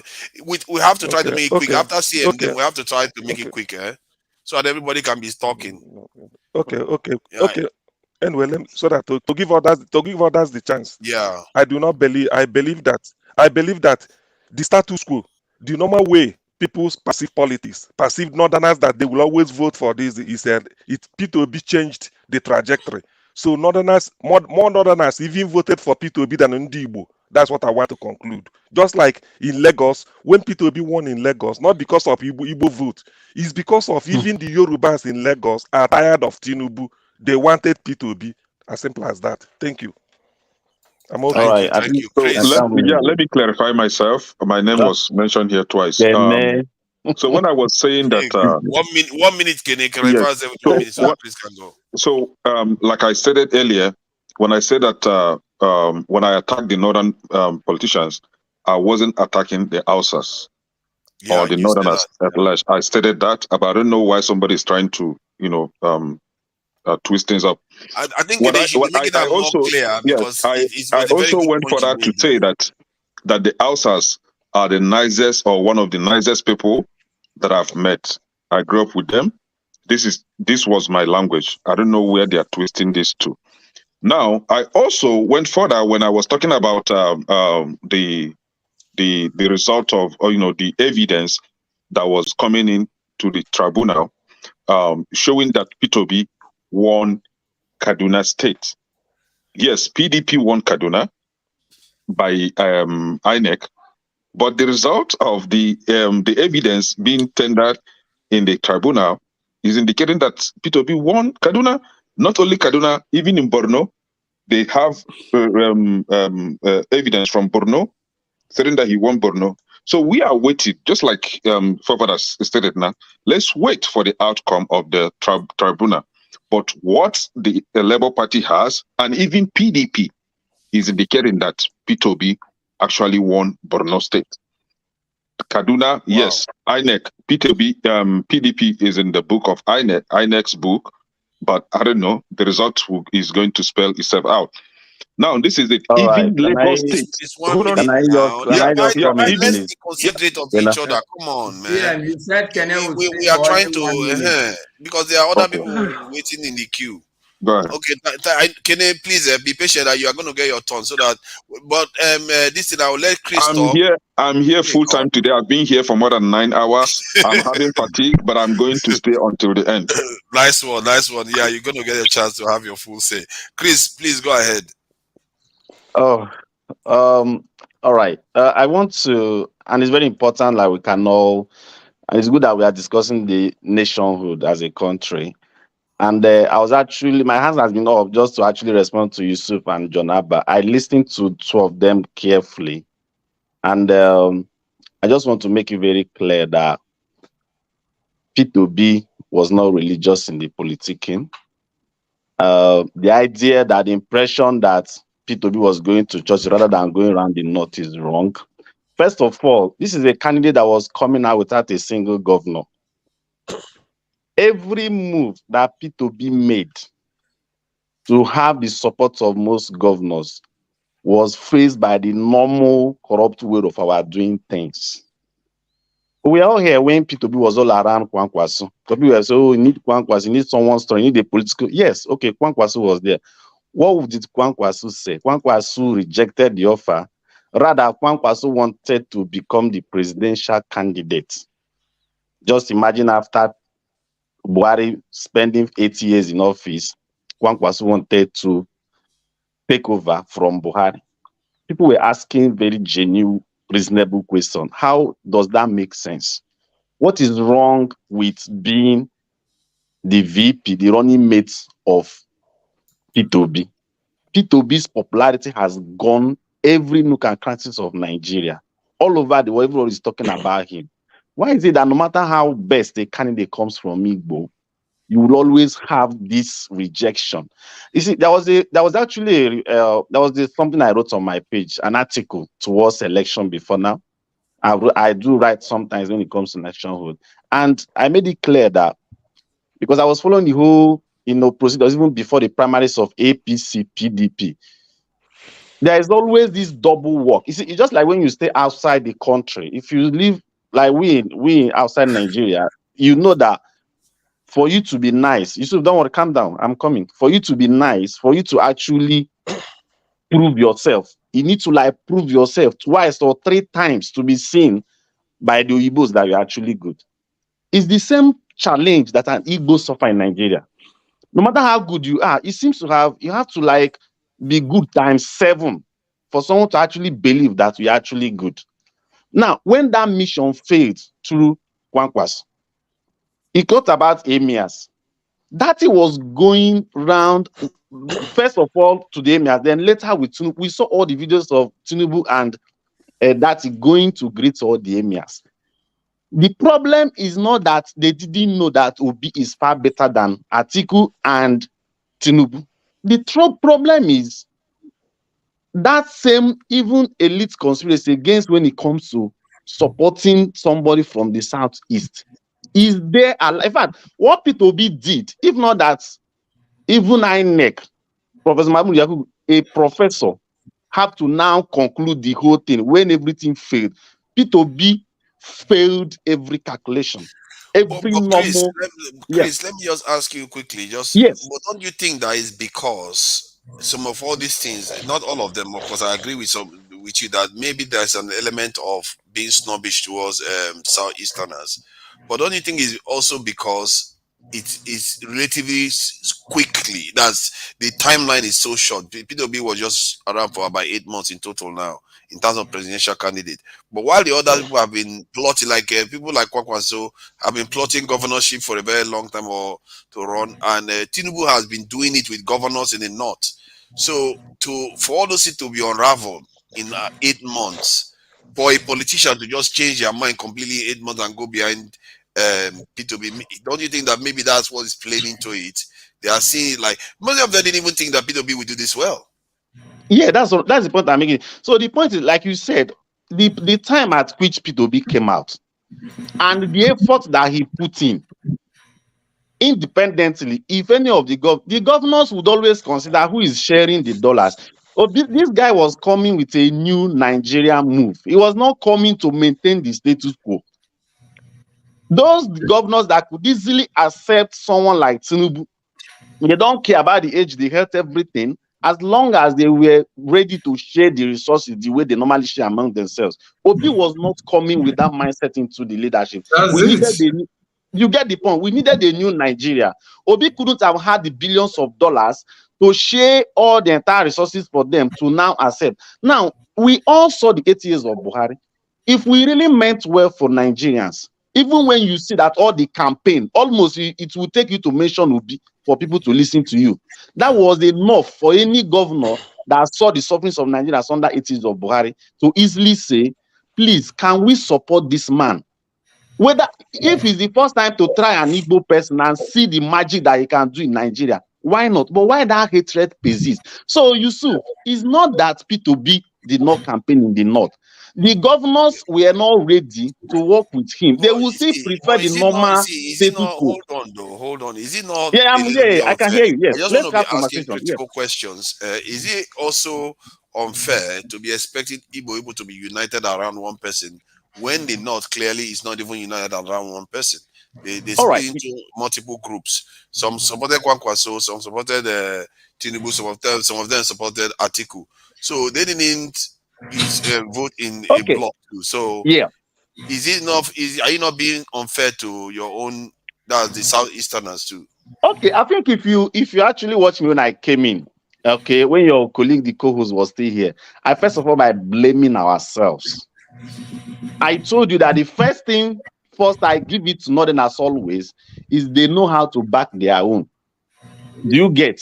I first of all started. Okay, hold on. I first of all started by saying somebody like Ojuzokalo, Okorocha, Umahi, many of them, you can see the shame they all bring to us at the end of the day.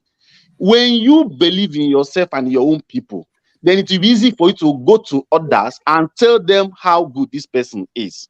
Do you get? But let me go back to your question based on other splitter from other norths. Other elections, when by the memorandum of understanding, we know that it's the turn of the North to produce the president after Jonathan. People were behind Atiku, and people were behind Buhari in 2015. In 2019, people were behind Atiku. Igbos were behind Atiku, not because he picked P2B. If you watch, it was still the Igbo politicians that first rejected P2B. They don't want an honest person. They want a normal corrupt person. Igbos queued behind Atiku. In fact, they've been supporting the Northerners voting all the years. When it comes to 2023 election, it's the turn of the South. In the South, Yorubas have had their say. Now, in the East, Nigerians did not just see anyhow candidates from the East, not the usual politicians you see. Someone was different. So it's not even about, so even if you don't want to give it to Igbos, because of this candidate, because of the level of inflation, the level of everything that has gone into negative, why not this man? The difficulty to still support him. So when it became difficult that even when people host P2B, you can see what Rivers State governor was doing. He will host him, they will all laugh everything, but behind, he had his own plans. Do you get the point? So it's not that P2B did not make it for. So what became a choice for P2B was, okay, it seems like none of the governors is ready. They all believe in those that are sharing dollars. He had to go like an independent candidate, going everywhere. When it comes to going to church to talk to people and all that, he never would stand up on any pulpit one day and say, please vote for me. He always said that we need a better Nigeria. Campaign against Jonathan with Buhari, nobody can talk about the religious bigotry that came with that. In most of the times where people go to worship in the north. Thank you, Chris. I think Okay. we'll come back to you on comment, this. We'll come please. back to you. Okay, yeah. Yusuf, just go quickly so that Masker can have his say. You need to understand the North. They don't see the South as Southeast, South, Southwest. The North see Nigeria as North and South. That's one point. The second point is Peter Obi, the Northerners did not vote for him. It was not because he's from the South. It's wrong. If you follow the politics of Nigeria, President Muhammad Buhari contested 3 times. It was each time he had more than 10 million. Those votes, 99% were from the North. The problem of President Buhari was he was not getting votes from the South. Even when he chose Okadibo, another candidate from the South, he didn't get votes from anywhere in the South. It was Tinubu that said, Mr. Man, come. Buhari quit. He quit politics. Tinubu said, no, you will be the next president. I'll give you support. He collapsed his structure. He supported him. They voted. He won the election. So politics is about alliance. It's not. See. We are playing too much sentiment. Even the weekend you are calling. Hold on, Yusuf. I just wanted to ask you a question. You said the North sees Nigeria as 2, North and South. Where does their North start? Where is the border of their North? I'm just curious. North is 90 states. North is 90 states. So Benue includes North, eh? They see North and That's South. crazy. Okay, let me finish. Benue is not North. You see, politics is way more than the surface. Rivers State, there is no way Governor Wike will give support to Peter Obi. He was be careful. Tinubu gave Wike support to dislodge Amechi in APC. Tinubu was part of people that destroyed APC in Rivers State. The reason is that Tinubu, because Amechi was a threat. So you know you are taking us back. Yusuf, you are taking us back. So excuse me. exactly. So with the revelation from River State, you are still saying that Tinubu did it. I mean, there's no way P2B, Wike should support it. See, don't take us back. Wike is the most shameful politician in Nigeria. Don't think the way we think. Forget about that. You are looking at the rigged figure. Talk about the real in River State. Talk about the real figure. Don't use the rig. Don't use the rigged figure. If you are ask taking me, us back. If you ask me where Peter Obi was rigged out, I will tell you it's in the South.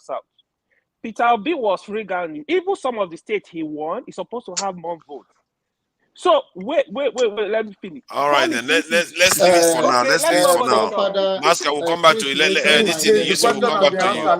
Let's let Maska talk. I'm very curious. He's a Muslim and he's from the north. No, let's hear from him. Father, I'm not cutting you, but Chris mentioned my name on his talk. I want to know why. What the guy? See, another northerner is blocking another northerner. You see, we can't even get on regionally. Yeah. Okay, let me respond to John. Okay, John, yes. Yeah, John. I mentioned your name because John, let's allow Maska talk. He's been here. So I think his own opinion may be more unique. I'm gonna come from a different perspective. Actually, hold on, Maska. What part of the? Because I don't believe that Benue is the north. I believe that north is from this is Abuja. No, let me tell you. What part of north are you from? Let me tell you, forefathers. I'm from Kanu. Proper but I north. can tell you also. I can tell you that Benue State is part of the north. The reality, I don't buy that. Wait, can you hear me? Just hear me out. Hear me out. Go Let me ahead. give you the logic. Okay, I work almost all my life in Lagos. I used to work in a bank. In my department, there is one guy, his name is Moses Azege. He is from Benue State. He is a thief. If we all come back to the north, we all see ourselves differently. A thief man is different from an Idoma man. I'm sure John Abba is probably an Idoma man. Even in Benue State, an Idoma man is not the same with a thief person. Okay, but when I was in Lagos, people will come to me and say, when Azege does something, they'll say, your brother does this, your brother does that. I tried for almost 10 years trying to explain to people that no, I'm a Hausa man. Azege is a thief man. He is my brother. We have different religion, we speak different language, but nobody listened. So take it from me. Benue State is part the same of the in the north. south. He's the same in the why is south. it Masisi?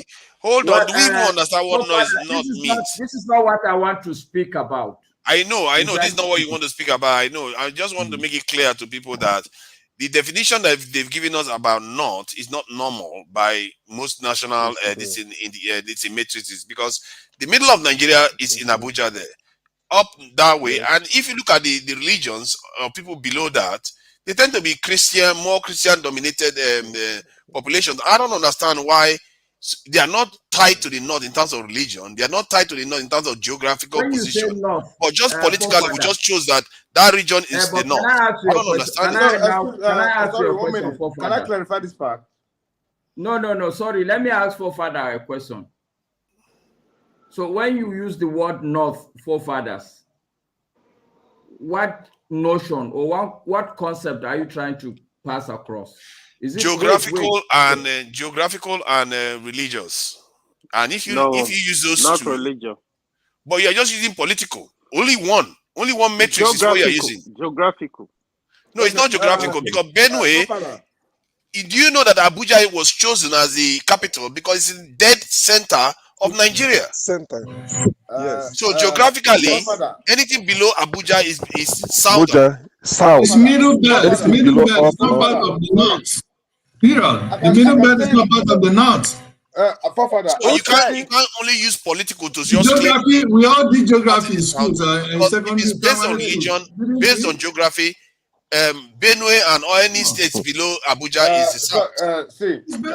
Forefather, if I have to make a contribution to this, not my time sorry, let's let Maska go.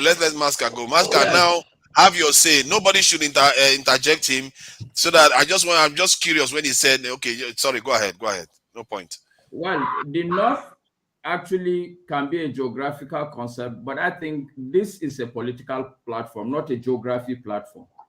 So when people say the North, they should understand that they are referring to the political North. And when people talk, they will say 19 northern governors. The Benue State you are talking about, it is in the North Central. Take it or leave it. This is what it's called. So we cannot come here and be redefining things. That's aside. But Yes. what I really want to talk about basically is two different things.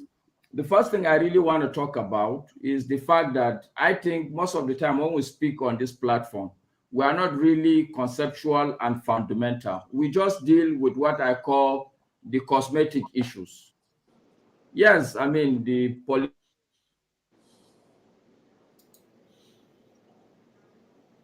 Your audio has faded out. Your What a audio. shame. And he has, I think he has something interesting to say. Your audio is playing up. How is that even possible? Is that Masker? Maybe- Masker, your audio. Maybe you have incoming. Your audio. Yeah, go out and come back in again. Maybe that will help. Your audio. Okay, try it again.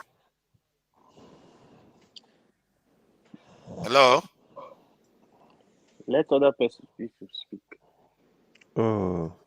Yeah, It's a shame. It's a you see shame. that political thing and geographical and religious thing is something. It's a debate that we need to have because when we concede politically that certain region is just in the north, you are considering a lot already. Yes. And I don't understand that when those people are Christians and Forefather. geographically in the southern region of the country, Forefather, I don't understand why they concede that. Sorry, go ahead. You see that this divide we're talking about. You see, during the Biafra. Oh, sorry. Why would you come with that name now? I thought you were RBL or something. Now today you come with Biafra. It's like you want to come with full on. What does RBL stand for? But it's not Biafra now. Is it? Is it not the same thing? I thought it was something else. I think Maska is back. Let me get Maska back in. Sorry, just hold on. Let's get nobody's gonna take Biafra out. Yeah, RBL, right, please can go you ahead. guys hear me now? Yeah, we can hear you. Can you hear me? Loud and clear. Hi, it's gone again. Can you hear me now? Yeah, we can hear you. Probably. Go ahead. You know what? Me? You can even keep your camera off. Yeah, go ahead. We can hear you. Me? Yes, we can hear you. Can you guys hear me now? Yes, we can hear you. You can keep your camera off so the bandwidth is okay. All right. So, yeah, it's reduced. Okay. So I wanted to start with point number 2, but let me start from point number 1 so that maybe when I'm off, at least I think it's a more important point. The point I'm trying to address is I think we like to play the blame game. Am I audible? Yes. Yes. We can hear you. What kind of thing is this? A Kanu man comes here and his audio is not working. I see some people trying to ensure that we only talk to Biafra because his audio will never go down. No, he will talk, talk. Biafra will be here forever. What is this? We have so many It's in people here. Nigeria. It's in Nigeria. Take that. Oh, is it? It's in Nigeria. All right, Forefather. Then let me leave. If we come back, I think somebody has to talk. We cannot wait for him forever now. Yeah, I think someone has to go. It's a shame because I think his opinion. I really wanted to get. I was trying to. I was asking Chris, but I know what was. He's measuring my name in that comment. That's why I was trying to follow up. And like I said earlier, we have made a significant progress. It cannot be only Igbo voted for Igbo and Igbo become a president, nor Yoruba and Yoruba become a president, or even the North, so-called North, voted for that candidate, or the Northerner and become. So I was trying to address in that this our own issue, it become a tribal issue. It will not settle for the one nation. That's what I said there. Secondly, if we're going to, and I say we have made a significant progress using media and everything, and the awareness and educating people. Beaver does not tell you who you vote for. Beaver is a scam. It tells you how many people voted. So there's nothing that is, the Nigerian people now can tell them that INEC is taking advantage of us. This is not the system they should use. So if we're going to be very accurate and go after a system, let us talk it in oneness. Tomorrow, Beaver does not tell you who you voted for. Beaver tell you the number of the people that voted. So let's draw that contrast and make it clear, so that we're not going to be talk and for about, oh, the scammers, they say they're going to download it, and Beavers and all of that. From the beginning, they know what it is. It's Nigerian thing. We all know how Nigerian function with corruption. So let us take it and make a progress and run with that. That next time we will reject Beavers, because Beaver will not tell you who you voted for. He just tell you the number of the vote. Okay. I think we need a lot more. I think that's going to happen anyway, because Nigerians have learned a bitter lesson on this one. They have to tighten up the system seriously. Masca, let's check your audio to see if it's all right now. Then you can go. Okay, can you guys hear me now? Yes. Yeah, we can hear you. So I will try and make it very brief. The point I'm trying to make is that in the North, the same way people are seeing Peter Obi today as a credible candidate, Buhari was seen like that. Yes. And a clear evidence that nationally as a country, we don't like clean people. Buhari contested how many times? He started in 2003. Did he win? No. He didn't win. Northerners did not come and say, oh, people didn't vote Buhari because he's a Northerner. No. The man went back. He was even crying at some point. He contested in 2007. Did he win? No, he didn't. Yep. He's a Northerner. In 2011, he contested. Did he win? Yes, 2011, he didn't win. And guess what? In 2003, he contested against a Yoruba man, Obasanjo. Obasanjo won. Okay? In 2007, he contested against Yaradua. Okay? Who, in terms of credibility, in terms yeah, your audio has gone again. Yeah. So the point but I think you have made quite a coherent point, because I think some people forget that in the South when they say the North is controlling all the politics. Yeah. They forget that Buhari lost 3 times. I was crying publicly. 2011, we contested against Goodluck Jonathan. So we need to understand the history to know. That's what I was trying to say. When this CM, it's gone again. Okay, it's not very steady. The bottom line of my point is that the country does not like good people. This is the bottom line. I mean, Buhari came as a good person. He didn't perform, which was a failure, which was a disappointment. Even though personally, I looked at as antecedents, I believed he wouldn't do well, because to do well, you have to be a proper leader. And to be a proper leader, there are certain qualities you must have, which ab initio, I knew he didn't have these qualities. Okay, so I'm just, the point I'm making is that as a country, we need to be a little bit more, our eyes should be open, and we need to be fundamental in our analysis and be conceptual. Okay, this man contested 3 times, he did not win. People thought he was the best president Nigeria never had. People forget that to Abuja because they felt this was a good man. This guy's funny, man. People thought he was. But look, the fundamental point I am making is that as a country, we need to be a bit more articulate in terms of our thinking. We need to be a little bit more analytical and fundamental. Buhari contested 3 times because people felt he's going to jail people. There were Hausa songs that said Masugudu Sugudu, believing that once together he's going to jail and do a lot of stuff. So that's the first point I wanted to make. North cannot be held responsible for elections in this country if we're really honest and analytical. And if you look at the people Buhari contested, he was consistently contesting against Northerners. 2 Northerners will contest at the same time, Buhari Atiku. There was a time when Ribado was contesting against Buhari. I mean, so let's put all these things, these sentiments aside. Let's look at the fundamental fact why Peter Obi did not win is that Nigeria as a country is a corrupt country. And the true price of corruption is not the money people steal. It's because when I did not believe that Peter Obi did not win. I did not believe that. No, CM, Yes, see, whether he wins yes, or it's the true. truth was that, okay, let me tell you, CM. It's the same story. When Buhari was contesting, people say he didn't win, but people believe that Buhari won, they didn't allow him. So his supporters believe he won. He did not. Trust me. They were even protesting. Yeah, I think I've heard that before. But that said, they were not able to prove it in court. And if Peter B is able to prove it in court, that's a totally different thing, isn't it? Exactly. So sorry, your audio is this thing down. Are you in Nigeria, Masker?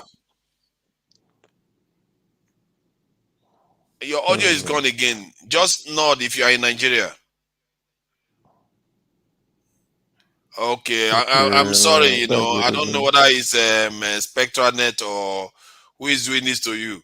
It could be is it MTN? It's MTN. Forefather. Yeah. I want you to I want to bring in one point here.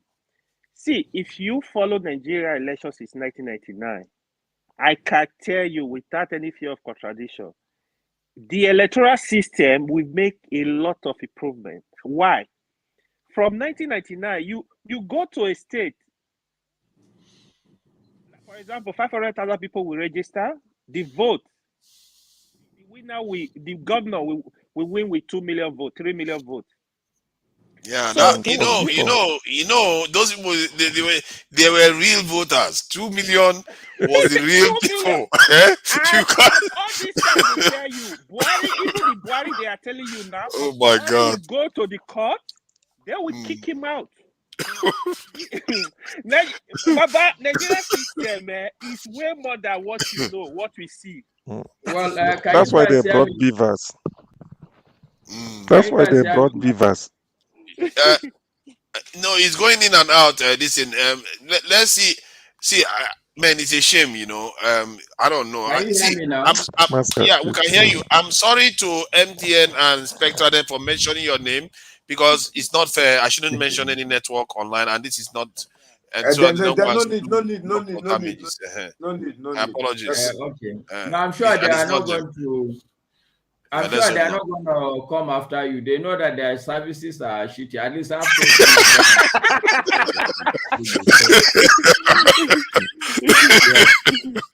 Go ahead. The second point I really want to make. The second point I want to make also, and people who are supporting Peter Obi should forgive me. They may not like this, but as the program title says, have your say, and I'm going to say it. Look. The attitude is wrong. Peter Obi can only do ATS marks even if he wins. Okay, so the attitude we should take is not a messiah attitude. This is the same attitude the Buhari followers had, and we could see the results. Okay, we will not take a simple human being and make him a messiah. Okay, but Masker, there's a difference here, though. No, Father, I'll make my point. You can then talk. Okay, go ahead. The point I'm trying to make is that we as people need to be a bit more articulate and fundamental. The problem, one of the major problems I see with the Nigerian electoral system is the way the governors are so powerful. They will determine who are going to be what you call these people that come to Abuja to elect delegate. Okay? So that is where you should start, because you can't be clinging onto one chance person. You, as a scientific people, you can't work with chance. Peter Obi was a chance happening. It was not. It's just a chance. He is like this shooting star. We all agree that he's a very good person, but we can't work like that. We need to look at the problem with the system. As we fight for him to go in, we should also look at how do we begin to have 5, 6, 7 good people on the ballot. And it starts with the primaries. Whether you like it or not, the most globally accepted way of nominating people is through a viable political system. So we need to begin to look at what are the fundamental issues. From my analysis, I think is the way the governors across the country are too powerful in our political structure. The governors are the one that will give you CFO. If you talk too much, if I go to Kanu and talk too much, they will go to our house and revoke our CFO. Okay. And demolish. So sorry, just to be clear, what is CFO for the viewers? Okay, certificate of occupancy, the paper for your house. And by the way, the constitution in Nigeria, the way the land tenure system works, every house you have, the tenure is only for 99 years. The government, 99 years, the ownership of that house technically referred to the governor. And they have the ability to, for public good, collect back your CFO without waiting for the 99 years. Wow. and they are immune to prosecution. Oh my God. That's they are immune to prosecution. They are the ones that determine the delegate that will come to Abuja to nominate the next president. Me from Kano, I knew that Tinubu was the one who orchestrated the rigging in Kano to put Ganduje simply because he's a smart guy. He wants to make sure that Kwankwaso does not have a state when the election comes. He put somebody as a stooge in my own state. So these things are more fundamental, that the level, the cosmetic level will come here, and you can blame the Hausa person from Kingdom Come. He's not going to solve your problem. Change anything. I said it at the beginning of this show. Thank you. I have one question that I wanted to ask earlier on regarding what you said about what was that again? Oh, Jesus Christ! Was it regarding oh God, now it's escaped me. No, not about the not thing. I think he was saying something about.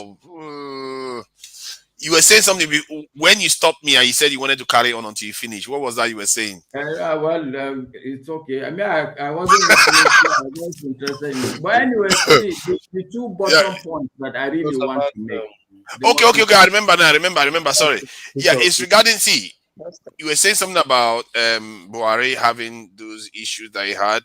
Most of his followers believe that he actually won the election, which maybe he did one of the few times. Yeah, they believe in those things, but he wasn't able to prove it in court. No, there's a difference. Me, I can tell you, Buhari didn't win the election. Somebody made it clear here. See, it's not election. Hold on now. See, Masker, let me finish now. Okay, what if IPOB goes to court now and because he brought big box of evidence? If he produces now, we already understand that the River State one was rigged. If he produces evidence that shows that is substantial enough to be able to overturn the election, then he's done something that Buhari didn't do. So have you finished, Father? Yeah. That's the question. Is that something you should accept? My fundamental point is that election in Nigeria is between the system and the people. It's not just the numbers. The fact is that people would want to rig the election and put somebody who they believe will continue with the system. Nobody that is really a part of the system, say a sitting governor, a senator, or a House of Rep person, or a DG, or an EA of a parastatal would want to support somebody who he knew when the man come in, he would say, all these big cars you are driving, stop driving it. Nobody will do that. So these are some of the fundamental things we need to. Nobody, see, if you are the central bank governor in Nigeria, you wouldn't want Peter Obi to win because you know what will happen. So I'm saying that this was the same sentiment the system had against Buhari. That was why for 3 consecutive elections, whether it was rigging or whether it was sabotage, whether it was they refused to support him, whatever it is, the bottom line is that he did not win. Whether the numbers show or they did not show, whether it was rigged or it was not rigged, the system did not want him to come in. The only luck he had was when Jonathan was there were a lot of convolution in the system, and people felt, look, this whole country will catapult. So maybe let's just put him. But they knew what they were doing. They had a lot of mitigating plans. When he comes in, they know that they made sure he did not do what he wanted to do. So I'm saying that the same story about Buhari, the same story playing out, is the same story playing out with Peter Obi. The system don't want him. So the whole system will gang up against him. Yeah, but if he produces evidence, we don't know whether the citizen doesn't want him. Actually, Okay, okay, so I beg to differ. he may win. Let me tell you, the truth is that even now, this is the same scenario of Jonathan against Buhari, because everybody now saw Buhari. People are not happy, even in the north. This is the truth. People want change. If Peter Obi gets to win, it's because at least the bulk of the youth said, okay, no, we are fed up. And even if, let me tell you, assuming the youth were not on social media talking, you think the case would be like this? It wouldn't be like this. It wouldn't be like this. It would be almost exactly like Buhari's case. Maska, I like your contribution. Let's see him ask a few questions and maybe a comment. What about me? No, you know we are here now. Biafra, we are going to come to you soon. Don't worry. You and Jude will come then. Sir Ike. Soon we'll have to be circling again because they begin to go long now. We have to circle again. The issue here is one person spends too much time. Yeah, if one person spends too much time. Did you hear that? Let's try to keep it snappy so that it goes round. Exactly. The question I want to ask you, put to you, Maska, is this. Don't you think that your analysis of P2B is like, the youth and voting for P2B is like somebody who must have eaten breakfast, lunch, then when he came to dinner time, you ask him, have you eaten today? He said, minus that lunch and breakfast, I have not eaten. How can you minus that? Did you understand where I'm going to? So somebody during dinner time. I'm not clear on where you're going. Okay, where I'm going is, you said because the youths are tired, that's why P2B could win. That is the reason why they want P2B. No, I didn't say you win. He said he could. No, I know. He said because of the youths, probably they are tired. That is why they are voting for P2B. Something like that, isn't it? So what I'm trying to tell you is that at a point in life, some people might get tired, even the North that we are voting for Buhari. They feel that they are tired. They want a new thing. They want to change. That's why they are voting for P2B. So you cannot discountenance the fact that the people are tired. That's why I gave you that analogy of at dinner time, you are telling somebody minus the breakfast and the lunch, I have not eaten today. How then can you minus it? And then the answer is you didn't eat. So that is what I'm trying to point out. It's not really a criticism, but just to strengthen what you said. Thank you. Yeah, your audio is off, Maska. Your audio is down again.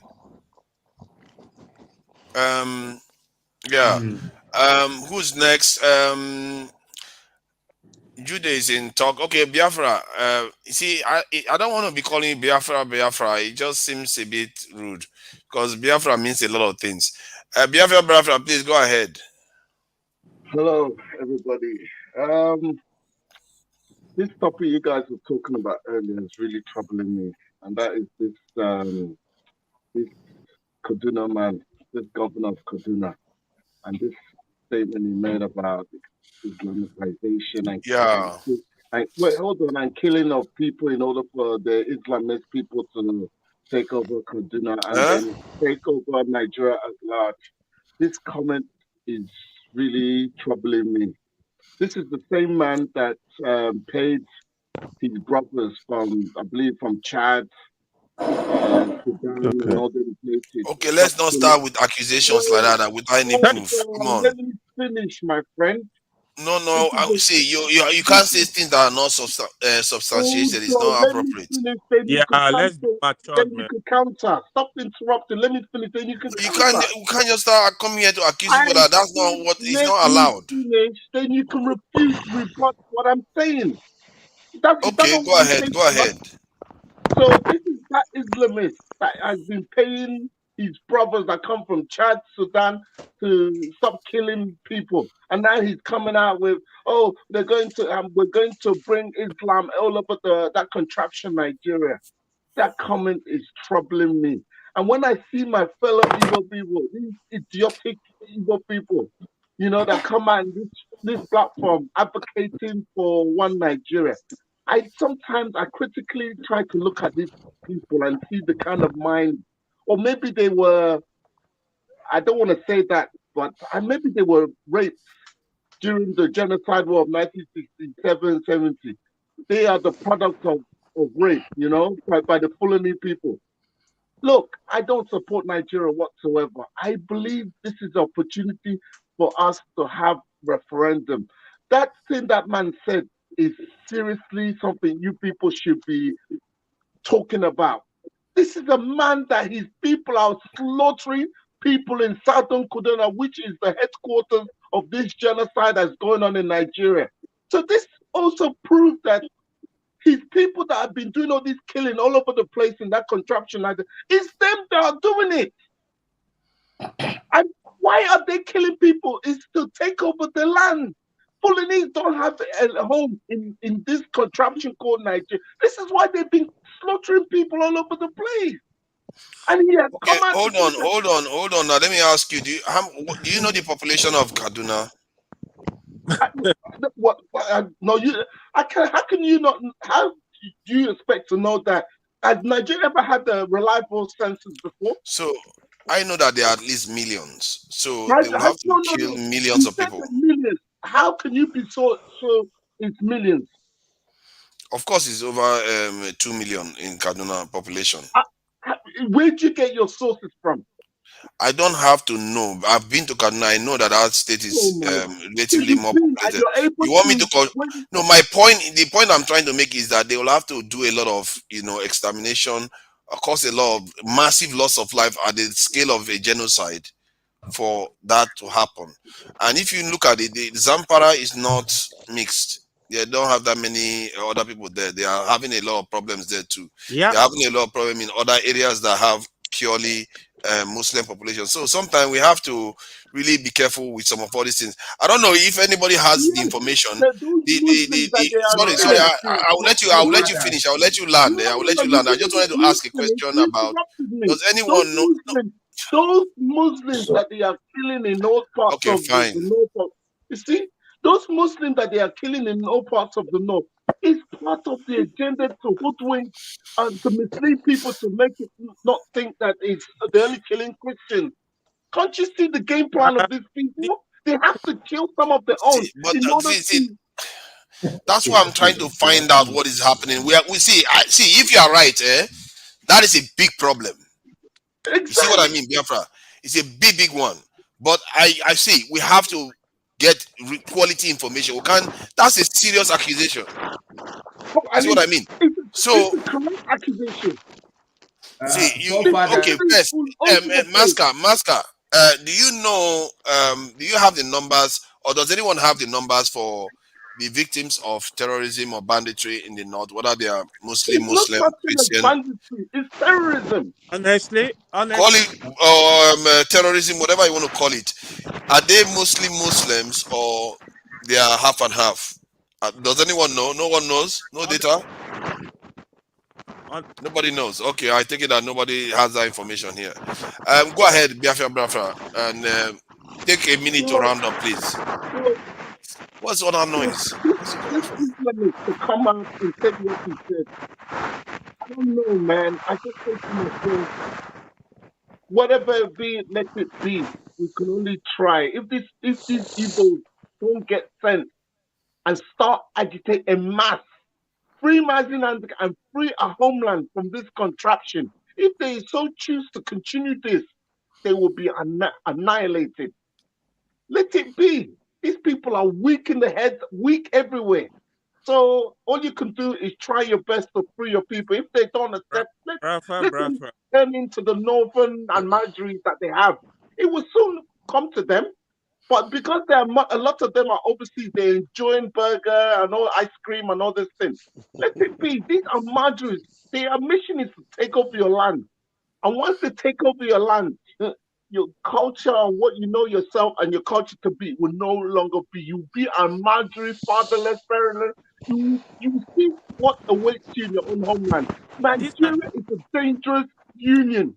It should never be. You should start agitating to end that shithole terrorism Oh, He's a father. come on, man. Oh my God, come on. It's You can't do okay. that. It's okay. Let's deal with real. No, you can't say that kind of stuff. There might be young people. You know, this in America too. Yeah, There are young people watching this stuff. Come on, Biafra, you should know better now. This type of discussion. We are You have, educated. you have done. You have No, spoken more they are than young 1 people. minute. Young people that Somebody has watch to this. speak. Dr. Dameji was saying that there are young students that are watching this. You can't be using those our languages.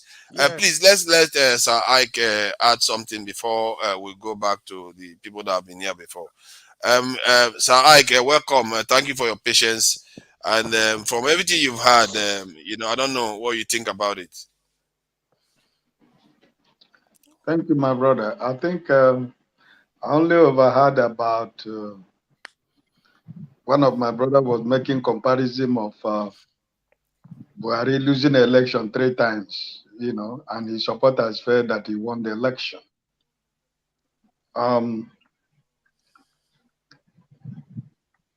Nobody here that is honest to himself that believe that the APC won an election in Nigeria. This election of 2023. There is no honest Nigerian that believe, no patriotic Nigerian that believe that the APC won an election. So comparing what happened during the time of Buhari and what happened in present day Nigeria is out of place. The awareness, the consciousness of Nigerians in 2023 is nothing comparable to whatever happened how many times Buhari contested the election.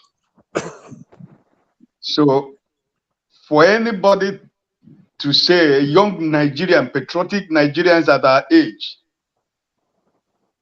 and you are believing the lies and allowing people who has been telling you since you were born that the youth are the leaders of tomorrow. The same people that have been telling you ever since, none of us here, I don't know our ages, but most of us here, none of us is below 40 years here. And I've been telling you since ever you were in school, in primary school to university to secondary school, they have been telling you that they're going to be the leaders of tomorrow. And in the 21st century, the same people who have been telling you, now you're 40 years, now you're 50 years, now you're 60 years, they are still telling you you're going to be the leaders of tomorrow. People that are supposed to have retired in the village, cuddling their grand and grandchildren in the village. They are the same people that are ruling you. Even when you know the truth that this election we're talking about was rigged. The rigging wasn't even rigged in a way that like the one where during the time of the other past time where a governor can decide to declare he won 2 million votes. Because there was a process that we followed in this, that it was impossible for them to do that kind of rigging. But the rigging that was done in this one, they rigged it so foolishly that even a blind man can see that a rigging took place. And people like you and me who they have been telling for all this year, we are going to be leaders of tomorrow. The same people, some of them don't even know their age. They can't even tell you what their age is. People that doesn't have the capacity to become your president or your governor. And all of us, some of us are here, dishonestly and disingenuously telling lies, knowing fully well that this election we are talking about was a sham. I've said it in this Dr. Rudolph platform. My stand in Nigeria today is that I do not care that who wins this election. But my stand till tomorrow is that let the vote of Nigerians that cast their vote on February 23, let it be counted. If it is Kwakwanso that wins that election, Nigerians will congratulate him and Nigerians will call him their president. If it is Atiku that won the election, let Atiku become president of Nigeria. If it is Bola Tinubu that wins the election, let him become president of Nigeria. If it is P2B that wins, let him become president. But all I'm saying is that the vote Nigerians casted, even upon all the whole shenanigans they did, me and you were watching on televisions and online, where voters' cards are being found in the gutters, in the bathroom, in the bushes, and they did everything humanly possible to make sure that the vote of Nigerians were cut to size. But even in that, Nigerians took risk. Some people went to collect their voters card. Some spent more than 1 week. Nigerians bought their their voters card, their own voters card. Some of them paid money to get their own. And you are here defending indefensible because it favored you, or because you believe that it is the person who is there now that's supposed to be there. No, Peter Obi is not challenging Bola Tinubu that they won the election, but he's challenging the process. And that is the process that we have to follow. And that is the process that is playing out right now in the tribunal. I don't care what the tribunal says. Every genuine patriotic Nigerian that is living today that can, if you tell yourself the truth, that APC won this election, I don't know the country you call your, I don't know the Nigeria that is your own country.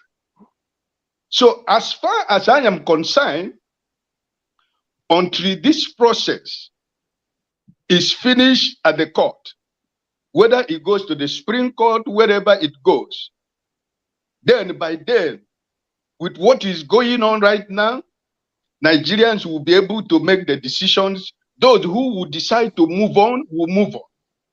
And those who feel that they cannot move on, there are so many ways people can fight for injustice, you know, in Nigeria. So I believe that as I'm talking, that Peter Obi will continue to fight that process until we see it to the conclusion. Because if the evidence is overwhelming, if the evidence that is before the tribunal or the appeal court or the Supreme Court is overwhelming to the point that there is nothing that you can do, but you want to still do what you Nigerians are known for, I will do it and nothing will happen. After all, people has done it. People will only die. How many people will die? After all, Nigerian population is 250 million. About 1,000 people will die, and Nigeria will still move on. But I am assuring you today, today is the 10th of June, 2023.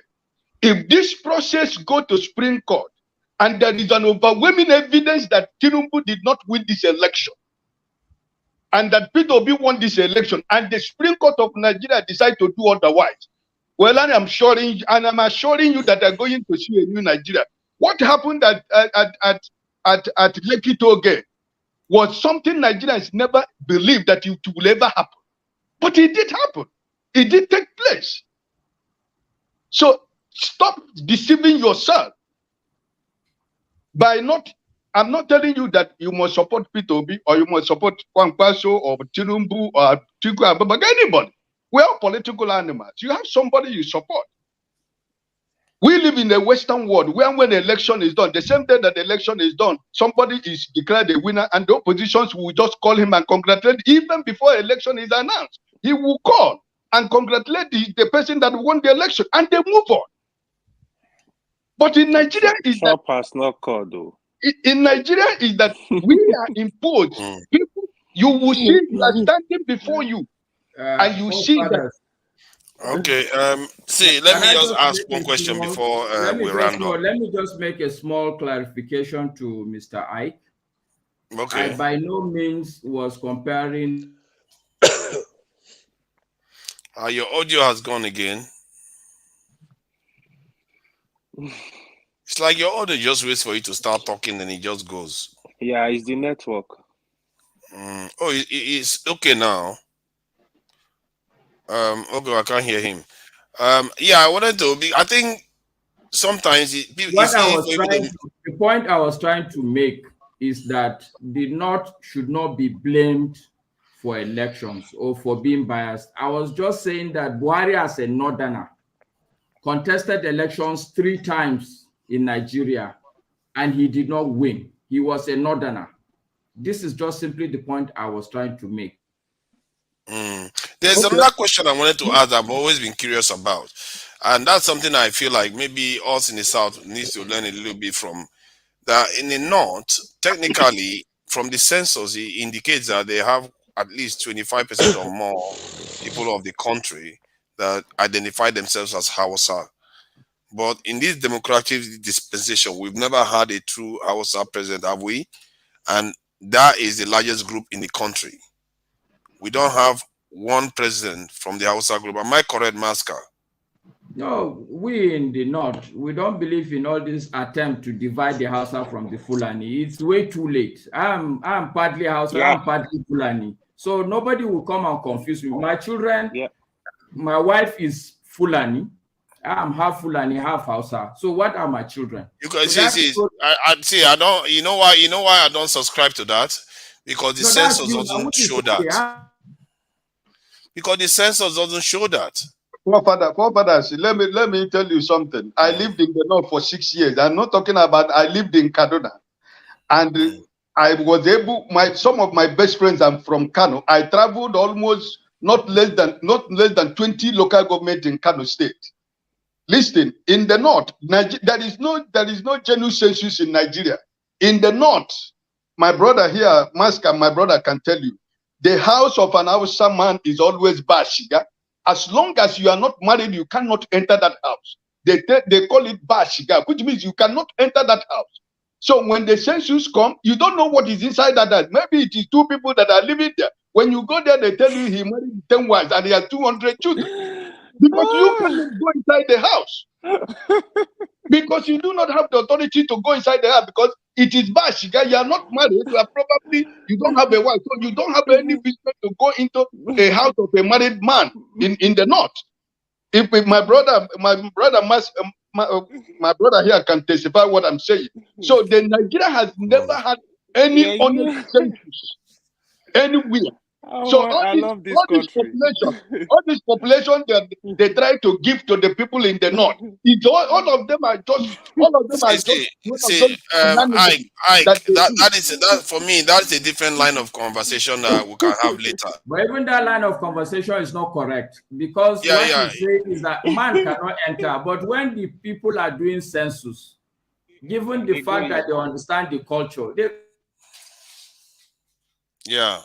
the audio has gone again.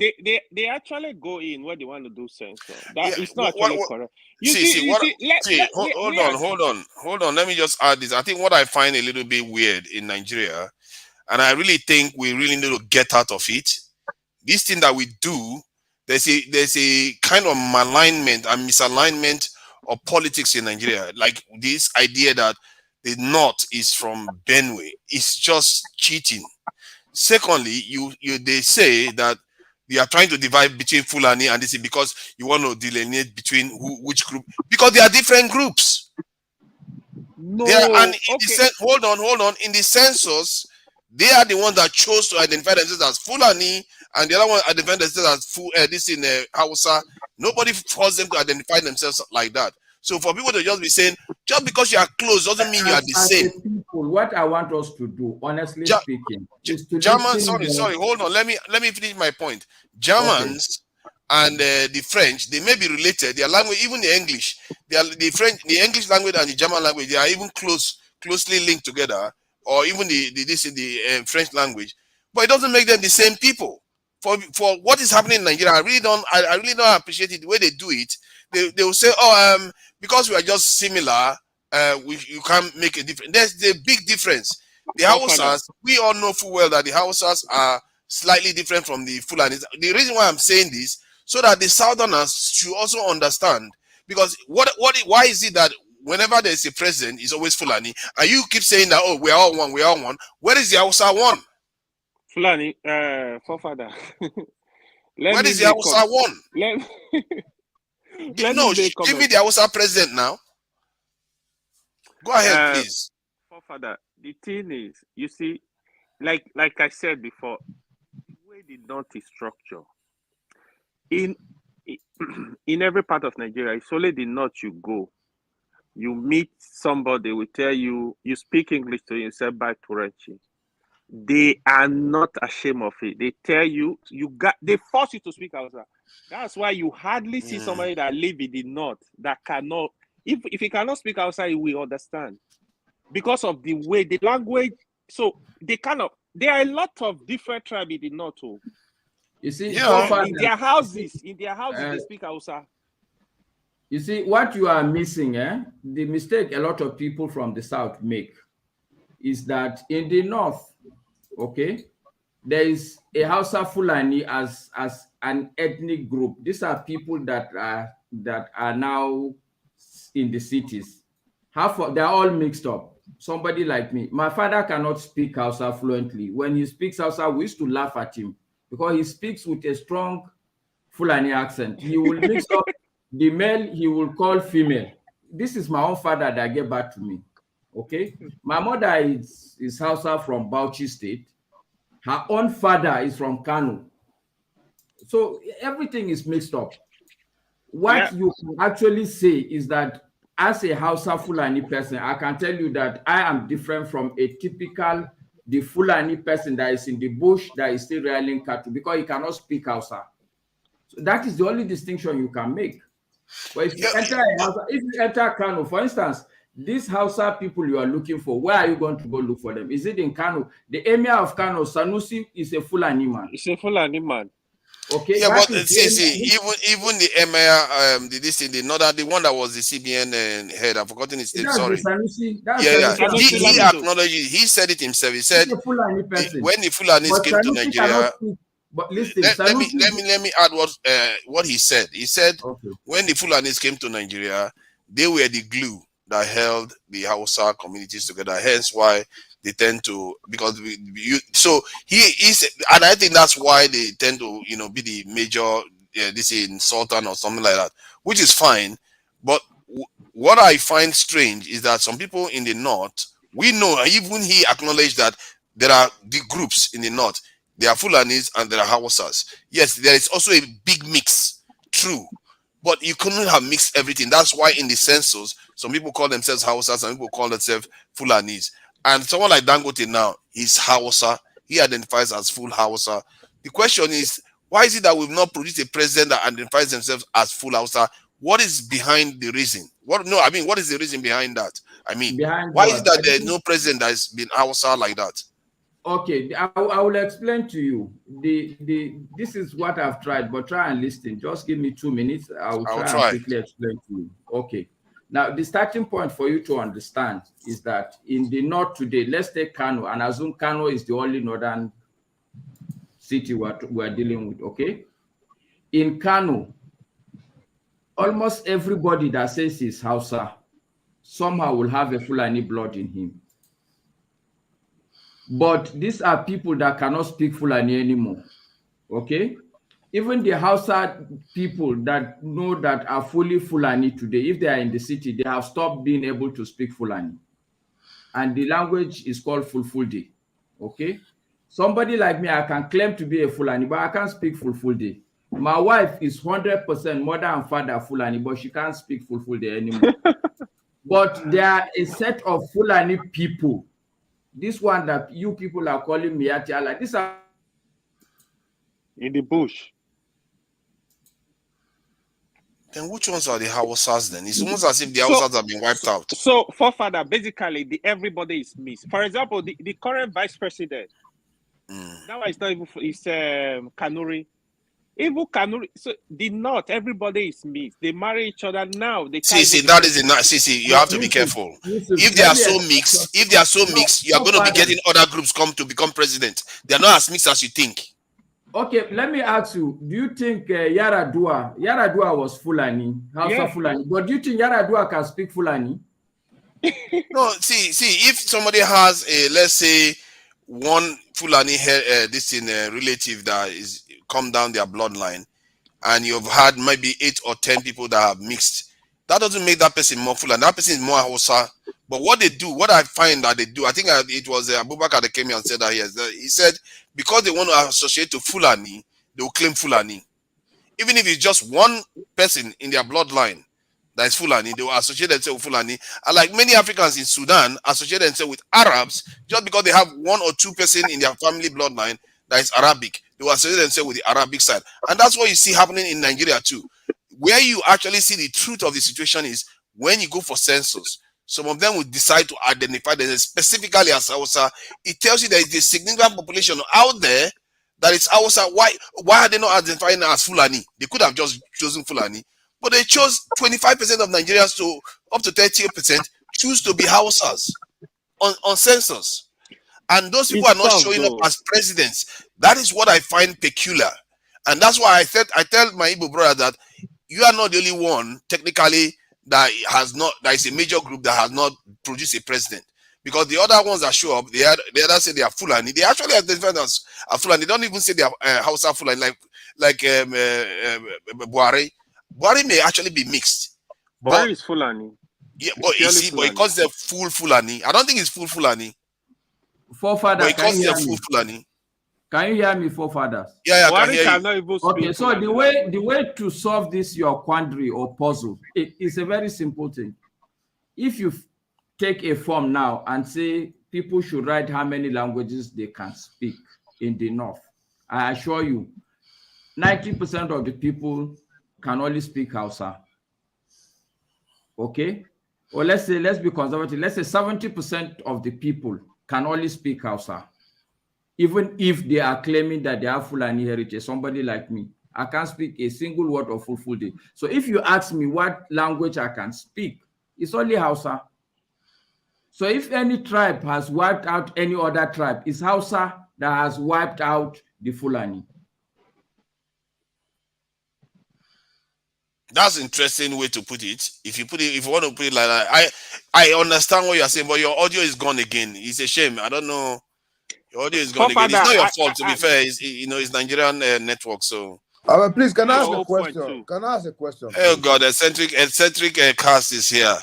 Now we're going to have another wahala. Another wahala is going to start.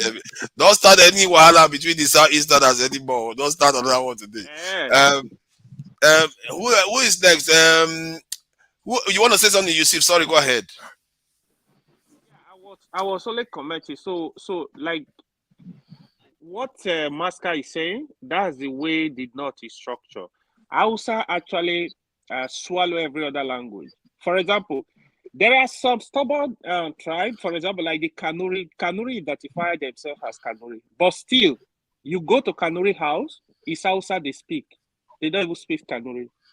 So it is, I don't know how you're able to achieve that. But so when it comes to politics, Hausa will tell you, everybody is one. No, like, so this is the politics. They know how to play. Then they bring everybody together. So, yeah, that's what is happening in the North. So, breaking them in terms of politics. The only person that make attempt was Obasanjo.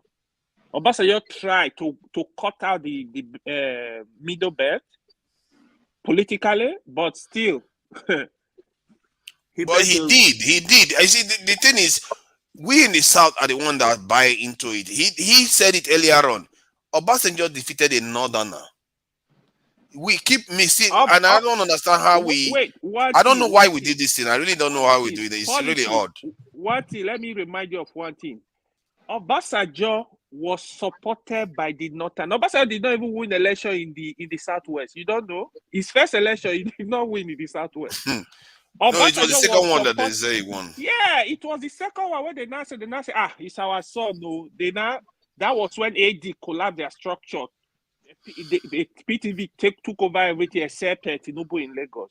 So his first election, the Yoruba did not vote. They never like Obasanjo. But the point I'm making is that let's say they not voted for him, but you also said that he wanted to take the decision. I personally subscribe to the idea that not necessarily just because it's geographically in the South, those parts are geographically in the South, also because of the religious aspect and maybe even some cultural aspect. It's really crazy that a state that is right next door to Enugu or so is described as not. Forefather, can I get your number so that I can call you and educate you a lot on Nigerian politics? You know what? Let me tell you, the reason why OBJ was elected was very simple. It was IBB. It was Babangida. Okay?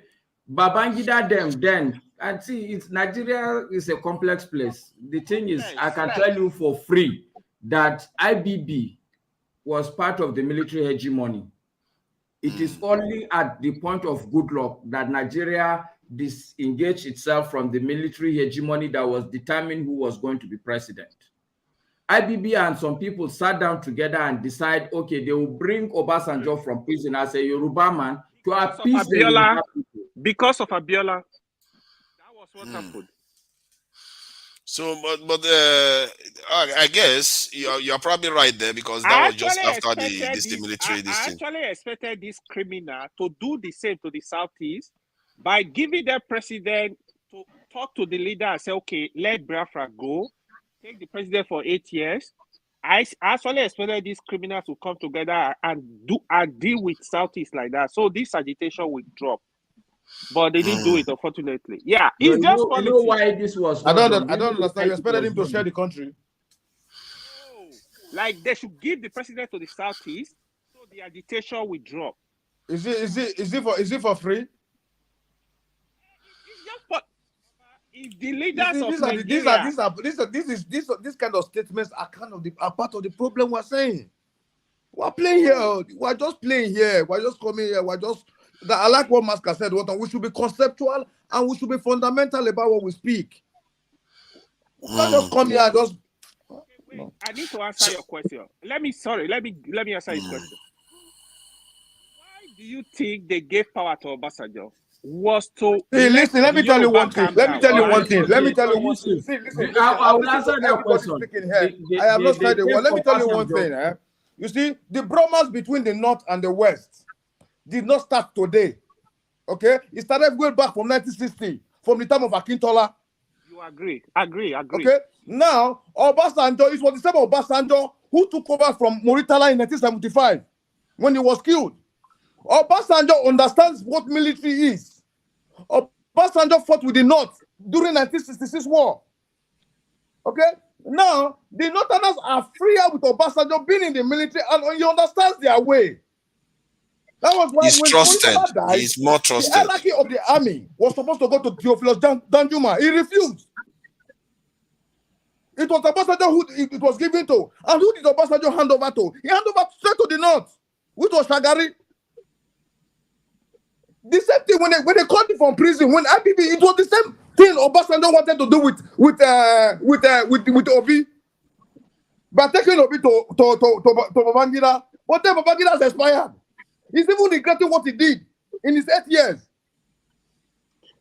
So Obasanjo is a mole, a Western mole to the North.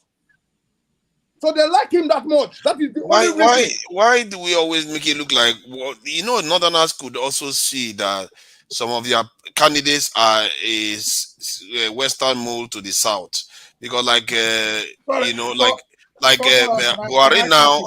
Buhari needed Tinubu to become president. So that is a clear case. Hold on, T. Oh Jesus, hold on. I need to make this point, because it's a very, very strong point. You can't just knock it down. After three attempts that Buhari has made, he required a Southwesterner for him to make it into office. Is that not even more indicative of such power that can also emerge from the South, that a Northerner needs to become a president? But we just say it's always the North that you need. But the opposite has been demonstrated clearly. You need everybody. Exactly. That is what the truth is. This thing that we do where we say it's only the North, it's not fair. You're not focusing on where the real problem is. Can I weigh in? Okay, go ahead. Yeah, so Yusuf made a point and T bounced on it. I was expecting him to make the difference on what Yusuf said. He ended up not making any point against what because Yusuf I wasn't allowed to finish. Because Yusuf made a clear point. The Yorubas were going somewhere in agitation before this was given to Obasanjo. And remember that the Yorubas never supported Obasanjo at the first tenure, and that is the point Yusuf was making. And I wanted let me ask the question. Okay, why did the Yorubas not support Obasanjo in his first tenure? Because they were agitating. Because they were looking for. Okay, what was the agitation for? They were looking for Duduwa. Why were they looking for Duduwa? I should be asking you. Why? It was because Abiola was denied. Because there was marginalization. That is the same thing the Igbos are crying because Nnamdi Kanu is in jail. Because there was marginalization. So, listen. In Nigeria, let us get one thing straight in Nigeria. History rotates. So what history you're in saying Nigeria. is that Yusuf is correct. You said what? You're saying that Yusuf is correct on his statement. Yes, he is correct on his statement. Okay. You understand? Okay. It's very, very correct on his statement. Now, what I'm trying to say, you sounded as if you were against what he said. No. Of course, no. I wasn't against it. No, okay. I wasn't against it. Now, what I'm trying to say in essence is, now you see, in the military regime, in the military, in the military they don't have tribes. They don't have the ethnic group. That is the only thing that is united in Nigeria. Yes. Believe me, I will give you for free. Take it to the bank, you collect money. It is only in the military that there's no division. Every other factor and every other sector in Nigeria is divided. Trust me. It is either they either come through marginalization or they will come through policy. Like Master said just now, the system, there's a system in Nigeria that operates that is different from Nigeria's citizenry rights and civil power. Okay, now this system kills your power, makes you disabled, and give them the power to carry out what they want to do. So when you make the point about the military not having tribe, it is also confusing because when I mean not having tribe. Yeah, Obasa just said it. Let me just make a point. Let me make a point on that statement because in the northern states, you are being begged to join the military. In the southern state, you beg and nobody will allow you to join. See, now this statement you are making, this statement you are making, this happened between 1960 and 1965. Okay? Now in the early 60s, the Hausas were just, how will I say, they were more field soldiers. Okay? There were not Hausas on the hierarchies. Okay. Now, what I'm saying now, excuse me, let me just finish. Okay. Now, Moritala said one word. It was Gowon who made Moritala join the army. Because then Gowon was one of the youngest and one of the most finest military army. Then that is when you are talking about the middle belt being far from the north. No, the middle belt and the north, they are one. That was why in 1966 July, when they were taking over with the counter coup, they brought in Gowon. Where is Gowon for? Is this Gowon from the middle belt? Middle belt. So you see today we are not. So today we want to differentiate it, but that's to the northerners. They are almost same. They're not differentiating because that is not the army. I have a question to ask. I have one question to ask. Mosca, be honest. Have you seen any northerner that talks like? I want to ask a straight, simple question. Have you ever seen any northerner that talks like T? Because I'm trying to picture it. I'm trying to picture. Is it possible? No. No, your audio is gone again. No, I know you are not a northerner. I'm just trying to compare whether northerners talk like you. No audio. Sorry, Miss Masca. Masca don't have audio. So don't worry, it's all right. It's all right. What I'm saying that the northerners are being given free form to join military is not. What I'm telling you is what happened last 2 years. I have a student from the northern states. If you want to join military, just meet any senator. They beg you around, but in the south, let me be specific. In the southeast, I have people that have tried severally to join and they failed. They were failed. So hold on. Okay, I don't want to necessarily go. He says just meet senator. You can join. Sure. If it has a rep, senator is don't worry, I'll come back to you soon. Don't worry, it's you next. So just meet senator, they will allow you to meet the senator to join military. That's quite high up, isn't it? Senator is quite high ranking. Even House of Rep, even Pansake. Oh yeah, by any standard, I think you should be able to get into the military. Except Oji Zokalo is not doing a very good job of having his this thing. You know that's why they don't like him. So the military, right? To join the military, Masca, no audio. Hold on. To join the military, there's a procedure, there's a process to join the military, right? They have some kind of an exam, a test, right? If you fail the test, eccentric cast, let's welcome you properly. You know, okay. you just showed up, and you know, nobody knows who you are. He's an interesting guy. He was here 2 weeks ago or so, if I'm not mistaken. So Yes. welcome. Thank you for your patience, and yeah, what do you think about it? You know, you have your chance to have a proper say. Let's give him at least 3 minutes to roll out whatever he's going to say. Then we can start interjecting him. Go ahead, please. Yeah, good evening. I'm from Washington State. This is a Century Cast. I'm from Washington State. So I wanted to ask, like, the military has a process, right? So if you apply for the military, you go through like some kind of a test, an exam, right? If you fail the exam, they will discharge you. They don't just take you because you applied. There's a process to that, right? And then also military, I think military is something that, like, I don't know, here in the United States, right? They actually look for people to join the military. Like you know, they have like offices everywhere, and they're looking for people to come in and join. So I don't understand why military should be like some kind of a tribal thing, you know? Because I thought the military need people. They need personnel. They need service members. So I don't understand that. In the context of Nigeria, they are doing everything to make sure the youth don't join. Maybe this government will change it, but the previous government was not looking to recruit the youth into the military. I can assure you, if they were doing that, they will have an abundant number. Because military is not a bad job in the context of Nigeria. You know, you get to wear uniform, they give you boots, give you a property. Yeah, that's my point. They are civil servants that earn less than the military, you know. So they give you property. Most civil servants don't get property.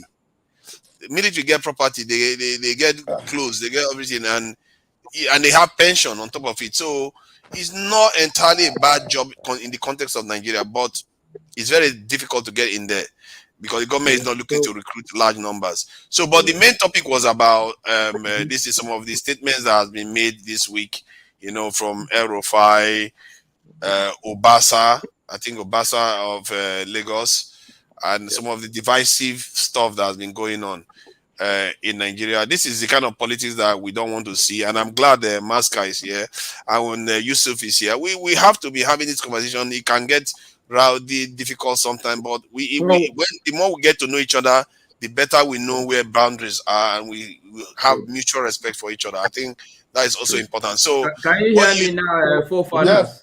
Yes. Yeah, I can hear you now, Maska. Can hear you, Maska. Yo, Maska, hold on. This is my. He's gone. He's gone again. It's like magic. It's like magic. Like you asked me whether, phew, they cut it. So please, please, eccentric cast, go on. So this is what I observe, right? Democracy doesn't work in a tribal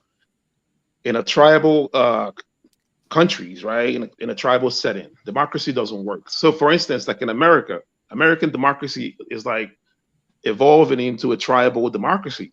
That's why you have Democrats and Republicans acting like different tribes. They don't even care if the opposite party fields a good candidate.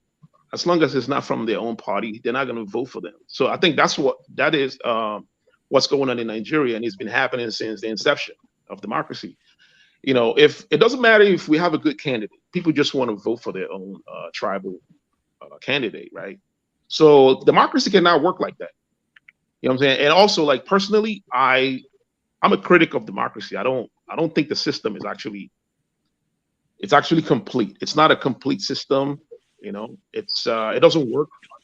Democracy doesn't work, especially in a capitalist economy. Democracy does not work because when you have a democracy in a capitalist economy, right, the cabals, the people with money, will eventually find themselves on the top. If they don't, they will sponsor someone that will go to the top and do their biddings. And we see that in Nigeria, right? Most of the candidates, the senators, and the people in the House, right? They have forefathers that put them there and pay for their campaign. And most times when they pass bills, they give contracts. They give contracts to their forefathers and the people that sponsor them. You know what I'm saying? So it becomes tribal, and also it gets hijacked, you know, by the what would you call them? The elite, or some would say the cabals, right? It always Can I happens. ask you, And what would you subscribe as since democracy is not suitable, what are you recommending then? well, there are other systems out there, right? And if you read Plato, right? Plato has a criticism of democracy, and I would urge everyone to kind of look at it, look into the criticism of democracy. And I think that's the problem we have, right? That's the problem we have. Like, democracy in Nigeria will never evolve past where it's at, since there are tribes, and these tribes are homogenous. Like the north, the south, the east, the west, they're all tribal people. You know what I mean? And they're gonna vote someone coming from the area. Nobody knows anything about Plato. Plato will fly over the 300 and something people that are watching it. What do you mean by Plato? No, it was not Plato. It was Aristotle who went against democracy. Aristotle, yeah. It was Aristotle who went against democracy. Yeah, thanks for the correction. Yeah, but I mean, the system he proposed, it's kind of faulty. It's kind of wrong. It's like a system where the educated people, the elites, run the whole the country, right? But like, if you look at the Chinese model, right? I kind of like the model, right?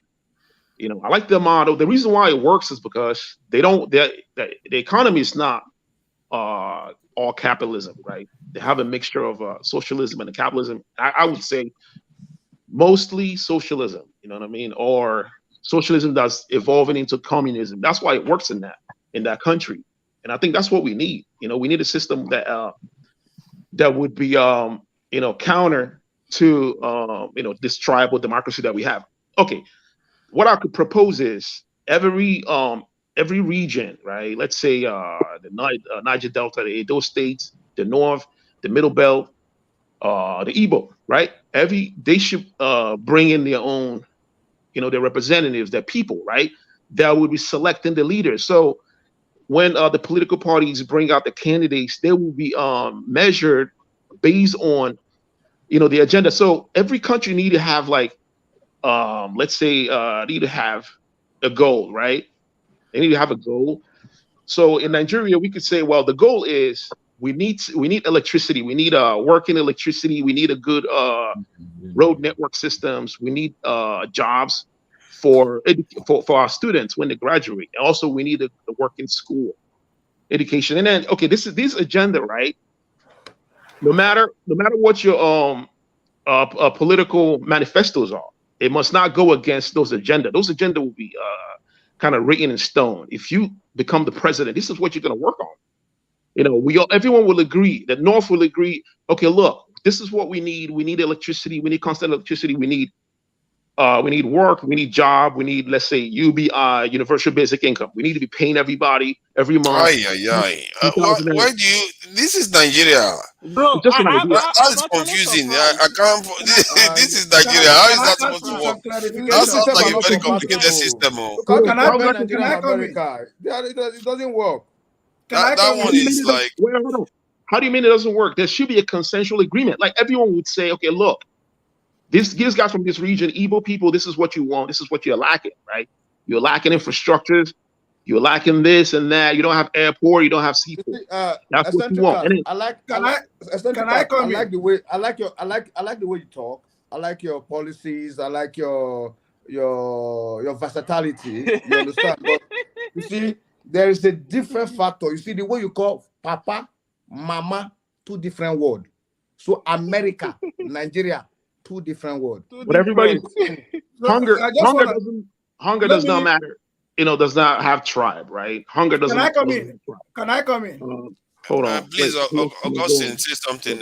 Yeah, I want to weigh into what you're saying because when you remove a foundation, you should be able to establish.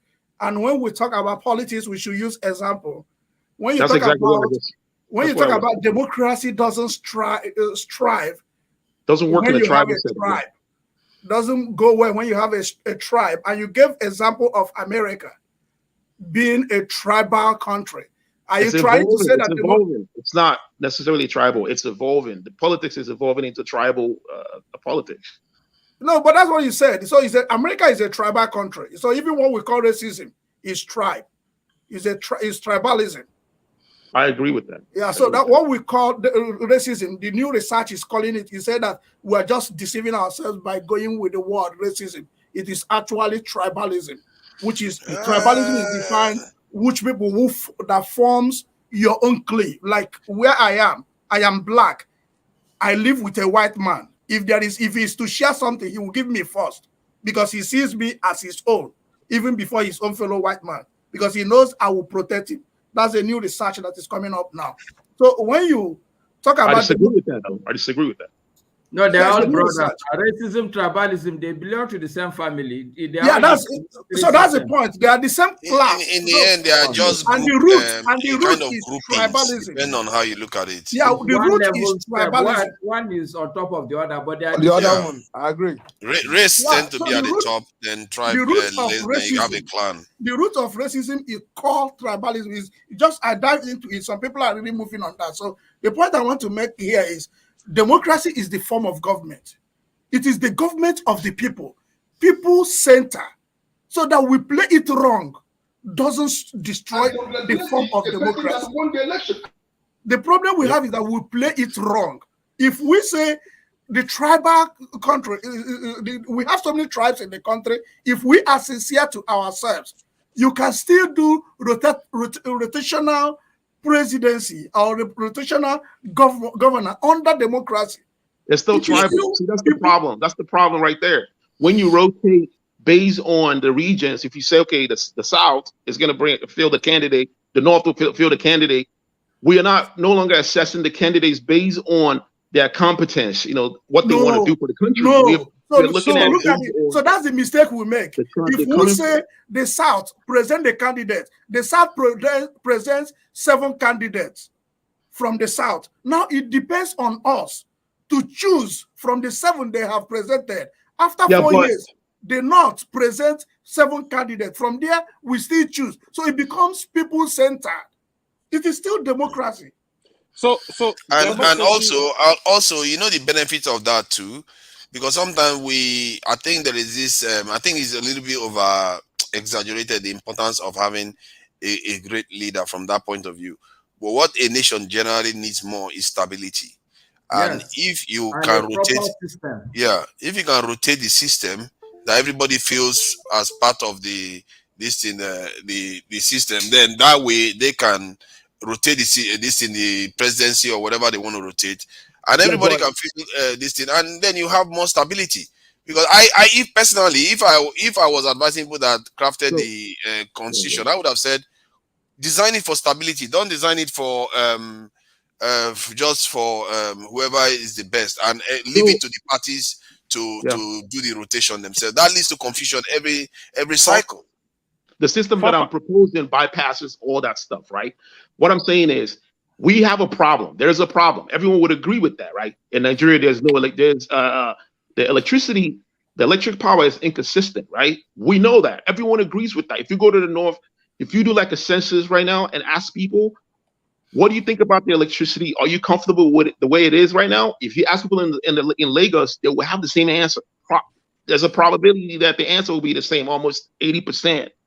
If you go to Igbo, if you go to Aba or Anambra State, ask them the same question, they would say the same thing. We need constant electricity, because without electricity, you can't run most of the businesses in the 21st century, right? Okay, listen. I'm not done. You made a point. I would have loved us to establish the point you made. That's what I'm trying to do. The point of democracy. Let me finish. Before we move into the dividends, you are going to the dividends. And look at the point. Listen, that's not you don't understand what I'm saying, because let me share the point I want you to make in democracy. Imagine if the only good thing we have in Nigeria is election. If you fix our election right, let all the political parties bring whoever they want to and make the election move well. I believe you me, in the next 3 cycles of election, Nigeria will get it right. That's not true. You know that the people are coming to vote. I disagree with that. I'll tell you why. I disagree with that, and I'll tell you why. Now, it comes back to the point that I made. Democracy, when it's tribal, people don't vote based on which candidate is good. That's not how they vote. They vote based on their tribal candidate. We saw that with the past election, right? Obi was the best candidate among the candidates fielded by the different parties, right? But guess what? Tinubu won, right? Tinubu had no manifestos. He had nothing. in his, like, if you go to his website, he had no manifestos. And every time I watch his interviews or his his interviews about the election, he never mentioned anything about what he's going to do for the country.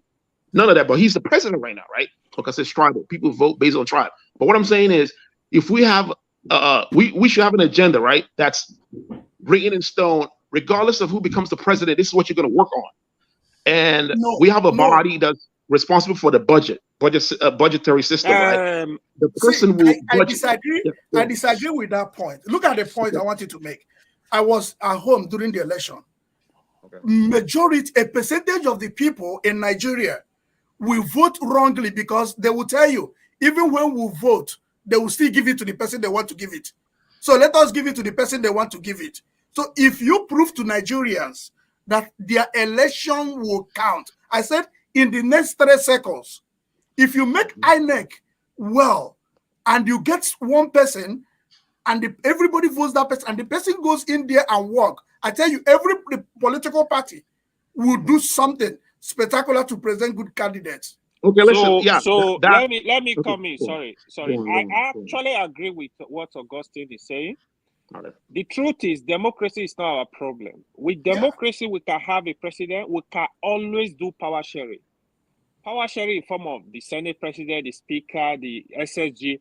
We can always do power sharing. What Augustine is saying is going to solve a lot of problems, because when you choose a governor, he knows that if I don't perform the next 4 years, people are going to kick me out. Trust me, he's going to work. He's going to start working for the people. He's going to listen to the people. I live in the United States, right? I live in the United States, and I've seen that model. It doesn't work, right? The candidates will spend a lot of money, put ads on TV, on radios, and people will vote for the ones who are more popular. You know what I'm saying?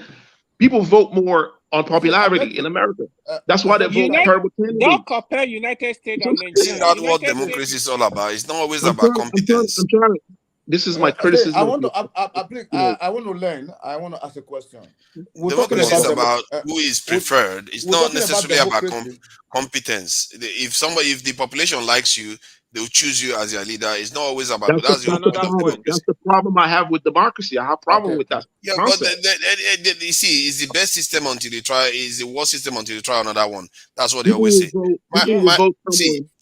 For me, let me propose something that maybe I don't know whether I've mentioned it. Anybody remembers at all? Is I like the system that the Swiss have instituted that transfers most of the power from the center to the people themselves. Not to tribes, not to anybody, to the people. And in other words, the people have the right to pass laws. They can come together. If they reach a certain threshold, then they will propose the law and the country will vote on it. The people can do that. The people can remove laws if they choose to. Whatever they want to do, they were empowered. I don't even know why. The voting process is credible for fathers. Pardon?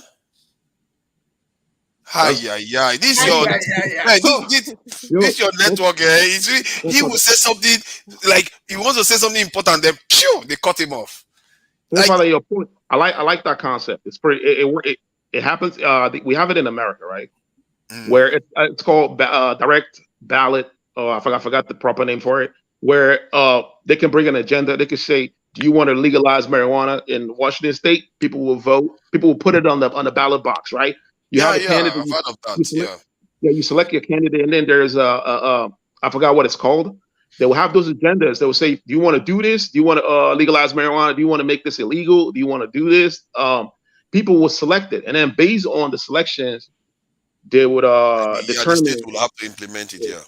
Yep. They don't do that on a national level, though. They do it on a state level. They don't do that on a national level. But the Swiss one, they do it on a national level too. So the leaders, the what is supposed to be the president, they elect them from different regions. Then I think different regions elect the parties elect them. Then they go on and they select one person to represent them as the president. Then all of them make decision together. The 7 of them make decision together. They have 7 presidents. Technically, they have 7 presidents at the time. How crazy is that? So, but they are able to function because they share power. And I think whatever we design, it doesn't have to be exactly like that. It has to take power from the center, take it to the people. Give to the people. And take this thing, make it so that every part feels like they are participating in the process. Yes. If you do that, you have a very, very stable system. Yes. Deep say I've been trying to say something, and let's invite him in. He's been in the background for a very, very, very long time. Since Rudolph was here, he didn't come on. I don't know why. Yeah, thank you. Yeah, I had to bring my laptop. The other one, the camera was not showing. And when I was trying to join on this new one, it wasn't allowing me. So I just waited for some time. Nice one. Welcome. Yeah, thank you very much. This is my first time of joining. And I was just doing some shows in the house, and I put on the TV. And I've been stuck to you guys more than 3 hours. I was just wow. I was just stuck. And I said, this is my first time I created this channel. So I'm glad. I want to give it to Mosca, Yusuf. For me, what we need to ask ourselves, we don't need, election is gone, sentiment should be put aside. This is my principle about life. If we keep the same thing people said in the US, I didn't vote for Trump, I didn't support him, but I wasn't one of those people that said he wasn't my president. He said he did it for 4 years, he's gone. The same thing people told us about Buhari is not my president, he's going to die a bit. He said, why even look fresher when he was living compared to when he came? I swear to God. so that is we need to accept reality for ourselves. One I want to talk about is issue of regional governments. I don't know why we're not talking about that. When people are telling PTOB has done something, let people go back to their region. Holding power in the center, Moscow said it. If he becomes president today, does not mean Nigeria will change. The cabals will be there. This is their job. They will not give up easily. But let the impact be felt in the southeast, in the southwest, in the northeast, northwest. Forefather is complaining about middle belt. So I will be on your side now. The middle belt. Let each of them, the governors, come together and do something for their region. I schooled also in Kano. I schooled in Kano. I schooled in Ogun State. I schooled in Kano. But one thing, when I was going to Kano, growing up, what we learned was the cocoa house, the granite pyramid, the palm kernel. And I got to Kano and I asked one of I remember it was my social studies teacher because it was on social studies textbook. I said, where is let's go on a few trips to the granite pyramid. I said the granite pyramid does no longer exist. It's just on picture. But if you ask ourselves, the cocoa house, all those Western education we had was gotten from not even oil. It was gotten from these peanuts, cocoa, and all those things. Yep. What happened to us? Oil is blessing to some nation. Oil became our own cause. Yep. And when people are playing politics of region, someone said it. Is it Uncle John that said it or someone that said it? No single region can win election. Let's tell ourselves the facts. No single region can win election. Yeah. Like it, take it to the bank. Because that was the structure the British left for us. Yeah, because not even the North. No region can win election. No region can win election in Nigeria. If you don't come together, you need to partner with one region. That is the system the British left for us. And why we putting it on the British? We decided this in 1999. We are putting it on the British. No, we cannot do better than our masters. Yeah, and I agree with you. You know, when people mention the 25% in, I was watching in FCT. Let's be realistic with ourselves. If they've told us that if you don't win 25% in Kano, you cannot be. Thank you. Will you accept it? It's not no law. It's not. Hold on. To be fair, hold on. Let's see. Sorry, you can't say that. You live in America. Yes. Clinton won election, but she never became the president. No, so that is total vote. That is total vote. That's electoral system. That's not even direct voting. That's electoral system. That is electoral system. No, you can't say one state. If someone wins 36 states, if someone wins the whole 36 states and doesn't win Abuja, means he cannot become president. Dipsy, hold on, Augustine. Let me explain why I think maybe Abuja may be required. Let me look at why let me just make a statement. Look at why it is a constitution. The president is considered as the president, as the governor of Abuja. That's what I wanted to say. No, that's what it is. Okay, that is that's what it is. That's what the constitution says, actually. Okay, let's look at it. When the capital was in Lagos, if this law was in Lagos, technically, yes, that's what the constitution says. No, that's why you have. He says, "Oh no, hold on. See, there's a part of it. I think it's section 137 or so. He says, Abuja House of Assembly is behaving like the House of Assembly of governor of states. The president represents what a governor represents in states. So it's almost as if the president is running as a state governor in Abuja. And if you look at that stipulation, demotion to the president, if you tell him to be a governor in Abuja after winning like 30 states, he's not a governor now. But that because Abuja is not a normal territory. Then they went on to say, hold on now. They went on to say after the first and second round, that requirement was taken away because they realized that if somebody cannot win Abuja, then they have to allow them to still get in there after the second, up to the third round before they remove that restriction. So, but do you think you can do 3 elections in Nigeria in a year, and we are complaining that the budget? If nobody wins, they have to. They have to. If nobody wins, they have to. Forefathers, you see, this argument that is coming up, it is still the same argument that the Lagosians are making because they are failing to differentiate Lagos as the capital territory and the Lagos as a state. Lagos as the capital territory was run with the whole federation resources. Abuja is run with the whole federation resources. And Austin, you were the one that first countered this with me with the United States. What happened with DC? This is not even counted. They don't even have a representative. No, but this is different now. So why is it different? No, I said because they didn't put it in the constitution that you need to win it. It's not in the constitution. So for me, what I would suggest for us is honestly, I'm not. I look at Nigerians. We don't need to lose hope on Nigeria. I was telling someone I have investments in Nigeria. I want to retire in Nigeria. My choice is to retire in Nigeria. By fire, Dipsy, does Washington have electoral college votes? Electoral college votes. I don't think they do. I could be wrong. I don't think electoral college is elected official. They have mayor. They have a councillor. Why should not? That's electoral vote. That's what they call it. Yeah. So if you electoral college is what in DC? Whether DC? Okay. Does Washington have it? You have elected official in DC. You have mayors. You have all of that. They don't have. They are not a state of their own, but they have electoral college. Even what I'm saying, not the formulation of because they don't have any representative. They don't have any senator. They don't have any House of Rep members. Those that go there, one Nigeria is actually in DC. From DC, there is House of Rep member. Is just for formalities. I need to make a point. The truth is about, I'm not a lawyer, but what the Constitution stipulated is it does 36 states and FCT.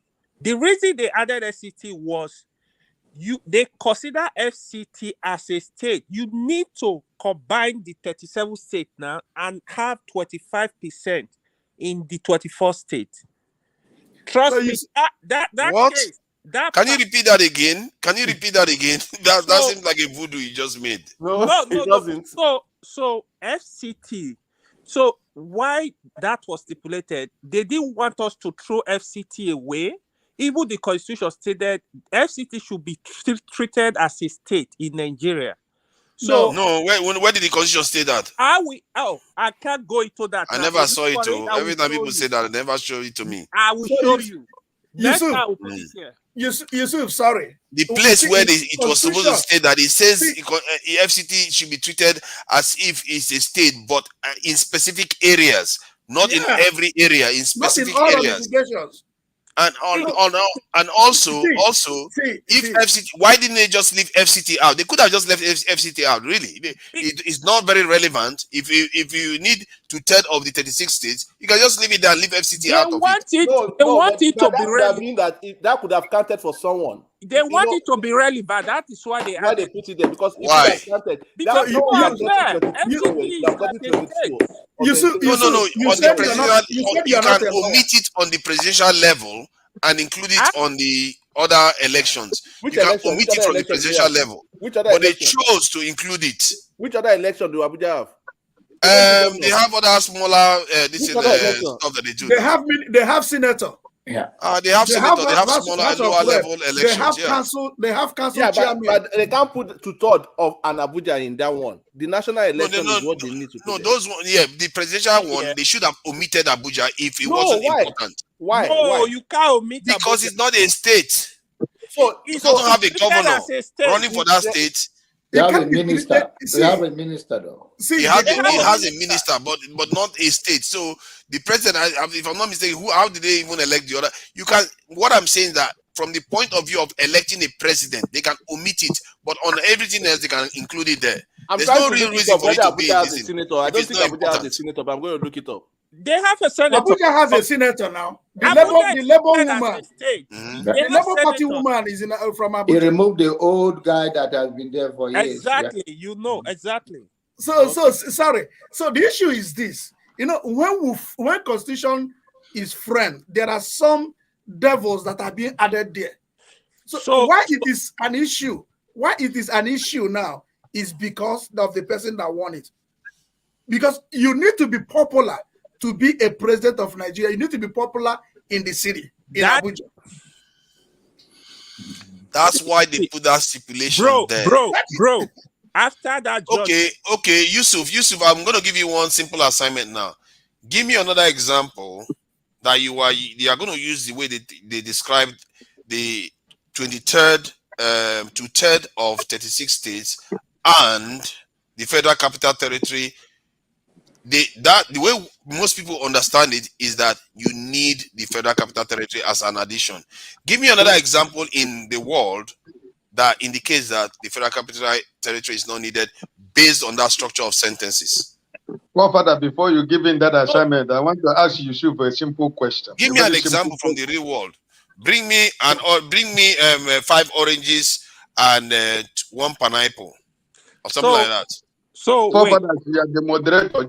I want to ask you a question before he answered that question. Just a simple question. Okay. You just gave one now. Listen, my brother Yusuf, you want to go and study English at the University of Lagos, and they tell you that you need a subject, including English plus English. If you go to take that exam and you didn't pass English, are you going to still go to study English language at the University of Lagos? Okay, let me answer the question. It's a simple question. Wait. I need to answer. I will answer it. Wait. So, the conjunction they use there, and that is what is actually causing the confusion. If they had actually said 36 states, including Abuja, it would have been more clearer. That would have been clear. Wait, let me finish. I have listened to even Femi Falana, the former, what's his name? Former Adoka. I have listened to these people. They are saying the same thing. The truth is, if Peter Obi is going to win this case, Peter Obi is going to win them by recounting of vote. He's not going to win through 25%. They're going to throw that case away. Hold on. You just said that, but you are not taking into account that Chief Justice has already said that 2 judgments have been passed previously that treated that stuff as conjunctive. They use it conjunctive, meaning that it needed to be added. There is, okay, if you follow Nigeria politics, follow Nigeria media, Femi Falana, Adoka, and one other lawyer, what's his name? One other popular lawyer. Even before election, they've analyzed this case and said Abuja is not required. Okay. No, you are just using opinions. I'm talking about the one that said that is based on judgment that Buhari actually did it. Buhari went to court and had judgment passed based on that. The only judgment that is on ground, the only precedent we have, which Falana stated, was Abuja needs to be considered as a state in Nigeria. There is a judgment. I forgot the detail of that judgment. Abuja needs to be considered as a state. It's a shame you forgot because there's no other person that remembers that. The only person that knows that is that Chief Justice that came on TV. Falana has not been a Chief Justice before, to be fair. He's a son and an activist. No, it's good. Maybe you are right. For what I can see in the Constitution, the way he described the way they describe Abuja as a state is very limited. It's not on everything. See. In law, you hear technicalities. It's not the way you see. It's not like English. The way you see English, come, go. There is what we call technicalities. They are gonna come in. Michael Zehome, which is another very good lawyer. Michael Zehome is on the opposite side because Michael Zehome is a politician. But I trust Michael Zehome. He's so good. but he is a politician. I will never listen to him. No, it's not Michael Zuckerman I'm talking about. I'm talking about the former Chief Justice. I don't think he's now. Yeah, I don't say that you don't need 25% in Abuja. You should. Wait. I don't know his name. I don't know that guy's name. The former guy is Abakoba. Wait. The former Justice Minister, which sorry to with all due respect, I can't pronounce his name well. Yeah. He later withdraw his word. He chewed his word back at Channel Television. He said that earlier, but later in the past 3 or 4 months before the election, he came back and took his word back that you need 25% in Abuja. I know when he said he doesn't need it. I remember. Yes, I watched 2 of his interviews. I watched 2 of his interviews where he said you don't need 25% in Abuja. Falana. No, Falana said the same thing. Falana said you don't need 25%. Andoka said you need it. Andoka said he said you need it. He said he need it. He came back. The Supreme Court itself. He came back twice. He came to arise twice. It was the Supreme Court itself that said that from what he said, 2 judgments of the Supreme Court in holding on to that. But it means the Supreme, according to him, he says the Supreme Court has to now reverse its own previous position on this. Otherwise, it has to be required. They have to require Abuja because they've already defined it as being conjunctive. And when they say it's conjunctive, it means you need it. And I asked you, give me an example where somebody says something like that, where it means that you don't need the second one. Okay. In our simple English, right? Even like in corporation, we write in WAEC. There are some words you see, they tell you as it was used in the passage. Every word has a denotative and a connotative. Jesus, this is you are like Maradona now. You are beginning to do that Maradona thing. Come on. Come on. Give me an example so it will be clear, so that everybody hear you. Give me 1 second. Yusuf, listen, let me tell you something. There is a place I want to agree with you. That is why this present case that is in the court right now, that you need overwhelming evidence. Why do you need overwhelming evidence? To destroy the issue of technicalities. I agree 100%. That's the area I want to agree with. I know that has always been the problem of Nigerian judiciary. Yes. Technicalities. Yes. So that's why. Not only Nigeria, even in the US that we are. Yeah. Technicalities everywhere. That's why you see technicalities. That's why you see that, for example, our own is more. Nigeria's own is extreme. That's why you see that P2B is making. P2B has been in this lane before. That's why I'm telling you that technicalities is what P2B is trying to avoid.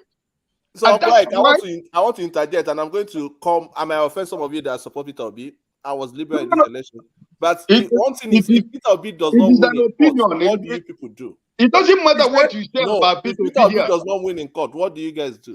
Oh no! If it doesn't win in court, people are going to say, okay, fine, as long as the case is clear. Yeah, Father, no. Some of them will because P2B himself, if the case is clear, you live in the whatever US. he presents is not correct. You live in the US. But if he's convinced that the there evidence are people is correct, that still believe that Trump is their president up till now.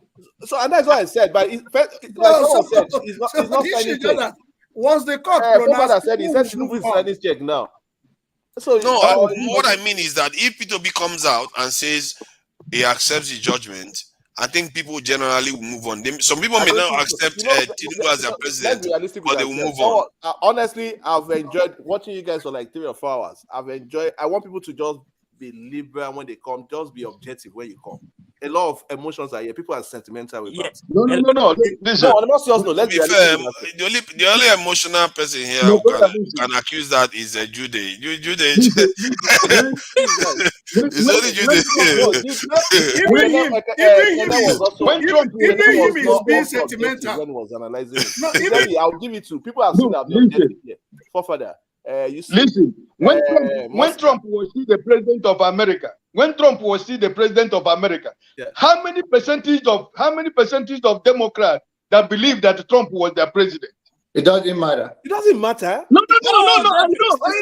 No, that's the answer to the question you asked. That's the point. Because you said, what would you do? If we going to come on the air and want to be using this language, he didn't listen. This language. It doesn't matter the percentage. He didn't change anything. He asked a question. The question of democracy he asked a question. Or one at a time. One at a time, please. Have one president of a country for now, whether you like it or you don't like it, whether you see, it can be your personal opinion, but it doesn't change. It doesn't change the fact that we have a Tinubu right now. You can say you like this thing for now, or any country, even in America now. Some people would still believe in Trump. That doesn't change anything. We only have one government that is going to preside over us, and we all have to believe that. So the notion, you can say, I don't want him to be my president. You can say anything. There are places that the family in Texas, that the family, a young man voted for Obama in those days, and the family even denounced him that he's not good. So it doesn't change anything. John, you see how sentimental you are. He asked a direct question. He didn't say what you. He asked a definite question. If the court pronounces that Peter Obi did not win election, what will you do? They said, I hope that was your question. Yes. And people are telling you what they will do, and you are also forcing it on them not to do what they have told you. Me? Peter Obi is a gentleman. I believe if the process is transparent, Peter Obi will not have problem accepting anything. Brother John, listen. Why I asked the question of Trump, why I use Trump, listen, like what you said. I wasn't trying to tell you that Trump was not the president of America, but I just want to make a point that even when he won that election, 75% of the Democrats up to today never believed that he was the president, but he became president for 4 years. That's the point. Even now, Republicans don't believe Biden is their president. Let me ask John Abba one question. If the court says that Peter Obi won the election, what would you do, John Abba? That is the president of Nigeria. John Abba will come here and singing his play. But that's very good, though. It's very good. It means he's not biased. I have no. He is biased. Well, he just smiled and accepted it, though. What do you want him to do? The nation left him the moment the question came. Honestly, anybody that is declared winner, we have to all anybody Yusuf, for me, all I'm looking at is the credibility of our court. And I know that the court can bring a convincing result in this process. If at the end of the day, they convince every one of us that INEC up till now have not uploaded, and INEC will bring clean sheets. That this Austin, let me ask you this question. Austin, please, I want to ask one question. Please, let me. Yusuf is trying to escape. That sentence, I'm still waiting for it. Let me ask one question, please. You still don't have that example, though. You are still struggling with that example. Let me ask this question. I think I asked my younger brother. He supported. When you get it, you let us know. Yeah, go ahead. The question is this: I asked them in that election, did we agree the election was rigged in the presidential, or was the election rigged across by all parties? It depends on your definition of rigging. No, wait. It depends on the definition of rigging. If what you call rigging is influence, it was rigged all political parties. But if rigging is done by electoral body, I will tell you that it was not done by all. If it is by electoral body, what I mean by electoral body, by candidates influencing INEC members, I will tell you that Peter Obi never did that. But if it is based on influence, I went home. I know how much I spent to convince my people to vote for Peter Obi. So if it is that is the definition of rigging. That's the definition of rigging. So why I'm coming back to this, do we agree that the election was fair all across other like Senate, House of Assembly, only the president was rigged? So the problem we have with that is that even the election was fair in everything. It is only in collation that we have issue. You know, why only did we have thank you. That's what I'm going only have the only off the server of the presidential of the president. God bless you. And this is where I'm coming to when I ask those questions. Okay. By today, if they declare Peter Obi as president, that he won, you will accept everything and will go with the House of Assembly and the senators like that. That is okay with you guys. Those things, the servers are open. They uploaded everything for those. So we agree all the senators election is right. The House of Assembly election is right. That's not the question is that you had a process, and at the end of the process, the people uploaded results. And they uploaded. So my question to you, let me put if I give my answer, the question they uploaded the one for the Senate correctly and the Federal Representative correctly. Only the president was not correct. Yes, that's what they are telling you. That's what that one was manipulated because it was stopped. Okay, so if that is the case, do you believe under that condition with this Senate we have, with this Federal House of Assembly, that Peter Obi can govern Nigeria well?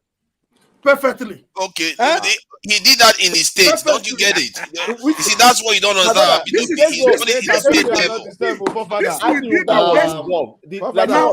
me ask you a question. They say, let me ask you a question. During the first tenure of Buhari, do you prefer what was his name? The former Senate president? Saraki. Do you prefer what happened then or what happened the last 4 years? Well, all of them, I don't support these politicians. For me, I don't support them. All of them. Saraki's tenor was the same pastor. Saraki is an umbrella too. So when we talk like this, that means our gathering here to talk doesn't make any meaning. Now, how much did Nigeria borrow? How much did Nigeria borrow during the first tenor of Buhari? That's the question you will ask. Borrowing is not the issue. Even America, borrowing is not good governance. And that is what borrowing is not good governance. So that is the problem. So now you are making the same point. You were different. So the second tenor was when the borrowing became excessive. Borrowing for Buhari government, borrowing is not a problem for governance, bro. You see, borrowing is not a problem for governance. Now, what the money is being used for, the effect of the money is what is the problem. Yeah. So now borrowing becomes a bad government. It becomes a bad government. If you want to have problems with borrowing, even go to borrowing, 1980, go to the 80s when Babangida took us to second-tier government. So the argument becomes who verifies what you are borrowing for. It's not the glorification of it. It's not glorification. That is the National Assembly borrowing for. National Assembly was supposed to verify why you are borrowing. So, but now when you have the same people in the seat of power, you see what we are saying here, the enemy of my enemy. We are discussing so here. What are we going to have? People going to achieve the same thing. Politician over and over and over because they know we are not together. And once we are not together, become this sentiment politics of a sentiment. I do this, I do that, and they know that we have no common demand on politicians. Just like this guy the guy from Washington was put it in a different way. But all we want is a demand, and everybody know what our problem is. We go to Nigeria, we know we have a declarated road. We go to Nigeria, we know we have an electrical issue. We go to Nigeria, we have an unemployment issue. We go to Nigeria, we know we are dealing with a big corruption than anything else. So nobody that doesn't know what Nigerian problem is. What we don't want to agree is that we believe that one single person in this system will come and take us to a glorious end. It will not happen. Let me ask one question too. Let me address it. I'm going to ask this question. Put a demand on them by this what we are doing here now, exposing them over and over. It's a civilization. Let me ask this question. Let me ask one question also. We don't have it in a past election. We don't have it in 8 years election. This is a question. 15 years election. So John, I'm going to ask this question. So John Abba, if you believe that nothing can change, why are you wasting your time? I do not believe nothing can change. That's exactly what you said. Listen to me carefully. You always come up with this thing. Listen to me carefully. I said that what we are doing here, by exposing them, by educating the people to know their basic human rights, and to put pressure. If you come, why did they put your name? Why do you have a name that you put on the screen to be identified with? When in a community know that this House of Rep, in those days, they can't even question them. The one that locked up in UK right now, there was a time he went to Germany. They stone him there, they fought him on the street. When we start to expose them like that, they will be careful about their own way. They know that people are, awareness is getting to the people. In some local area in Nigeria, they worship even till today. Look at when they arrested Emefiele and all of that. It's still no handcuff.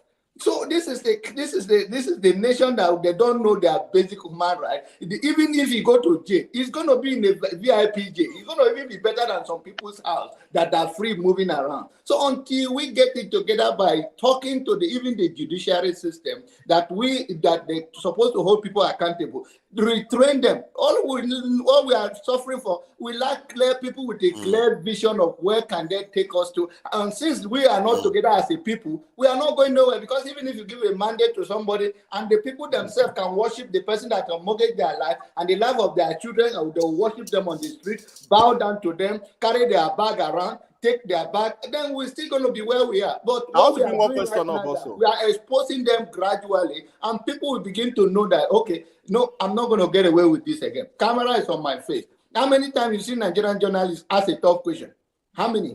When they go whatever is called Nigerian one or whatever the borrow airline that the president will use. How many times you see someone asked Anika day one and he's asking who is bankrolling you. So Augustine, regarding the deaths, I think partly COVID-19 didn't help.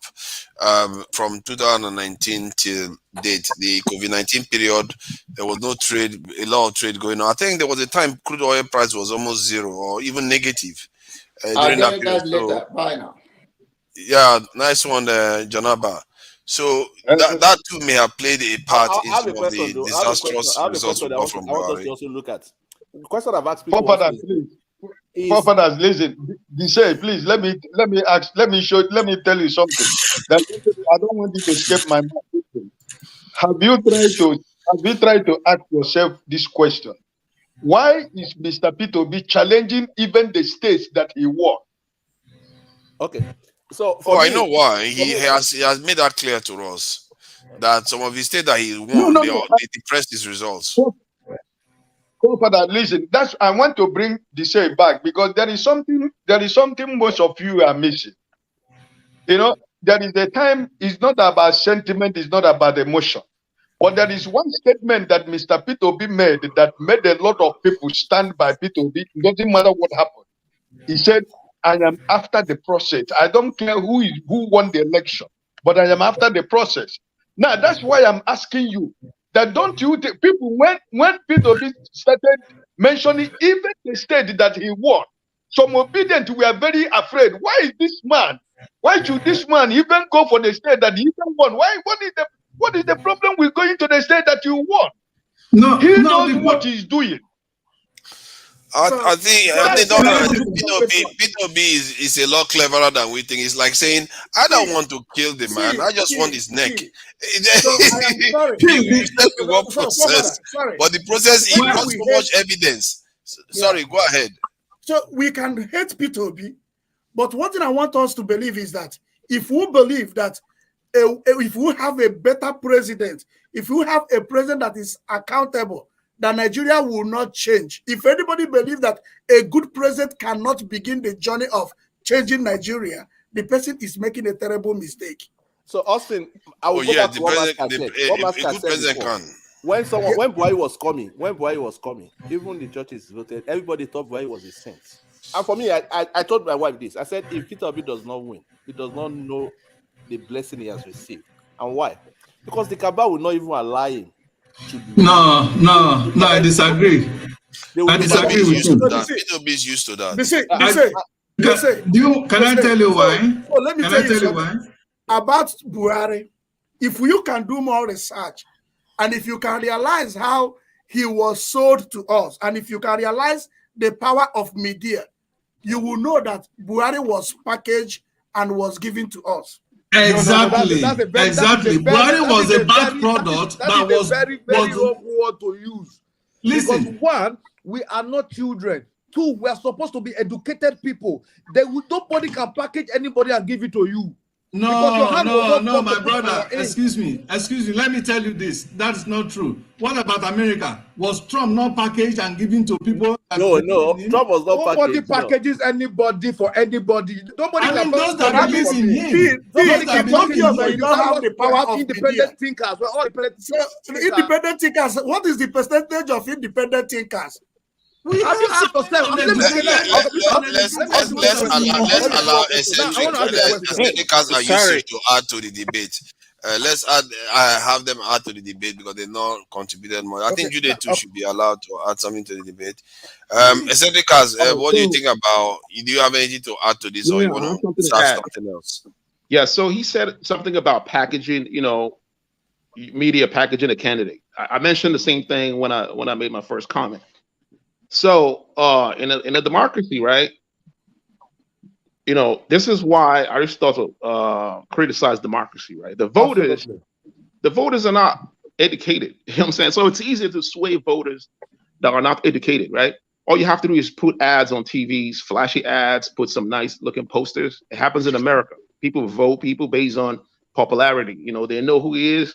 Like Trump started his promotion or campaign way back in the days when he was in wrestling, when he had made appearance in WWE. Yes.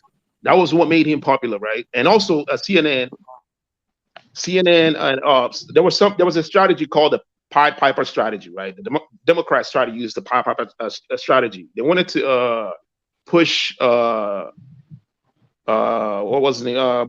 Trump.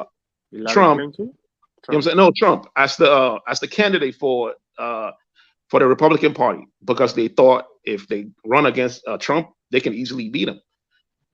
That's why he won. Because they promoted him. And I remember CNN was showing his town hall when other candidates were actually not town hall, something else. When other candidates were doing town hall, they switched back to Trump. Because Trump gives them good rating. People want to watch him. He's entertaining, and that was what swayed people to vote him. No, FBI was also part of it. Cummings' last indictment also made part of that election to work. So let's put that also in there. I agree as well. So this is why I'm proposing a system, right? That's a little bit different than what we have right now, right? So it's a system where, if let's say we have a country, right?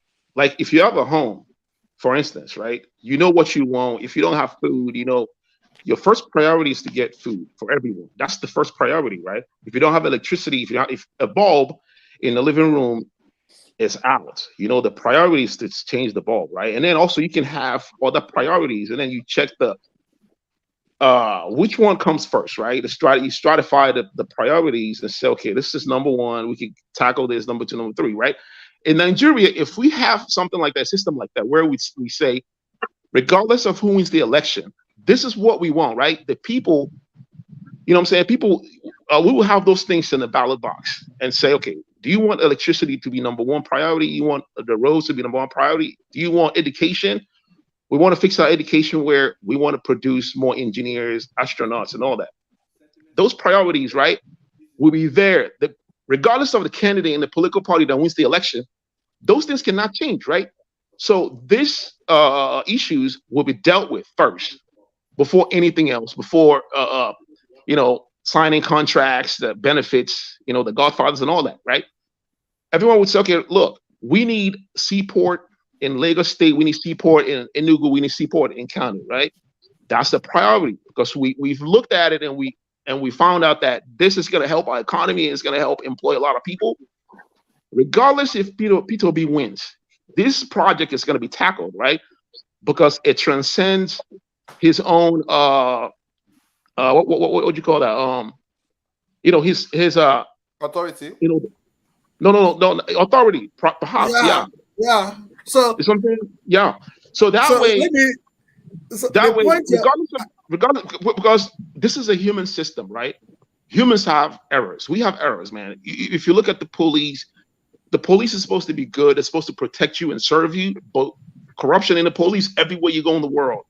When I look at the police in America, I see the similarity between the police in America and the police in Nigeria.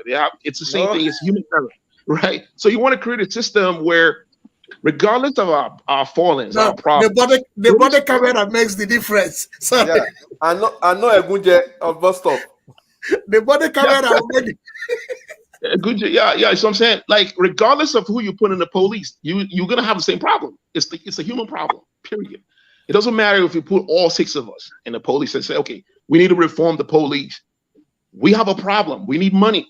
You know what I'm saying? We need to eat. We need to take care of our family. We need to plan for our future. We grew up in a capitalist system, and it influences how we look at the world, our perception of the world. You know what I'm saying? We grew up in a capitalist economy. So that problem is always going to corrupt any system that we create. You mean corruption? Let me buttress on this. I'm trying it to our system, the system Yeah, that we have. one question that I keep asking is this: why are we not talking about regional governments? If we go back to the region and let the competition start, we are not separating. Let Southwest develop its own. That was when I went to school in Warri, and one of the people that helped me when I got to Warri, he told me, "I'm going to help you on one basis because of our law. Because I will not be sitting on this seat if not for our law's free education. Yeah. If not for our law's free education, I will not be sitting on this seat." And that is what we need to tell ourselves. All the Southeast, I keep saying, if we split, and the question I also ask is, if we had got this election, let's say they said leaders should come from region by region, would Peter Obi have won in the Southeast? Obviously. So here's the thing, right? For me, that is one question I want us to look at. But I don't see him performing any magic becoming the president. I still tell people, I guess. So go around with the question. If you go to the West, Augustine, can I add something, please? Won in the West. Can I add something, please? In the West. Augustine, hold on now. Yeah. Hold on. I think what you said about if I didn't hear your question, Austin, so that's why I'm not responding. So I will allow for fathers to go ahead. If the election was held in the Southeast, whether P2B would have won, or clearly he would have won. Maybe you can have a system whereby all the regions elect a leader. Then that's what I'm asking. The regional leaders, when they have the leaders, let's say the election but then hold on now. I think the what I'm saying is that if you elect a leader from the region, it depends on the function they want to perform. Personally, I will say, okay, maybe they can do that. But when they elect people from the region, then they are sent to the center. Those 6 of them, in the case of Nigeria, because we have 6 of them, they become they form a council of the presidency. You don't need someone at the center for me, sincerely. I don't believe you will. You can't do it. Then the whole thing will fall apart before long. They join the western, the eastern region. There was development better than what we have now. Hold on now. Yeah, you forgot where that led to. What that led to. Jesus, because how it is that we say something is good, but you forget the result, what it led to. On paper, some things look good, but when you practice them, it led to the hell that we had in Nigeria before now.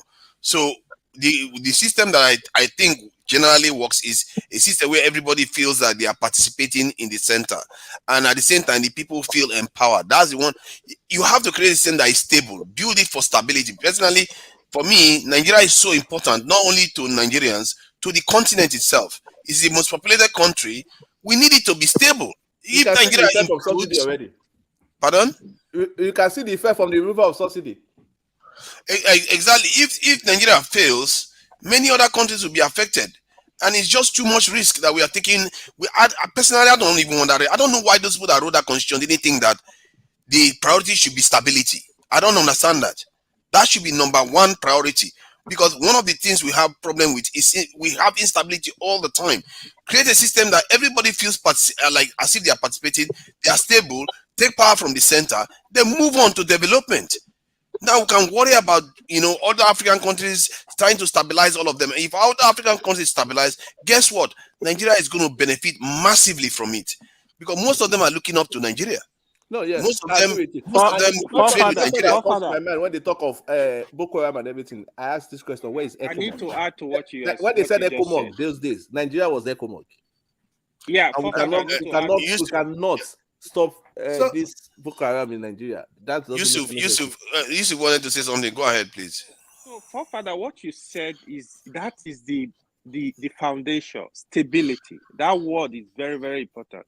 That is what our leaders don't know. But honestly, with Tinubu, I see Tinubu try to do that now. But if you see what he's doing, he tried to like talk to every region, everybody.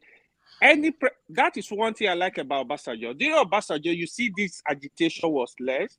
But you can't accuse Obasanjo of be an ethnic bigot or religious bigot. No, he doesn't care. What about Odi? What about Odi? What about Odi? What did he do in Odi?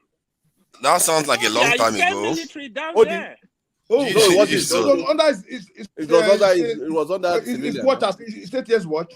He did 1,000 soldiers. When he was president? Yes. You can go. Oh yeah, I think they always. How many was what was the casualty? He said No, he 1,000 soldiers to he wiped the whole town. That one was. To level the whole town, killed. Many people killed. What was the casualty now? No, the whole village was wiped out. Yeah, the whole village. But what was the casualty level? I don't know that one, but the whole village was. There's so many people that died. Some villages have 10 people in them. Some people have. Some villages have 10,000. Hold on now. See this kind of feeling, kind of stuff. So if some villages have 10,000 people in them, some people have 100. So I just wanted to have an idea of the casualty level. The whole village was not wiped out. Is that what? But the whole village was not wiped out. That's not correct. Who was left? Who? Who? Wait. No, let me go. Let me consult and come back. Continue. When military got to Udi, they invited everybody to the palace. Even they allowed the women and the children to go. Some of the men ran away already. It was some of the men they actually killed. But we all agree that the village was empty by the time the military left. Deep say this say come on, that is a serious no. So if everybody ran away, that's a complete massacre. Nobody was there. Nobody was there by the time the military left. But that does not equate to massacre. I didn't mention the word massacre. I didn't say massacre. I never used the word. Jude was like the massacre. They cleared everybody. Ask them if they were there. Let me finish my point. The right word to use is stability. What forefather said. Okay. According this is our problem. Look, guys, according to record, see, according to record, there is said about 900 civilians. 900 civilians were killed. 900 civilians. And Thank you. Now let's see were what? When Nigerian government tell you that's a lot, too. Just add. That's a lot. Did you hear it in the news? Was it related in the news? Just was Obasanjo ever questioned? What Obasanjo did in was it not the same Obasanjo who removed history from the curriculum of education in Nigeria? It's because so that Nigeria will not know the atrocities. God bless you. Against Nigerians. That's why they in the curriculum. Look at it. Look at it here. Just Google it, you will see it. That was that was during the conflict of in the Niger Delta. Look at it. That is a lot of 1991 massacre. The 1991 massacre was a massacre. Even though it was up to that number. That's so wrong. That's a lot of people. That's almost what I'm telling you, when Nigerian government give you a number, just multiply that number by 2. But times 10. Yeah. So it's similar to the number we heard about in the north where they killed those Shia Muslims in the north.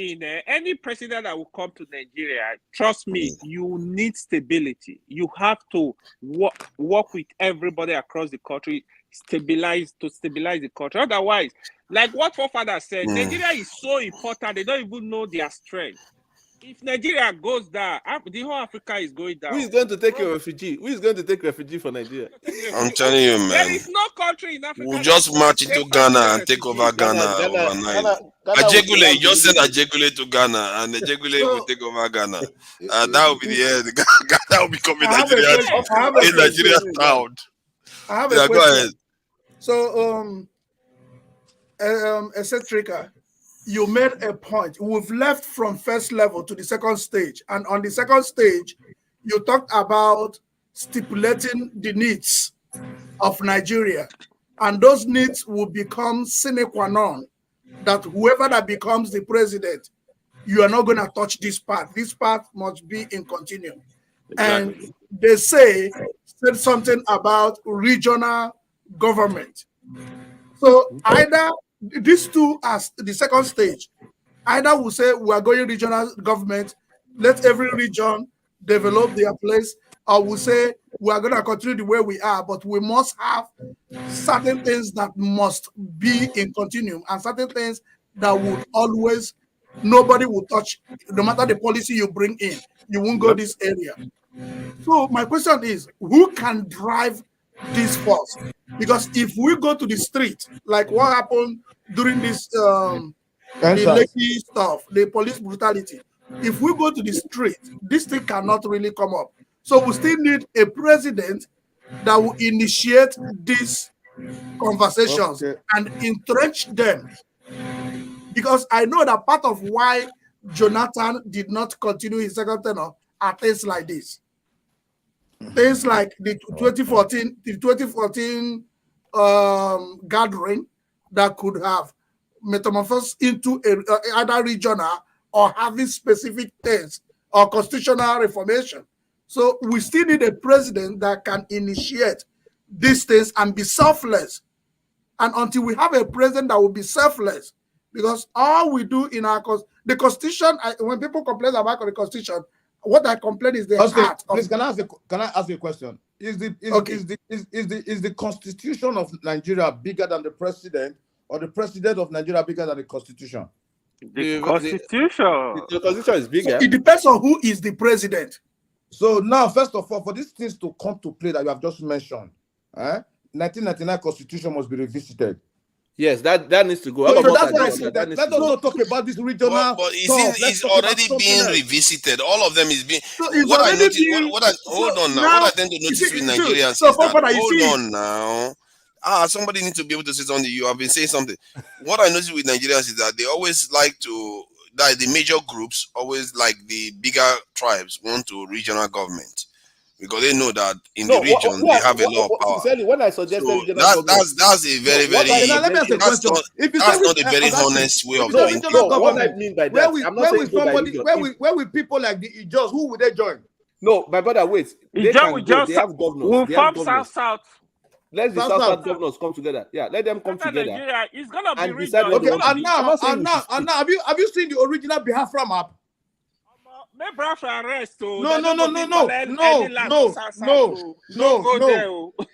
Okay, no. Listen. Okay, now Nigeria was. Hold on. Let us be factual here now. Nigeria was divided into three. Let me say regions. 4 regions. East, West, Midwest, and North. There was no South. Yeah. Okay. And now, if you follow that fourth division, now when Biafra was supposedly carved out, if you go back and look at that map of Biafra, you will see that map almost encapsulates the full South. Who carved the map for you people? Who carved it for you? No, that was what they used before. That was what they were using before. Now we're talking about regional government. Most people in the South, don't forget, they never supported the Biafra. You need to understand. Okay, now if they don't support it, and now we are talking about regional government, which means only the big cows are going to survive. Let me explain myself. Maybe I need to explain myself. What I said. No, what you said is clear. But the only thing is, like when you mean regional government today in the West today. The West started on Mokeko. Government today. It has to be 6. Yeah, I agree with you. It's 6. So that's exactly what he's saying. Southeast, Southwest, Northeast, North Central, and North. It has to be 6. Otherwise, you will run into trouble. No, let's agree it's 6. And let me correct this notion. When I said regional government, I'm not saying we should split. Let the central be there. But what I'm saying is let this government come together. You do. Let's say I'm from the Southwest. Let's say Lagos, Ondo, all of them come together. And they decide we want to develop our area. I'll give you one example. When I'm looking at all this government, and I tell myself, maybe because I'm not in government, I work with the multinational here. My company has tried to come and establish in Nigeria. And I will tell you, they actually went to Lagos. They were not even creating factory. One of the vice presidents was begging, literally begging, let me come and establish, we can create job for people. And someone told me, some people in power said there is nothing in for us. And that was why they left. I can tell you, my company is struggling around, going to Europe. My CEO is going around to look for where to build plants. Many of these, I have colleagues that are in India. We say we are losing resources. India is giving cheaply, but they are expanding. Go to all these multinational, Microsoft, everywhere. These Indians are the one there. If this governor, if any one of them, I know of many companies like that, but let me say my company alone, they build one of our factory in any state, directly or indirectly, it will create more than 100,000 jobs. Yeah, but the problem still remains. What we are missing is that we think just by creating regions, the problem will go away. No, it's not. Even if you break the regions into 36 different states, it will not go away. It's still not going to make a difference. The problem remains. Let one region be getting it right. Let's assume. Let me give you an example. No one. See, you're not. What you are missing. Hold on. Let's make this clear, because you are forgetting that the countries around you are having the same. Don't you see that there is a bigger problem going on? Ghana is having similar. Ghana is not. We think Ghana is doing okay compared to Nigeria, but Ghana is not doing okay compared to any main country, major nations. So the gap between them, all of us are doing relatively badly in sub-Saharan Africa. What the problem truly is that we have not joined other nations as part of the world's the major nation that is independent, that is in charge of its own security and all the rest. So we have not done that. If we had done that, all this stuff we are talking about wouldn't be happening. Yeah. We don't have that. That is why we are poor. Or Ibobo will come here, steal all of our resources. What makes you think that if you create a small region, they are not going to steal everything? They will still steal everything again. You are just making it easier for them to steal. Because leadership allows it. It's because leadership allows it. That's what I'm saying. That we need to change that type of leadership instead of worrying about the regions as the issue. Okay, let me give you an example. Do you know what? Do you know what? Sorry, let me give you something. Do you know what? Go further on this. Now, if you look back at when Agoye Ronsi took over, now you see he tried to break the region.